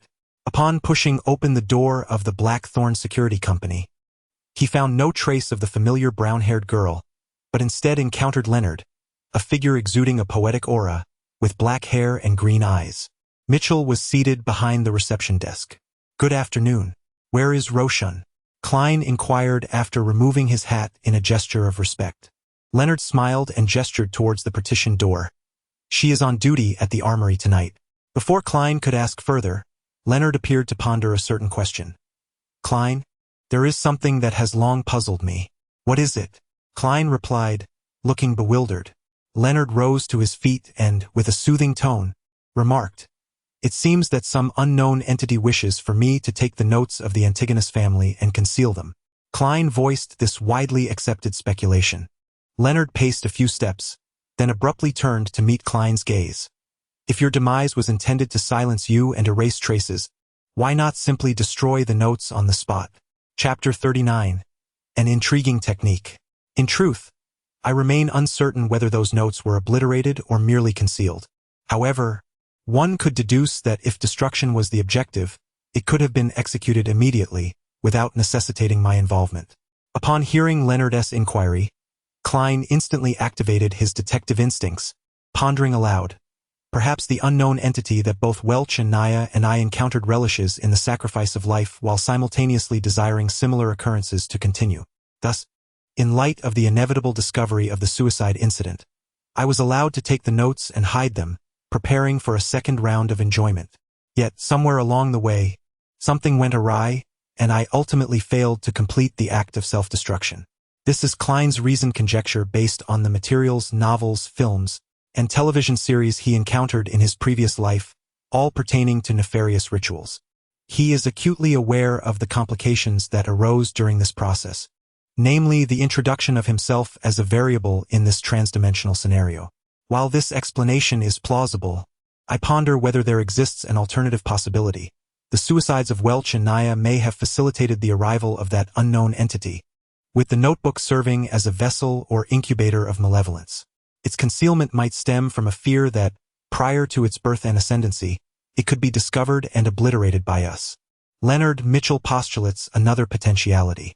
At this juncture, he fixates on Klein's eyes, offering a subtle smile as he remarks, "Of course, the notebook may have already been destroyed, aimed at obscuring its contents and concealing the true vessel or incubator of evil. In such a case, your unsuccessful suicide attempt would be sufficiently elucidated." What does this imply? Is he casting doubt upon me? Questioning whether the original body harbors or nurtures malevolence? No, it is the traveler who is nurtured within. The term nurture suffices. Klein momentarily falters, internally critiquing while cautiously articulating, "I am merely exploring this possibility, not dismissing the notion that the unknown entity may have encountered a setback upon its arrival, resulting in your failed suicide. We must believe that the goddess continually protects us." Leonard, with a chuckle, deftly shifts the topic. "What discoveries did you make this afternoon?" "None." Klein replies, "I must change my route tomorrow afternoon." He gestures towards the partition. "I need to retrieve ammunition from the armory." The shooting club remains open until 9 in the evening, as many of its members can only find leisure time after their work hours. "May the divine protect you." Leonard smiled, drawing a circle symbolizing the crimson moon upon his chest. As he watched Klein pass through the partition, listening to the sound of his footsteps descending the stairs, Leonard's smile gradually faded, and a look of confusion filled his emerald eyes. He muttered something under his breath, his tone tinged with dissatisfaction. Upon descending the staircase, Klein turned down the corridor illuminated by the gas lamps, heading towards the armory, materials, and library. The iron door stood ajar, where a brown-haired girl named Rosen was engaged in conversation with a middle-aged man, distinguished by his thick black beard and half-top hat, standing before a long table. "Good afternoon, or rather, good evening. It always feels like midnight here. Klein, I heard from old Neil that you have become an extraordinary? What do you call it, diviner?" Rosen inquired, turning her head with rapid speech, her curiosity and concern unabashedly evident. Klein nodded, a smile gracing his lips. "Good afternoon, Miss Rosen. While it may perpetually be night here, it imparts a sense of tranquility. Your description was somewhat lacking. It should be stated that the name of the sequence potion I consume is diviner. You have indeed chosen to become an extraordinary." Rosen sighed, momentarily falling into silence. Klein glanced at the middle-aged man beside her and politely inquired, "And who might this be? Another member of the night watch, or one of the 2 civilian staff I have yet to meet?" Roshan pursed her lips and said, "Brett, our colleague, wishes to swap shifts with me to free up the evening after tomorrow. He intends to take his wife to the North District Grand Theater to watch the Arrogant Ones in celebration of their 15th wedding anniversary. What a romantic gentleman he is." Brett smiled and extended his hand, saying, "With Miss Roshan here, there is no need for repetition." "Hello, Klein. I did not expect you to become an extraordinary one so swiftly, while I, may perhaps never possess such courage. Perhaps ignorance begets fearlessness." Klein chuckled at himself and shook hands with Brett. "It is not a bad thing," Brett remarked, shaking his head with a smile. "Once, an extraordinary individual told me before his demise to never delve into strange and perilous matters. The less one knows, the longer one lives. At that moment, Roshan interjected, Klein, do not take it too seriously. I heard from old Neil that your diviner is supportive, relatively safer. As long as you do not attempt to communicate with the unknown. Why are you dressed so unceremoniously? Not gentlemanly at all. What brings you here? He believed that the young lady would soon forget this matter. Very well. Roshan pointed to the table. Brett, it's all up to you now. You should be aware of the locations of the keys and bullets. Alas, old Neil is rather stingy. He did not leave any ground coffee behind, despite promising to satisfy my cravings today. As she rambled on, Klein received the bullets. Bang, bang, bang. With gun in hand, arm raised, he fired, ejected the spent cartridge, and loaded a new bullet. Klein repeated this process time and again, familiarizing himself with the sensation of shooting. Of course, he took several breaks in between to reflect and make adjustments. Once his practice concluded, Klein utilized the space to engage in various exercises akin to push-ups, striving to strengthen his physique and enhance his overall fitness. Additionally, he carried a considerable amount of vegetables. Having received your money, why not take a public carriage to school? Upon being reminded, Klein recalled the events of the morning. Melissa furrowed her brow and remarked, Stop, stop, stop. No need to flaunt your mathematical prowess. Klein chuckled lightly, pressing a hand down in jest. After a brief pause, Melissa added, I find walking to school quite agreeable. The teacher says everyone should exercise regularly, and I can also collect some discarded parts along the way. Klein smiled and replied, In 2 months, once I have compensated for my advance salary, I will be able to save up for new clothing for Benson and for you. However, Melissa insisted on her unwavering stance, but we must consider unforeseen circumstances. With a playful grin, Klein responded, Then perhaps we should eat less meat. Do you not think spending 100 minutes each day on the road is a waste of time? We could utilize that time to read more, ponder various matters, and improve our academic performance. In doing so, Melissa, you would graduate with exceptional results and secure a well-paying job. What then would there be to worry about? He drew upon his previous experiences of debating in forums and ultimately persuaded Melissa to agree to take the public carriage to school. At last, he had managed to convince her, not merely through trickery, but through reasoned argument. Klein mused to himself as he accepted the groceries Melissa had purchased, sighing, Remember to buy beef or lamb tomorrow, chicken as well. One must eat well to maintain a healthy body and a sharp mind to tackle the rigors of study. Merely contemplating the idea made his mouth water. Melissa pressed her lips together, remaining silent for a few seconds before replying, All right. The next morning, after ensuring Melissa boarded the public carriage, Klein and Benson parted ways at the street corner, each heading to their respective workplaces. As Klein stepped through the entrance, he spotted old Neil and Roshan engaged in light conversation at the reception desk. Neil was still clad in his traditional black robe, seemingly unfazed by the opinions of others, while Roshan had donned a charming light yellow dress. Good morning, Mr. Neil, Miss Roshan, Klein greeted, tipping his hat in respect. Old Neil cast a sly glance at him. Good morning. I trust you didn't hear anything you shouldn't have last night? No, I slept quite well, Klein replied, somewhat puzzled by the remark. He could only attribute it to his lack of inspiration. Haha, no need to worry. It's not that easy to overhear. Old Neil gestured towards the partition. Head to the armory. We shall continue our mystical studies this morning. Klein nodded and followed old Neil down the stairs into the basement, arriving at the armory to relieve Brett, who had been on night duty. What shall we learn today? Klein inquired with curiosity. Old Neil responded with a thoughtful hum, complex yet fundamental knowledge.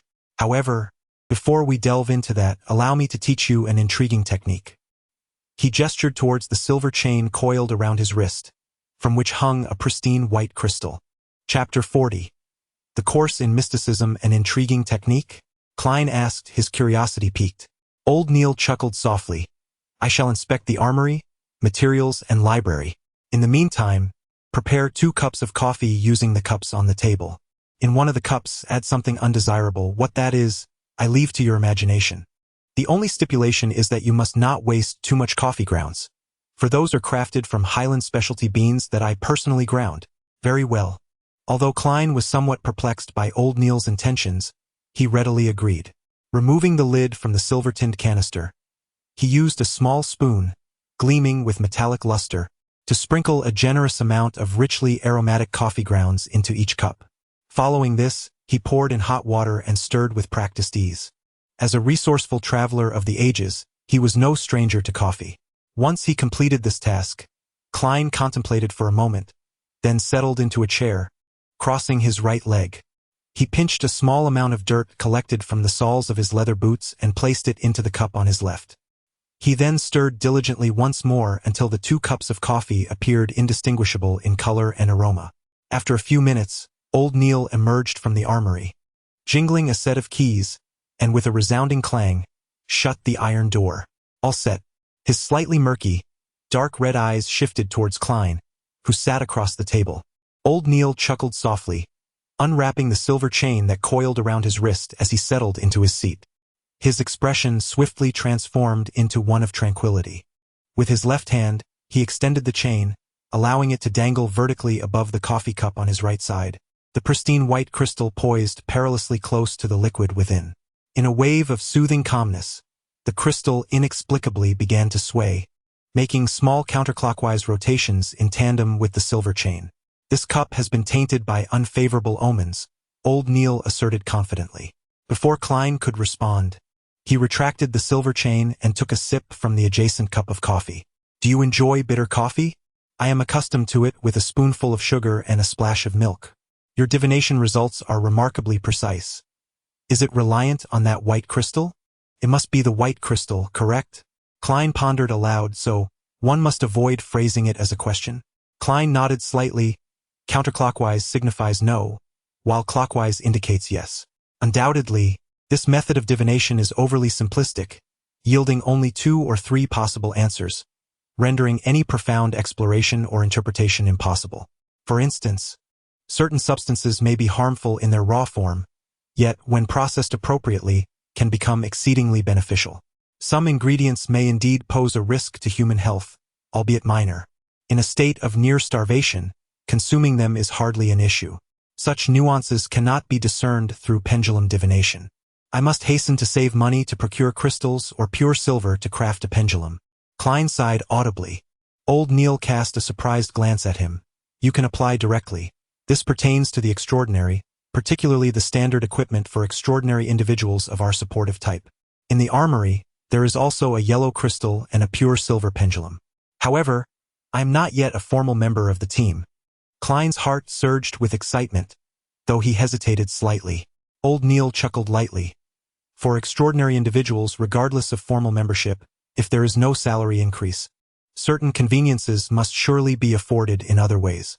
Perhaps benefits would be a more appropriate term. I shall request this from the captain shortly. Klein clenched his fist inwardly, having made a decision. How could he ascertain the captain's agreement without making an attempt? Very well. Old Neil smiled and continued, let us commence our formal mystical studies. One of its foundations is called symbolism. Do you understand what symbolism means? Both the spirit realm and the ethereal starry skies, along with those unknown territories, exist beyond our sensory world, beyond the accurate descriptions that can be conveyed by our ears, noses, and eyes. What we receive are only ineffable intuitive revelations and experiences, which manifest as abstract symbols and graphical representations. These symbols respectively denote different entities and meanings. Quite accurate. You truly are an oracle. Old Neil nodded solemnly, stating that only by mastering the ability to interpret symbols can one genuinely enter the realm of mysticism. Indeed, the patterns on the tarot cards, every element within those patterns, serves as a symbol, a human-imposed symbol, to aid us in understanding and interpreting the original revelations. He extracted a sheet of paper and, seizing the nearby fountain pen, sketched a modest arc. Following this, he swiftly added several vertical lines beneath the curve and, raising his gaze toward Klein, inquired, "Do you know what this symbol represents?" Klein examined it closely for a considerable moment before hesitantly responding. "Eyelashes?" Old Neil exhaled. "This symbolizes the harvest constellation. This one represents the thunder constellation, and this is the frost constellation." He casually drew several more symbols. As Klein absorbed the information, he could not help but exclaim, "The names of these constellations are truly refreshingly simple." Yes, simple. So rustic, so primitive. Old Neil smiled. Indeed, that was the sentiment of Emperor Roselle. He had envisioned renaming the constellations to something like Virgo, Cancer, Scorpio. Alas, he could not withstand the weight of tradition. At least the ancient names of these constellations and their corresponding dates guide cultivation and harvest. One must admit, Emperor Roselle was a man of ideas. Klein was at a loss for a witty retort. Well, Emperor Roselle must have been quite a dignified individual in his lifetime.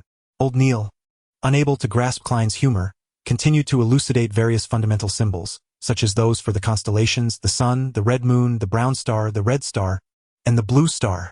During this discourse, he intermingled teachings on the art of casting astrological charts, the intricacies of crystal ball crafting, and the selection of incantations, leaving Klein feeling almost overwhelmed by the wealth of information. Had he not discovered that the potion brewed by the diviner could slightly enhance his memory, he would have urged Old Neil to cease his teachings, thereby allowing himself to assimilate the knowledge more efficiently. Today's session of the Mystical Studies concludes here. Ponder over it yourself, and feel free to approach me with any inquiries. Old Neil produced a golden pocket watch, snapping it open to glance at the time, and reminded him not to overlook the historical materials I have prepared for you. To be frank, their mere sight instills a sense of dread within me. With that, Klein took the drafts inscribed with symbols from Old Neil and swiftly reviewed the mystical knowledge acquired today, lest he experience significant forgetfulness.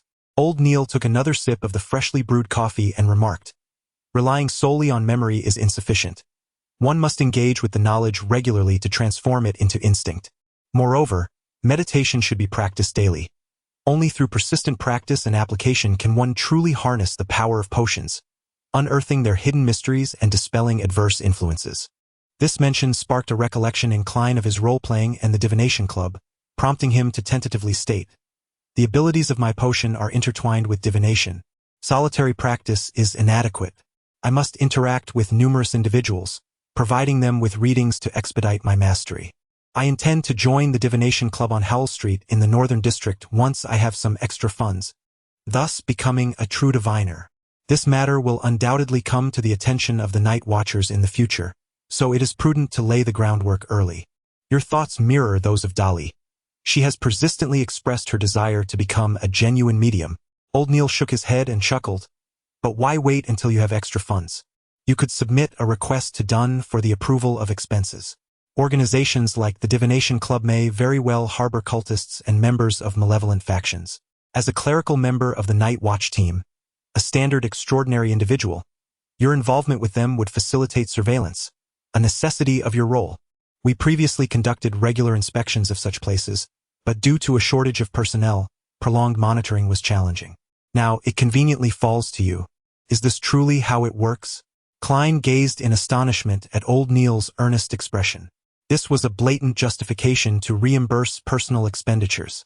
"I am utterly ignorant of such matters. Indeed, I am merely a keyboard warrior. Do you wish to pursue this endeavor at your own expense?" Old Neil observed the situation and added with a smile, "I shall report to the captain shortly." Old Neil nodded in satisfaction, casting a glance at the still-filled cup of coffee that bore an unpleasant essence. "What on earth did you put in there?" Klein chuckled awkwardly. "Just a bit of mud from the sole of my boot. Its color is quite similar to your coffee grounds, almost indistinguishable." Old Neil paused for a moment, then suddenly covered his mouth and exclaimed in a hushed tone, "Get rid of it at once." Chapter 41. Audrey and her Susie Klein ascended the winding staircase, pushed open the door, took a moment to orient himself, and then headed straight for the second office across the hall. After 2 days of acclimatization, he had roughly deciphered the layout of the Black Thistle Security Company.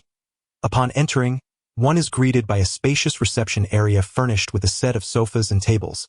Beyond a partition lies the inner zone. To the left of the corridor, 3 rooms extend from near to far.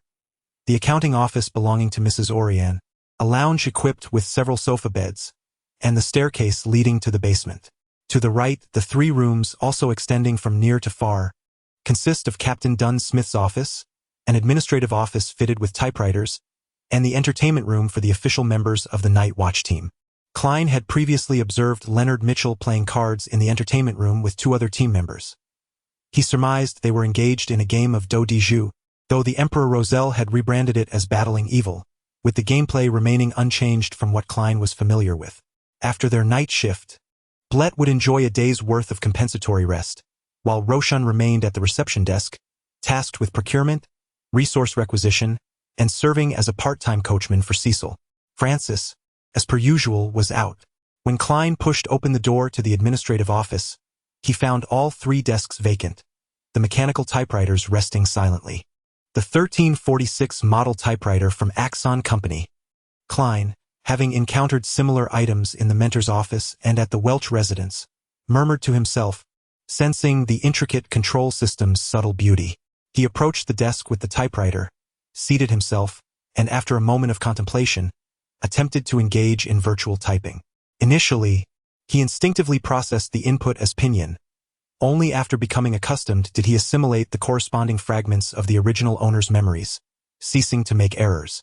Tap, tap, tap. Yet, he did not hastily seek out Dunn Smith. Instead, he gathered his thoughts and diligently perused the historical materials provided by Old Neil, engaging in both review and learning. It was only at this juncture that he picked up the application form and approached the adjacent office, gently tapping on the door. Dunn, awaiting the delivery of lunch, raised an eyebrow with a hint of a smile upon seeing the documents Klein presented. "Did Old Neil teach you this?" he inquired. Indeed, Klein readily divulged, betraying Old Neil without hesitation. Dunn took up the dark red pen and swiftly signed the document, remarking, "I need to apply for the funding for July, August, and September from the church and the county police department. I will include your request in the submission and, once approved, we can retrieve it from Mrs. Oleana. The pendulum can be collected this afternoon." His tone and gaze were imbued with palpable delight. Before taking his leave, he casually asked, "Shouldn't the funding for July, August, and September have been applied for in June? It seems rather unusual to apply for July's funding in July." Dunn remained silent for a few moments, then lifted his coffee cup and took a sip, saying, 3 cases arose consecutively in June, and amidst the busyness, some matters were overlooked. Truly, a captain with a rather poor memory. Klein realized he had ventured into inappropriate territory with his inquiry, chuckling awkwardly before hastily exiting. Thus began his simple yet structured life. Half an hour of meditation each morning, 2 hours of mysticism courses each forenoon, an hour and a half mastering historical materials, and after lunch, a brief nap in the lounge to rejuvenate his energy. Within a well-equipped private chemical laboratory, the tall, golden-haired Audrey gazed intently at the cup in her hands, where countless bubbles emerged, transforming the atmosphere into a tranquil one. Eventually, the liquid within the cup settled into a viscous silvery hue. "Ha! I truly possess a talent for the arcane. I succeeded on my first attempt," the girl exclaimed with delight, having previously worried about failure and prepared an abundance of materials. She carefully stored away the assorted remnants from her family's treasury and those exchanged from others, took a deep breath, and readied herself to close her eyes and drink the potion of observation. Just then, a cacophony of barking resonated from outside the laboratory, causing Audrey to furrow her brow. She gently placed the cup of shimmering liquid into a shadowy corner and turned to approach the door. "Sushi, who has arrived?"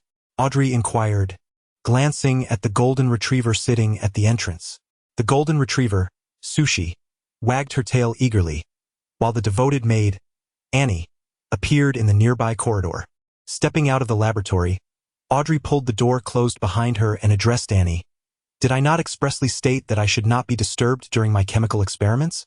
"But there is an invitation from the Duchess, Lady Dara," Annie replied, conveying the contents of the invitation.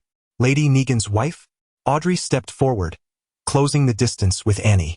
"Indeed, she has summoned the court pastry chef, Ms. Weiwei, inviting you and the lady to partake in afternoon tea," Annie continued. Audrey subtly puffed her cheeks, stating, "Please inform my mother that I am feeling faint, perhaps due to the intense sunlight and slight dehydration, and ask her to convey my apologies to Lady Dara."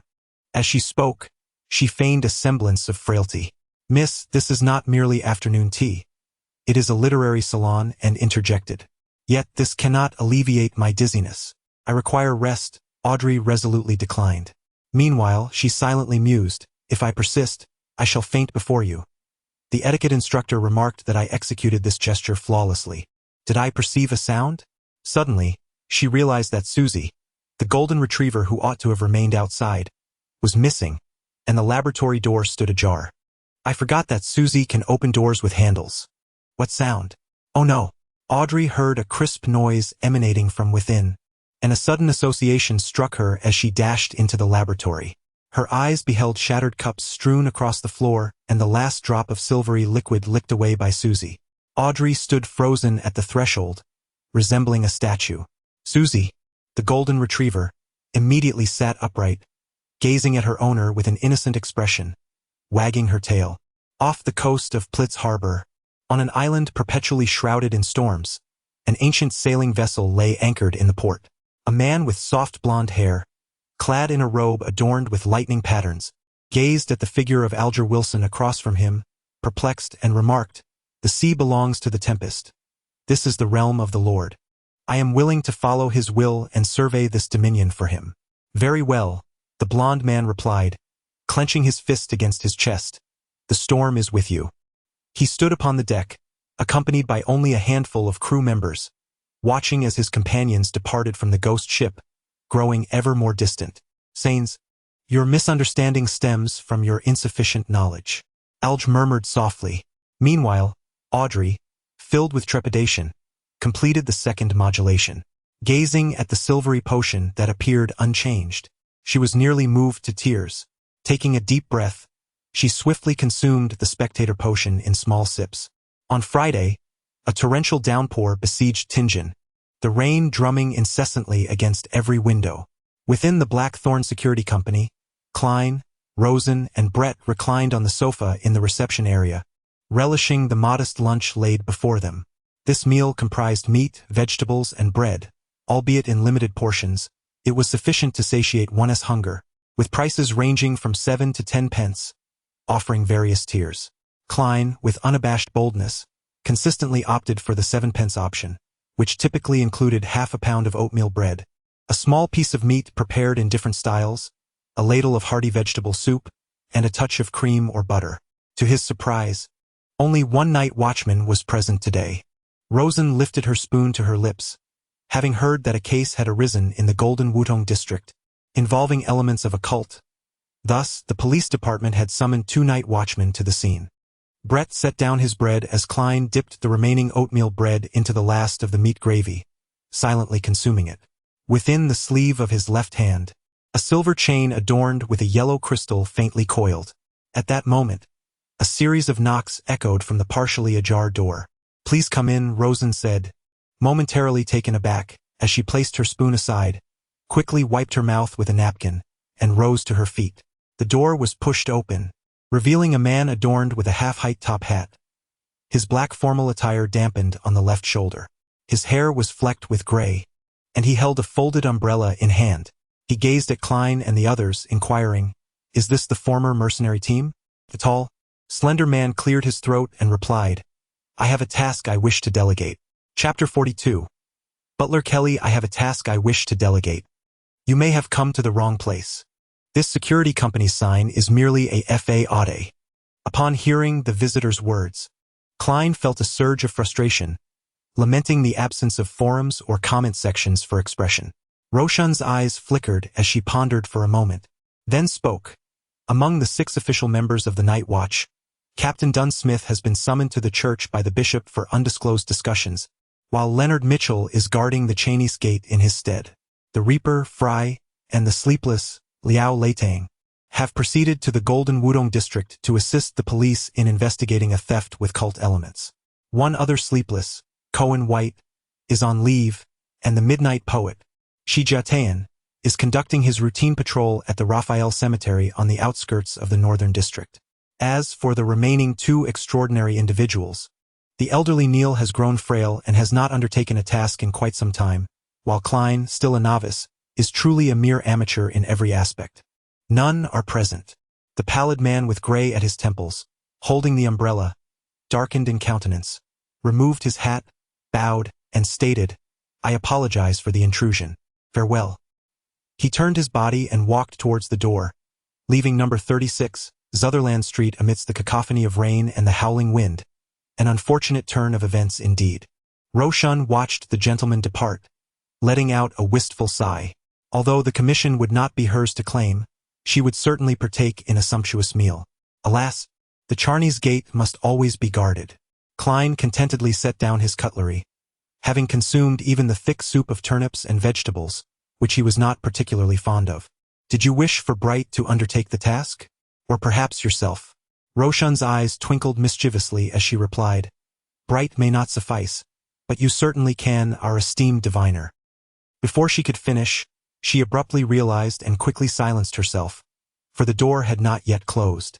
Should any passerby overhear the mention of the extraordinary, it would be a breach of confidentiality.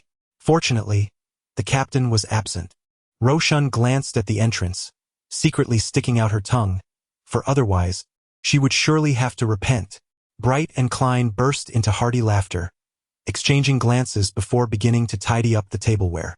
Once everything was in order, and seeing that the torrential rain showed no signs of abating, Klein, without an umbrella, chose to remain at the Blackthorn Security Company. He picked up a newspaper, settled into the plush, resilient sofa, and leisurely began his afternoon rest. The airship route from Bakerland to Dissy Bay has been inaugurated. The compilation of Detective Monson is on the verge of publication. An advertisement for the Ruglaries Armory? Klein perused the Tingen City Honest Man News, when suddenly a particular article caught his eye. After reading it several times, he sighed deeply, realizing that Welch's father had evidently accepted the police's account and had not sought the services of a private investigator. The sorrow of losing his youngest son, he mused, surely paled in comparison to the grief my own parents would experience in losing their only child. A wave of despondency washed over him as he sat in silence for a considerable time. As for the fact that Welch and Naya had not invited him to their funeral, he felt no surprise or melancholy. He resolved to visit their graves and lay a bouquet once the dust had settled. Just as Klein contemplated a brief respite in the lounge, a sudden knock echoed through the reception area. Come in, he called. Roshan, who had been dozing lightly, was instantly roused. The half-open door swung wide, revealing the previously encountered tall, slender man in formal attire, his hair flecked with gray. Please, have a seat over there. Roshan gestured toward the nearby sofa. Klein, curiosity piqued, inquired, Where did you hear about our security company? Who referred you to us? Indeed, it appears that the members of the Night Watch team effortlessly resolved what others deemed a challenging task, thereby accruing considerable prestige in this field. I have visited every mercenary, security firm, and private investigator in the vicinity, and yours is the only establishment that still holds promise. The others are entirely devoid of personnel to undertake additional assignments. Frankly speaking, had it not been for a delivery worker I encountered, I would never have suspected the existence of a security company here. It is entirely different from what I had envisioned. Klein stood in a moment of contemplation, while Rosen interjected, inquiring, Are they quite busy? So many tasks? The tall, slender man with graying temples settled into his seat and sighed. As a mercenary team, or rather, a security company, you must have heard of the burglary and murder case in the Hall Street district? Hall Street. The burglary and murder case. Regrettably, I am one of the involved parties. Klein nodded gravely, yes. A classic chain reaction. Klein and Rosen exchanged glances, both recognizing the self-deprecating expressions on each other's faces. The security industry has entered a golden era, yet it is evident that Blackthorn has felt no such impact, highlighting the profound failure of this company. Of course, in a certain light, this also attests to the hidden success of the Night Watch team. After waiting for over 20 minutes, as the torrential rain began to subside, Klein prepared to depart for the shooting club to practice with his revolver. At that moment, Leonard Mitchell, with his dark hair and green eyes, emerged from the partition, casting a puzzled glance at the sofa. Who is this? Roshan's expression instantly froze, and he chuckled awkwardly. As a security company, we do not rely solely on the front entrance. The tall, slender man nodded in understanding. Regarding the title of captain, he found it entirely unremarkable. After all, a security company is essentially akin to a former mercenary squad or a small mercenary guild, and the presence of a captain is quite customary. Leonard's white shirt was untucked, and his black vest hung loosely over his frame. He glanced at the tall man and suddenly snapped his fingers, saying, "I am a security personnel from Blackthorn. May I inquire your name? Is there a matter you wish to entrust to us?" Perhaps having heard tales of the mercenaries' carefree nature, the tall man felt no indignation but rather a sense of relief. He watched Leonard take a seat and organized his thoughts. "My name is Curly. I serve as the butler for Mr. Vickrol, a tobacco merchant. His only son, young Elliot, was kidnapped this morning. We have already reported the incident to the authorities and received considerable attention. However, Mr. Vickrol remains uneasy and wishes to enlist your mercenary security services, as well as your knowledge of Tingen, to conduct an investigation from a different angle to ensure the safe return of young Elliot. Should you locate the kidnapper's hideout, Mr. Vickrol is willing to offer a reward of 100. If you manage to rescue young Master Elliot successfully, he is prepared to double the reward, providing 200 in one lump sum." Leonard Mitchell smiled leisurely. "It appears Mr. Vickrol only desires us to find the kidnapper's hideout. Otherwise, one would not consider his only son to be worth merely 100. Nor would a tobacco merchant with close ties to the southern plantations be able to offer just 200. Very well, no problem." Leonard snapped his fingers, his emerald eyes turning towards Roseanne. "Dear lady, would you be so kind as to draft a contract? Do not always consider yourself a poet. In truth, you merely recite the works of others." Roseanne, accustomed to exchanging barbs with Leonard, momentarily forgot the presence of other guests. Of course, the Blackthorn Security Company cared little for the identity of the client. Whether there was a good one or none at all made no difference. Roseanne departed from the reception desk and entered the clerical office, the sound of her typing echoing through the air. Klein could not help but twitch at the corners of his mouth, finding their lack of professionalism quite appalling. The absence of a standardized, ready-made contract was indeed a lamentable state of affairs. What was even more distressing was the realization that I am indeed part of such an unprofessional establishment. Amidst his swirling thoughts, Roseanne managed to prepare a contract that was disappointingly brief, containing only a few clauses, which she presented for signatures from Butler Kelly and Leonard Mitchell. "Awaiting your favorable news," Butler Kelly said, rising and bowing as he took one of the contracts. Suddenly, he turned to Klein, a smile gracing his lips. "I require your assistance." "Ah!" Klein was momentarily taken aback. "What I mean is, this task shall be accomplished by both you and me." With a subtle smile at the corner of his mouth, Leonard explained, "I excel in combat, marksmanship, climbing, sensing, and chanting, as well as providing some assistance, but locating individuals is not among my talents. Surely you wouldn't want old Neil to venture out in such weather?" His voice became somewhat indistinct when he mentioned sensing, rendering it nearly inaudible. Well, Klein felt an urge to experiment with new skills, accompanied by a hint of wariness towards Leonard Mitchell. He sighed, hoping for a successful outcome. "I wonder how effective my divination abilities will prove to be," he mused with a touch of anticipation. Chapter 43. The search for a person observing Klein. Leonard nodded with a smile in his azure eyes. "What do you require from them?" Having collaborated with old Neil and others numerous times, he understood that divination necessitated a medium, especially in the absence of the main subject. Klein pondered for a moment before turning to the butler, Curly, and stated, "I need some of Elliot's recently worn, unwashed clothing. It would be even better if I could have a piece of jewelry that he used to carry with him." He endeavored to select ordinary mediums, avoiding items that might provoke the imagination of the average person. Yet even so, the old butler Curly wore a puzzled expression. "Why?" After asking, he added, "I have a photograph of young Master Elliot. To speak candidly, if it weren't for the confidentiality clause that he dared not breach, Curly would likely have turned on his heel, torn up the contract, and inwardly cursed, 'These charlatans. If this could be of any use, I might as well seek out the most renowned medium in Ahova County." Beside him, Leonard Mitchell chuckled softly. "Mr. Curly, my companion, or rather my colleague, has acquired a rather peculiar pet whose sense of smell surpasses that of a hound. Thus, we require the garments worn by young Elliot and his personal belongings to aid in our search. As you know, clues typically confine themselves to a general vicinity. Regarding that photograph, we equally need it. Both he and I must ascertain what young Elliot looks like." The elderly steward, Mr. Curly, accepted this explanation, nodding slowly. "Will you be waiting here, or shall I accompany you to Mr. Vickrall's residence in the city? He was eager to test his remarkable abilities while nurturing a simple desire to assist others. Very well, the carriage awaits downstairs. As he spoke, Mr. Curly retrieved a black and white photograph from his pocket and handed it to Leonard. This is a portrait of Elliot Vickrall, taken when he was around 10 years old. His hair is somewhat long, nearly obscuring his eyes, and his face is notably freckled, though he is not particularly distinctive in appearance. Leonard cast a fleeting glance at the photo before passing it to Klein. Klein examined it closely, tucked it into his pocket, then picked up his cane, donned his hat, and followed the two ahead as they departed the Blackthorn Security Company and entered the carriage waiting below. The interior of the carriage was quite spacious, adorned with a thick carpet and furnished with a small table for placing items.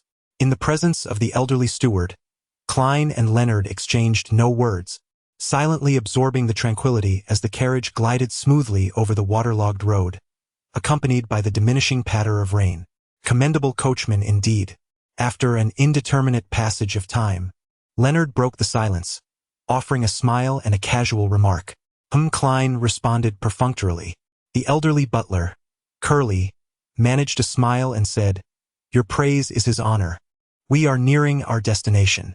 To avoid detection by potential kidnappers, the carriage refrained from approaching the tobacco merchant Vickrall's residence, instead halting on a nearby street. My previous conjecture held no ulterior motives. I merely wish to inform you that the notebook will undoubtedly resurface, perhaps quite soon. This was not a pleasant inference. Klein gestured with his chin towards the coachman outside, indicating that sensitive topics should not be discussed in the presence of others. Leonard whistled softly and turned his gaze to the window, watching raindrops trickle down the glass, leaving behind a hazy imprint that rendered the outside world utterly indistinct. The garments belonged to young Master Elliot, who had traversed this path yesterday, accompanied by the storm talisman he had previously worn. Klein took a glance at the diminutive gentleman's attire, a miniature shirt, waistcoat, bow tie, and so forth. The storm talisman, crafted from bronze, bore symbols representing fierce winds and raging waves, yet it failed to ignite Klein's inspiration. I shall now recount in detail the circumstances surrounding young Master Elliot's abduction, to aid you in identifying the targets. The elderly butler, Curly, seated himself and recounted the nightmarish ordeal of the morning, hoping that the assistance he had so painstakingly procured would prove beneficial.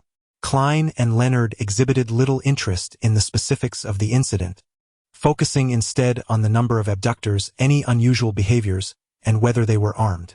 3 individuals, armed and resolute, bid farewell to the elderly caretaker, Kelly, and subsequently hired a light 2-wheeled carriage nearby.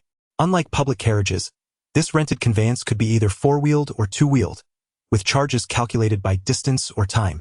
The former cost 4 pence per kilometer within the city and 8 pence outside its bounds, while the latter charged 2 sols per hour. For durations under an hour, the charge defaulted to 1 hour, and for every 15 minutes exceeding that, an additional 6 pence was incurred. If faced with inclement weather or urgent speed requirements, the fare would increase accordingly. Klein had heard from instructor Askey that in the capital of Beckland, cab drivers were notorious for their arbitrary pricing. To him, this was a rather extravagant indulgence. However, he need not fret over finances at the moment, as Leonard had directly handed the driver 2 1-sol banknotes, opting for the time-based fare. Once Leonard had given his instructions, he closed the carriage door behind him. "Where are you headed?" inquired the driver, both delighted and perplexed by the 2 notes in his possession. "Wait a moment," Leonard said, turning his gaze toward Klein. Klein nodded slightly, retrieving Elliot's garments and laying them upon the carriage floor, then affixing the storm amulet to the tip of his cane. With the ebony staff, adorned with silver, he firmly planted it atop Elliot's attire. As a luminous orb of thought coalesced in his mind, Klein's spirit soared into tranquility, his brown eyes deepening as he entered a semi-meditative state. He felt an inexplicable lightness in his body, as if he were beginning to float, and caught a fleeting glimpse of the omnipresent realm of spirits. In his heart, he silently recited the name of Elliot. After 7 repetitions, he released his grip on the ebony cane, which astonishingly remained upright, steadfast even as the carriage swayed gently. Surrounding him was a subtle yet intangible rustle, and Klein sensed the indifferent gaze of countless eyes upon him. With a shiver of trepidation, he fixed his deep, dark eyes upon the cane and once more murmured within Elliot's location. As soon as he completed the incantation, the silver-inlaid, wooden, black cane toppled forward, indicating a direction, straight ahead. Klein grasped the cane and spoke in a low, resonant tone, his voice imbued with an ethereal quality that seemed to penetrate into the unknown. This was one of the divinatory abilities he possessed, known as the divining rod for locating objects. The instrument must be made of wood, metal, or a combination of both. Typically, this would require two genuine divining rods, shaped like a straightened piece of wire bent at a right angle, with the shorter side held to determine direction. However, as a diviner, Klein had discovered through practice that he could directly employ this method to locate individuals, using the cane in place of the rods. The direction in which it fell indicated the path to the sought-after object. As for the notes of the Antigonus family, Klein could not recall their appearance at all, leaving him unable to seek them out. Straight ahead, Leonard instructed loudly to the driver, "I will inform you when it is time to turn." The coachman was utterly perplexed by the necessity of such actions. However, the sight of the bills in his inner pocket and the other party's unwavering readiness to pay silenced him, leading him to acquiesce. The carriage glided slowly through street after street. Along the way, Klein employed his divining rod several times to realign his direction.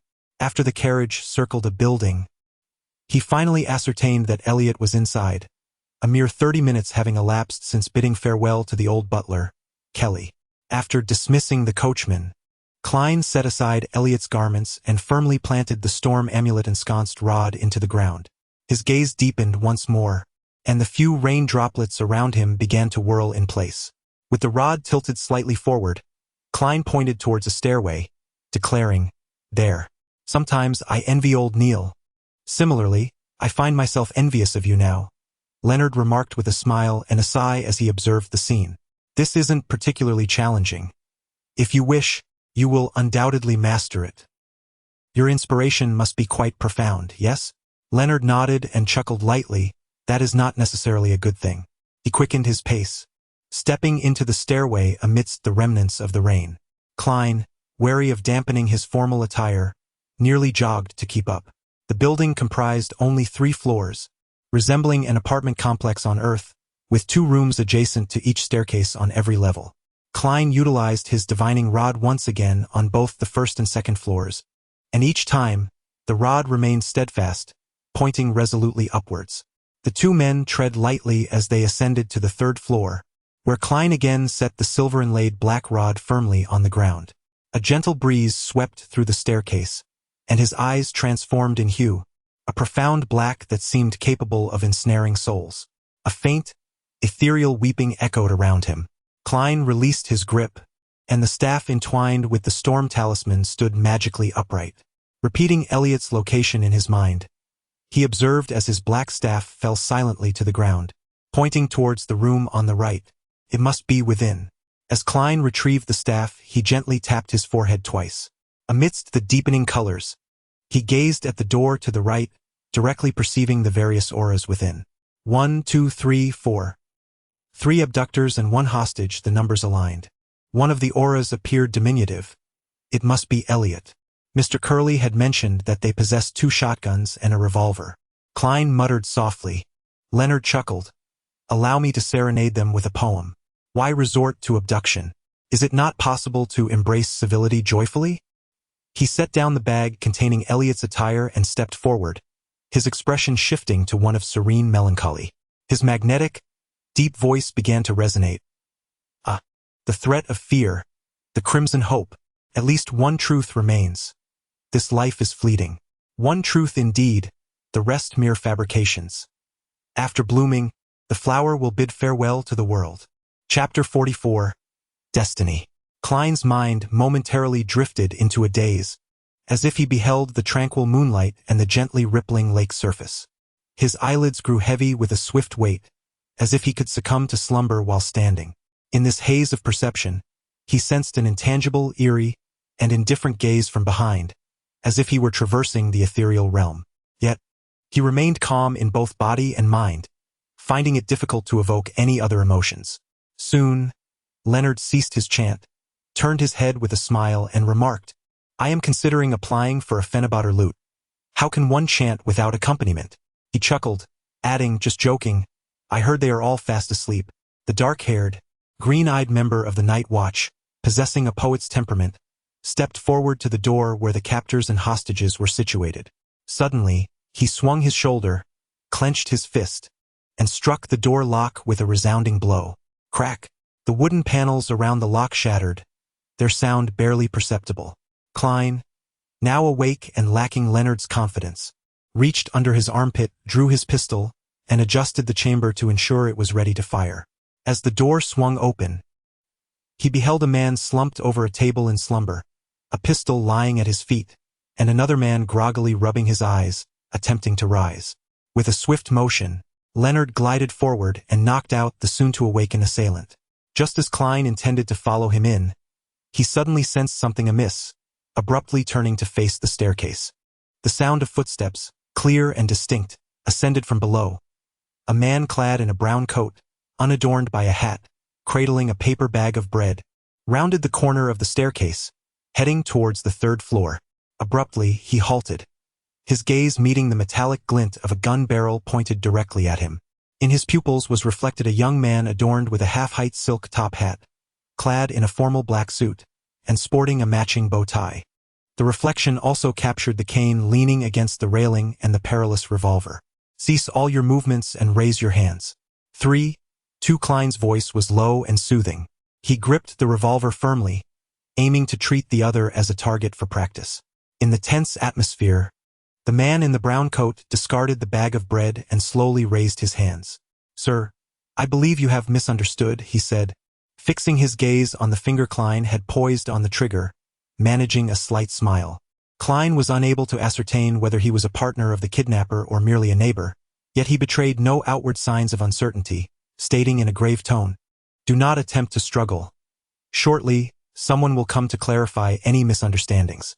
At that moment, Leonard emerged from dealing with the captors inside, casting a glance at the man at the staircase corner and casually remarked, "So, it appears the kidnapper had an accomplice responsible for support and procuring food?" Upon hearing this, the man in the brown coat's pupils constricted, and he abruptly kicked the bag of bread that lay at his feet, attempting to obscure Klein's line of sight. Klein seemed unperturbed, as if engaged in a mere exercise, and calmly squeezed the trigger. Bang! A spray of crimson erupted from the man's left shoulder. He immediately rolled away, intent on fleeing to the second floor, but Leonard had already reached out to brace himself against the railing and leaped down. With a muffled thud, Leonard descended upon the man. The man fell into a state of unconsciousness, and Leonard, brushing off a few smudges of blood, looked up at Klein with a chuckle, remarking, "Your marksmanship is quite commendable. My intention was to shoot him in the leg." Klein's lips twitched ever so slightly, and he caught a whiff of the faint scent of blood. He noticed that after consuming the diviner's potion, although his vision, hearing, and touch had not been enhanced, he could still perceive obscured objects and hear faint footsteps, allowing him to make judgments in advance. Could this be categorized as inspiration? Klein pondered, nodding thoughtfully as he observed Leonard retrieving a sharp dagger from one of the bandits and dragging him into the room. With a gun in one hand and a cane in the other, Klein entered the bandit's lair and saw Elliot Vickrowell awaken, startled by the gunfire. His body straightened from its curled position as he slowly sat up. The original 3 bandits had been securely bound by Leonard with the ropes they had used on Elliot, strung together and discarded in a corner, while their insufficient clothing had been torn to substitute for the bindings. The man who had been shot in the shoulder lay unconscious, receiving bandaging, but Leonard, finding him filthy, refused to assist in extracting the bullet. "Who are you?" Elliot stammered, his eyes widening with surprise at the scene before him. "It seems this fellow possesses a touch of humor." Klein lowered his revolver and addressed Elliot. "We are mercenaries hired by your father. You may also refer to us as security personnel. Is that true? Have I truly been rescued?" Elliot inquired, his voice brimming with joy yet hesitant to move recklessly. It is evident that, within the brief span of mere hours since his abduction, he has endured considerable hardship, losing the youthful impetuosity one would expect at his age. Leonard rose and addressed Klein, instructing him to seek out the patrolling officers below and informed them to notify the tobacconist, as he had no desire to traverse the streets with a child and the four miscreants like a common kidnapper. Contemplating the subsequent course of action, Klein nodded, holstered his revolver, and grasped his cane as he made his way to the staircase. As he descended each step, a vague sense of forgetfulness nagged at him, while Leonard reassured Elliot, saying, "Do not be anxious. You shall soon reunite with your father, mother, and the venerable steward, Curly. How about a game of quint?" Suppressing a smile, Klein stepped onto the street and, guided by the passers-by, located two patrolling officers. As for the issue of weaponry, he felt no concern, for he had recently acquired a permit for the use of all types of arms through internal channels, ensuring a swift approval process. After waiting for over 40 minutes, seizing a moment when the officers were distracted, Leonard signaled to Klein, urging him to stealthily exit the room alongside him. "Trust me, visiting the police station is a futile endeavor. We should leave at once," the night watchman, possessing a poet's demeanor, explained with an air of nonchalance. Klein, adopting a mindset of resignation, followed without objection. Nearly 5 minutes later, several swiftly racing carriages arrived at the building where the kidnappers were holed up, as the esteemed steward Curly accompanied his corpulent master, Victorian.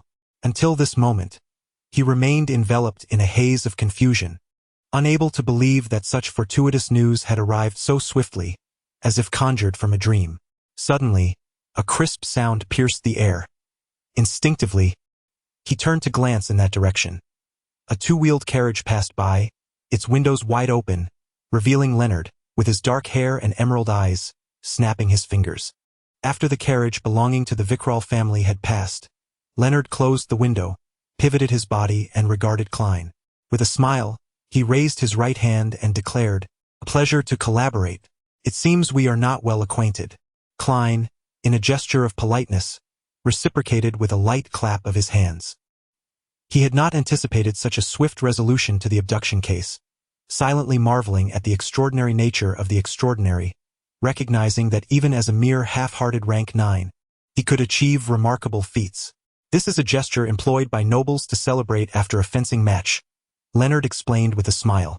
"I am aware," Klein replied, having several noble classmates. He cast a glance out the window, his brow furrowing slightly as he inquired, "Should we not confirm with Mr. Curly? If he believes it was the police who rescued Elliot, our reward will be halved, an entire £100.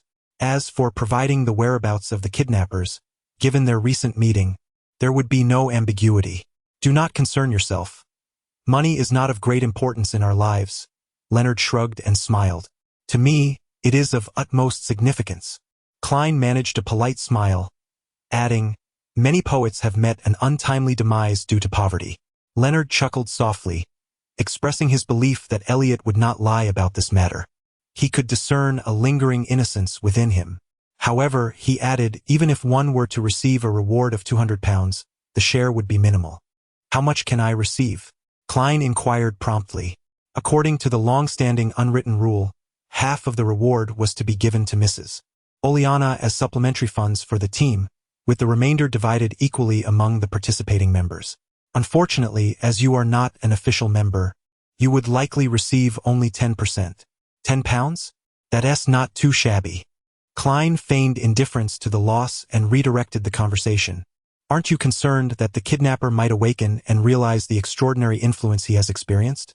Klein then set aside his worries, feeling as though he had forgotten, or rather, overlooked, something significant.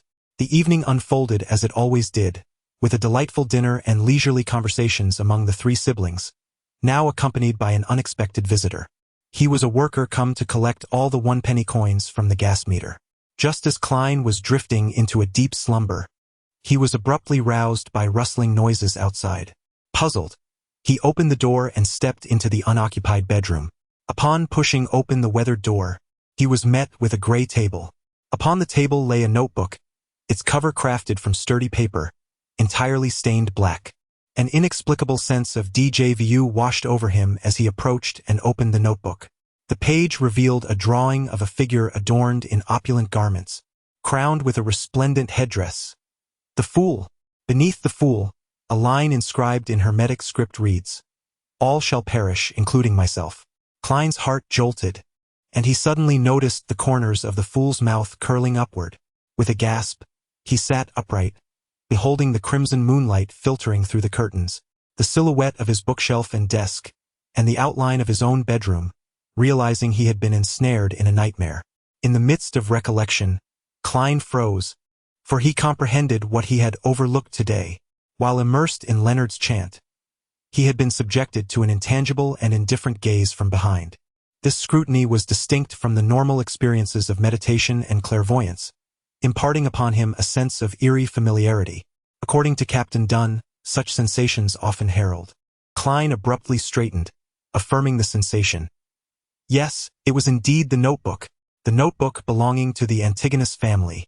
Chapter 45, The Return. The very notebook of the Antigonus family lay within the room opposite the captor. Although it was a remarkable coincidence, Klein had unwavering faith in his intuition. He promptly rolled out of bed, hastily shedding the tattered garments he had worn to sleep. He seized a white shirt from beside him, draping it over himself and swiftly fastening the buttons from top to bottom. 1, 2, 3. Suddenly, he realized he was missing a button, and the left and right sides appeared somewhat asymmetrical. Upon closer inspection, Klein discovered he had misaligned the buttons from the very beginning, rendering the shirt distorted. He shook his head in resignation, inhaled deeply, and exhaled slowly, employing a modicum of meditation techniques to restore some semblance of calm. Dressed in a crisp white shirt and black trousers, he awkwardly donned a shoulder strap beneath his arm, retrieving the revolver concealed beneath a soft pillow and placing it within his attire. Neglecting to tie a bow, he donned his formal wear, grasping his hat in one hand and a cane in the other as he approached the door. With grace, he placed a half-height silk top hat upon his head and gently twisted the doorknob, opening the door to the corridor. Cautiously closing the wooden bedroom door behind him, he descended the staircase with the stealth of a thief, leaving behind 2 lines of words on the stationery in the living room to indicate that he had forgotten to mention the business matter at the company and needed to arrive early that day. Stepping outside, Klein was immediately enveloped by a refreshing breeze, bringing a sense of tranquility to his being. The street before him lay dim and silent, devoid of pedestrians, illuminated only by the soft glow of gas lamps. From the inner pocket of his coat, he produced a pocket watch, snapping it open to find the time just past 6 o'clock. The crimson moonlight had not yet entirely faded, yet a clear brightness was beginning to emerge on the horizon. He was about to seek an expensive hired carriage when, to his surprise, a horse-drawn public carriage appeared.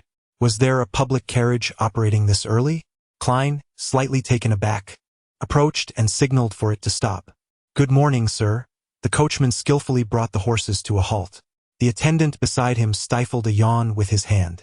"To Zotland Street," Klein replied, retrieving 2 one-penny coins and 4 half-pennies from his pocket.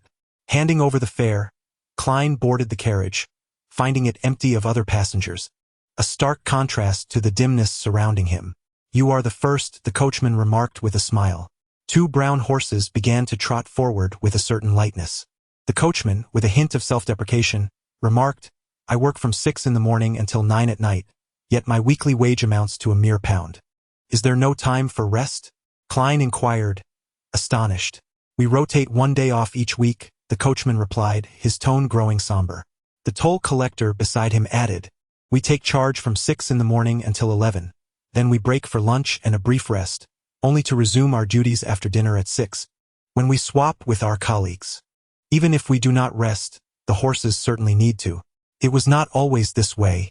It was instituted after some coachmen became overly fatigued, resulting in unfortunate blunders that caused the horses to go wild and the carriage to overturn.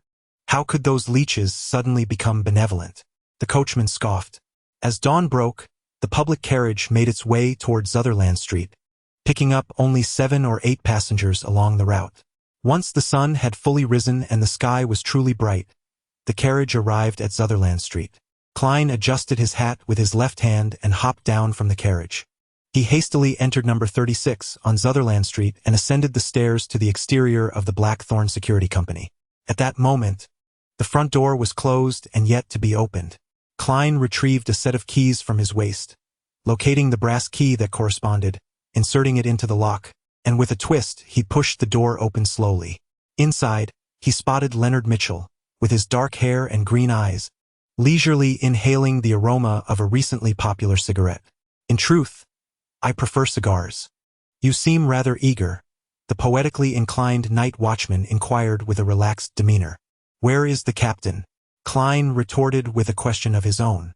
Leonard gestured towards the partition, indicating his office. As an extraordinary individual who had ascended to the status of an insomniac, he required merely 2 hours of rest during the day.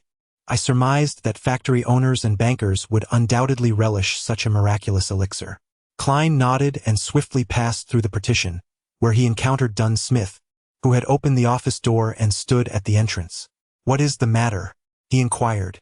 Clad in a black trench coat and wielding a cane adorned with gold, Smith's expression was composed and grave. "Where is it?"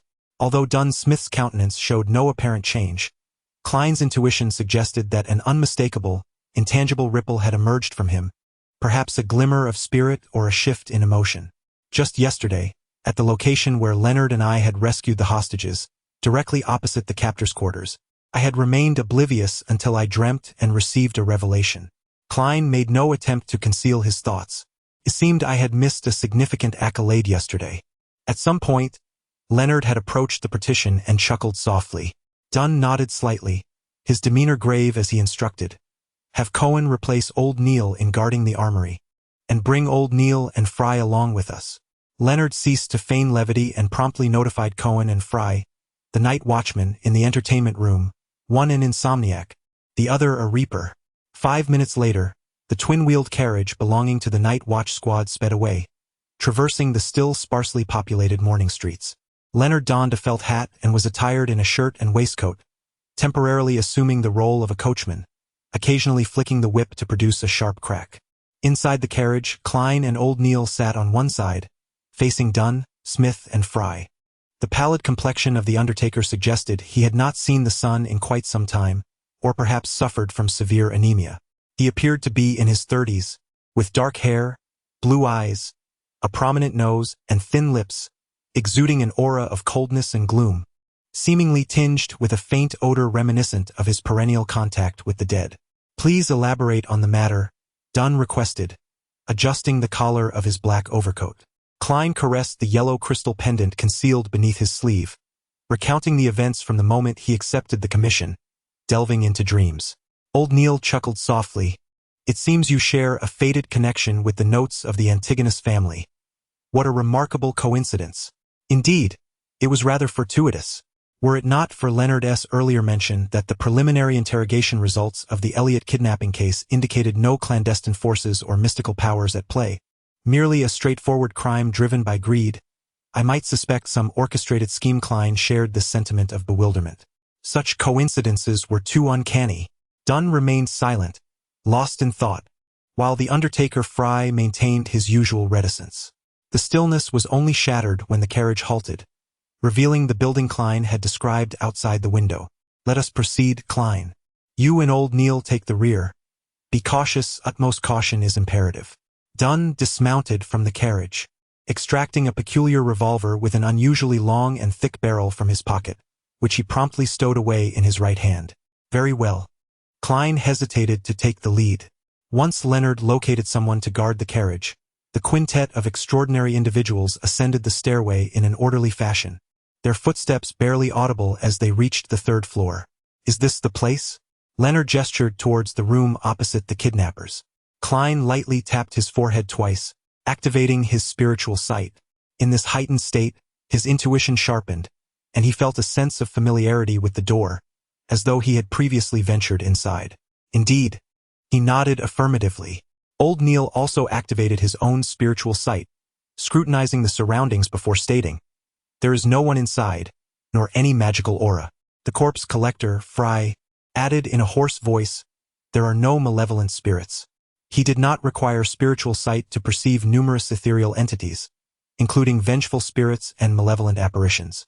Leonard stepped forward, mirroring his actions from the previous day, and delivered a forceful punch to the door lock. This time, not only did the surrounding wooden panels splinter, but the lock itself flew off with a resounding clatter, landing on the floor. Klein sensed an intangible seal dissipate instantaneously, followed by a pungent stench wafting through the air. A corpse, a decaying corpse, Fry stated coldly, showing no signs of revulsion. Dunn extended his gloved right hand and slowly pushed the door open, revealing to the onlookers a fireplace, from which an unusual heat emanated, even in the early July weather. Before the fireplace sat a rocking chair, in which an elderly woman dressed in black and white sat with her head bowed low. She had grotesquely swollen, her skin a mottled greenish-black, taut and glistening as if it could burst at the slightest touch, releasing a putrid stench.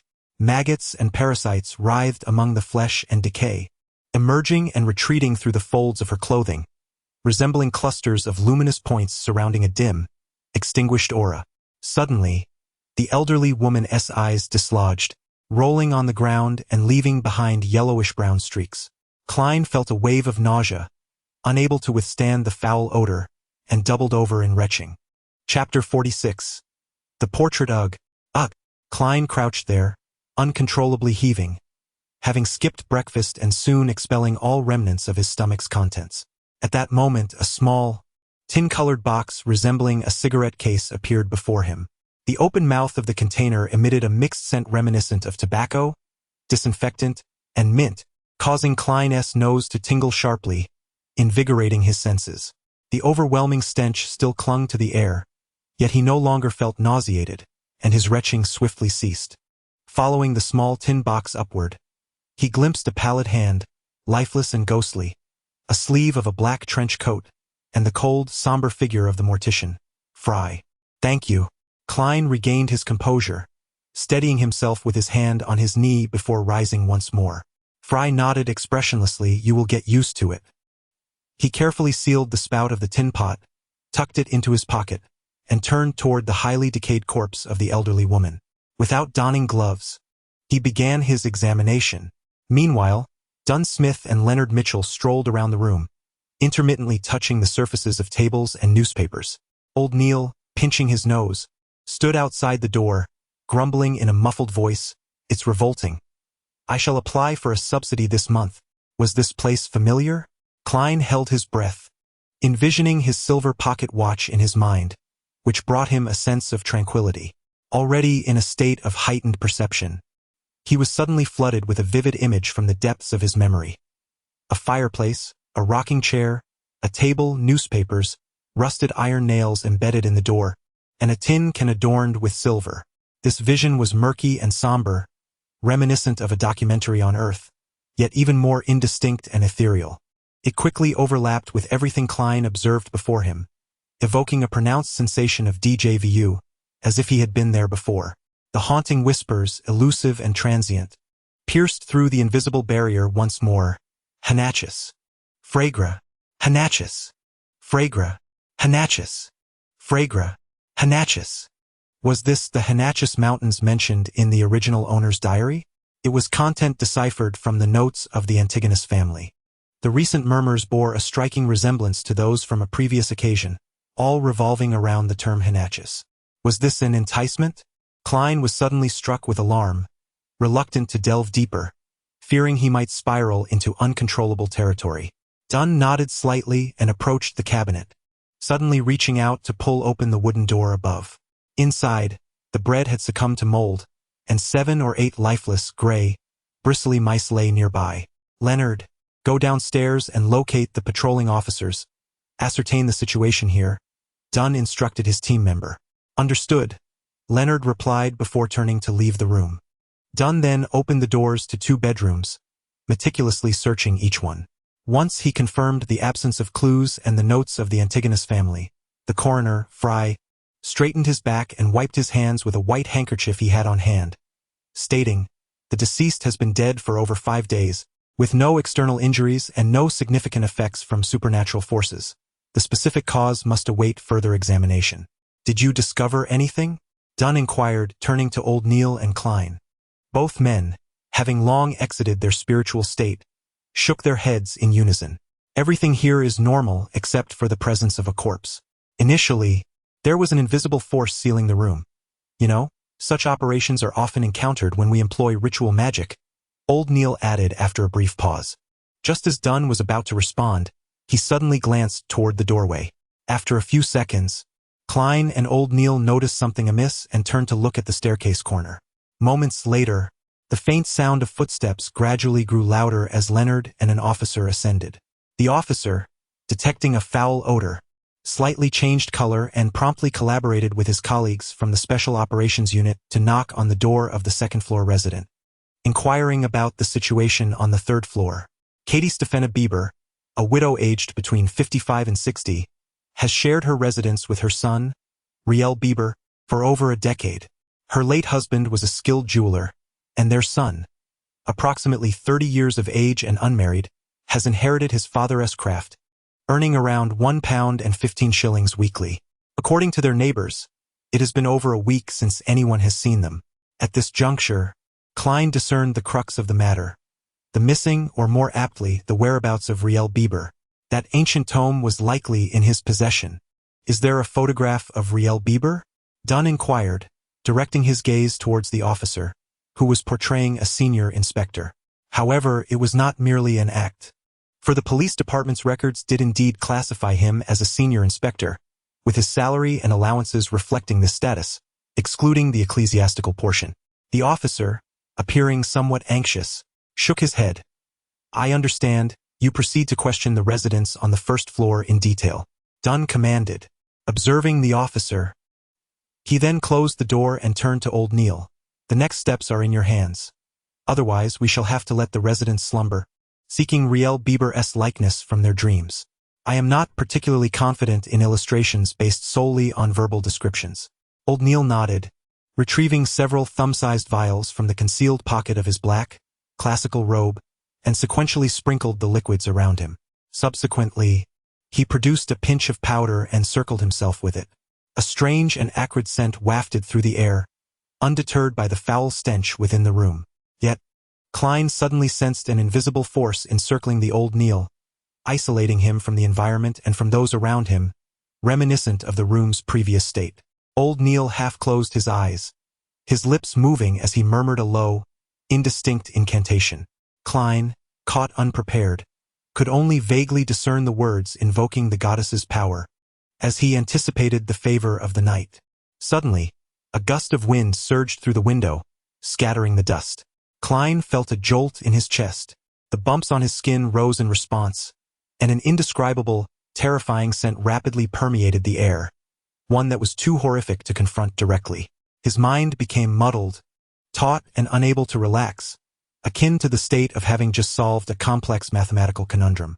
Abruptly, old Neil's eyes flew open, black as the abyss. He retrieved a water-absorbing pen from his pocket and began to sketch rapidly on a scrap of paper from the table, his movements so swift that his entire body trembled. Klein gazed intently and witnessed the swift emergence of a face with deep-set eyes and a prominent nose. Once the tousled, naturally curled hair was completed, old Neil inscribed a line beneath the portrait. Black hair, deep blue eyes, a porcelain denture on the left side of his mouth. With a soft thud, the pen slipped from old Neil's hand onto the paper, and his body convulsed slightly. This was the lingering visage of Riel Bieber within the room. Old Neil, his eyes swiftly returning to normalcy, whispered a phrase. Praise the goddess. Old Neil tapped his chest 4 times, forming the shape of a crimson moon. Klein felt his spirit relax, observing with greater scrutiny. He noticed that Riel Bieber's features were unremarkable, his demeanor rather tranquil, though the nasolabial folds on either side of his nose sagged noticeably. I shall attempt to employ the divining rod to locate what is lost. He picked up the portrait and rummaged through the male garments in the bedroom, laying them all out on the floor. Dunn, Leonard, and old Neil did not intervene, watching as he positioned the silver-inlaid black cane above the clothing and the portrait. The gravedigger, Fry, remained as silent as ever. The brown hue deepened to black as Klein, with a profound gaze, completed his silent incantation and released his grip. The black cane stood quietly, as if embedded in the floor at Riel Bieber's location. Klein silently recited again. In the whispering wind, the cane toppled, yet during its fall, it continuously altered its trajectory, ultimately executing a small, circular motion around its pivot. Without any external force aiding it, the silver-inlaid black cane regained its upright position. Klein attempted this several times, each yielding the same result, and he could only shake his head at Dunn and old Neil. An enigmatic force had disrupted his divination. Dunn removed his black gloves and addressed Leonard and Klein. Take Ryle Bieber's portrait and inquire with the residents here for final confirmation. Then issue a warrant for him in the name of matricide. Very well. Klein grasped the cane and bent down to retrieve the portrait. Once the neighbors confirmed that the individual depicted in the portrait was indeed Ryle Bieber, Dunn instructed Leonard and the officers to proceed to the police station to complete the necessary formalities. Meanwhile, he and Fry ventured to several bars in Tingen, seeking individuals through clandestine channels. As he closed the door, Klein turned to old Neil, a mixture of confusion and inquiry evident in his expression. Why am I the one to deliver the Antagonid family's notes to Ryle Bieber's residence? This is completely out of line with the direction from Welch's abode to Iron Cross Street. Old Neil approached the couch, chuckling softly. Isn't this quite apparent? You see, it is unclear whether you inadvertently activated the forces within the notes, or if your curiosity led you to perform certain rituals as described within, thereby provoking an otherworldly presence that should not have been disturbed. This force, this entity, seeks to deliver the notes to Ryle Bieber while severing all traces to prevent anyone from discovering the truth. Consequently, apart from you, the chosen one, both Welch and Naya met their demise on the spot. Frankly, I am still perplexed as to why you survived. Old Neil spread his hands in a gesture of uncertainty. Perhaps your birth number aligns with certain criteria, or perchance you are the last descendant of the Antagonid lineage. In any case, there are countless possibilities. The reason why those notes ended up being sold in Tingen may bear a resemblance to this. I suspect it pertains to lineage. Klein suddenly realized, then sighed. It is unfortunate that I did not discern it sooner. Both Ryle Bieber and the notes have vanished. Old Neil smiled gently. This is a matter for Dunn to fret over. For you, it is a fortunate turn of events. Why do you say that? Klein furrowed his brows in confusion. Chapter 47. The Broke Old Neil. Old Neil massaged his temples and said, You seem to have grasped the reasons behind the suicides, and that notebook has found its way into the hands of Ryle Bieber. The matter has been exposed, and regardless of whether you are alive or deceased, it is unlikely that you will influence the subsequent developments. I believe that the enigmatic presence or mysterious force responsible for all this will no longer pay particular attention to you, much like how you would disregard the ants on the ground, as long as you do not attempt to remind him of your existence. The news of our pursuit of Ryle Bieber will soon reach the secret society, and they will likely deduce that it pertains to the whereabouts of the Antagonid family's notebook. Trust me, these clandestine organizations that have survived for millennia possess a myriad of channels for information. Consequently, their focus will shift towards locating Ryle Bieber, aiming to find the notebook before we do. They will not, and cannot, harass, stalk, or confront you any longer. Young man, congratulations on shedding the shadows of your past. A sunlit new journey awaits you. Klein nodded frequently, feeling both delighted and relieved as he remarked, I hope so. The gloom that has shrouded me since my arrival here seems to be dissipating. However, to be frank, I still feel a twinge of apprehension, as I seem to possess a certain bond with that notebook, leading to uncanny coincidences where remnants are discovered even during seemingly normal rescue missions. He harbored a profound fear that one day, the postman would unexpectedly deliver a package, and upon opening it, he would discover the long-lost notes of the Antigonus family. He silently prayed that events would unfold as old Neil had described. You do not seem to be a devout follower of the goddess. Should you not draw a red crescent on your chest and utter, May the goddess bless us?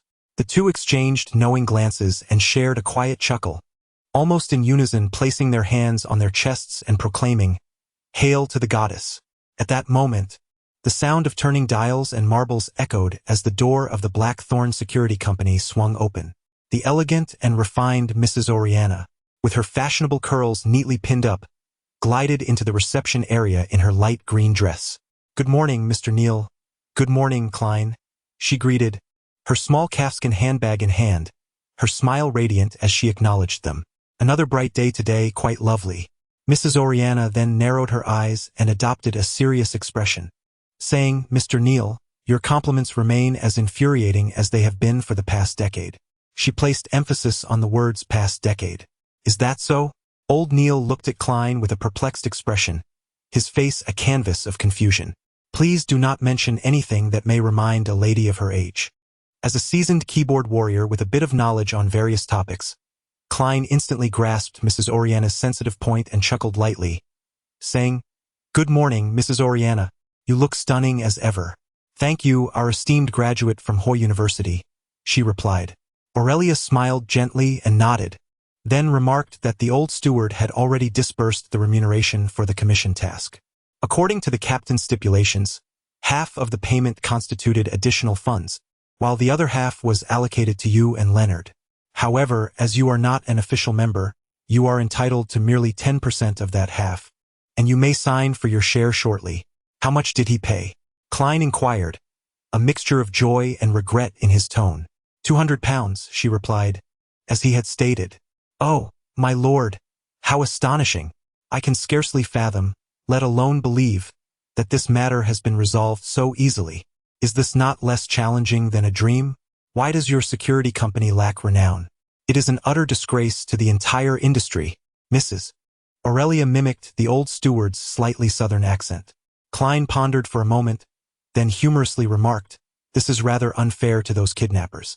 Those two exceptional individuals resolved the issue with a demeanor that could only be described as relaxed and pleasant. It was akin to fully armed adults bullying a few small children. They were simply unfortunate. They must have lost the favor of the divine. Aurelia chuckled softly. I informed the old steward that our success in this commission was merely a stroke of luck, as our informant happened to witness the kidnappers escorting the child to their hideout. Thus, do not harbor excessive expectations of us. We are truly just an ordinary security company. Generally speaking, the more one emphasizes the ordinary, the more extraordinary it becomes. Klein smirked to himself as he watched Mrs. Aurelia pass through the partition into the accounting room. Old Neil smacked his lips and remarked enviously, "You truly are a fortunate young man. How long have you been with us, and already you encounter a commission worth 200? Is this a common occurrence?" Klein responded with a hint of confusion. Until now, he had either been immersed in the study of history and the arcane or wandering outside, seeking inspiration for clues.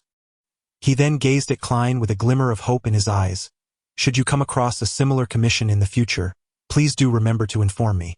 Listening to old Neil's words, Klein experienced an odd sensation and boldly inquired, "Mr. Neil, it seems you are rather in need of money? How much do you earn weekly? If it is inconvenient to disclose, please disregard my question." Old Neil leaned back against the sofa's backrest, chuckling softly. "This is not something to be concealed. I have been here for many years and currently receive a weekly stipend from both the church and the police department, totaling 12 a week?"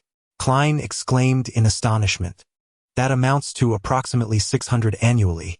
Previously, I had seen in the Tianjin Morning News and the Honest Man Gazette that senior barristers earn between 800 to 1,000 per year, and they are esteemed figures.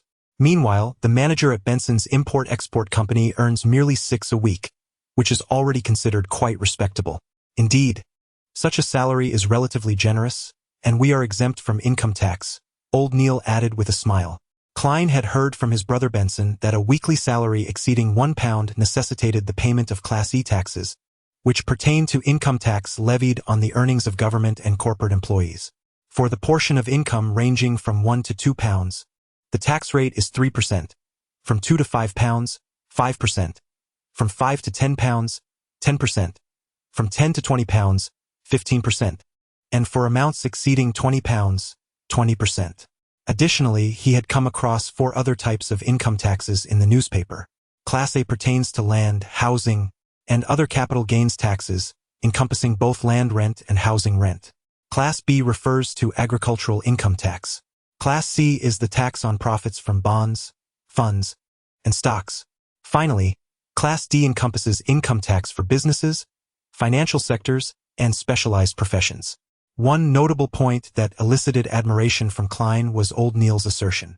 However, Old Neil shook his head, stating that for extraordinary individuals like themselves, who frequently delve into the obscure and engage in practice and ritualistic attempts, a salary is never sufficient. "Isn't all the material available for application?" Klein inquired, astonished. Old Neil scoffed, "That is limited. At times, one must provide sufficient justification. To practice and experiment more in the realm of the mysterious, one must purchase materials out of pocket, either internally or from underground markets. Klein's spirits were lifted at this revelation, and he immediately asked, "Are there underground markets for extraordinary materials? I assumed the church would prohibit their existence." He felt a pressing need for adequate channels to acquire materials. With the nascent form of a clandestine organization behind him, he realized he could not resolve everything solely within the confines of the Night Watchers. Such matters are inherently ungovernable. From the perspective of mysticism, all things possess a spirit, and all originate from a common source. The materials we utilize are derived not only from extraordinary species but also from ordinary animals, plants, and minerals. For instance, the poison hemlock, golden mint, and night-scented stock found in your vial of diviner's potion are frequently encountered in daily life. While they may lack extraordinary properties, each possesses unique qualities that, when combined and blended, can yield specific effects. Therefore, this is not a transaction that the church can simply prohibit at will. Old Neil elaborated on this point. Before Klein could interject, he continued. Old Neil suddenly chuckled, adding that another significant reason is our awareness that the underground market we know is invariably preferable to the one we do not. As long as clandestine organizations remain unvanquished, this serves as a sound strategy and aids us in acquiring scarce materials. Naturally, the existence of such markets will inevitably give rise to illicit substances, yet as long as they are not excessively outrageous or perilous, we shall feign ignorance and, at most, utilize them to enrich our treasury. Old Neil nodded, refraining from further elaboration. I am a diviner and will undoubtedly require repeated practice and additional materials in the future. Mr. Neil, could you take me to explore those underground markets? Klein inquired, putting forth a legitimate request. Old Neil revealed a troubled expression. In truth, most of those active individuals are not extraordinary beings. They comprise a mix of mysterious nobles and affluent individuals drawn to such intrigues. Well, I have a 30 bill due soon, making it inconvenient for me to visit. Klein was taken aback, not anticipating that the root of the issue was an unpaid debt. After a moment of contemplation, he cautiously spoke. Mr. Neil, do you require a loan? I possess a 10 reward. Haha, no need, I have my means to resolve this, Old Neil replied, patting the sofa as he slowly rose. Aging is indeed a formidable adversary to all living beings. Last night's vigil left me utterly exhausted. Now, this morning, you should review your previous lessons and delve into additional literature. Tomorrow, I shall commence your instruction in the fundamentals of ritual magic. Very well, Klein responded, rising to his feet and doffing his hat in farewell. With the 10 reward in hand, he no longer needed to await the allocation of funds and could head directly to the divination club. The whispers and visions that occasionally surfaced during his meditations and clairvoyance ignited an eager desire within him to begin his role. Chapter 48 Hina's Vincent, the Divination Club, located on the second floor at 13 Howell Street, in the northern district of Tingen. Klein once again beheld the enchanting lady responsible for reception. Her chestnut hair was elegantly styled in an updo, exuding sophistication, and her age was difficult to ascertain from her appearance alone. Good day, Mr. Grachis is unavailable today. Would you prefer to consult another diviner? The lovely lady inquired with a smile. Upon hearing these words, Clayt, who had just placed his silk top hat back upon his head, was taken aback. You remember me? This occurred 5 days ago. The brown-haired lady smiled gently. You are the first guest to consult Mr. Grachis, and, to this day, the only one. It is indeed difficult for me not to be left with a profound impression. Perhaps an impression of someone who is penny-wise but pound-foolish? Clayt mused to himself before inquiring, when was Mr. Grachis last at the club? To be honest, we cannot ascertain the patterns of our members' visits. They possess free will and myriad obligations. I recall that after your consultation, Mr. Grachis has not returned to the club. I wish him well. May the goddess watch over him. Clayt offered a silent prayer, choosing not to press further. Instead, he smiled and said, I am not here for a consultation this time. I wish to join the club. Really? It is our honor.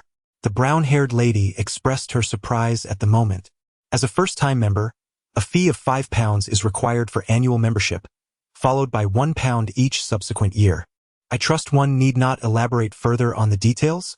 Clayt retrieved a newly acquired 5-pound note from his inner pocket. Watching the visage of Henry Augustus recede from his grasp. After meticulously examining the anti-counterfeiting watermark, the brown-haired lady solemnly accepted the bill, produced a form, and handed it to Clayt. Please fill in your details, and I shall provide you with a receipt. Do you require an invoice?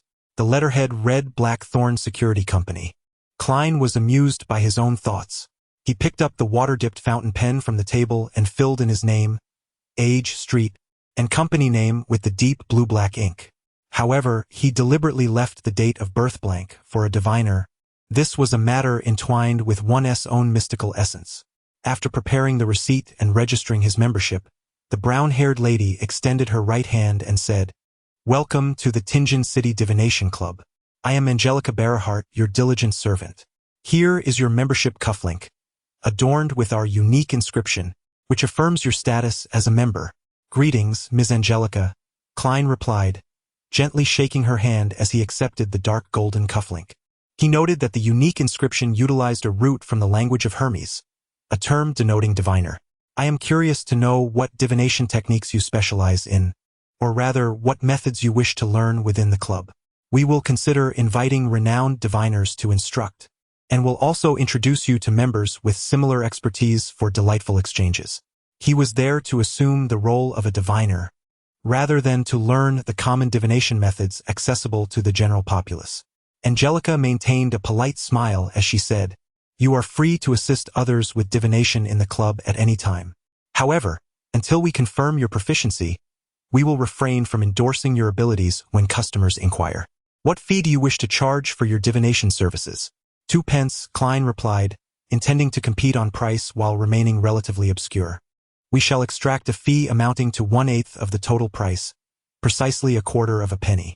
Angelica first recited the various regulations before inscribing Klein's information into the tome designated for clients to select their diviners. Upon completing this task, she gestured towards the conference room at the end of the corridor with a smile, stating, "Mr. Heinaz Vincent is elucidating the art of astrological divination.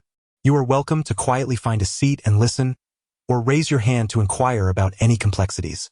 Intrigued, Klein made his way towards the conference room, eager to discern the differences between Heinaz Vincent's teachings and those of the Venerable Neil. At that moment, Angelica hurried after him, lowering her voice to ask, "Mr. Moretti, would you prefer coffee or tea? We offer Sibier black tea, South Wales coffee, and Dixie coffee at no charge." Having frequently perused the newspaper lately, Klein was aware that these coffees and teas were of mediocre quality, yet he recognized that they would undoubtedly surpass the inferior varieties he had at home. After a brief contemplation, he replied, "1 cup of South Wales coffee, 3 spoonfuls of sugar, and no milk, please." South Wales, particularly renowned for its beer and red wine, was favored by many distinguished individuals, while coffee lacked a similar reputation. "Very well, I shall bring it to you shortly," Angelica affirmed, pointing towards the conference room. Klein approached the half-open door with measured steps, hearing the explanation imbued with a strong Ahawa County accent. "Astrological divination is rather intricate among all forms of divination. This is merely in relation to the average individual." Klein silently completed the thought for the speaker, observing that the 5 or 6 long tables in the conference room formed a semicircle around a middle-aged man clad in a black classical robe, Heinaz Vincent. This gentleman bore notable dark circles beneath his eyes, and his thick, coarse brown hair stood defiantly in spikes, reminiscent of a hedgehog. Aside from his role in elucidating astrological divination, he possessed no remarkable traits. Noticing Klein's entrance, Heinaz Vincent gave a slight nod, maintaining the flow of his lecture while merely moderating his pace. With one hand tucked into his pocket and the other holding his staff, Klein settled into a peripheral position, leaning back comfortably as he surveyed the room, illuminated by the still brilliant afternoon sunlight. He noted the presence of 6 members, 4 men and 2 women. After placing his staff down, Klein adjusted his half-height silk top hat and gently tapped his fingers twice on his brow. His gaze turned towards Heinaz, whereupon he discerned the man's aura, observing the varying colors, brightness, and thickness. A dark red hue indicated a trace of anxiety. All other aspects appeared healthy, yet that particular area seemed amiss, leaving him curious about the underlying issue. as Klein leisurely absorbed the lesson. He found himself stifling a laugh with his right fist pressed against his mouth, as he felt akin to an unlicensed traditional Chinese medicine practitioner. After another glance around the room, he tapped his brow twice once more, as if pondering Heinaz's earlier words. Astrological chart divination is a branch of astrology. Yet it is accessible for ordinary individuals to attempt interpretation. For instance, the most fundamental birth chart is derived from the positions of celestial bodies such as the sun, moon, and the planets at the time of the inquirer's birth. These symbols are meticulously marked in their correct locations on the chart, supplemented by the corresponding attributes of various zodiac signs, ultimately serving to elucidate an individual's destiny. This process necessitates that the diviner possesses a profound understanding of retrograde calculations regarding planetary and zodiacal states, a task of considerable complexity. Naturally, there are published reference works for consultation, and some have opted for simplification, offering vague interpretations based solely on zodiac signs. Klein listened quietly, refraining from interjecting or posing questions, occasionally caressing the yellow crystal pendant tucked within his sleeve, and sipping the South Welsh coffee that Angelica had brought. After a considerable time, Heinaz rubbed his brow and said, "Perhaps you should attempt to create your own astrological chart. If you have any questions, feel free to seek me out in the White Crystal Room." As he departed, a young man clad in a white shirt and a black waistcoat approached Klein with a smile. "Hello, I am Edward Steve." "Greetings, Klein Moretti," Klein replied, rising to return the gesture. The intricacies of the astrological chart are indeed overwhelming. Each time I hear about it, I cannot help but yearn to embark on a dream voyage, Edward Steve remarked with a hint of self-deprecation. Klein chuckled softly, responding, "This is due to Mr. Vincent's unwavering tendency to impart all his knowledge upon us, akin to presenting an extravagant feast of intis, which proves rather detrimental to our digestion. If it were me, I could finish an entire table of exquisite food from intis, as they always serve only a small portion on large plates." Edward chuckled softly and took a seat, inquiring with curiosity, "You must be a new member. I haven't seen you in the past 2 years. What are your specialties?" "I excel in tarot and card divination," was Klein's reply. "I possess a little knowledge myself, just a smidgen," he added, reflecting on his previous self-description. This was not an act of modesty. Rather, it stemmed from the vast array of esoteric knowledge in the realm of divination that he had yet to master. Just as other members approached to discuss astrological chart readings, Angelica entered the meeting room. "Mr. Steve, someone is seeking your divination services." "Very well," Edward smiled and rose. "It appears you are an exceptional diviner," Klein remarked. "No, that is merely because my rates are quite reasonable," Edward replied with a soft chuckle.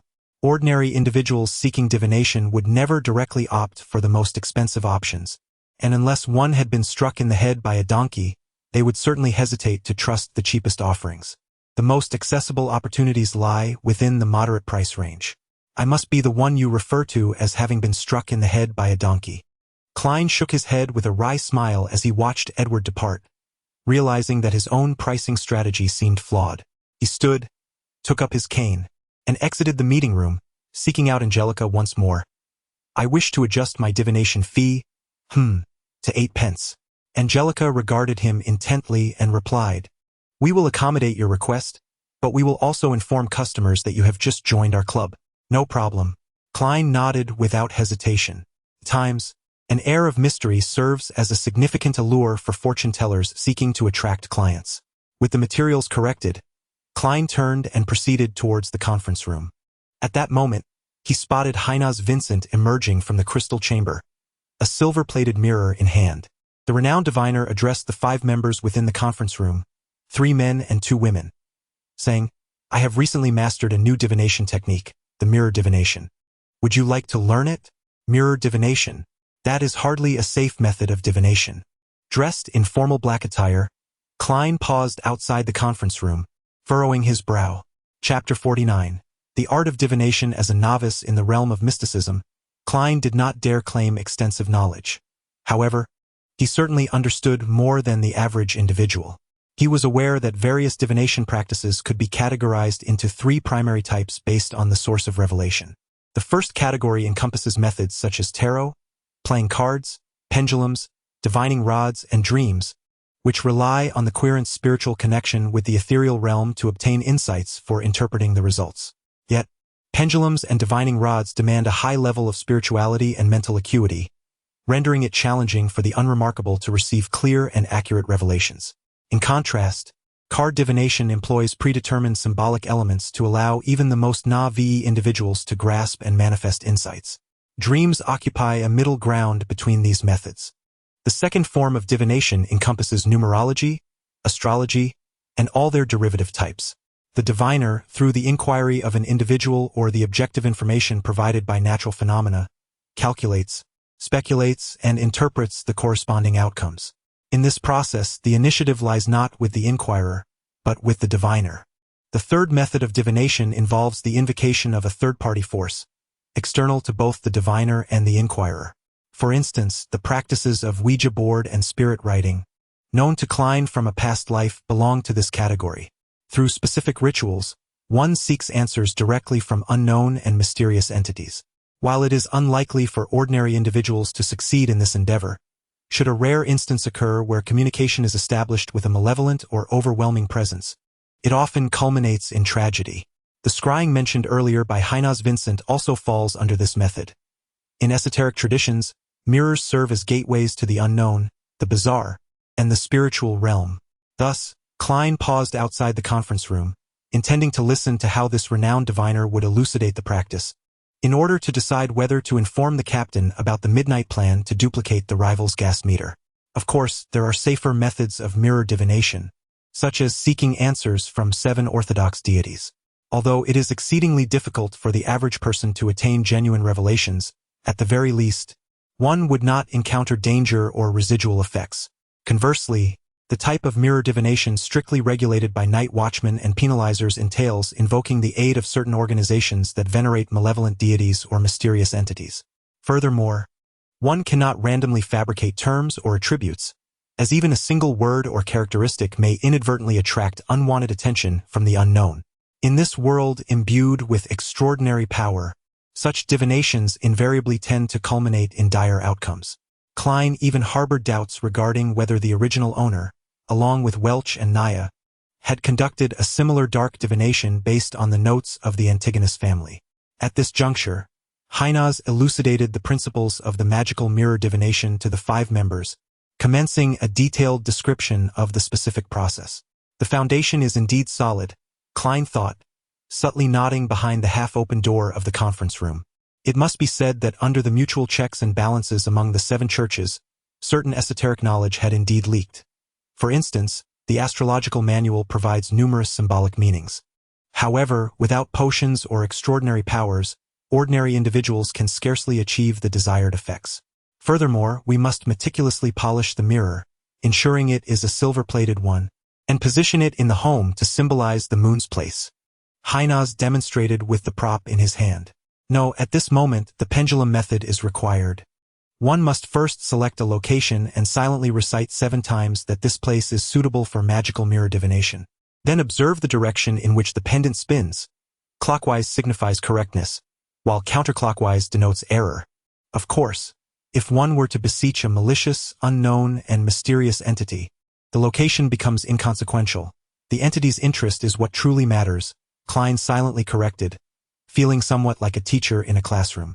Heinaz Vincent, oblivious to Klein's inner thoughts, proceeded to articulate the preparatory steps in a normal tone. As the members diligently transcribed their notes, he continued his explanation. Upon completing your bath, ensure that all curtains are drawn and the door is securely locked. Next, light a candle and place it before the mirror, earnestly beseeching the deity of your faith. Frame your queries simply, avoiding convoluted embellishments. After invoking the divine 7 times, gently drop your mirror onto the ground, ensuring it shatters lightly. Remember the form of the fragments, for they are the revelations bestowed by the divine. I shall elaborate on several key symbols. This is the authentic practice of mirror divination. Klein exhaled and gradually entered the meeting room, resuming his previous seat and finishing the remaining sip of his South Wales coffee.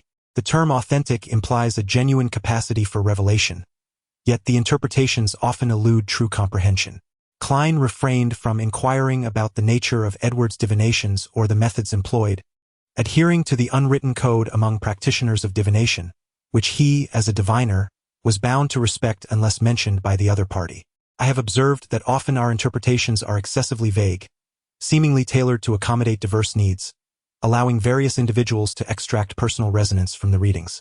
Edward sipped his Siberian black tea and sighed softly, remarking on the numerous tribulations and misfortunes encountered. Yet ultimately, the dawn will appear. None can predict when that dawn shall arrive. For instance, your journey may not be particularly smooth, but rest assured you will survive the ordeal.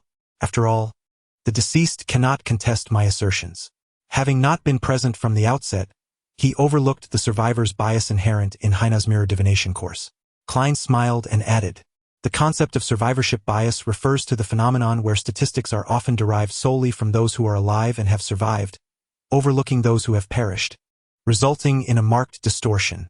Indeed, Russell the Great is truly a philosopher," Edward exclaimed in admiration. Klein lifted his empty coffee cup, pretending to take a sip. Throughout the afternoon, the members were engrossed in astrological charts and mirror divinations, occasionally approaching Klein and Edward for discussion. During such moments, Klein diligently fulfilled his unofficial role as a night watchman, striving to guide them away from potentially perilous and extraordinary thoughts. However, he found himself unsuccessful in his primary desire, as numerous inquirers passed by without selecting him for their divination.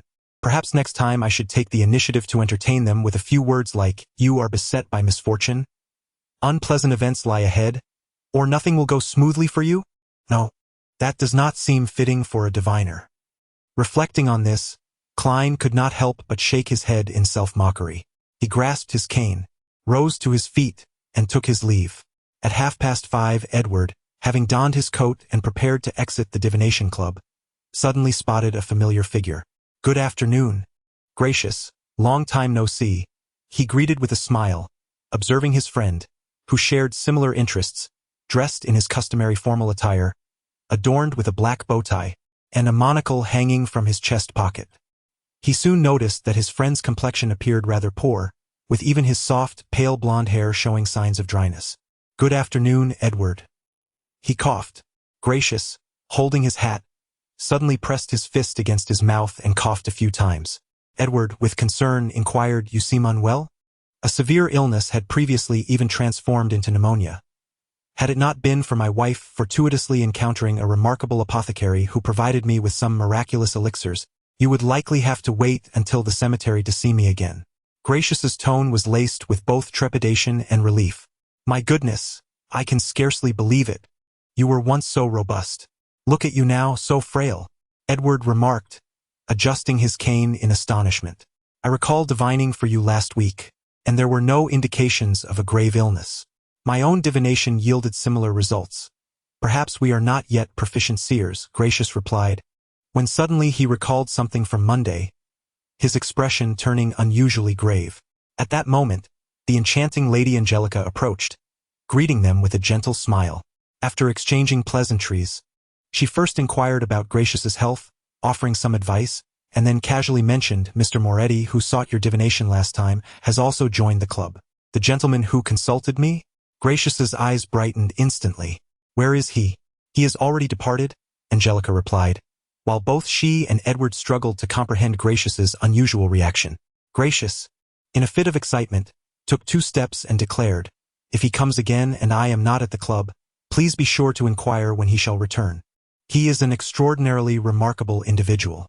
With a sweeping gesture of his arm, Gracchus exclaimed, "Doctor." Chapter 50. Old Neil's method of repayment at 7:30 in the evening, gathered around the dining table of the Moretti household. "Klein, why do you, as a consultant, need to arrive so early?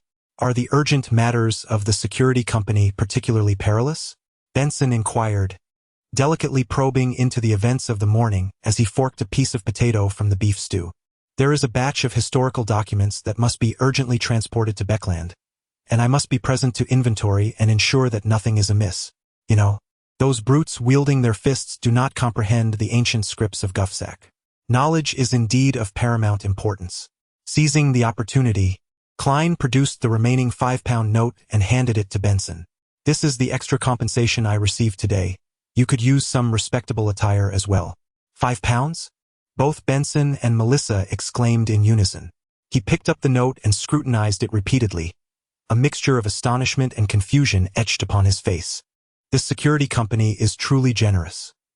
His weekly wage amounts to £1.10, totaling £6 for 4 weeks. Merely £1 more than this additional reward. With such a salary, he sustains his younger siblings, provides them with a reasonably decent living situation, allows them to enjoy meat 2 or 3 times a week, and affords them a few new garments each year. Do you not doubt my words? Klein deliberately retorted. Benson chuckled softly. I doubt you possess either the capability or the audacity to rob a bank. I, on the other hand, have become somewhat accustomed to deceit. Klein felt a twinge of shame at this admission. Though circumstances had compelled him, his sister's unwavering belief in him stirred a sense of melancholy. The matters at hand were rather urgent and significant. I played a crucial role in them. Hence the value of £5, Klein explained. In a sense, his words held a kernel of truth. Benson contentedly bit into a piece of oat bread, reflecting for several moments before continuing. My current job does not necessitate particularly respectable attire. To be precise, clothing made from superior materials. What I have at home suffices. Before Klein could offer any counsel, he proactively suggested, with this additional income we can finally begin to save. I intend to purchase a few more accounting books for a more profound study. Klein, Melissa, I do not wish to find myself in 5 years with a weekly wage still below £2. Ha, you know, my boss and manager are both utterly devoid of sense. Their words reek of ignorance.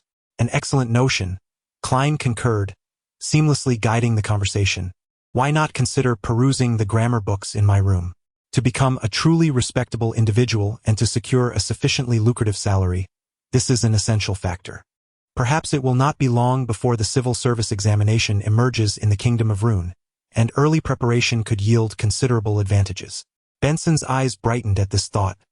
Indeed, I had forgotten about this matter. Come, let us toast to a splendid future. He did not indulge in rye beer.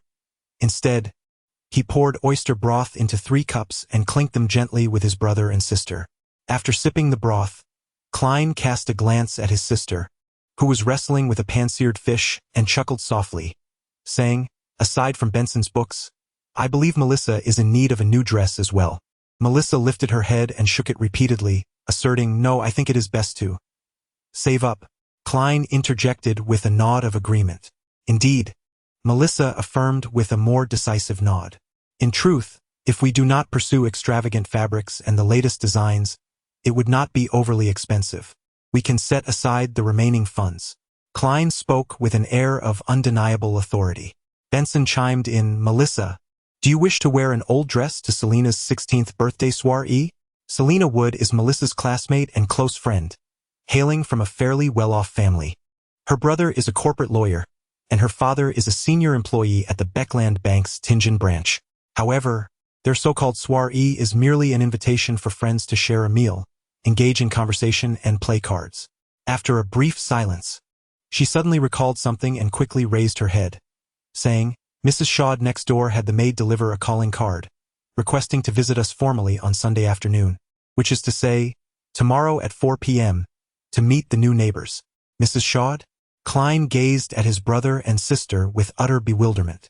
Benson tapped the edge of the dining table with his fingers, seemingly in contemplation, and remarked, Mrs. Shout at 4 Daffodil Street? I have encountered her husband, a seasoned corporate attorney. A seasoned corporate attorney. Perhaps he is acquainted with Selena's brother. Melissa responded with a hint of delight, we reside at 2 Daffodil Street. Klein nodded slightly, acknowledging, it is indeed essential to know one's neighbors.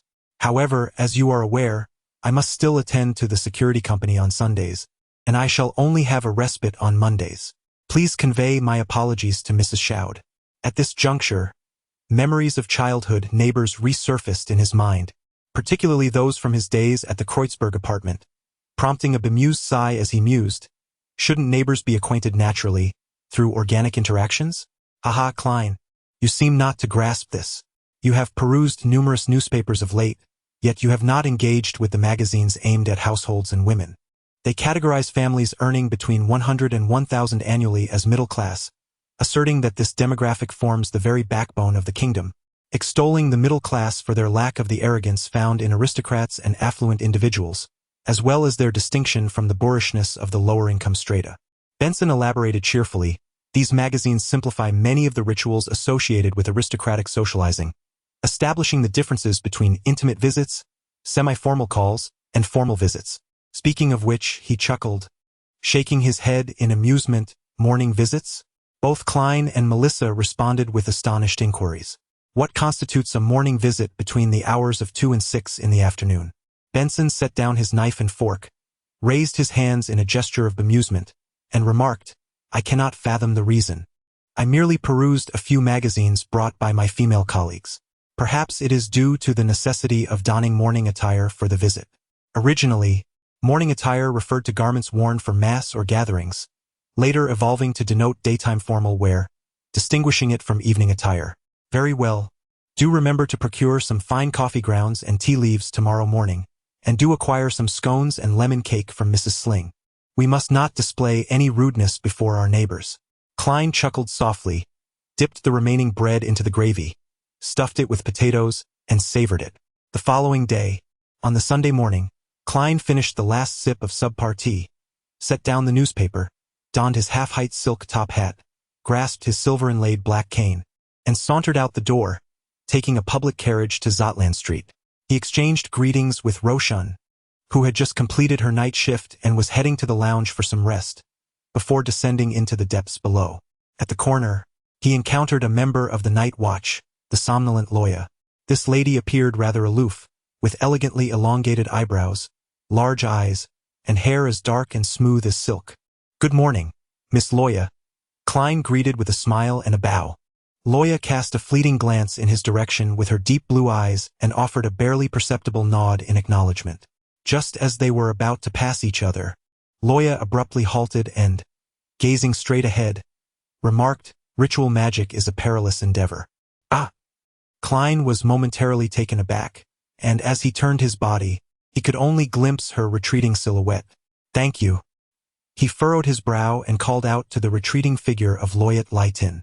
Taking a left turn, he soon encountered old Neil, who was stationed in the armory's guard room, alongside Brett, who should not have been there. Come on, let us go to my home. I have already prepared the necessary materials, and Brett has kindly agreed to assist me, old Neil cheerfully stated. Klein was taken aback.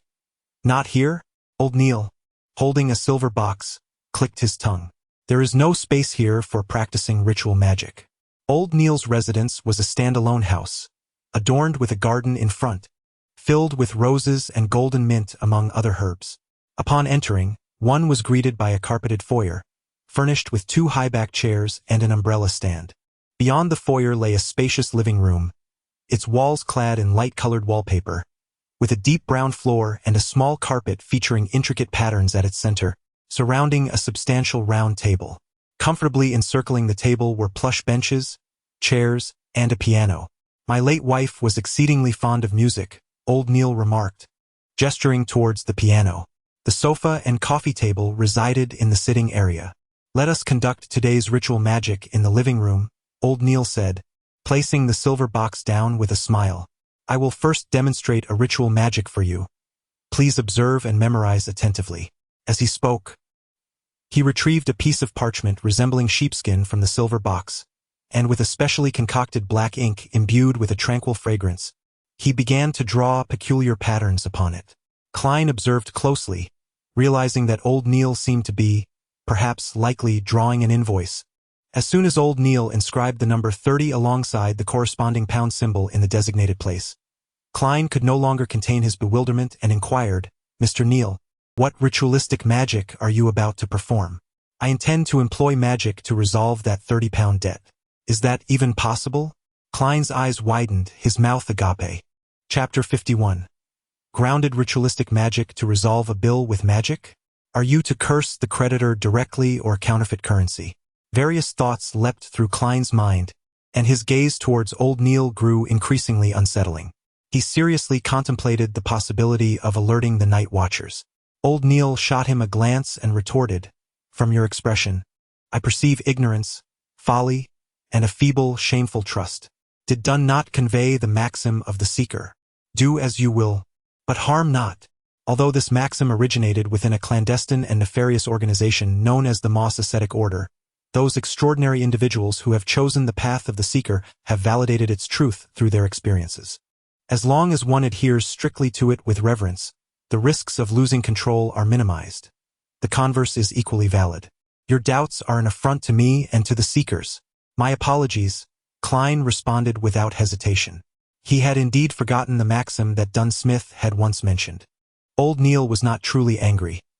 He soon broke into a cheerful smile and remarked, regrettably, there are too few extraordinary individuals to select a diviner, and thus no corresponding maxims to assist you. However, I possess the diary of Emperor Roselle. Strictly adhering to the maxims themselves does carry a certain charm. Klein suddenly found himself lost in thought, nodding as if contemplating deeply. Neil did not elaborate further, instead removing the vase and other items from the heavy round table and placing them in the corner. He then took out 2 candles, one crimson and one obsidian, from a silver box while casually explaining. If an ordinary person wishes to attempt ritual magic, they must select an appropriate date and time based on astrological results or by consulting the relevant manuals, such as the day symbolizing the goddess or the hour governed by her moon. However, for us extraordinary individuals, particularly those proficient in this realm, such considerations are unnecessary. Our vibrant spirituality and formidable astral essence are the most critical elements. Of course, if you are uncertain about the ritual magic you wish to undertake, selecting the right date and time can significantly enhance your chances of success. But remember, there is a prerequisite.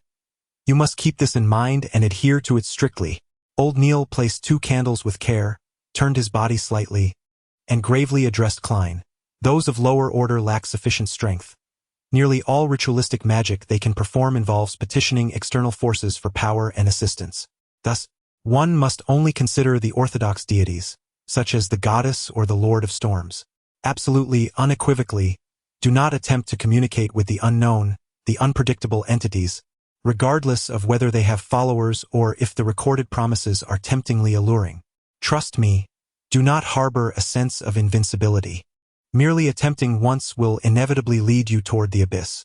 All efforts and struggles can only delay the inevitable, not alter its course. My own fortune-turning ritual seems to be a plea for power from some unknown, unpredictable entity. And indeed, it has granted strength that even the seasoned extraordinary individual, the hanged man, finds hard to believe, pulling them into the power above the fog. Well, he should be a seasoned extraordinary being. Fortunately, I have not yet lost my sanity, nor have I shown signs of losing control. Worrying about this matter, he deliberately shifted the topic. So, should the night watchers seek the goddess's assistance? There is no should. There is only must. After imparting this counsel, old Neil grasped the crimson candle and remarked, candles made from moonflowers and deep red sandalwood symbolize the goddess's scarlet lordship in ritual magic. He then pointed to the deep black candle, adding, candles crafted from night-scented herbs and deep-sleep flowers symbolize the night. As he spoke, he placed the black candle in the upper left corner of the round table, while the red candle was positioned in the upper right corner. Why are there only 2 candles symbolizing the goddess? She is, after all, the hidden mother, the queen of suffering and fear, and the lord of sleep and silence. Old Neil chuckled softly, saying, indeed, that is the question I hoped you would ask. Before the fall, the Order of Moss maintained a harmonious relationship with the Church, and their concepts and achievements in ritual magic profoundly influenced us. They believed that everything is numerical, with each number possessing its own spirituality.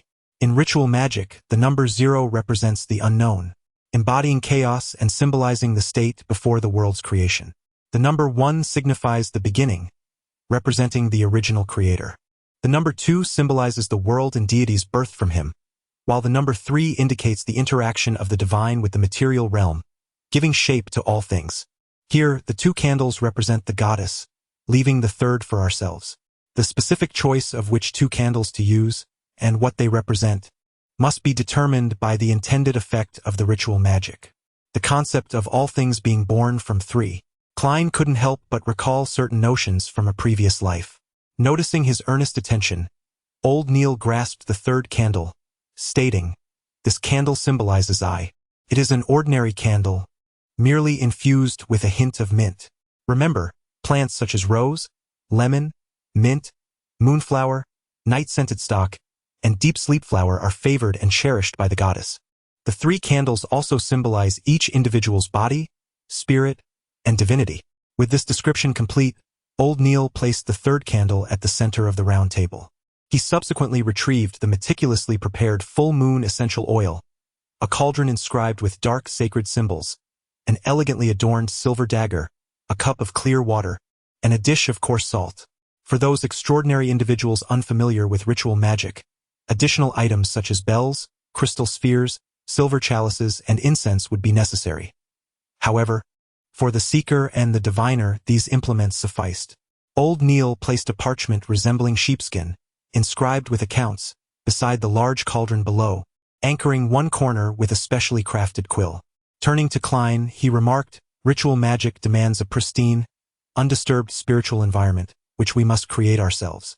The method involves first entering a meditative state to gather our spirit, and then utilizing these auxiliary items to channel our power outwardly, as I have done with Holy Night Powder at the home of Riel Biber, and as I will soon employ the ritual silver dagger. Throughout this process, we must determine the symbolic signs and corresponding incantations according to our desired outcome. It is preferable to use the language of Hermes, as ancient Hermes tongue is derived from nature, akin to the languages of ancient dragons and elves. Its effects are immediate, yet it lacks the essential concealment and protection, rendering the user susceptible to peril. This is the very reason for its refinement, though it undeniably proves more effective. Now, I shall concentrate on the ritual magic and will not elaborate further. Pay close attention, listen intently, and note your inquiries. You may consult me once the proceedings are complete." Klein took 2 steps back, focusing intently on Old Neil. The elders gazed deep and swiftly, and an unseen wind began to swirl around them. He fell into a contemplative silence, methodically igniting 3 candles in succession, adhering to the sequence from left to right and from top to bottom, where spirit and matter intertwined. Subsequently, he grasped a diminutive silver blade and plunged it into coarse salt, reciting the incantation inscribed in the tongue of Hermes. "I sanctify thee, O silver blade. I cleanse and purify you, that you may serve me in this rite. In the name of the Lady of the Night, the Lord of Crimson, you are consecrated." With each succinct and potent ancient word, the venerable Neil withdrew the silver knife and immersed it into a chalice of clear water, lifting it thereafter to point towards the space beyond the round table. He aimed the blade's tip at the outer circle and began to traverse around the table. With each stride, Klein could perceive an intangible force emanating from the silver knife, bursting forth with vitality, intertwining with the air to form an impenetrable barrier. After completing the circuit, the altar was rendered isolated from its surroundings. Standing before the round table, Neil set down the silver knife and took up a vial of moonlit essence, meticulously dripping 3 drops onto the black, deep crimson, and ordinary candles. A soft mist unfurled, enveloping the atmosphere in an air of mystery. Neil placed the glass vial aside, gazing at the parchment reminiscent of sheepskin in silence for 2 minutes, before seizing a quill to inscribe controlling symbols upon the bill, encasing all within a square to signify his dominion over the debt. Following this, he drew a cross to denote its eradication.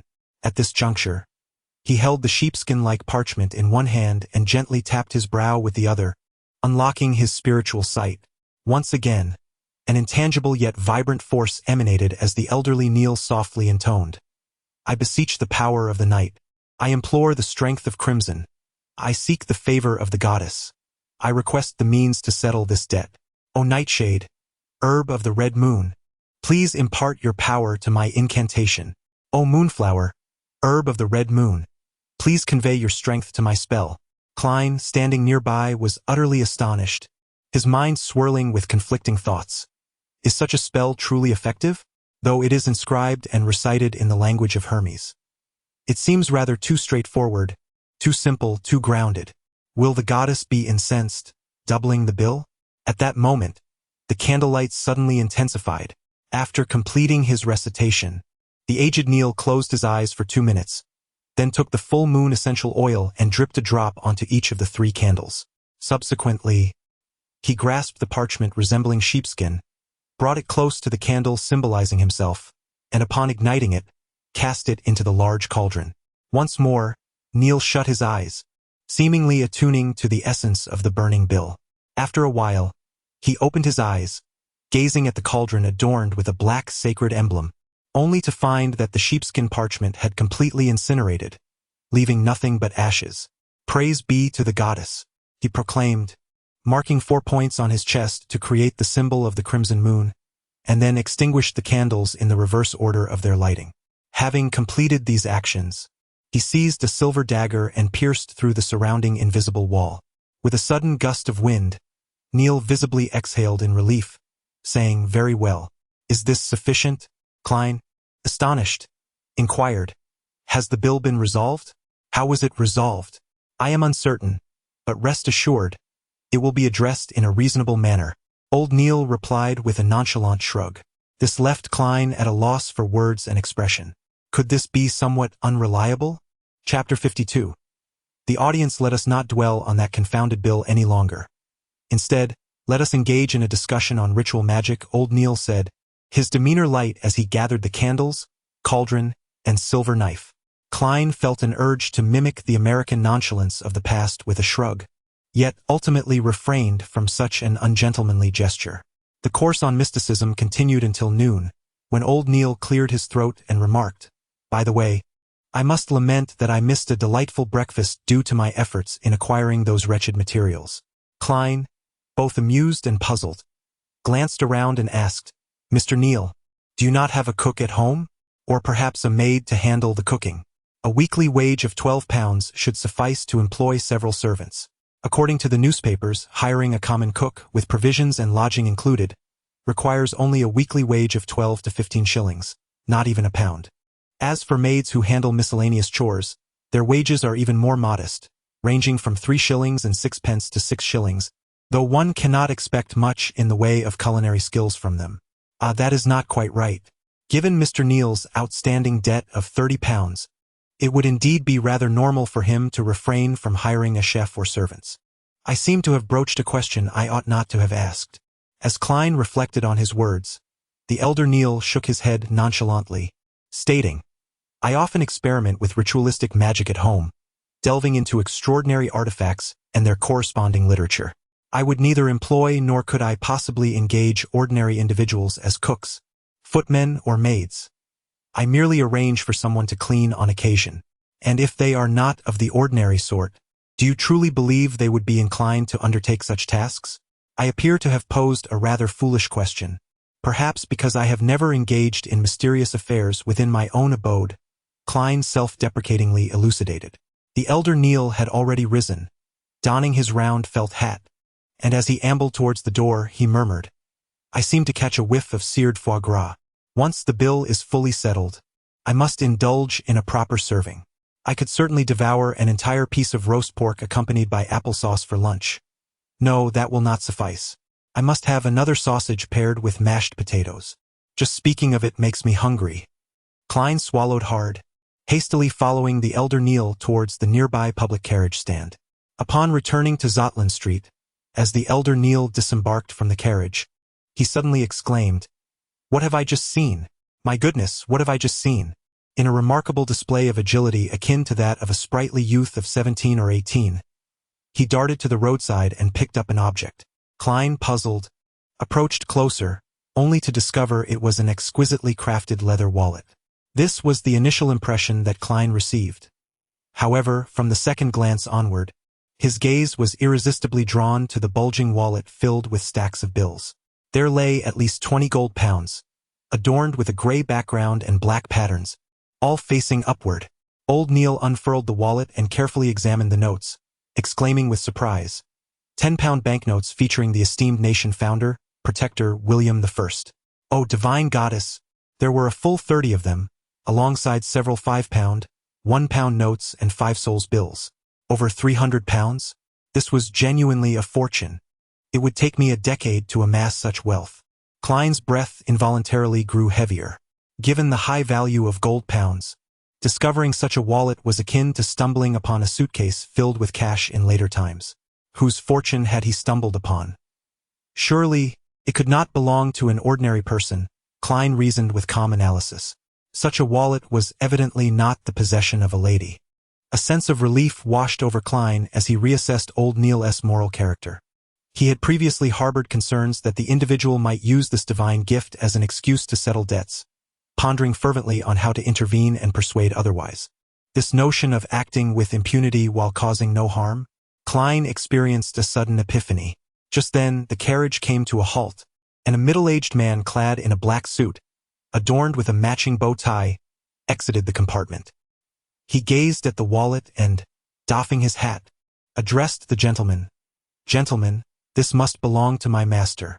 The middle-aged man paused momentarily, then chuckled self-deprecatingly. "As a butler, I ought to know precisely how much money my master has left in his wallet.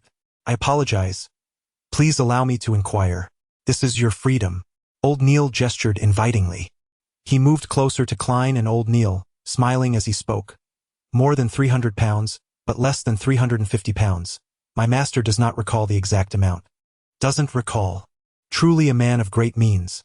If I had such wealth, I would certainly count it over and over," Klein remarked with envy. "The goddess affirms, this belongs to you."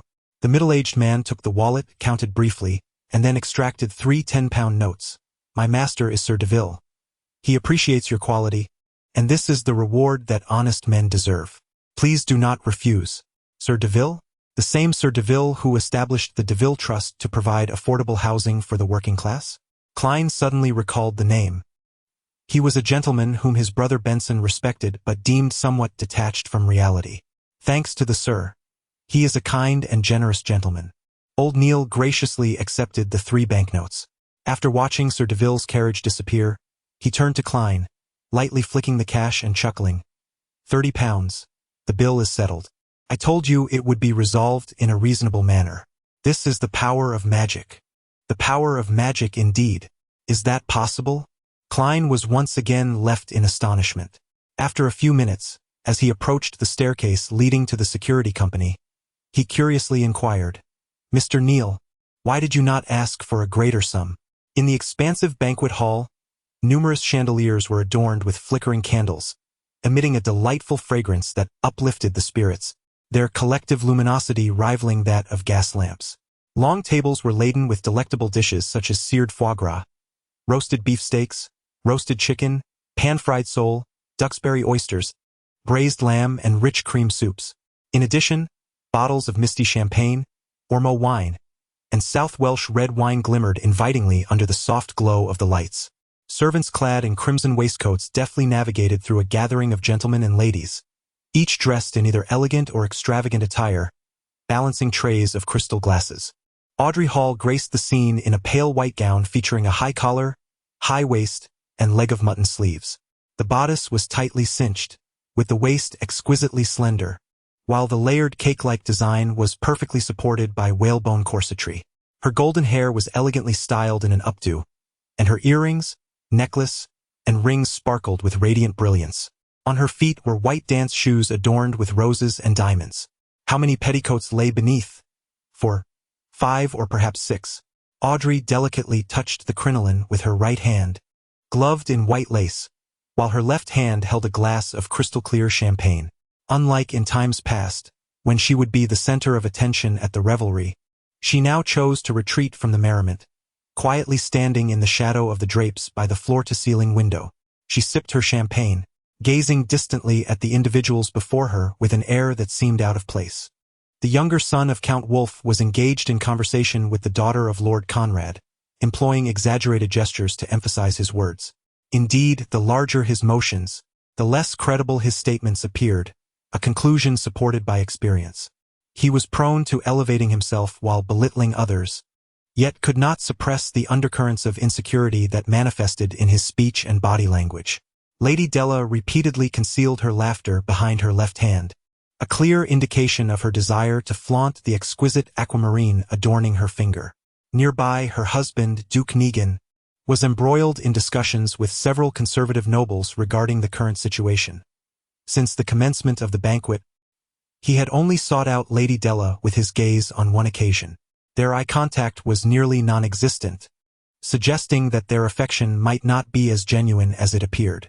Lady Panis was entertained by Baron Larry's humor 7 times, which was entirely expected.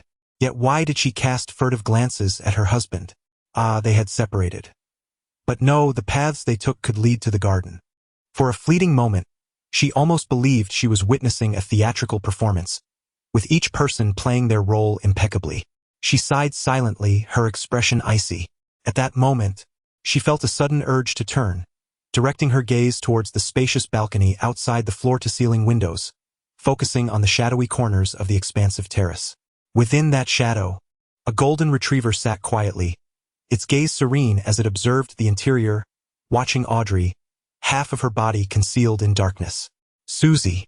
Audrey's lips twitched, her expression crumbling in an instant, unable to maintain her composure as an audience member. Chapter 53. The listener upon the tumultuous sea. An ancient 3-masted sailing ship swayed with the waves. Its speed was not swift, nor was its size formidable.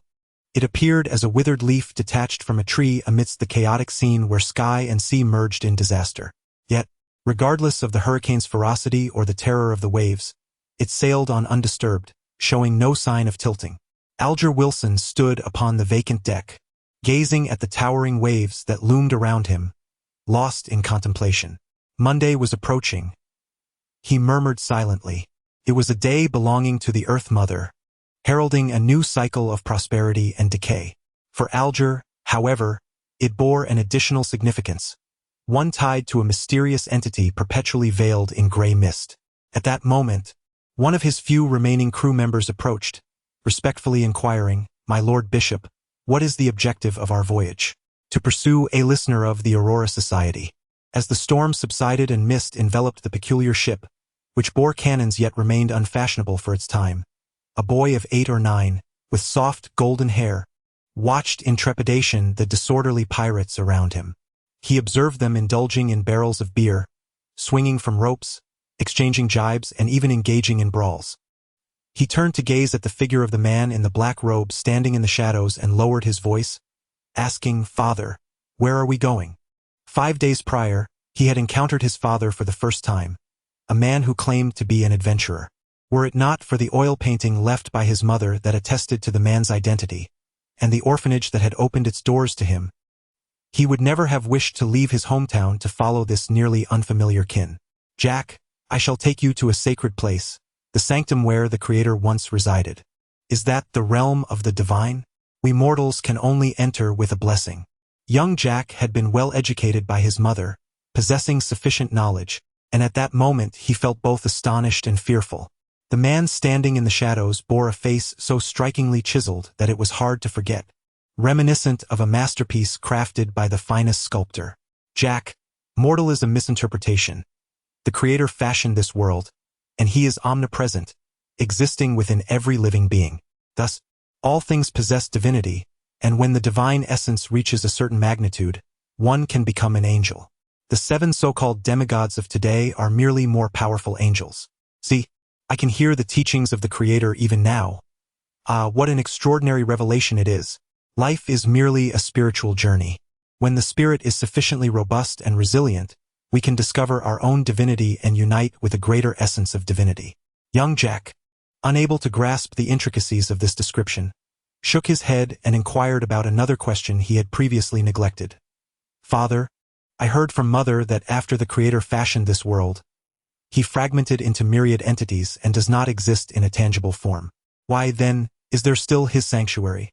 As a child of 7 or 8, his reasoning was remarkably clear. The man, whose facial features resembled those of a sculpted figure, paused momentarily, tilting his head slightly as if he had heard whispers beyond comprehension. Suddenly, he knelt on the deck, his bare skin revealing dark, sinuous markings.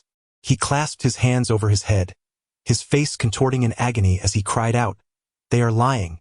Yet, before he could formulate a response, he noticed Dunn Smith entering from the outer chamber, clad in a black trench coat and a half-top hat. "Captain, what is the situation?" Klein inquired, his mind preoccupied with the whereabouts of the Antigonus family notes. Dunn's gray eyes betrayed no hint of fatigue as he replied, "Multiple sources confirm that the Antigonus family notes are indeed in the possession of Riel Bieber. However, he has vanished completely. I have informed each night watch team of this matter via telegram, urging them to closely monitor all ports and steam train stations. The first batch of printed images was also dispatched yesterday afternoon and will be featured in major newspapers. If only we had telephones, fax machines, surveillance cameras, and big data at this moment. Alas, my understanding is limited, and I grasp only a fragment of the principles involved. Klein exhaled silently. Nevertheless, we have managed to uncover the whereabouts of that notebook, and this is attributable to your efforts. However, further verification is required. I have sent a telegram to the Beckland Parish, requesting them to dispatch personnel to escort the artifact designated as 2-049, which once belonged to the Antigonus family. This perilous item could assist us in discerning whether Riel Bieber is a descendant of the Antigonus lineage. May the goddess bestow her blessings upon us. Klein touched his chest 4 times, drawing a full moon. As Dunn opened the door to his office, he nodded slightly, saying, "The goddess has always been our protector, Klein. Had you not chosen Diviner earlier, once this matter is confirmed, you could have become an official team member and selected Sleepless. It is a pity. To be candid, I have never understood your choice of diviner. While Gravekeeper may be uninviting, you have met daily and should comprehend the formidable nature of mediums. Seeker is also a commendable option, especially with old Neil as a model, as the risk of losing control would be significantly diminished." Regarding this matter, Klein had prepared an answer from the very beginning. However, Dunn had never inquired until now, when he casually mentioned it.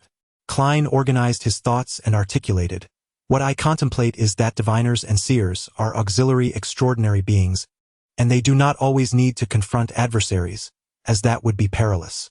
Moreover, you and old Neil have remarked that in the realms of mystery and the extraordinary, curiosity and exploration often yield dreadful consequences.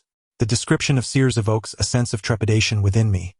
Thus, not long ago, I was merely an ordinary university student, and timidity was the sole reason for my choices. It must be said, this was an unexpected yet entirely sensible response." Dunn rubbed his temple and chuckled softly. He half-turned, his gray eyes deeply scrutinizing Klein. Very well.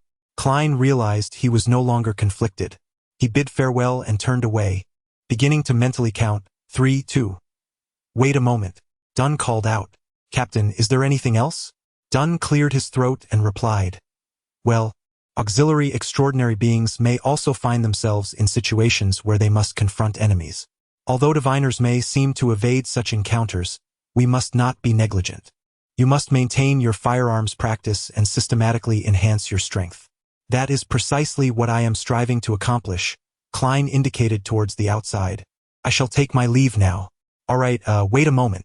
Dunn called out to him once more, pondering as he spoke. "Perhaps I should consider hiring a combat instructor for you.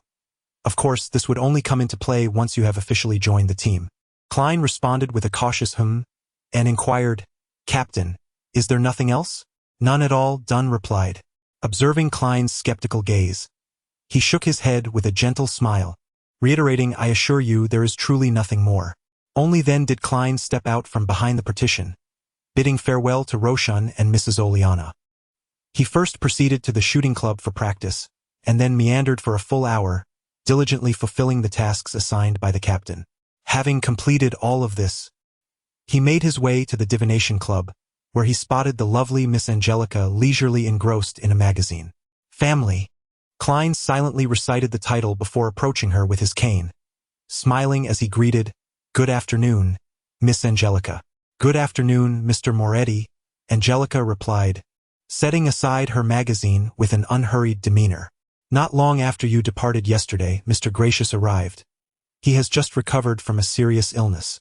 Klein exhaled in relief, a smile gracing his face as he responded, "That is indeed a delightful piece of news." Upon hearing this, Angelica, who had been quietly observing him, could not help but lower her voice, her curiosity piqued as she asked, "Mr. Gracious mentioned that you are an exceptionally remarkable doctor. Is that true?" "What?" Klein stared in astonishment at the lady across from him, doubting his own hearing. "How could anyone perceive me as a doctor? I remain uncertain myself." Chapter 54. The First Diviner. Upon witnessing Klein's astonished expression, Angelica momentarily faltered. Is that not so, Mr. Gracie's mentioned that you discerned the concealed illness in his lungs merely through observation. Her voice dwindled with each word until it fell silent. Observation?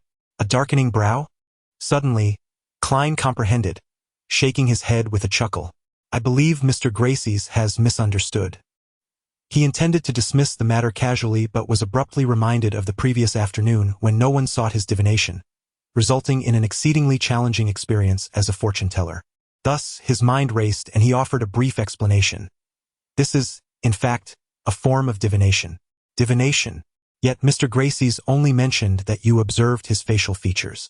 Can that truly be considered divination? Angelica queried, both astonished and perplexed. Klein responded with a calm smile. As a member of the divination club, you must be familiar with palmistry. It is not solely a practice of the great food empire. Even on Earth, India and Old Europe have each developed their own theories, not to mention this extraordinary world we inhabit. I am aware, but it seems you did not perform palmistry on him, did you? Were you merely observing discreetly? Angelica inquired with curiosity. I focused on physiognomy, Klein fabricated. Its principles are fundamentally akin to those of palmistry. Is that so? Doubt was etched across Angelica's gaze. To promote the advancement of his fortune-telling career, Klein let out a light chuckle, feigning contemplation as he gently tapped his brow twice. Gazing intently, Klein beheld the aura of Angelica manifesting in her eyes. A violet hue enveloped her head, red adorned her limbs, and a blue shade colored her throat. Her health appeared untroubled, albeit the colors were somewhat muted, a reflection of normal fatigue. Upon further examination of her emotions, he discerned an orange tone interspersed with hints of red and blue, signifying warmth mingled with a touch of excitement and contemplation. Relieved to find no anomalies, Klein intended to close his spiritual sight. Yet, at that moment, he caught a glimpse of a profound grayness lurking within the depths of Angelica's emotional spectrum. Furthermore, she seemed to lack a hint of white, the emblem of positivity. Klein pondered thoughtfully. Mr. Moretti, are you examining my countenance?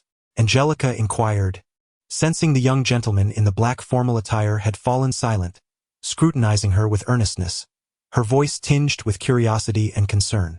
As unease washed over her, he gently spoke. Lady Angelica, some sorrow and pain ought not to be confined within your heart. Angelica's eyes widened, her lips parted in surprise, yet words eluded her. She gazed at Klein, who, adorned with a half-top hat and exuding a scholarly demeanor, spoke in a deep, soothing voice that radiated warmth. You require a mountain climb, a tennis match, or perhaps a poignant play, something to exhaust your body through movement, allowing tears to flow freely, enabling you to weep and scream, thereby releasing those pent-up emotions. This will greatly benefit your physical well-being. The words flowed melodiously, and Angelica seemed to transform into a statue, standing there, utterly motionless. She made a concerted effort to blink, anxiously lowering her head and murmuring, "Thank you for your suggestion. It appears there are quite a number of members today." Klein refrained from elaborating further, as if he had not conducted any divination moments prior, turning his gaze towards the conference room at the end of the corridor. Sunday afternoon. At least 50 members. Angelica's voice was still somewhat hoarse, and her description consisted merely of a few keywords. She paused momentarily, her speech gradually returning to normal. Would you prefer black tea or coffee? It was not until he vanished at the doorway that Angelica slowly exhaled. The Divination Club's conference room was remarkably spacious, nearly twice the size of Klein's high school classroom. Typically, only 5 or 6 members occupied this space, rendering it rather empty. However, at this moment, dozens of diviners sat scattered about, filling most of the area.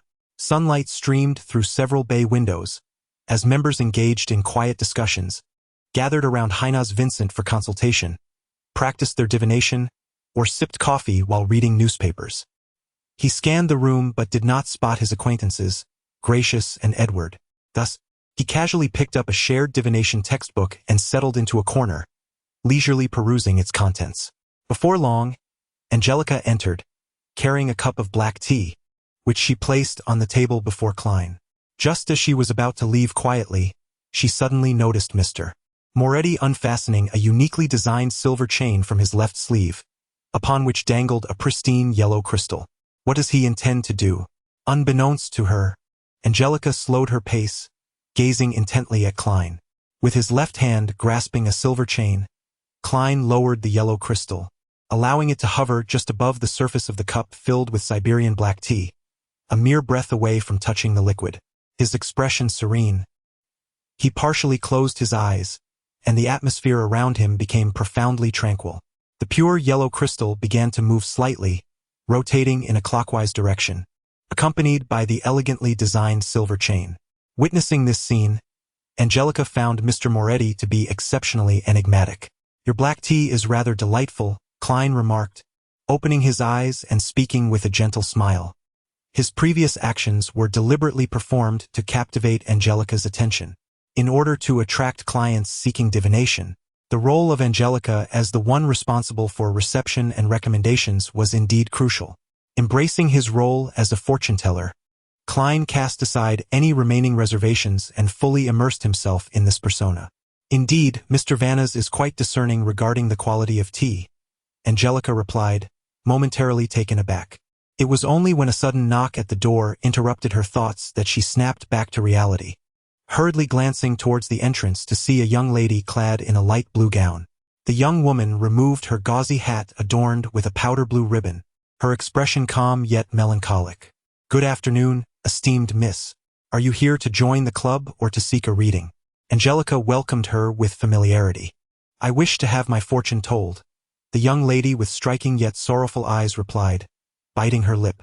Angelica gestured for her to take a seat on the sofa, then proceeded to explain the details of the membership and the divination services.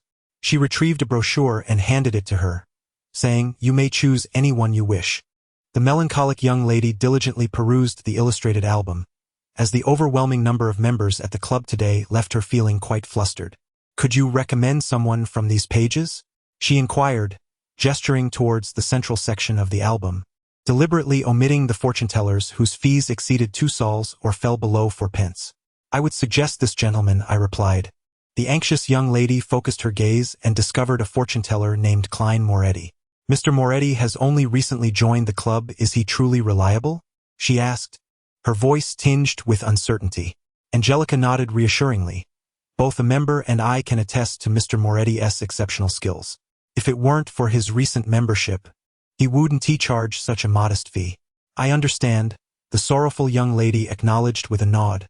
"I shall request Mr. Moretti for a reading." "Very well. Please hold on a moment." Angelica took the album and rose, making her way to the meeting room. She approached Klein and lowered her voice. "Mr. Moretti, someone has requested your services. Which divination room would you prefer?" "Quite promising. My first client has arrived." Klein set down his cup of red tea and calmly replied, "The citron room." "Understood." Angelica proceeded ahead, opening the wooden door to the citron room. Klein seated himself behind a table adorned with various divination tools, and after a brief pause, he observed a woman clad in a light blue gown, her demeanor somber and melancholic, entering the room. Seizing the opportunity presented by the other party's momentary distraction, he gently tapped his forehead twice. The yellow hue of his stomach appeared somewhat dim. The shadows of emotion weighed heavily, dominated by worry and unease. Klein carefully observed once more, leaned back slightly, and raised his hand to close his mystical vision. "Good day, Mr. Moretti." A woman in a light blue long dress took a seat. As a master of the keyboard, he understood that many individuals are reluctant to use their true names during divination. The ocean that separates the northern and southern continents is known as the Tempest Sea, renowned for its myriad natural disasters and treacherous currents. Had it not been for Emperor Roselle dispatching explorers to discover several relatively safe routes, the nations of the northern continent might not have embarked on the colonial era, let alone establish the infrastructure for undersea cables and wired telegraphy. Klein regarded his very first client in the realm of divination and cautiously inquired, "Which method of divination would you prefer to employ?" Chapter 55. Revelation. Anna, with her strikingly beautiful eyes, hesitated for several seconds before responding. "You may choose any method you deem most effective. After all, you are the diviner and I am not. However, aside from cards, including tarot, I have attempted to study them at home, yet I find them more akin to toys, more like a game." Klein pondered briefly, resting his elbows on the edge of the table, his hands clasped at his mouth and nose, his gaze serene and his tone somber as he declared, "Then let us employ the astrolabe for divination." He gestured towards the water-stained fountain pen and a stack of white paper on the table, saying, "Please inscribe your fiancé's name, along with his physical characteristics, residential address, and date of birth. If you can recall the precise time, that would be even better." Judging by his attire, demeanor, and aura, he was convinced that she was not illiterate. 2 minutes elapsed before she slid the sheet of paper across the table. Klein reached out, pressing it down, and rearranged the order, absorbing the details inscribed upon it. Joyce Meyer, September 15, 1323, at 2 o'clock in the afternoon, 8 Stevens Street, East District, Tingen City. Golden short hair, a beak-like nose. With just a fleeting glance, Klein swiftly calculated her birth number. 1 plus 5 equals 6.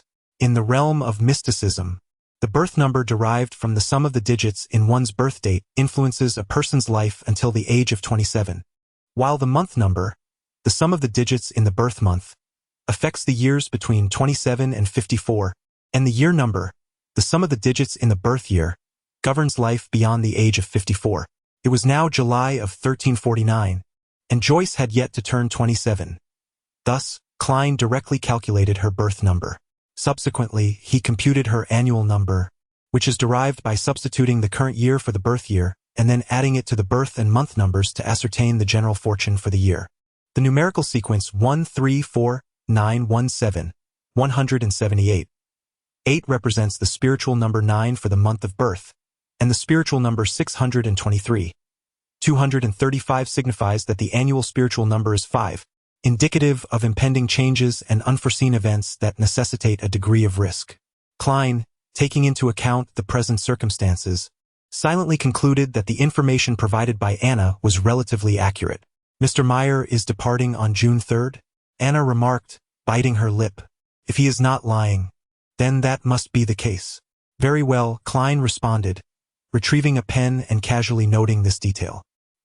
He gazed at Anna with his deep brown eyes and gently said, "I shall begin to draw the corresponding astrological chart, which will require some time and absolute tranquility. Could you please step outside to wait for a while? Angelica will provide you with a cup of coffee or perhaps some tea." "All right," Anna replied, aware that certain diviners possess eccentricities. She rose without surprise, adorned her head with a gauzy hat embellished with a powder blue ribbon, and exited the citron room. Throughout this process, Klein scarcely referred to the astrology manual, relying solely on his memory to complete the task. Perhaps this is the essence of being a diviner.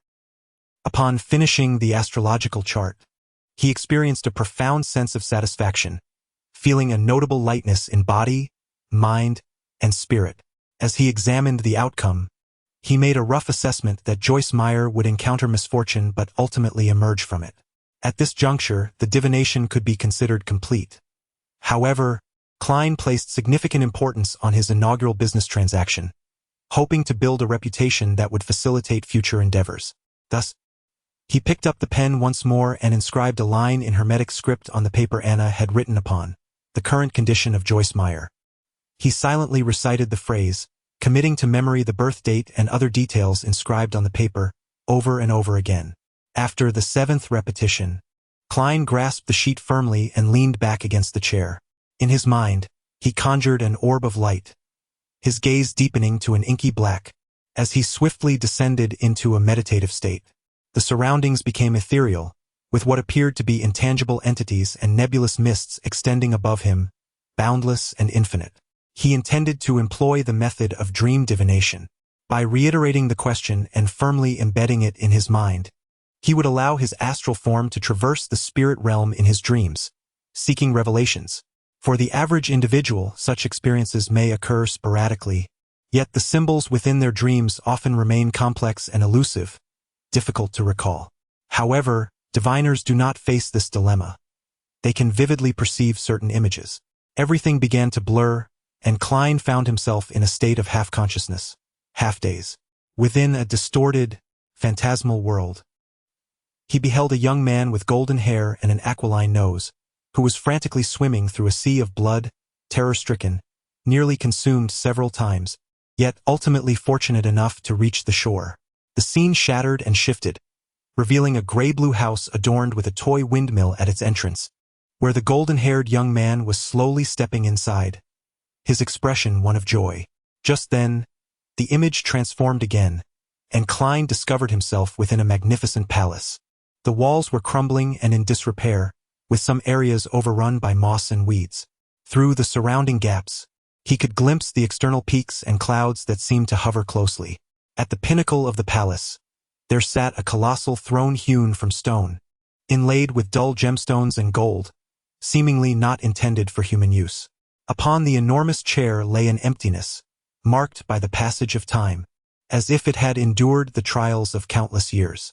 Klein, filled with bewilderment, glanced around, unable to comprehend why such a scene haunted his dreams. As his confusion began to dissipate, he instinctively ventured toward the palace's exit, seeking to ascertain the nature of this place. Suddenly, he sensed a gaze upon him, a watchful scrutiny from behind. Startled, Klein whirled around to behold the massive stone chair, where it appeared myriad translucent maggots were entwined, slowly writhing and growing unchecked. With a gasp, he jolted awake, emerging from the realm of dreams. The crystal ball, tarot cards, and parchment adorned with astrological charts came into view, as reality swiftly eclipsed the illusion. The initial dream had been a divination result. What then was the latter portion? It seemed almost tailored to him. Klein set down the parchment, massaging his temples, his brow furrowed in contemplation. He could ascertain that this was not a manifestation of his inner fears expressed through dreams, as he had been engaged in divination. After a moment's reflection, he felt a sense of relief in having chosen the path of the diviner. According to old Neil, even those who peek into secrets could engage in dream divination, though surely not as adeptly as himself. Ah, the lingering shadows. One could only hope to capture Riel soon. With a deep breath, Klein composed himself, gathered the star chart parchment, and ambled toward the door. He opened it and entered the reception hall, where he found Anna gazing out the window, utterly oblivious to the cup of red tea before her. "Ah, Mr. Moretti, have you divined the results?" she exclaimed, rising hurriedly upon catching sight of Klein. "Is there a toy windmill at your home, or perhaps at Mr. Meyer's doorstep?" Anna's eyes widened in astonishment, leaving her momentarily speechless. After a while, she murmured, "That was the gift he gave me, right at my doorstep." "How do you know this? Is it possible to predict such things?" Klein smiled gently and replied, "Is it really true?" Anna, unable to believe her ears, questioned him in disbelief. The fortune-tellers she knew never spoke with such certainty or offered such definitive conclusions. "Does this include a tip?" Klein inquired, shaking his head with a bemused smile as he held the banknote. Two carriages glided briskly down the street, entering the Eastern District. With a mix of apprehension, anticipation, and trepidation, Anna gazed out the window as the streets rushed by. Before long, the toy windmill came into view. Upon alighting from the carriage, she disregarded her own composure, nearly stumbling as she hurried to the door and rang the bell. The door creaked open, revealing a young man in a black suit with tousled blonde hair, his pallor contrasting with the joy in his eyes, and a nose reminiscent of an eagle's beak. "I thought I would miss you today," Joyce said with a smile. "What the fortune-teller said is true." "No, this is a genuine fortune-teller. It's simply miraculous." Thoughts surged and bubbled within her, and with tears welling in her eyes, Anna rushed forward to envelop her fiancé in a warm embrace. Outside the slate-blue house, the two stood silently entwined, the toy windmill turning slowly, as if all their tribulations had receded into the distance. Chapter 56. The Great Escape at Sea. In the spacious living room, Anna and Joyce, having concluded their embrace, each occupied a separate sofa, separated by Anna's parents. Joyce, with a look of satisfaction, sighed, "Oh, my poor Joyce, what have you endured?" Unable to contain her concern any longer, Anna inquired. Joyce cast a glance at his fiancée, his expression turning grave. "Even to this day I still feel fear, waking from nightmares repeatedly. 5 days after the Alfalfa departed from Caesar's port, we encountered pirates, terrifying pirates. The only consolation was that their leader was named Nast, that self-proclaimed king of the 7 seas. Mr. Wayne," Anna's father? Asked in astonishment, his body trembling slightly, yet he pressed on to recount the darkest and deepest of nightmares. I suffered only a modest loss of possessions, and I thought misfortune had passed. However, during the subsequent voyage, the passengers and crew of the Alfalfa erupted into fierce infighting. From disputes to brawls, to drawing revolvers and wielding swords, slaughtering one another. Those days were drenched in blood. One by one, those around me fell, their eyes wide open forever, their limbs, hearts, and entrails strewn across the deck. Reluctant to become beasts, the rational part of us found no refuge, no path to escape, surrounded by the deep blue waves and the boundless ocean. Some wept bitterly, some begged for mercy, some surrendered their bodies, yet their heads still dangled from the mast. Anna, I was engulfed in despair, believing I would never lay eyes upon you again. Fortunately, even amidst such a nightmare, a hero emerged.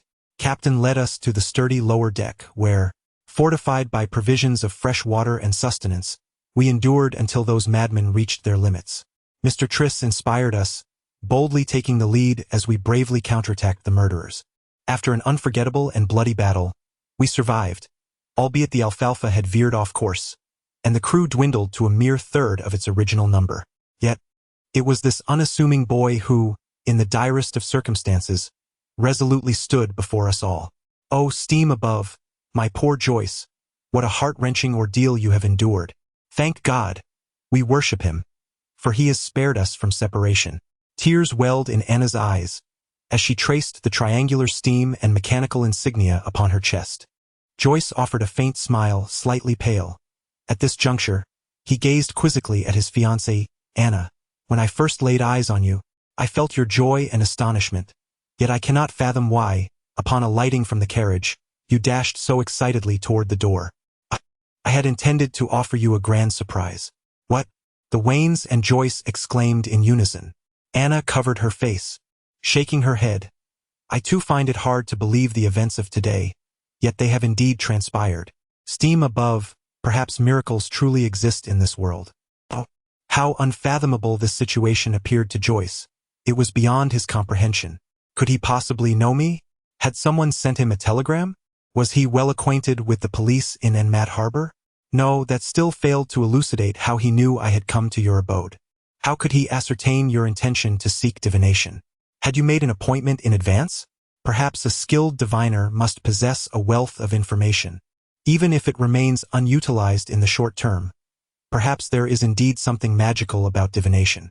Mr. Wayne, Anna's father, sighed and summarized that throughout the known history of over 1,000 years, and the somewhat obscure Quaternary period, divination has perpetually existed, never vanishing. Surely, there must be a reason for that. Joyce slightly shook his head before inquiring, what is the name of that diviner? After a moment of thought, Anna replied, Klein Moretti. In the reception hall of the Divination Club, Klein had moderated the volume, and Angelica, understanding the unspoken cue, refrained from drawing closer. Thus, she only witnessed Anna departing as if bereft of her very soul, her expression one of shock and confusion. Angelica approached the vicinity of the sofa, her curiosity piqued, and asked, a favorable outcome? She dared not inquire further about the specifics, fearing she might infringe upon the diviner's potential rules. Indeed, Klein nodded, retrieving 3 copper coins from his pocket. 1 sucre's eighth amounted to 1.5 pennies. With a smile, Klein graciously remarked, I appreciate your care for my guest. She has given me a gratuity, and I too ought to extend a tip to you. This is also a token of gratitude for your recommendation. He silently added in his heart, very well. Angelica inexplicably felt a tinge of apprehension towards Klein, and seeing the reasoning was appropriate, she chose not to refuse any longer. However, even until 4:40, he had yet to see a second customer. This did not imply that the Divination Club was struggling. Rather, the majority of individuals possessed clear objectives and had preordained their chosen diviner. They must have been referred by someone and had already decided whom to consult for their reading. In summary, my reputation still lacks sufficient weight. Klein wryly mocked himself using gaming terminology. He drained the last of the 3rd serving of Siberian black tea, donned his half-top hat, and, grasping his silver-tipped cane, ambled out of the conference room. Angelica recalled Gracchi's admonition and hurried forward. Mr. Moretti, when will you next visit the club? Mr. Gracchi's wishes to express his gratitude in person. Upon entering the main hall, Klein spotted Benson engrossed in a newspaper, while Melissa was piecing together various small gears, bearings, and springs, illuminated by the twilight. Good afternoon, has Mrs. Shoud paid a visit? Klein inquired with a light tone. Benson did not set down the newspaper but merely lifted his head. Mrs. Shoud stayed for a quarter of an hour, brought some gifts, expressed her satisfaction with our freshly baked muffins and lemon cakes, and extended an invitation for us to visit her home when the opportunity arises. She is a kind, polite lady who knows how to engage in conversation. The only issue is that their family adheres to the faith of the Storm Lord, believing that girls should not attend school and should only receive home education. Melissa murmured softly. It is evident that she harbors considerable dissatisfaction regarding this matter. However, there is no need for undue concern. As long as she refrains from interfering with us, she remains a commendable neighbor. Klein smiled to reassure his sister. The Kingdom of Rune is a land of diverse faiths, unlike the northern Farsak Empire, which solely venerates the god of war, or the southern kingdom of Fenibot, which exclusively reveres the Earth Mother.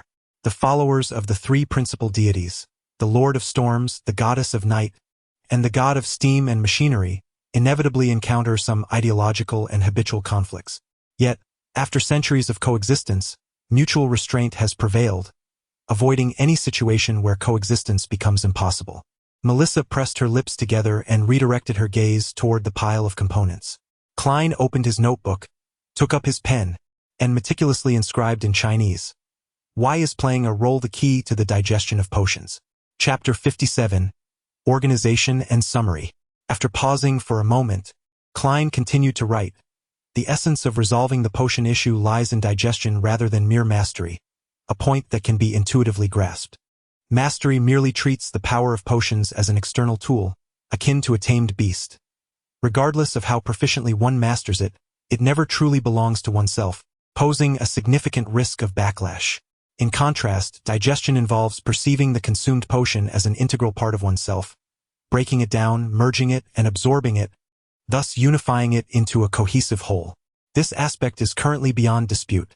The crux lies in understanding how playing a role can facilitate digestion. Based on today's experience with the diviner, I will propose two hypotheses and await further validation. Firstly, based on the role of the potion's name, it possesses the ability to alter the states of body, mind, and spirit, gradually aligning them with the tenacious spirit that lingers at the core of the potion, thereby creating a resonance that facilitates assimilation and absorption. Secondly, the stubborn spirit residing at the potion's core resembles a fortified computer system. To infiltrate and dismantle it, one must identify its vulnerabilities, discover loopholes, and find the key. The name of the potion unveils the corresponding clues, allowing one to embody the role, harmonize body, mind, and spirit, and masquerade as an insider, deceiving the guardians to gain entry. This line of thought bears resemblance to the descriptions of Emperor Roselle. Regardless of the speculation, the states of body, mind, and spirit remain indispensable elements, as they serve as the sole bridge between role-playing and the power of the potion. Ultimately, irrespective of one's choice between the sciences or engineering, a fundamental logical capacity is essential. Otherwise, one could not attain proficiency as a keyboard virtuoso or engage in such analysis and speculation. Subsequently, he penned the second inquiry. The analysis of the reasons is as follows. The first possibility is akin to previously encountered web literature, wherein I have entered a game world that has materialized into reality. Thus, distinct professions must possess unique characteristics while maintaining relative balance. However, thus far, no signs of data-driven elements or task-oriented development have been observed. This factor is temporarily suspended, potentially at a minimal level. The second possibility posits that the foundational rule of this world is balance, as the creator established this realm with balance at its core. The third type posits that potions of the same sequence reside within a singular energy level. This is the optimal state discovered through the explorations and summations of our predecessors. Surpassing this energy level may lead to collapse and chaos, while falling short prevents the attainment of extraordinary powers. Thus, under the condition of a fixed energy level, one aspect must be stronger, while the other naturally becomes weaker. The fourth type suggests that all things originate from a common source, having diverged from the Creator, each representing fragments of the divine. The complementary nature implies that each has its own issues. Currently, I lean towards the third and fourth explanations, although the latter, rooted in uncertain mythology, serves merely as a reference. I shall initially adopt the third as a guiding principle, validating it through current study and subsequent discoveries. At this juncture, Klein had filled 2 entire pages, yet he did not cease. He began to outline a new inquiry. Based on today's learning, my transportation ritual exemplifies typical ritual magic. Such ritual magic can be categorized into 3 components. The first being the sacrificial aspect that aims to please or elicit the interest of the corresponding existence. The second consists of the incantation that specifies the object of the petition, and the third embodies the tangible request for assistance, necessitating the use of formatted corresponding language and certain symbolic representations for clarification. Analyzing the transportation ritual from this perspective reveals a notable deficiency. It lacks the third component. It includes the sacrificial aspect of placing staple foods and walking counterclockwise 4 steps to form a square, as well as the incantation that delineates the petition's focus, such as invoking the immortal of profound yellow. Yet its subsequent actions merely involved waiting with closed eyes, failing to elucidate the purpose of the ritual, which was to facilitate a transfer. In other words, the intentions behind the so-called transfer ritual remain utterly unclear, leaving one to speculate freely. What a disappointment! That tome, Essentials of Secret Arts from the Qin and Han Dynasties, is truly a letdown. My mind must have been clouded at the time for even contemplating a trial. Klein paused his pen, inhaled deeply, and endeavored to calm himself. Exhaling a breath of tension, he continued to ponder. Thus, the question arises, is that entity truly open to interpretation, or does it harbor a deeper, implicit purpose? Furthermore, do the incantations directed towards that entity on Earth correspond to the same being acknowledged in this realm? So, the variance in results between the first and second rituals could be attributed to creative interpretation. However, the similarity in outcomes of the second and third rites, both capable of traversing the mist and connecting to justice and the hanged man, begs the question of causation. How should one design the ritual to achieve the desired effect? If one posits that the entities indicated by the first and subsequent rituals differ, then several preceding questions could be satisfactorily addressed. Nevertheless, the stability and constancy of the second and third rituals imply an underlying intention for supplication, rendering any alteration unattainable for now. The crux of the matter lies in identifying this entity. Who is it? Where is it? And why does it offer me no hints or guidance? Is it lurking in the depths of that misty realm? Could it be that he can be regarded as a dormant entity, one that requires a certain stimulus to elicit a fixed response, without interfering or impacting my existence otherwise? However, the dilemma arises if he is not in slumber. All temptations may lead to dreadful consequences, posing significant danger. The initial temptation must be approached with utmost caution, designed meticulously to avoid inciting anger. It is indeed perplexing, warranting further contemplation. Klein sighed, arriving at a conclusion. Subsequently, he jotted down a few more scattered thoughts. Hanachis is a mountain range straddling the Kingdom of Rune and the Republic of Intis, with its main peak towering over 6,000 meters. According to the records of the Antigonid family, there existed a realm of night during the Quaternary period. Is there a connection between the realm of night and the goddess of night? Are they allies or adversarial forces? Could the downfall of the Antigonid family by the cult of the goddess of night be linked to the existence of the realm of night? The whispers I hear are derived from that very tome, echoing the anguished cries of the Antigonid lineage over a millennium or two. What, then, does Frager signify? It poses an intriguing question. The existence of such notes and the seal numbered 2-049 indicate that the Antigonid family wielded considerable extraordinary power. What path of sequence did they possess? Was it complete or incomplete? The discovery of the notes in the hands of Riel Biber seems somewhat coincidental, yet devoid of any trace of orchestration. Is this merely a binding of fate? As he wrote, for full pages, both front and back, materialized before him. Suddenly, Klein tore away these 4 pages, reviewing them several times, occasionally circling phrases with his pen or adding a few notes. Time slipped away swiftly. The crimson moon was briefly obscured by clouds. Klein picked up the pocket watch from his desk, clicked it open, and glanced at it. He set the watch down and retrieved a box of matches from the drawer, swiftly striking one and bringing it close to the pages of notes. The orange flames eagerly consumed the paper, spreading rapidly. Klein placed the 4 pages atop a wooden wastebasket, watching as the ashes floated down. He released his grip, allowing the paper to fall. Within mere seconds, all was reduced to nothing, save for the lingering ashes swirling and the charred marks at the bottom of the bin whispering tales of the past. In deference to the secret diary of Emperor Roselle, Klein dared not leave behind any evidence of his ability to write in Chinese. If old Neil and others were to discover those 4 sheets, the situation would become untenable.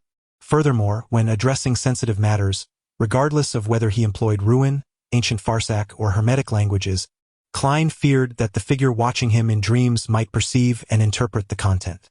Thus, he transcribed his thoughts in Chinese, meticulously organizing and summarizing before incinerating the pages, leaving no trace behind. Due to the impossibility of preservation, he devised a plan to summarize his findings weekly to avoid forgetting. As the last of the ashes settled, Klein drew out a fresh sheet of paper and began to write, "Dear esteemed mentor, I wish to inquire of Professor Quentin Cohen, the senior associate professor, whether he possesses any historical materials pertaining to the summit of Henachus." Chapter 58. A thought. On the following day, Monday morning, Klein, who was on leave, did not venture outside. Instead, he entrusted Melissa with a letter addressed to his mentor, Cohen Quentin, along with the excess postage fees, requesting her to deliver it to the post office near the Tingen Technical School. After finishing breakfast, he leisurely compensated for the sleep he had missed during work hours, only rousing himself near noon when his stomach began to rumble. He heated last night's leftovers and nibbled on a piece of oat bread while clutching a newspaper as he entered the restroom in the second-floor washroom. In moments like these, he couldn't help but sigh at the absence of a mobile phone. Time and again, Klein would lift his ornate silver pocket watch adorned with vine patterns, pressing it open to check the time, which had just passed 2:45. After a moment of contemplation, he took the old newspaper down to the kitchen to burn it, using the opportunity to adjust his state of mind in preparation for the tarot gathering. Once he had securely locked the door to his bedroom again, Klein did not wait for 3 o'clock to arrive but resolved to ascend into the misty realm ahead of time. He intended to seize this occasion to thoroughly explore that place. Just as he stood in the vacant space of the room, poised to begin his counterclockwise walk, a sudden thought struck him. He recalled his previous intention to devise a method whereby justice and the hanged man could request an absence in advance, should they find themselves unable to escape or encounter unforeseen circumstances. For the former Klein, this had been an almost insurmountable dilemma. It was inconceivable for him to construct an instant communication network for another world by hand, and using wired telegraphy would only serve to expose his own identity. At this moment, he suddenly found inspiration within the realm of ritual magic. The external force-based rituals involve invoking the assistance of various entities, and the incantations invariably commence with a clear direction, such as the God of Night or the Lord of Crimson, often describing the unknown and enigmatic beings. Might it be possible for me to modify the incantation to direct the opening descriptions towards myself? By doing so, even in a foreign land, I could glean pertinent information from the justice and the hanged man rituals. Klein's spirit surged with renewed vigor as he began to analyze the feasibility of this approach. 2 significant challenges arose. Firstly, I am not a high-ranking individual of sufficient strength. Even if the incantation's description were to indeed point towards me, the likelihood of receiving the request remains slim. Secondly, how can I ensure that the incantation's description accurately directs towards me, avoiding misdirection that might invoke another unknown entity fitting such a description, which could pose severe dangers?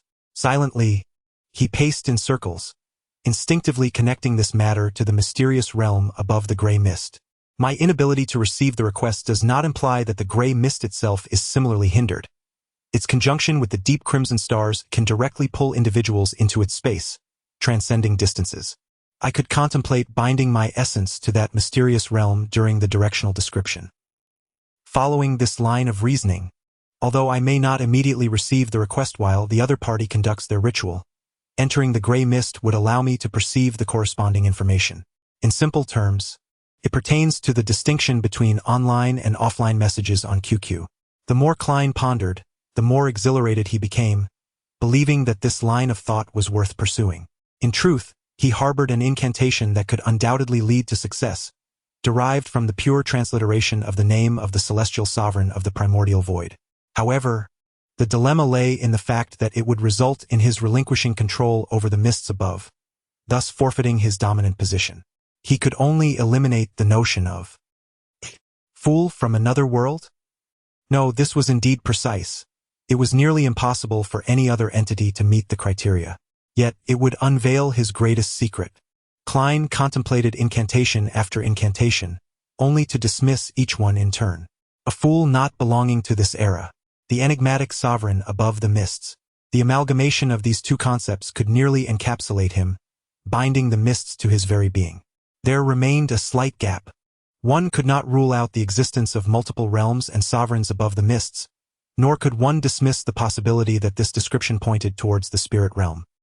Klein furrowed his brow, resolved to add an additional layer of safeguard.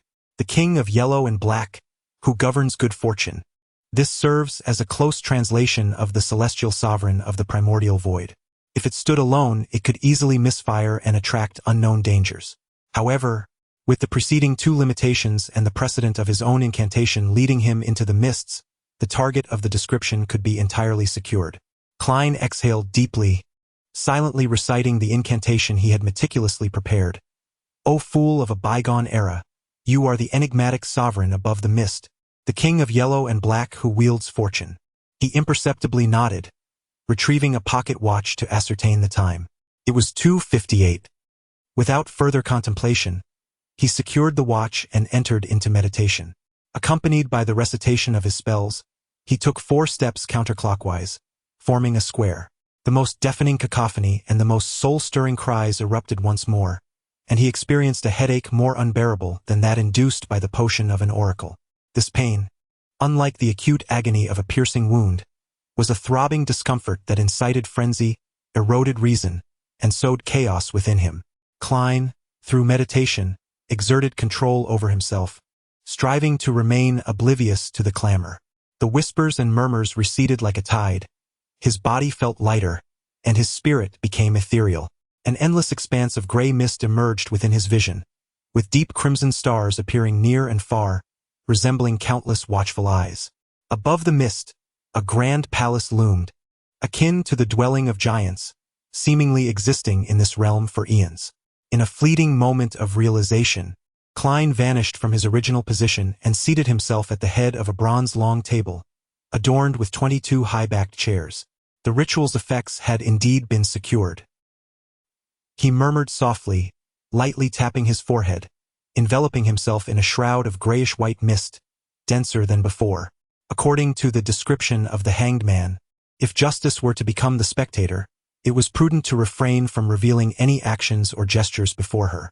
With no time to investigate, Klein extended his right hand, forging an invisible connection to communicate with the 2 familiar crimson stars. On the vast expanse of the deep blue Suanya Sea, an ancient sailboat glided effortlessly with the wind. Alger Wilson had confined himself within the captain's quarters, seeking the utmost protection from the ghostly vessel.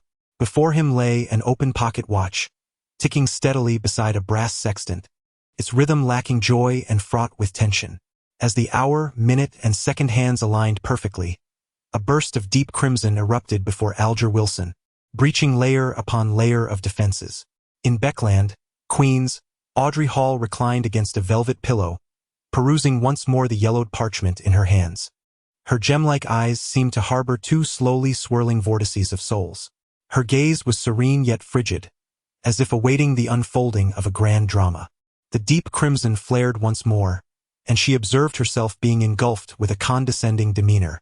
Above the gray mist, within the grand palace, the bronze long table stood weathered and ancient. As Audrey Hall's form began to manifest, Klein, already attuned to the spiritual sight, cast his gaze her way, and unsurprisingly noted that the colors deep within her aura had melded into a singularity, becoming pure and tranquil, akin to a lake reflecting the world with clarity. She had indeed become an extraordinary being. Just as Klein was about to shift his gaze, he suddenly perceived a change in the high-backed chair belonging to Miss Justice. The brilliant stars upon its backrest moved swiftly, forming an illusory constellation that did not belong to reality. To Klein, this constellation appeared strikingly familiar, for it was a symbol of esotericism, symbol of the dragon, the audience. The dragon. Klein maintained his composure without shaking his head, gazing inquisitively at the high-backed chair of the hanged man. Ordinarily, from his vantage point, he would be unable to see the chair's backrest. However, this was his domain, where everything unfolded according to his will. The constellation behind the chair remained unchanged. Yet Klein, having delved into the arcane, was no longer as naive as before, recognizing it as a symbol of the storm. Sailors, sea-dwellers, storms, that much was clear. The hues within the aura of the hanged man had intensified in purity. Had he undergone a promotion? Indeed, what symbol lay behind my own seat, containing his impulse? Klein lightly tapped 3 times on the edge of the long table, smiling as he remarked, "Congratulations, Miss Justice. You have become an extraordinary individual.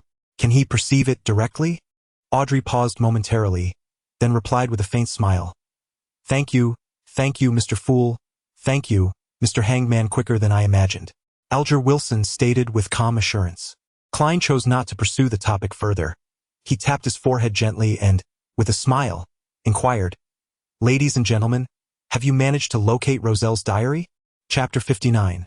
The initials of Roselle. Alger instinctively restrained his gestures, and after a few moments of silence, he spoke.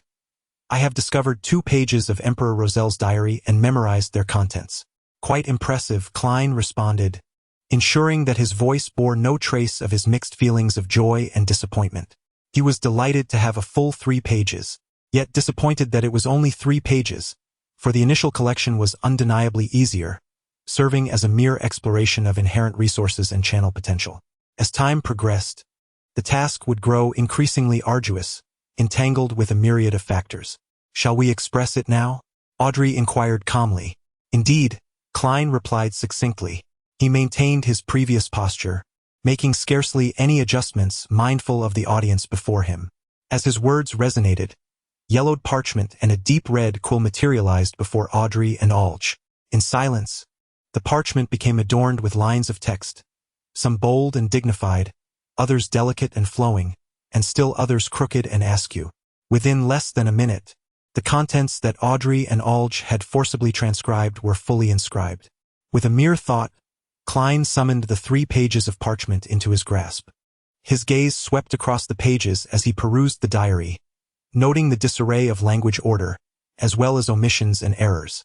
Nevertheless, experiments had demonstrated that a certain degree of disorder did not impede the reading of Chinese. Moreover, having endured the torment of asterisks, he was unperturbed by missing characters and typos. On April 8th, I stood at the bow of the Black Throne, arms outstretched, proclaiming to Green and Edwards, "Do you seek my treasure? Then venture to the end of the misty sea to find it. I have hidden all my riches here."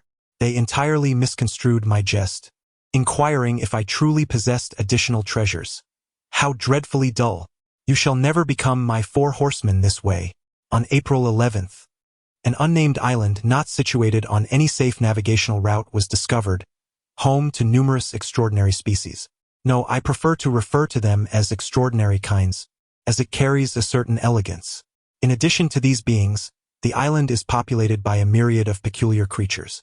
I pondered that if Darwin were to traverse this place, he would surely be unable to pen his theory of evolution. By April 15th, Green began to exhibit some strange behaviors.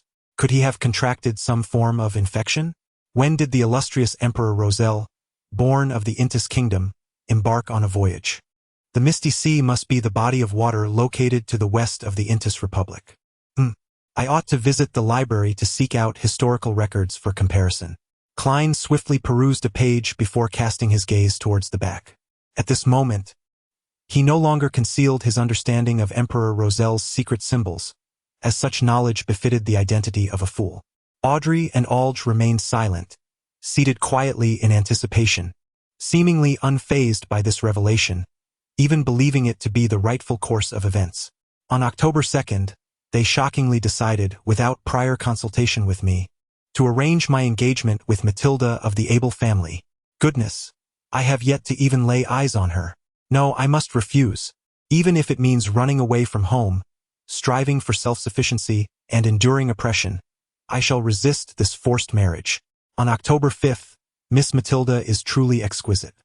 On October 6th, her character and demeanor resonate with my preferences.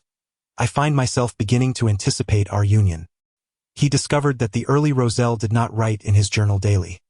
Rather, he would only put pen to paper when something significant occurred, when he felt the need to vent, to document, or to express his emotions. His gaze shifted downward, and Klein focused on the last entry of this journal page. October 9th, they actually referred to me as the son of steam, which I find quite delightful. Noticing that the preceding 2 pages held little value for the moment, Klein felt a twinge of disappointment. Yet, he did not succumb to despair. Instead, he placed the 3rd journal page at the top, both sides inscribed with content. May 21st, the Church of the God of Craftsmen presented me with 2 choices, the beginnings of 2 sequential paths. One, the generalist, belonging to the complete sequence chain they possessed, and the other, the seeker of secrets, derived from the order of Morse, lacking a higher sequence. May 26th, I take great pleasure in the identity of generalist. A curious phenomenon ensues. When I embrace the role of generalist and act in accordance with its designation, the whispers that nearly drove me to madness quiet significantly, and my occasional outbursts of temper are mitigated, prompting me to recall the significance of journal writing. Is this what the enigmatic Mr. Charla brought up regarding playing a role? Perhaps this holds the key to resolving the potion-related perils. Klein reflected upon this journal page, acutely aware of the stark differences in character and demeanor between himself and the great Roselle. I must admit, at times, I find myself rather envious of such individuals. Perhaps it is human nature to covet that which one does not possess. Naturally, I must also contemplate the enhancement of my own capabilities, striving to balance both endeavors with equal vigor. A flurry of thoughts danced within Klein's mind, evoking a sense of nostalgia. The description provided by the great Roselle regarding the diminished risks of potions instilled him with considerable confidence about his previous night's reflections and granted him a clearer understanding of the essence of his role.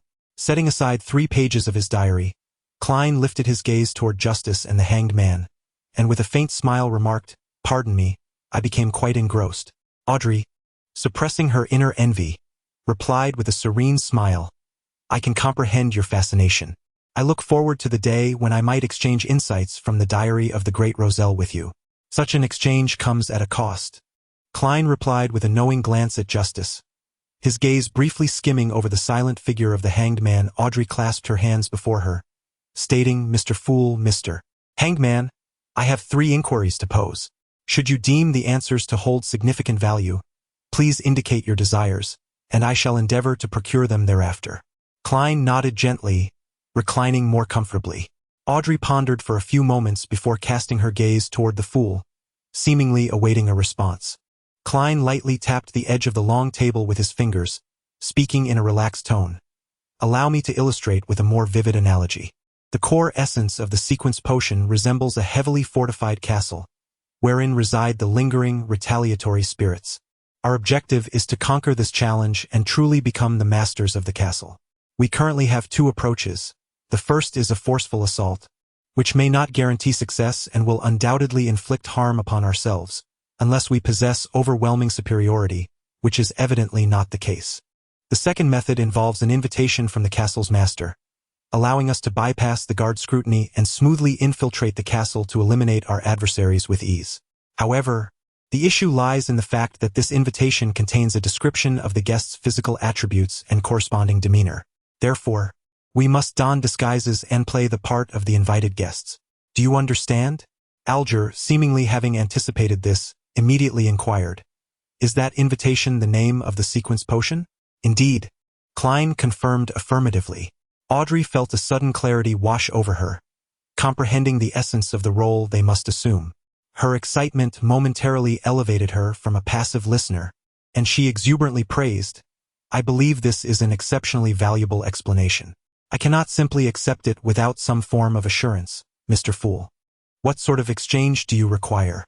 Of course, I recall that I still owe you a page from the diary of Emperor Roselle.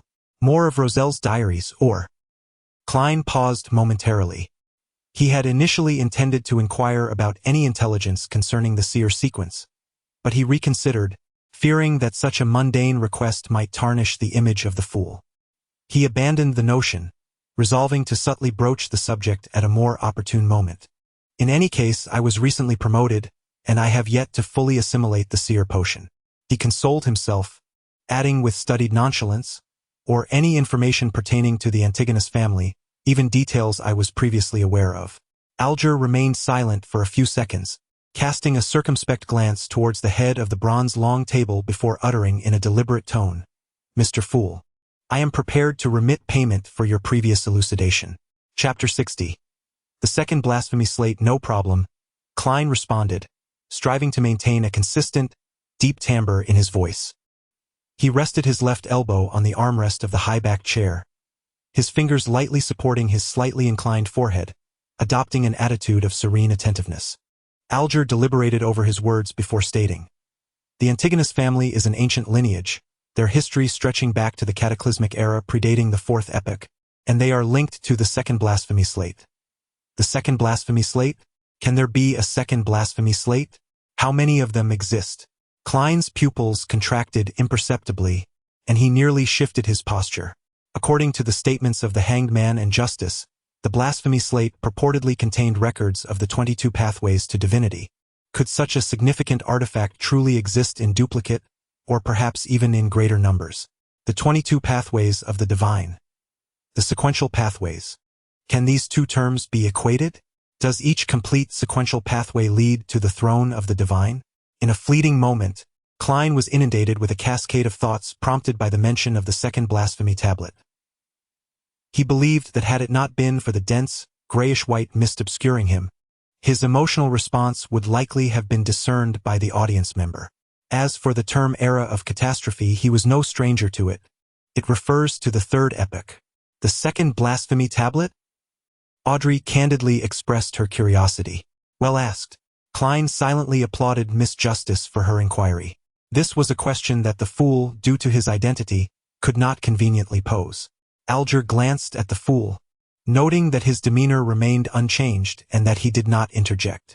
After a moment of contemplation, he stated, "The first blasphemy tablet emerged during the era of darkness, which is the second epoch, wherein humanity struggled for survival under the aegis of the deities. The second blasphemy tablet appeared at the conclusion of the third epoch. One might even say that its emergence heralded the end of the era of catastrophe. The information regarding these two blasphemy tablets is strictly confidential within the 7 great churches. I only know a fragment, that both pertain to the divine pathways, yet I am unaware of the distinctions between them. Did Emperor Roselle view the first or the second tablet?" Audrey inquired with curiosity.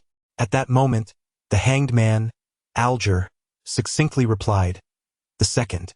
Audrey's gaze turned tranquil as she once again assumed the role of an observer, refraining from further inquiries and focusing intently on the Hanged Man. This made Alge feel quite uncomfortable. Suppressing his inner turmoil, he continued in a subdued tone. During the era of the 4th dynasty of Solomon, although the Antigonid family was a prominent noble house, they did not leave behind any remarkable deeds until they lent their support to the establishment of the Tudor Empire, thereby truly stepping onto the stage of the northern continent. At that time, ancient names such as Antigonus, Ammon, Abraham, and Jacob shone brightly in the realm of humanity. However, following the War of the 4 Emperors, the Blood Emperor of the Tudor Empire fell, leading to their decline, as they were hunted by the current 7 gods. I am not familiar with the specific details. All I know is that the Antigonid family ultimately met their demise at the hands of the Church of the Night. Foolish sir, if you wish to learn more, you may need to seek answers from the Church of the Night or engage with those ancient secret organizations. You know which ones I am referring to. I do not know. Klein nodded with a heavy heart. Indeed, the Mysterium Society counts as one. The Moscus Ascetics, which the captain mentioned to old Neil, might be another. As for the Psychological Alchemy Society, I am uncertain if it applies. While he silently considered, Alge provided the final piece of information. I also do not know which sequence pathway the Antigonid family mastered. However, in the related descriptions, 2 adjectives appeared repeatedly: eerie and terrifying, strange and terrifying. Reflecting upon that notebook, considering the experiences of the original owner and his classmates, as well as those of Aunt Riel, indeed strikes a profound chord.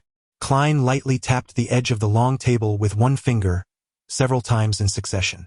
Only then did he speak in a measured tone. Very well, I am quite satisfied with this reward.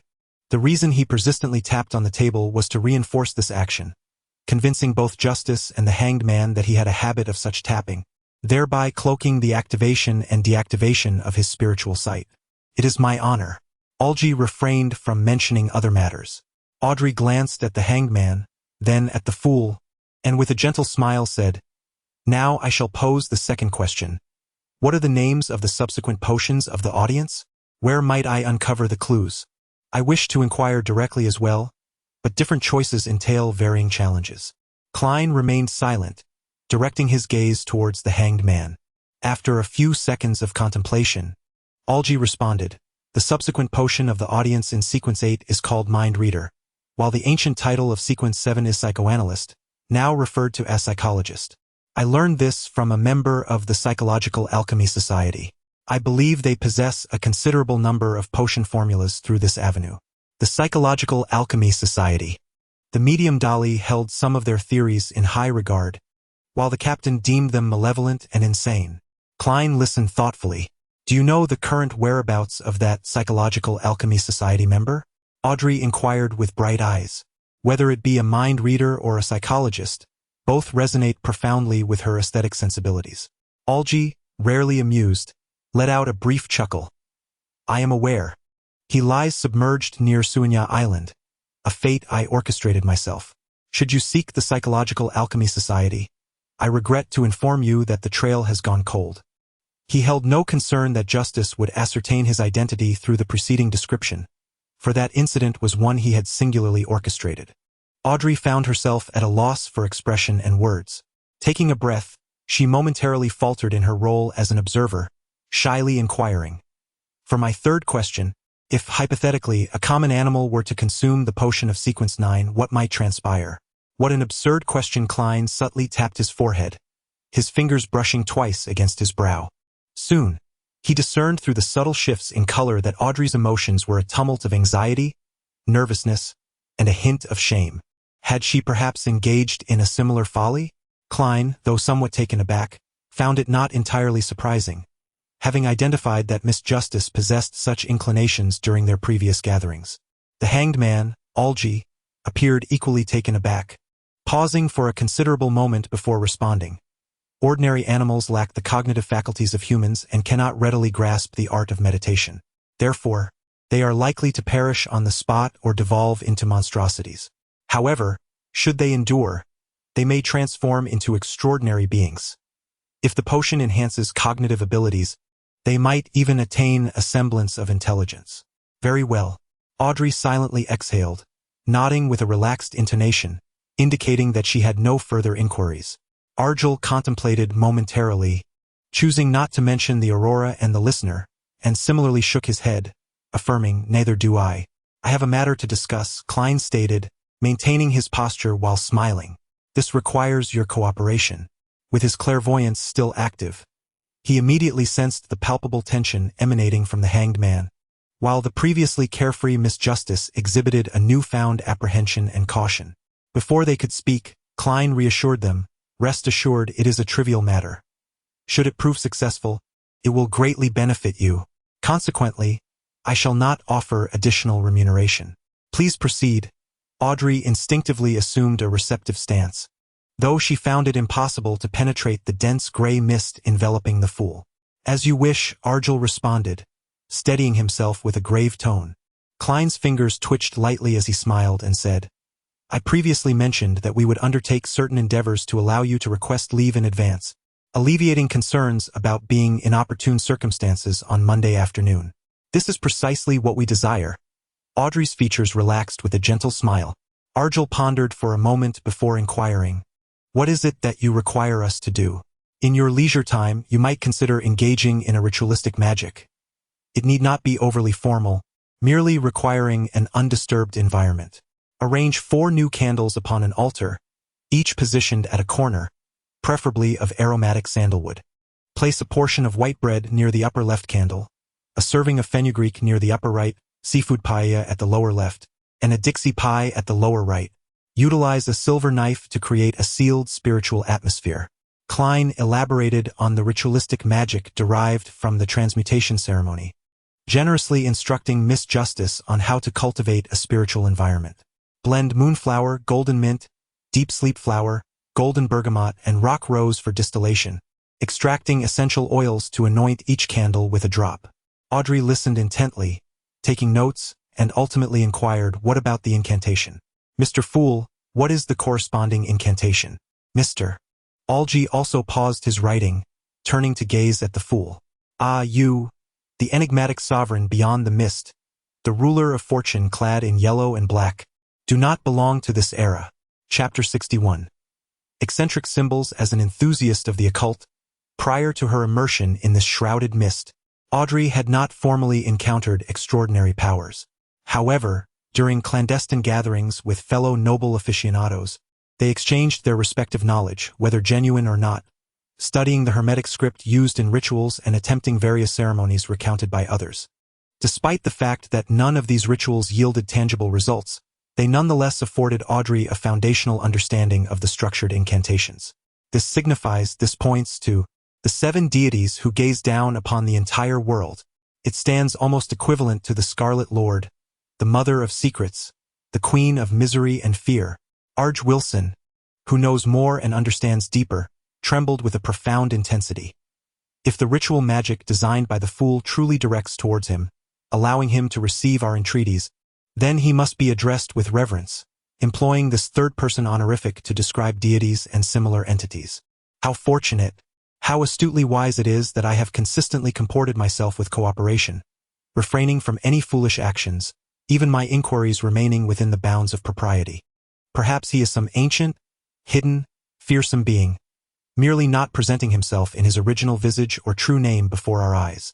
The primordial witch, the elusive sage, or perhaps the genuine creator worshipped by several mysterious sects. Arj comprehended that the fool he beheld now may not necessarily be his authentic form. The other might not even possess a gender, nor be a humanoid entity. Klein, one hand pressed to his forehead while the other lightly tapped the edge of the bronze table, acutely sensed the shifts of the hanged man and justice.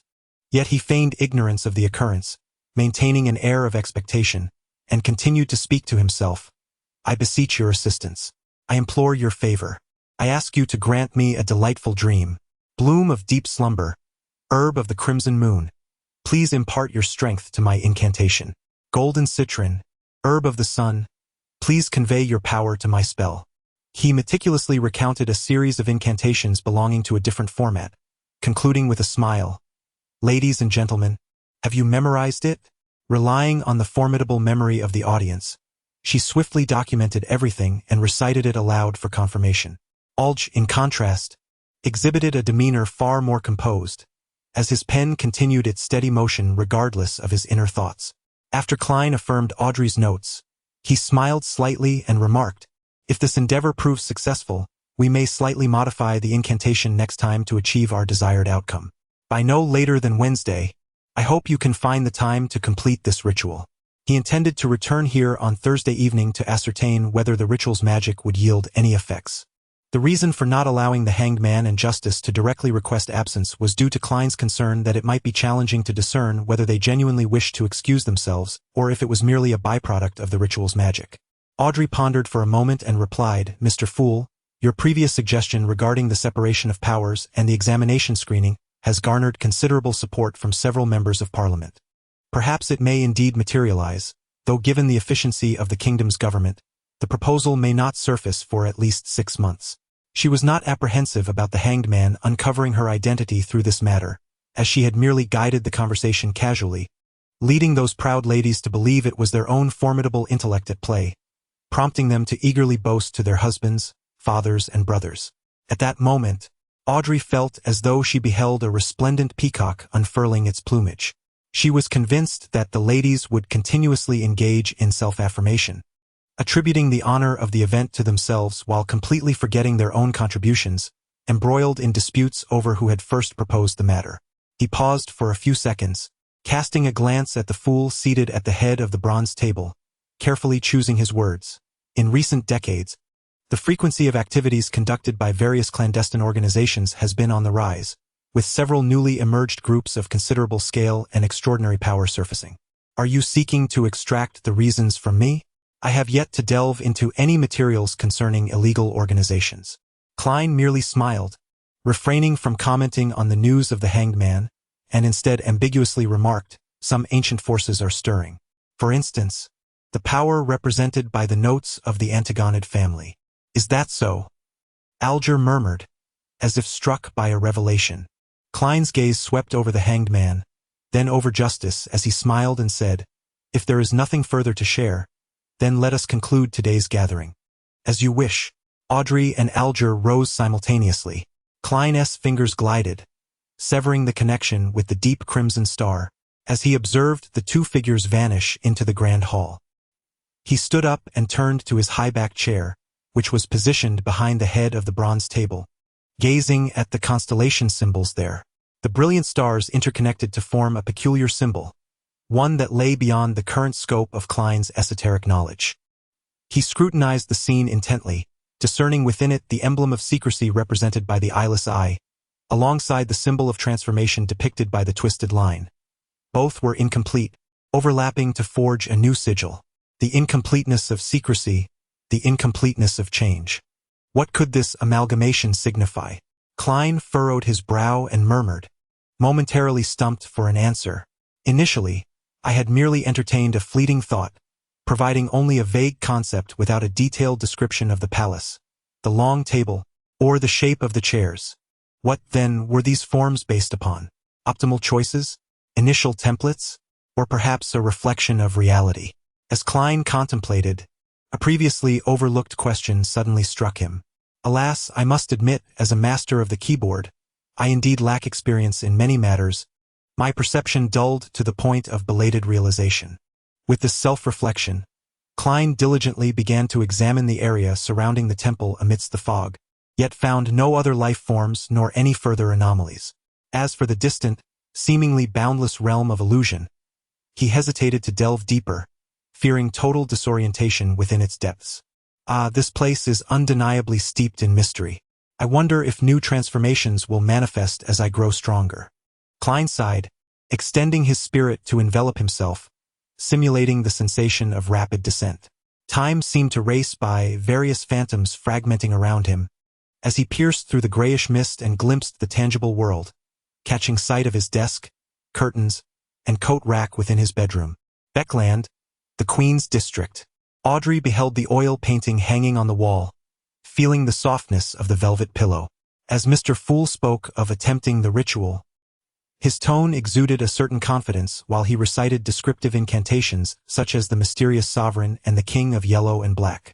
Audrey, silently analyzing the situation, suddenly inhaled sharply, her body trembling subtly. Well, since resistance seemed futile, she resolved not to dwell on it.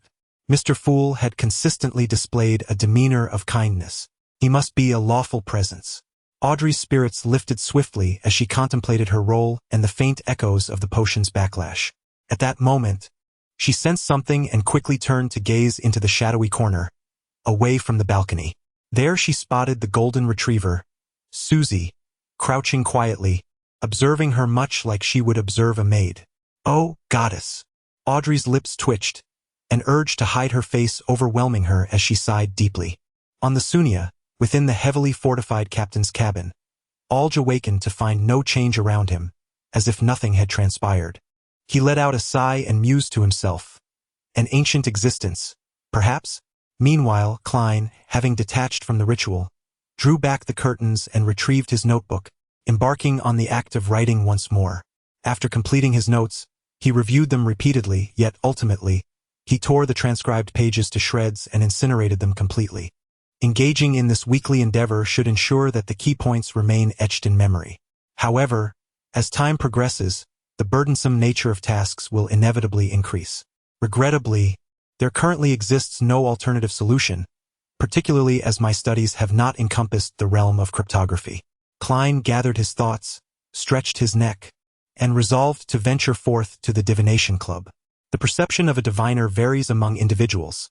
Each harbors distinct standards, rendering it impossible to categorically declare another's beliefs erroneous.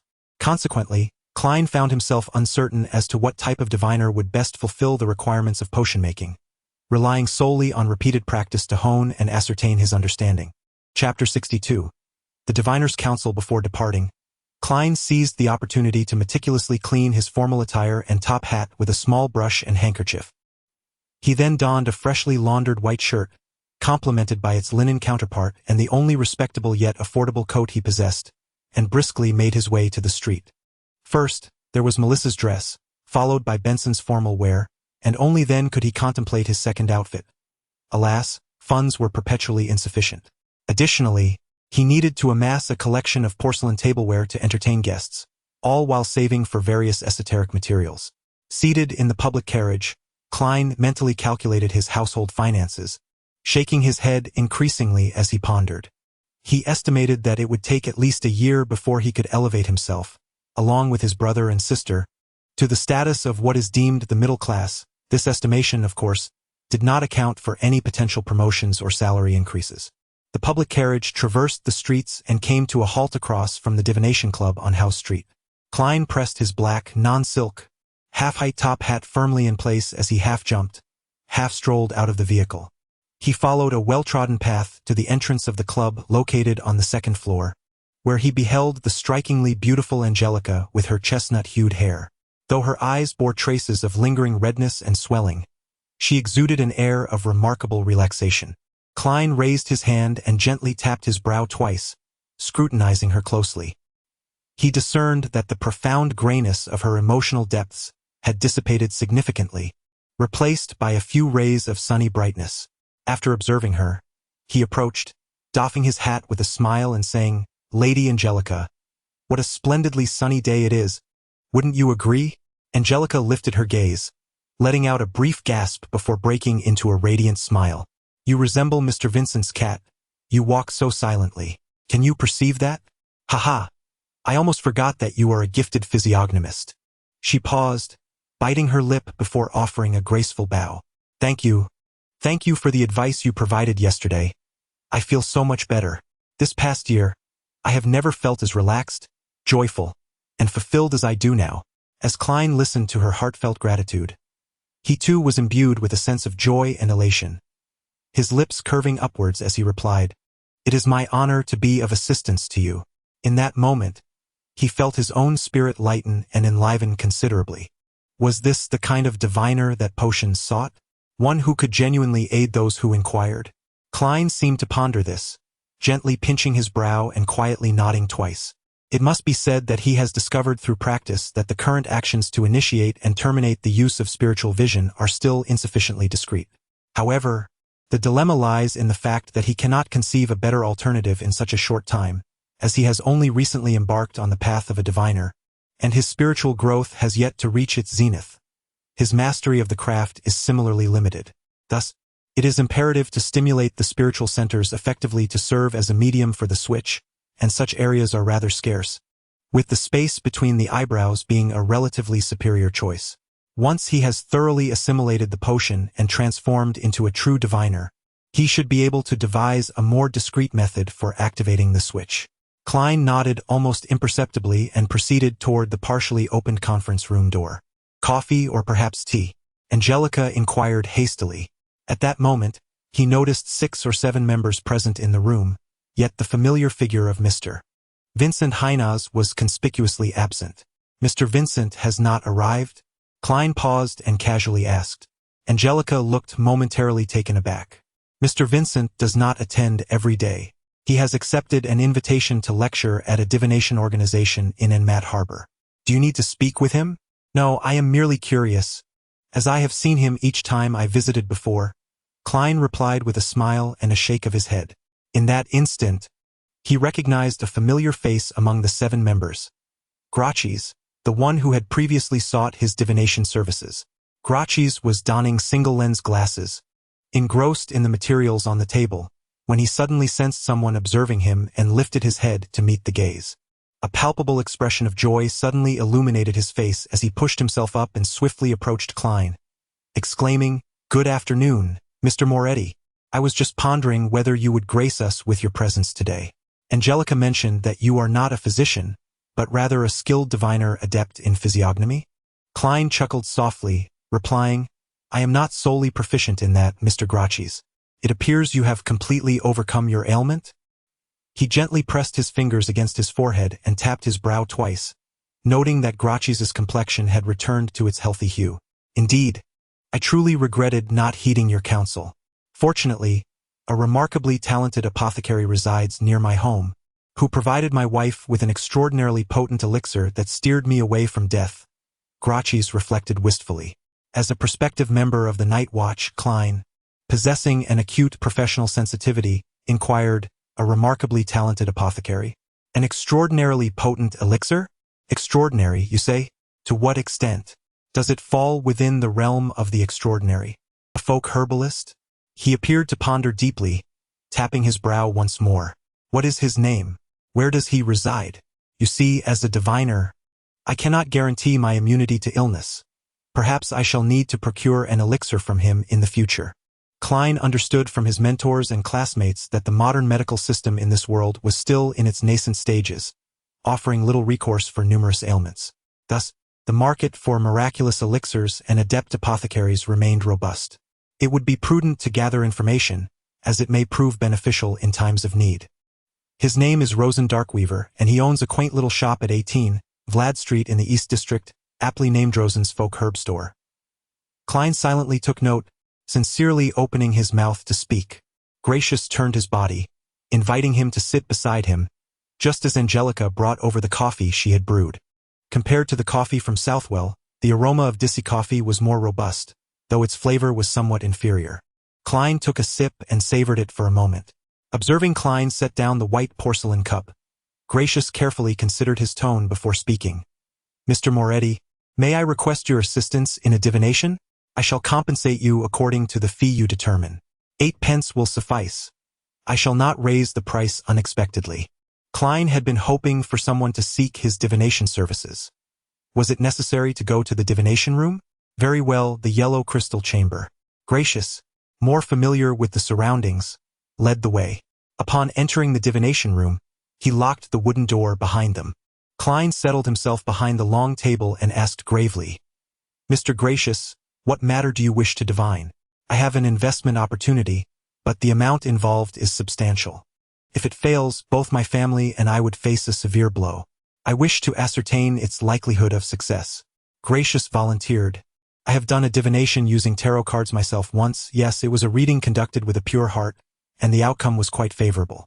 Indeed, it was my own interpretation, though I did not contravene any of the symbolic principles.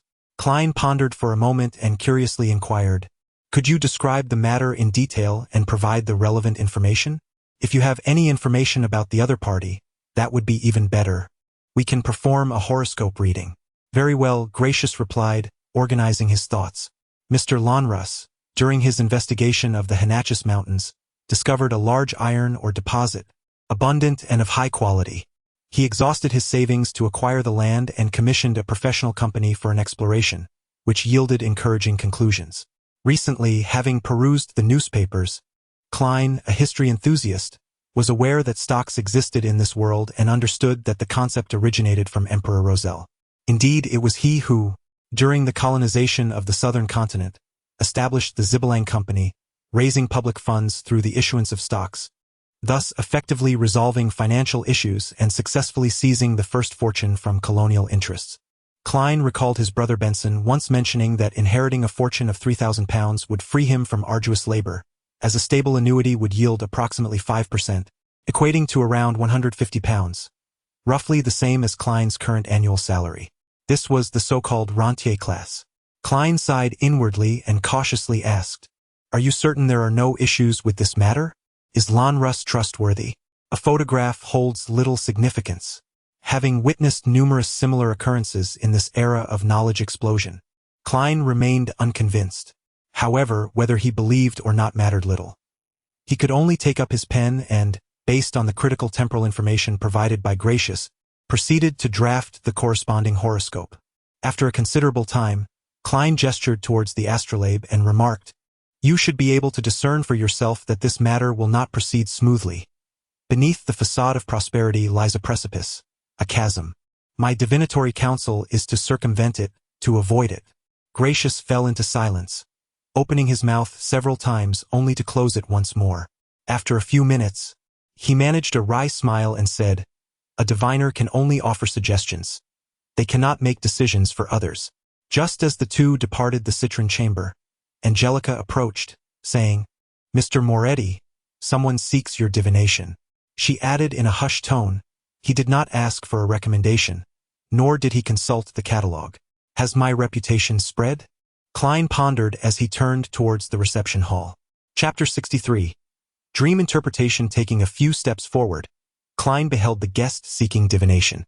Dressed in a black formal suit, he held a gilded wooden cane and wore a half-top hat, with golden locks stubbornly peeking from its edge. His nose, slightly curved, resembled the beak of an eagle. It was Anna's fiancé, the one who had endured harrowing tribulations, Joyce Meyer.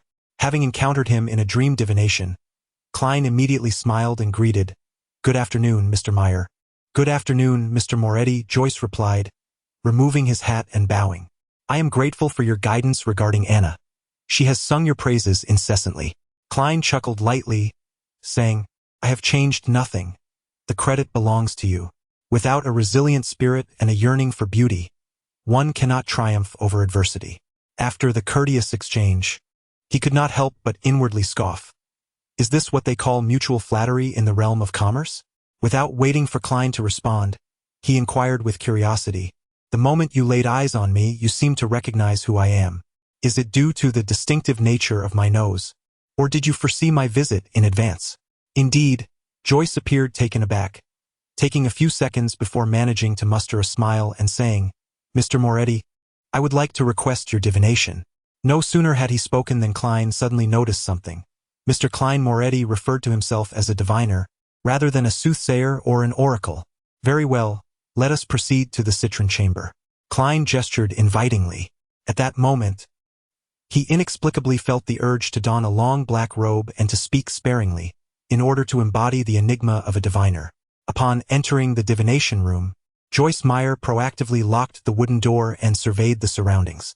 Seizing the opportunity, Klein discreetly pinched the bridge of his nose twice, activating his clairvoyance. Joyce settled into a chair, adjusted his cane, straightened his black bow tie, and, with a composed voice, stated, "Mr. Moretti, I would like to request your assistance in interpreting a dream." "Interpreting a dream?" Klein maintained an air of calm predictability as he confirmed with a question. He observed that Joyce's aura exhibited varying degrees of dimness, yet had not reached the level of illness. His emotional hue predominantly radiated a deep and tense blue of contemplation. Joyce nodded gravely, saying, "For a diviner, such dreams are regarded as revelations bestowed by the divine." Klein, half reassured and half explanatory, replied, "Could you describe the dream in detail?" Joyce clenched his fist against his mouth, pondering for a moment before articulating, "I dreamt that I fell from the alfalfa, plunging into an ocean of deep crimson, akin to decaying blood. As I descended, I was grasped by someone aboard the vessel. His visage was obscured to me, yet his strength was undeniable. Simultaneously, I clutched another individual, striving to prevent him from meeting a similar fate in the abyss. This person was familiar to me. He was a passenger of the alfalfa, Eunice Jean. Due to his weight and his struggles, I could no longer bear the burden and was compelled to release my grip, watching helplessly as he screamed and plummeted into the sanguine sea. At that moment, the one above me also relinquished his hold. I flailed my arms, yearning to grasp something, yet found nothing within my reach, and I began to fall rapidly. Subsequently, I would awaken in terror, drenched in sweat upon my back and forehead. Klein pressed his hand to his forehead, gently tapping as if in contemplation, then organized his thoughts, stating, "Mr. Meyer, such nightmares, simple, analogous, and recurrent, are indicative of psychological issues with corresponding origins. The repetition of such dreams serves as a reminder from your spirit, as well as a revelation bestowed by the divine." Noting Joyce's expression of confusion, he elaborated, "Do not doubt, for even the spirits of ordinary individuals can provide certain reminders. I am unaware of the precise events aboard the Alfalfa, yet it is evident that it was a tragedy characterized by blood and iron, leaving you with profound and lingering shadows. Upon observing Joyce's slight nod, Klein proceeded to elaborate. Previously, I recalled an overlooked sensation, realizing that the notebook had ended up in the possession of Riel Bieber.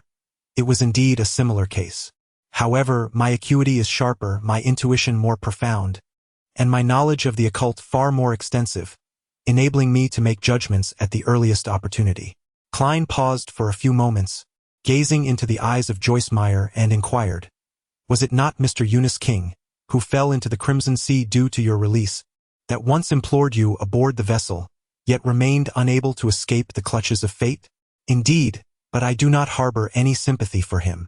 Perhaps in a few days or a week hence, you shall read in the newspapers of his heinous and detestable nature. He violated and murdered no fewer than 3 women, cast an infant into the raging sea, and led a pack of frenzied beasts in a merciless slaughter of passengers and crew. He was cunning, robust, and malevolent. I dared not, nor could I afford to cease my actions, for that would spell my demise. I do not question the righteousness of your decision." Klein first expressed his stance, then elucidated. "Yet your dreams convey to me a sense of regret and sorrow, as if you believe you should not have let go. If you deem it just to have taken his life, then why the remorse and longing, to the extent of repeatedly dreaming of the moment you relinquished him?" "I do not know," Joyce muttered, bewildered. Klein interlaced his fingers beneath his chin, cautiously attempting to interpret. "No." At that moment he could only utter, "Spare me, I surrender." Joyce murmured to herself in confusion. Klein was unaware of the specific circumstances and could only provide guidance based on the dream. "Do you believe that Eunice Jin's survival would be more beneficial, capable of proving certain matters and elucidating others?" Joyce furrowed his brow for a moment before responding. "Perhaps. I have always felt that the conflict aboard the Clover escalated too suddenly and intensely, as if the latent malevolence within everyone erupted uncontrollably. It is abnormal. Profoundly abnormal. Perhaps I wish to interrogate Eunice Jean, to inquire what initially compelled him to engage in actions reminiscent of demonic possession." Listening to Joyce's almost delirious description, Klein's thoughts cleared as he connected it to the dream, adopting the distinctive tone of a seer. "No, it is not merely that." "What?" Joyce appeared startled. Klein intertwined his fingers, resting his chin upon them, his gaze penetrating as he fixed his eyes on Joyce's, speaking in a slow yet forceful manner. "You do not merely perceive this situation as abnormal.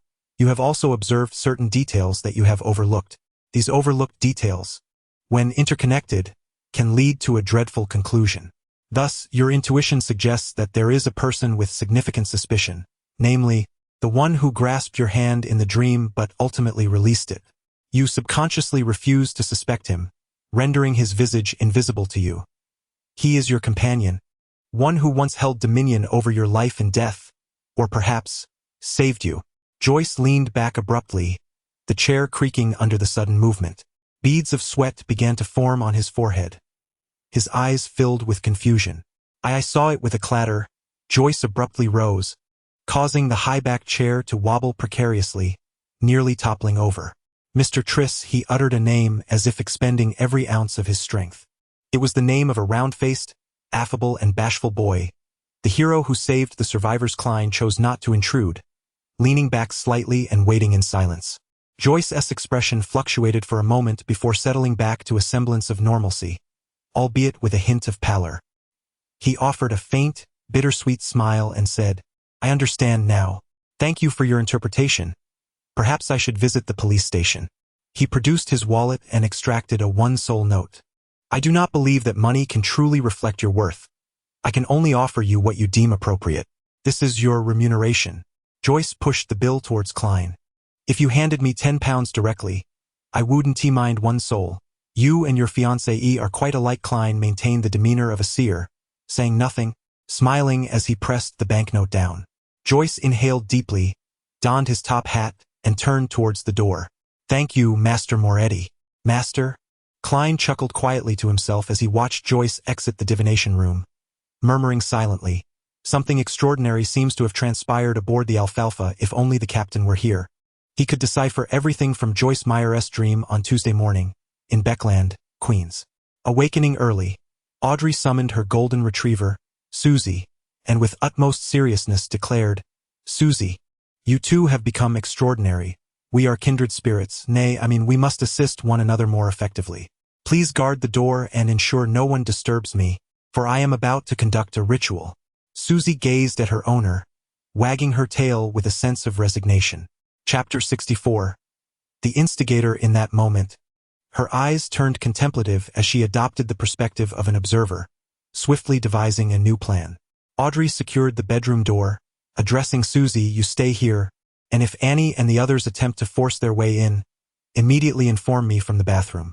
To mitigate any unforeseen circumstances, her devoted maid possessed the key to unlock the door. Susie cast a lingering glance at her, wagging her tail 3 times. "Very well, I shall allow you to choose today's lunch," Audrey proclaimed, shaking her fist gently. Having given her instructions, she entered the bathroom, where a square tub measuring 3 to 4 meters on each side lay filled with gently rippling warm water, enveloped in a veil of steam that tantalized the senses. Following this, she closed the bathroom door. With everything in place, Audrey exhaled in relief and picked up a palm-sized, translucent light blue vial from beside 4 candles. This cylindrical bottle shimmered with an ethereal glow under the light, containing the ritual oil she had distilled and extracted the previous day. As an enthusiast of the mystical arts, she had extensively researched such matters, amassing a collection of homemade hydrosols, flower essences, balms, essential oils, and incense. Thus, she swiftly prepared for the ritual in accordance with the fool's description. Moonflower, golden mint, deep slumber flower, golden kumquat, and rock rose. Such an intriguing concoction. Audrey murmured softly, acknowledging that one must cleanse the body and calm the mind before the ritual magic, as a sign of reverence towards the divine, the object of her supplication. Recalling the procedure, she placed the ritual essential oils on the edge of the bathtub and began to unfasten her comfortable home attire. One by one, the silken garments cascaded into the laundry basket. Audrey twisted her long hair into a bun, first testing the water temperature with her hand, then cautiously rising onto her toes. She gently stepped in, allowing her body to sink into the warm embrace. "Ah!" She exhaled contentedly, feeling enveloped in warmth, utterly relaxed. She scarcely wished to lift a single finger. With a deliberate effort, Audrey roused her spirits. Grasping the pale blue translucent bottle beside her, she added a few drops of the ritual essential oil into the water. A wave of fragrance emanated, the tranquility interspersed with a delicate aroma. Audrey inhaled deeply, nodding in satisfaction. Yes, it was delightful. It truly was soothing. She felt an overwhelming desire to remain still, wishing to lie there in serene silence. Quietly. Still, uncertain of how much time had elapsed, Audrey was suddenly jolted by the sound of barking. She opened her eyes wide, glancing around in confusion, only to find that Susie had entered the room unnoticed, squatting beside the bathtub, her expression one of utter exasperation. Rubbing the corners of her eyes, Audrey realized the water had cooled significantly. "Did I fall asleep?" she instinctively inquired. Susie looked at her, neither barking nor wagging her tail. "Ah, the effects of that ritual essential oil are truly remarkable. Indeed splendid." Audrey chuckled lightly, her tone imbued with joy as she explained. Rising to her feet, she retrieved a towel, wrapping and drying her body while addressing her golden retriever. "Susie, keep watch and ensure that Annie and the others do not enter." Once the dog had departed, she discreetly stuck out her tongue, discarded the towel, and donned a pristine white robe. She then selected 4 candles, placing them at the corners of the table. In the upper left corner lay white bread, in the upper right fennel bread. Oh, how fragrant it is, albeit a tad cool. No, this is not the moment for such thoughts. In the lower left corner was seafood paella, and in the lower right, a Dixie pie. Following the description of the fool, Audrey meticulously arranged the altar, shaking her head twice in concentration. Once prepared, she ignited the 4 candles in succession, grasped a silver knife, and plunged it into a mound of coarse salt.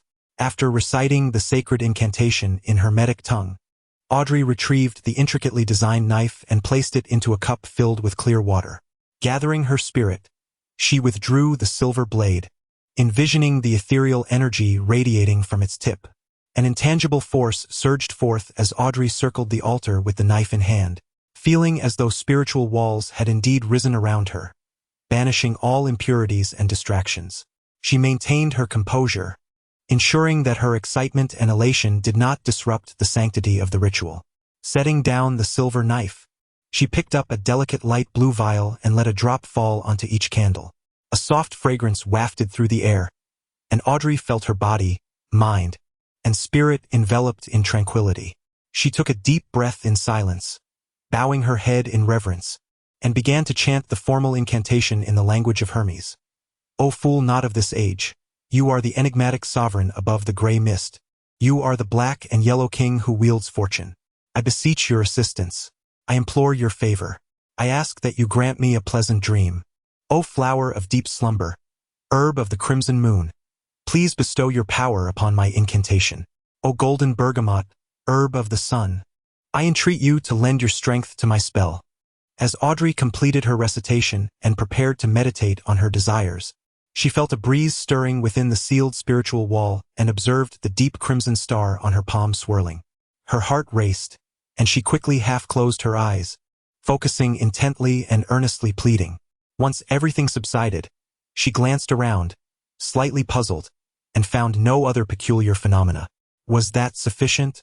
Audrey furrowed her brow and murmured softly. He shook his head, rising with a hint of irritation, yet ultimately took no action. Regarding the ancient vessel, the Blue Avenger, a relic of the Tudor dynasty, Arj harbored a sense of unease. Although he had mastered its control, an instinctual feeling persisted that this ship concealed many secrets, much like that Blood Emperor. Thus, he would employ this vessel to test the fool's capabilities, yet he would refrain from attempting any unknown ritual magic aboard.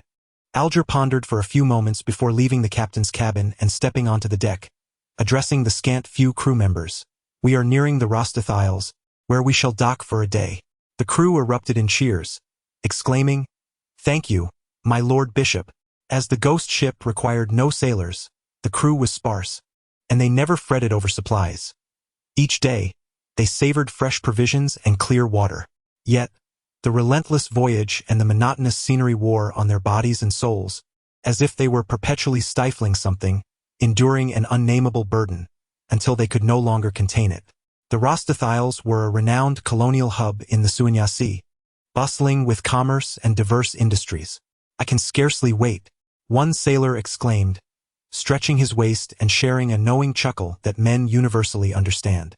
Meanwhile, aboard a public carriage en route to Zotellen Street, Klein, casually perusing a newspaper, suddenly froze, as if he had perceived ethereal cries resonating in the air.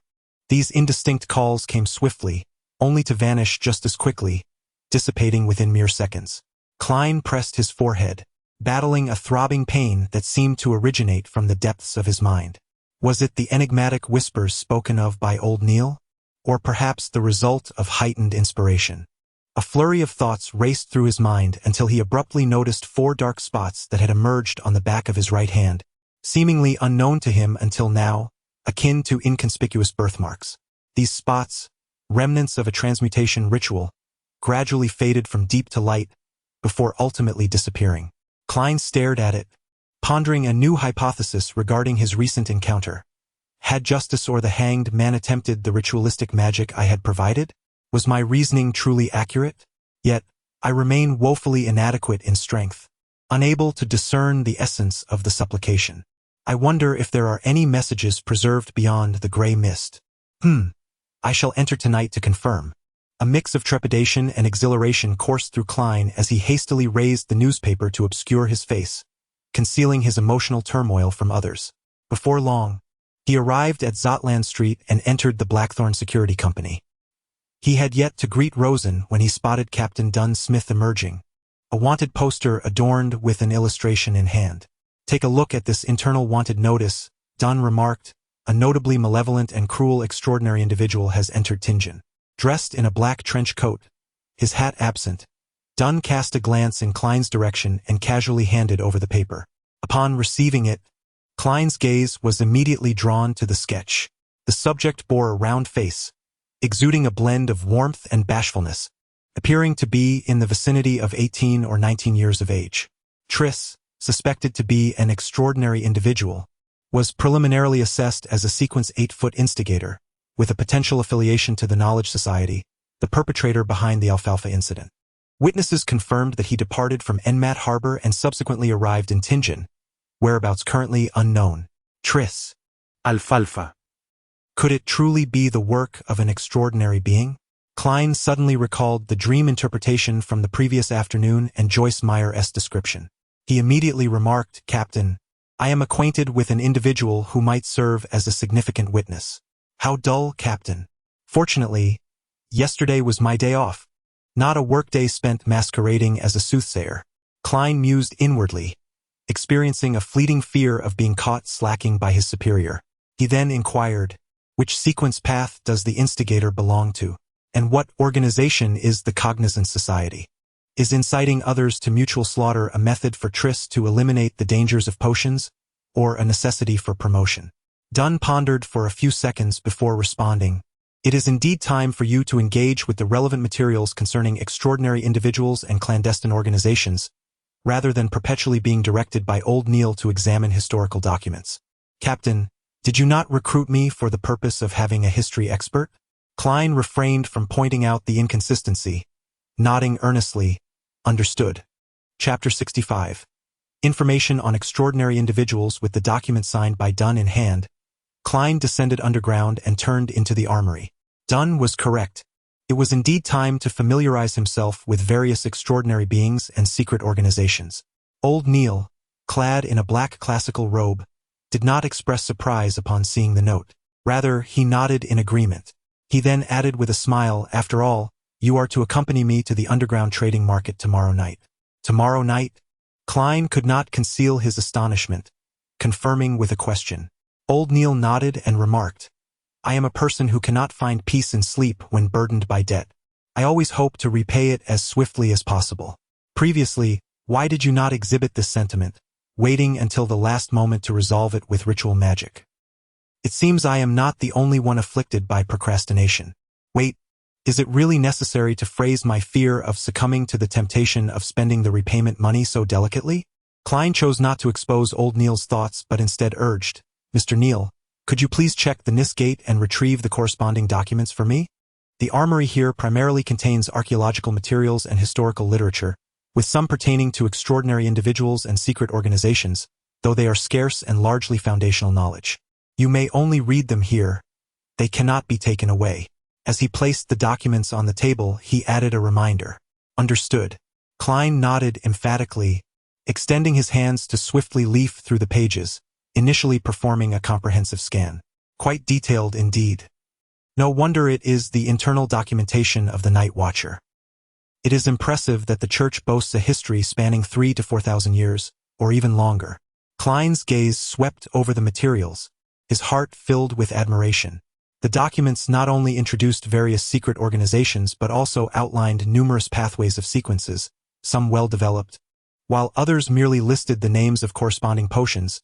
Some described the extraordinary manifestations of those sequences, and a few were entirely lacking, replaced by blank spaces. Suppressing his excitement, Klein sought the pathway represented by the diviner. Amidst the rustling of pages, he soon spotted a familiar term. However, the expression of joy on his face swiftly solidified into one of concern, for the names of the potions corresponding to Sequence 8 and Sequence 7 behind the diviner were conspicuously absent. At least, the exceptional abilities of the individuals in these two sequences were present. Klein exhaled silently, calming his thoughts as he earnestly perused the descriptions. Sequence 8. Potion name unknown. The corresponding extraordinary individuals excel in dexterous combat and are notably cunning. Proficient in dexterous combat? Is this the advancement of the diviner? It feels rather peculiar. I am not a hunter. Must I become a melee-oriented mage? Cunning, what does that imply? Enhanced intellect? Skilled in deception? Klein stared in bewilderment, even doubting the accuracy of the information regarding the Night Watchers. The subsequent examples provided little clarity, as he scrutinized them repeatedly, yet a satisfactory explanation eluded him. His gaze shifted downward, and the description for Sequence 7 captured his attention. potion name unknown. The corresponding extraordinary individuals wield numerous spells that can be cast swiftly, merging their skills with supernatural powers. Now, this resonates. This truly resembles the advancement of the diviner. Klein sighed in relief, secretly expressing his gratitude. After reviewing the examples for Sequence 7, he turned his focus to the summarizing description of this pathway. This sequence was first established within the Sharata family of the Solomon Empire. During the conflicts of the Quaternary, this family was not entirely annihilated, and their name occasionally surfaces in the annals of the Fifth Epoch allegedly. They have certain connections with the ancient organization known as the Mystery Society. Sharatu? Upon seeing this name, Klein's gaze suddenly narrowed. The name had indeed appeared in the remnants of the diary of the great Emperor Roselle, which he had obtained yesterday afternoon. The portrayal of Roselle was precisely inspired by a mysterious figure named Charlemagne. Coupled with the enigmatic nature of this transference, it was nothing short of perplexing. Moreover, the individual whose consciousness I have inhabited had taken his own life due to the lost notes of the secret order. Klein pondered for a considerable time, generating numerous hypotheses, yet all lacked sufficient information to substantiate them. After repeatedly perusing this segment of information, he ultimately found himself compelled to suppress his thoughts and examine other records. He first sought out the Sailor sequence, discovering that it indeed belonged to the Lord of Storms. For adversaries that may have existed for over 2,000 or 3,000 years, the internal records of the Night Watch are quite detailed. Sequence 8, known as the Wrathful People and anciently referred to as Guardians of the Storm, can unleash attacks that surpass normal limits in response to the fury of the extraordinary, with significant enhancements in both power and speed. Confronting them is akin to facing a tempest.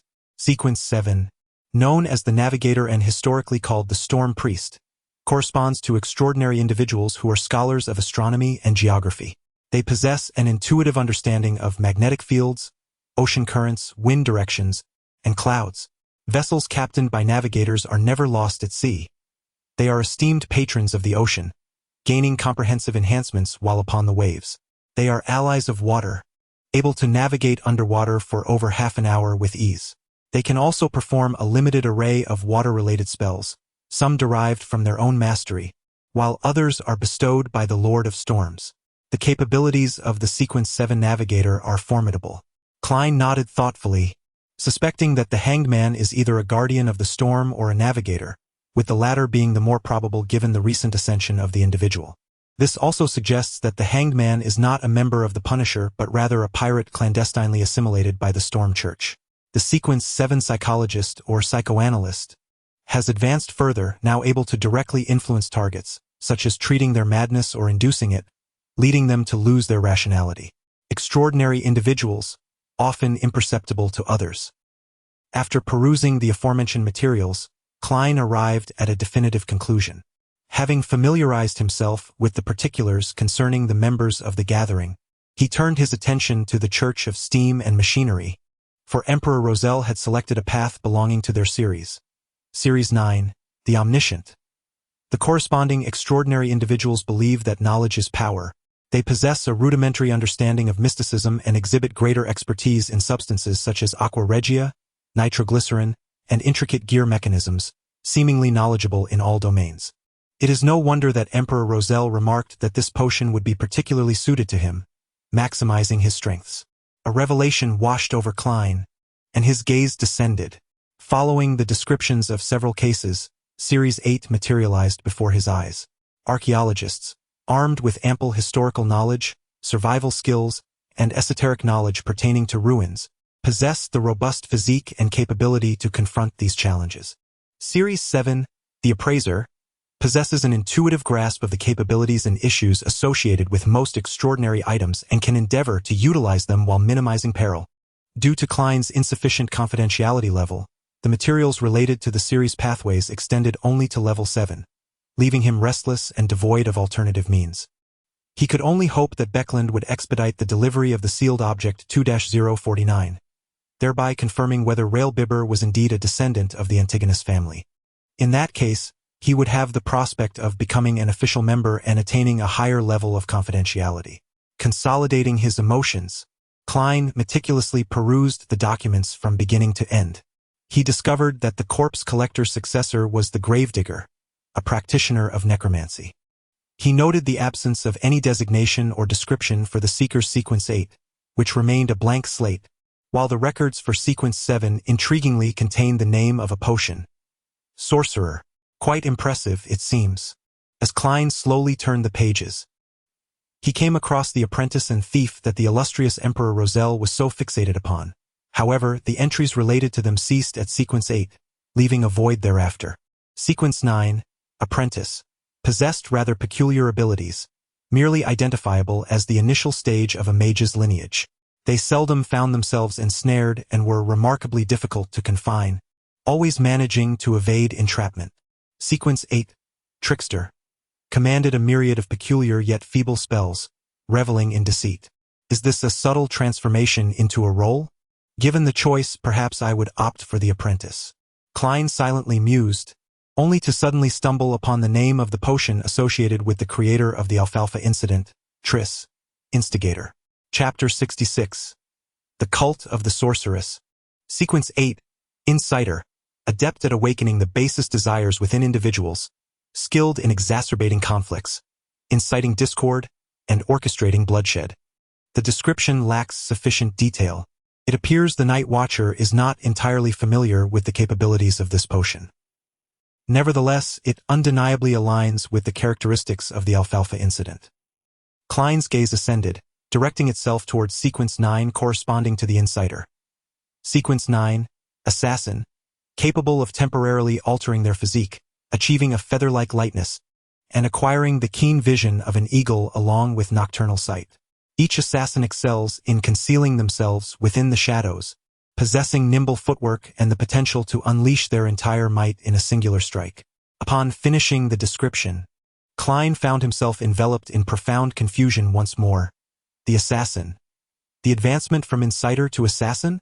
This is as perplexing as the progression of a diviner to a profession skilled in technical combat. Some sequences progress in a linear fashion, which is entirely normal, such as the audience. Yet, why do certain sequence pathways defy intuition and logic? Perhaps, I have overlooked some latent commonalities. For instance, both assassins and insiders bring calamity upon others. But the diviner's path remains utterly inscrutable. Could it be akin to the lineage of Gandalf, wherein auxiliary magic is enhanced while all other skill points are devoted to strength and technique? Klein silently scoffed at the notion while shaking his head, turning the page to the section concerning the secret organization associated with the Insider, the Cognizance Society. Thus, many extreme members of the Knowledge Society harbor ambitions to annihilate others, resulting in numerous gruesome incidents. It is evident that their methodologies are categorized into two distinct paths. One is the relatively common apprentice and trickster, while the other comprises the seldom seen assassin and instigator. Currently, there is no evidence to suggest that the Knowledge Society possesses potions of Sequence 7 or above. The origins of the Knowledge Society remain shrouded in mystery, and we can only analyze their potential roots through these two pathways. The apprentice and trickster evoke associations with the Abraham family of the Quaternary Tudor dynasty, and it is plausible to consider a long-standing alliance with the Tamara family. Conversely, the terms assassin and instigator allude to the witch cult. Merely glimpsing the outlines through the mist instills an overwhelming sense of dread, conjuring visions of an extraordinary and prosperous era, one where crimson and the bizarre waltz, and terror and distortion harmonize in a haunting symphony. Klein inhaled silently, flipping through the pages with no descriptions pertaining to the witch cult. He lifted his gaze towards the elderly Neil, who was meticulously brewing coffee with filter paper, and earnestly inquired, "Mr. Neil, what organization does the witch cult represent? I have not found any information regarding them in my records. Your level of confidentiality is insufficient. Even with Dunn's permission, you cannot access that portion of the information. It can even be said that much of the material resides solely within the sanctuary, with none preserved behind the Cheney's Gate in Tingen. Only when you become the captain of the Night Watch team and proceed to the sanctuary for training will you be able to engage with it. My knowledge of the witch cult is rather limited. All I am aware of is that they revere the primordial witch, believing that this enigmatic entity is the true heir of the Creator, birthed from the chaos and emerging from the depths of the Creator itself as the first one, destined to also be the final one who will conclude all. Their hierarchical structure is intertwined with this belief, as the pursuit of the primordial witch and the desire to draw near to this hidden existence necessitate a predominantly female leadership, hence their designation as the witch cult. Further details lie beyond the purview of someone like me, a formal member. I have only heard that the witches are tasked with the dissemination of calamities. The notion of spreading disaster does indeed resonate with the shared characteristics of assassins and instigators. However, the future appears bleak for that Mr. Triss. This path seems to favor the use of potions more suited for women. Klein slightly nodded, continuing his perusal of the materials. Upon completion, he realized that the clandestine organizations were far more numerous than he had initially surmised. Yet, after a moment of contemplation, he deemed this entirely normal, given the extensive historical depth of this world and the eras in which extraordinary powers once flourished. According to the provided information, Klein categorizes those clandestine organizations into 3 distinct classifications based on their historical epochs. The first category encompasses ancient organizations that originated in the Quaternary period, including but not limited to the Morse-ascetic order, the Esoteric Society, and the blood cult that venerates demons, alongside a brief mention of the witch cult. The second category comprises secret societies that emerged in the early 5th epoch, which bear varying degrees of connection to the dreadful families and sects of the 4th epoch, such as the Gnostic Society, the death-worshipping spirit cult, the life school characterized by a master-apprentice transmission, and the Rose Society, renowned in extraordinary circles for its bloody rituals. The third category consists of newly established organizations that have surfaced within the past century or two, including the Aurora Society, the Iron Cross Society, the Dawn of Elements, and the Psychological Alchemy Society, which Klein first encountered. Additionally, there are several minor groups that have not undertaken significant actions. Benson and Melissa could hardly fathom the perilous nature of this world, which extends beyond mere warfare. Klein shook his head with a low chuckle, neatly stacking the confidential documents and pushing them toward old Neil. Simultaneously, he silently added in his mind, "I sincerely hope my Tarot Society does not make the list." Old Neil was entirely unaware that he was seated opposite the leader of a secret organization, cheerfully taking the documents and heading towards the Charney's gate. Klein sat there, pondering whether he should divine the whereabouts of the instigator Triss. However, after merely a few seconds of contemplation, he abandoned the notion. After all, he only had a vague understanding of the individual's appearance and a name of dubious authenticity. If such scant information could lead to the discovery of their whereabouts, one would be deemed not a diviner but rather a prophet. This day was spent in study and practice, as he did not partake in the joint operation to hunt down the instigator Triss. He only heard that the artifact 2-049 from Beakland would be delayed due to certain special circumstances, with specifics to be decided later. "Klein, I understand your concern for our endeavors, but it is truly unnecessary to spend excessively on these matters," Benson remarked, eyeing the small wooden barrel filled with beer, carefully choosing his words. Melissa stood nearby, nodding silently in agreement, her head bobbing repeatedly. "This likely reflects the differences in our consumption habits," Klein chuckled with a sigh. "Benson, Melissa, fret not, for this was purchased with my extra stipend. Yes, I earn approximately 2 to 4 souls each week. Surely, I cannot disclose that this comes from my divination services." He added to himself inwardly, "Your work surpasses my expectations," Benson remarked, momentarily taken aback, offering a candid assessment. "Indeed, one can even learn divination," Klein silently retorted, turning towards the kitchen. With the collaborative efforts of the 3 siblings, a sumptuous dinner was prepared. After indulging in the feast, Klein, Benson, and Melissa languidly reclined in the living room, taking some time before rising to tidy up, engaging in light conversation and continued learning. As Benson and Melissa drifted into slumber, I ventured above the mist to observe the effects of the ritual. Klein, engrossed in his historical tomes, cast fleeting glances at his brother and sister. In the West District, beneath Iron Cross Street, a 3-story apartment lay shrouded in darkness, devoid of streetlights and any extraneous illumination. Suddenly, a figure leapt from a window on the 3rd floor, descending like a feather to the ground with barely a sound. The individual swiftly turned and vanished, seemingly merging with the shadows, only a vague outline remaining visible. Moving with urgency, the figure made its way to the dock area, arriving at a secluded corner piled with cargo. After a moment of careful observation and circling the area twice, the figure emerged from the darkness into the corner. It became apparent that he possessed a round, amiable face, the very instigator of the alfalfa incident, Triss. From the shadows of the corner, a mysterious figure clad in a black hooded robe stepped forth, her voice distinctly feminine. Triss displayed a kind and contented smile, declaring, "It feels wonderful. This is precisely the scene I have dreamed of and pursued. I believe I have fulfilled my task and am ready for advancement." The woman in the black robe nodded imperceptibly and replied, "Excellent. In accordance with our agreement, I shall provide you with the formula for Sequence 7 and the 3 primary materials. The rest you must gather on your own." The mysterious woman raised her hand and presented Triss with an object resembling a book. This tome bore an ancient, weathered bronze cover, accompanied by an unusual star-shaped lock.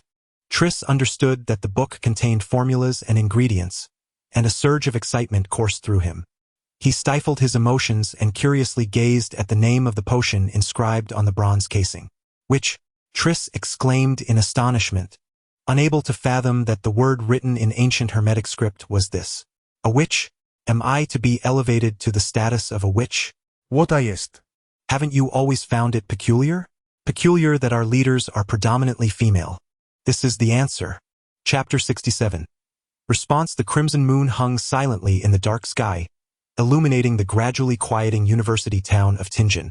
Klein stood before his desk, peering through the convex window at the desolate Narcissus Street, where he could hear the distant sound of a carriage swiftly passing by, yet not in a cacophony. He picked up the silver pocket watch adorned with vine patterns, snapped it open, took a glance, and then drew the curtains together, allowing the dim yellow glow of the gaslight to reflect more within the confines of his bedroom. With measured grace, Klein turned and locked the door, sealing the valve. Instantly, the room was enveloped in darkness, save for the faint red moonlight seeping through the curtains, casting hues upon the night. A scene rich with the folklore of countless tales. In such an environment, Klein retrieved a silver knife he had requested, envisioning a sphere of light in his mind, and entered a state of semi-meditation. He concentrated his spirit, following his previous practice, allowing his essence to surge forth from the knife's tip and intertwine with his movements, harmonizing with the surroundings to seal the room. He was preparing for any potential anomalies that might arise, fearing that Benson and Melissa might awaken as a result. Then, Klein set down the small knife and took 4 steps counterclockwise, each step accompanied by incantations from the earth. The endless gray-white mist enveloped him, while the deep red stars flickered in the distance. The majestic temple loomed like a deceased giant, and everything before Klein appeared unchanged. A timeless silence and ancientness accumulated over millennia washed over him. No, there was indeed a transformation, Klein murmured to himself, his gaze fixed upon a nearby deep red star. It was the star that symbolized justice. This star pulsated with a deep crimson hue, contracting and expanding in a subtle yet persistent rhythm. Klein cautiously unfurled his own spirit, reaching out towards the deep red glow. As they made contact, his mind resonated with a hum, revealing a blurred and distorted vision, accompanied by an ethereal and overlapping chorus of pleas. "O fool of an era not belonging to this time, you are the mysterious sovereign above the gray mist. You are the king of fortune, clad in yellow and black. I beseech your assistance. I implore your favor. I yearn for a good dream. I yearn for a good dream. I yearn for a good dream." He restrained his emotions, soothing the impulse through meditation, and meticulously discerned the hazy images materializing before him. It was a girl clad in a flowing white robe, her golden hair cascading in soft radiance, standing reverently before 4 flickering flames, bowing her head and continuously reciting. From the distorted vision, Klein barely recognized her as Miss Justice. At this moment, he was entirely convinced that the ritual incantation he had conceived could precisely direct itself here, to him. This realization filled him with a sense of accomplishment, as he felt that his explorations from nothingness had yielded fruitful results. "I shall refrain from boasting about my greatness." Klein's mood brightened, and he found the previously incessant pleas buzzing around his ears to be somewhat tolerable. "I understand now." Before him, a dense gray mist enveloped the surroundings, and a distorted, indistinct figure stood at its deepest point. I understand now. I understand now. I understand now. Audrey Hall suddenly awoke, sitting up in bed, her mind flooded with the images from her recent dream.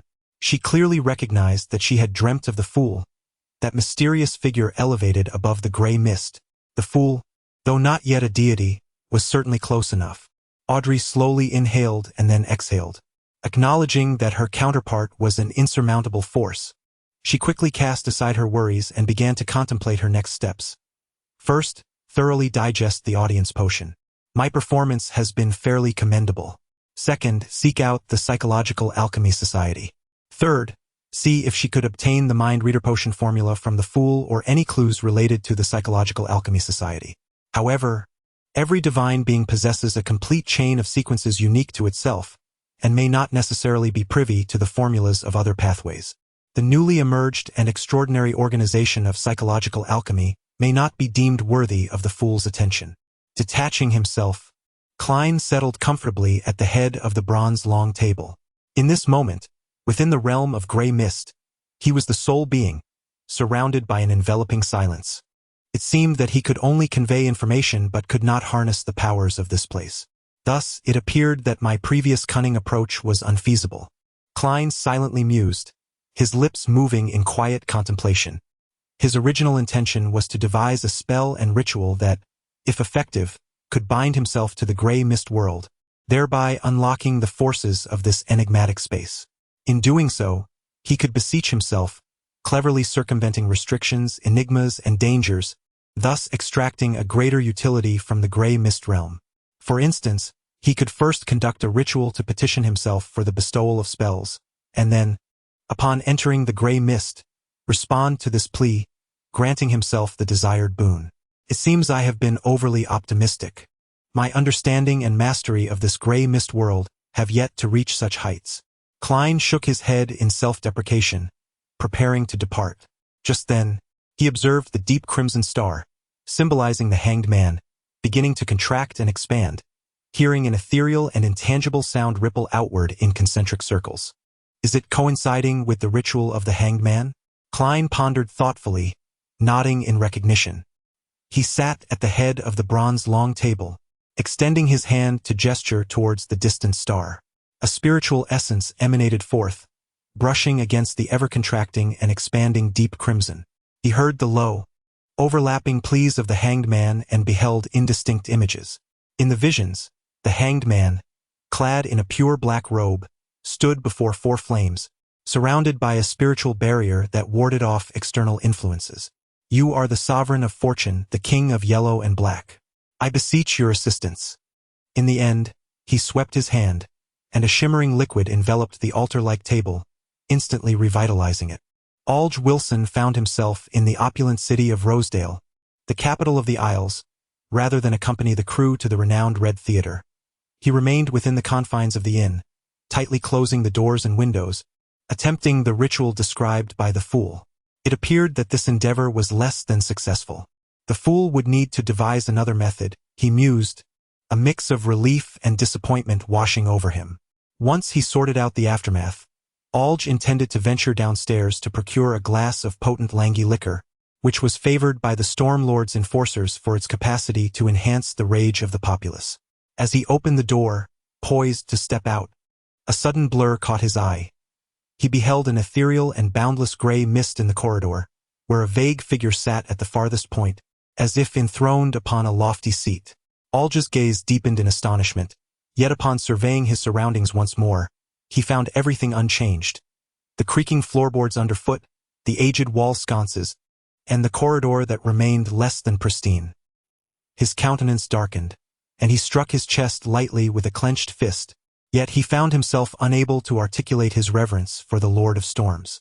After a prolonged silence, Alge's expression returned to normal, though his gaze had deepened with introspection. Above the gray mist, Klein did not linger for long. Once the remnants of sound subsided into tranquility, he enveloped himself in spirituality and descended into the fog, plunging into the material realm. Before him, light and shadow flickered rapidly, akin to a film projected at an accelerated pace. After a moment of dizziness, Klein beheld curtains illuminated by a crimson moonlight, along with the indistinct outlines of a desk and bookshelf. He grasped the silver knife once more, dispelling the spiritual barrier of the room. Then, amidst a sudden gust of wind, he quietly opened the door and glanced down the corridor. Noticing that his brother Benson and sister Melissa were undisturbed in their rooms, he finally relaxed. This transmutation ceremony was indeed an essential aspect of home travel, both discreet and wondrous. Klein whispered silently to himself, closed the door once more, and made his way to the bed. His task for the following day was to accompany old Neil to the underground market for extraordinary items. Chapter 68. The monster. As evening approached, the shadows of carriages and horses were elongated by the setting sun. Having already informed Benson and Melissa, Klein dined at the Blackthorn Security Company and was now traveling in a public carriage towards the dock district alongside old Neil. He wore the same inexpensive formal attire, concerned that similar situations might provoke conflict, and if his meticulously cared-for tailcoat were to be damaged, it would be more than just a matter of sorrow. As the sunlight took on a burning hue, the carriage came to a halt. The venerable Neil, clad in his classic black robe and matching round-brimmed felt hat, strode unperturbed towards the Dragon's Den pub, indifferent to the curious gazes of passers-by.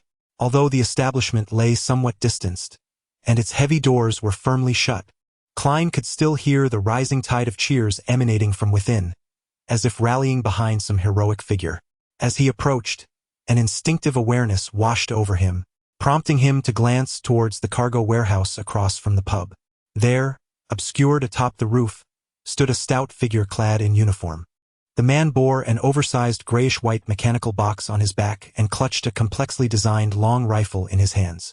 A conspicuous conduit connected the metallic box to the similarly hued firearm. An overpressure steam rifle? Klein murmured in astonishment, turning to Neil. This pub can procure such weaponry? This is a military-controlled item. Despite the utilization of extracted ether, the size and weight of the high-pressure steam backpack remained formidable. Only a true iron-blooded warrior could bear it. The projectiles propelled by it possessed astonishing velocity and devastating power. With proper aiming, it could rival even a subpar sniper rifle. What? Neil squinted in the direction, his expression mirroring confusion. Is something amiss here? Amiss? Klein surveyed the surroundings and indeed spotted several men wielding automatic rifles, scanning for something. What is happening? Neil inquired as he approached the pub, posing the question to the imposing figure stationed at the entrance. The burly man clearly recognized old Neil, his facial muscles twitching as he managed a wry smile. Just now, the bar was nearly torn apart. It is said that a wanted man came to procure materials and was recognized, resulting in this chaos. My goodness, what could he have done to warrant such treatment? Seeing those guns made my legs turn to jelly, softer than after a whole night of reveling with the fiery-haired shunny. He was oblivious to the identity of the fugitive and unaware that those coming here to purchase materials included extraordinary beings. A wanted man? Do you know his name? Old Neil inquired with keen interest. Previously unaware of being suspected by Joyce Meyer, Triss had swaggered into the underground market to buy materials, only to be recognized by informants of the Mechanical Heart or the Punisher, sparking a fierce conflict. Has he been captured? Klein nodded at his silver-inlaid black cane. Observing the surroundings, it seemed he had not. The burly man shook his head slightly, gesturing with his chin towards the top of the warehouse across from them. He bolted before those terrifying individuals arrived. I've never seen anyone run faster than him. In truth, you have yet to witness the true prowess of an assassin. Otherwise, you would find yourself whisked away to a place beyond description for re-education. Klein mused inwardly. Is the trading market still open? Old Neil shifted his focus to the matter at hand. That's good. With that, old Neil took a few brisk steps forward and pushed open the heavy door. Klein followed closely behind, stepping inside and nearly being overwhelmed by the stifling heat and the pungent scent of alcohol. At the heart of the Dragon's Den stood a boxing ring, where two bare-chested men were engaged in a fierce struggle, surrounded by dozens of patrons vociferously cheering for their respective champions, often resorting to crude language. Old Neil paid them no heed, guiding Klein around the ring and toward a billiard room at the back. Within the room, two individuals wielding cues were engaged in light-hearted banter, and upon noticing old Neil enter, they fell silent for a moment. Once they confirmed the identity of the newcomers, they discreetly made way, allowing Old Neil and Klein to pass through a concealed door behind them. After traversing several rooms, Klein found himself in a space reminiscent of a lecture hall from a past life. Here, vendors had set up stalls brimming with various bottles and jars, while others meandered among them, either inspecting, conversing, or bargaining. All profits were to be remitted to Swain, who was the proprietor of the Dragon's Den and the former leader of the Punisher Squad, an old fellow older than me, who seemed to harbor a desire to perish from alcoholism. As Old Neil wryly introduced, Klein contemplated for a moment, offering a sincere appraisal. It was indeed a rather lucrative enterprise, given that the only costs involved were the provision of space and shelter. Should one desire an item but lack sufficient funds, they could seek a loan from Swain, who, of course, would impose exorbitant interest rates. At this point, Old Neil seemed to grind his teeth in frustration. Indeed, akin to a casino, it offers usurious services. Klein, wielding his cane, surveyed his surroundings with curiosity and inquired, "Is Mr. Swain a navigator? The captain of the Punisher Squad should be positioned at Sequence 7. No, merely a furious denizen. Tingen does not belong to the coastal realms, where the Church of the Goddess wields greater influence than the Lord of Storms." Old Neil scoffed, adding that Swain had the opportunity to ascend to the status of navigator, yet he feared losing control and chose to forego it. Just as Klein was about to ask the bar owner if he had ever experienced a near loss of control, he suddenly sensed something peculiar to his left. It seemed as though something was lurking there, whispering, recounting tales. Turning his gaze, he beheld a pale young man clad in a tattered linen shirt and the characteristic blue-gray trousers of the working class. His eyes vacant yet tinged with madness, incessantly murmuring something. His inspiration was remarkably high, or perhaps distorted. Klein furrowed his brow and whispered softly. It was, in fact, the inspiration of the young man that had triggered his own. Ordinarily, the awareness brought forth by inspiration should elicit some form of interaction, nearly impossible to conceal from others. However, this other refers to the medium who wielded the ability and those formidable individuals with similar talents. For someone like Klein, an extraordinary being, discerning such nuances proved challenging unless the other's inspiration reached an exceptional level or manifested in an abnormal distortion, allowing him to perceive it.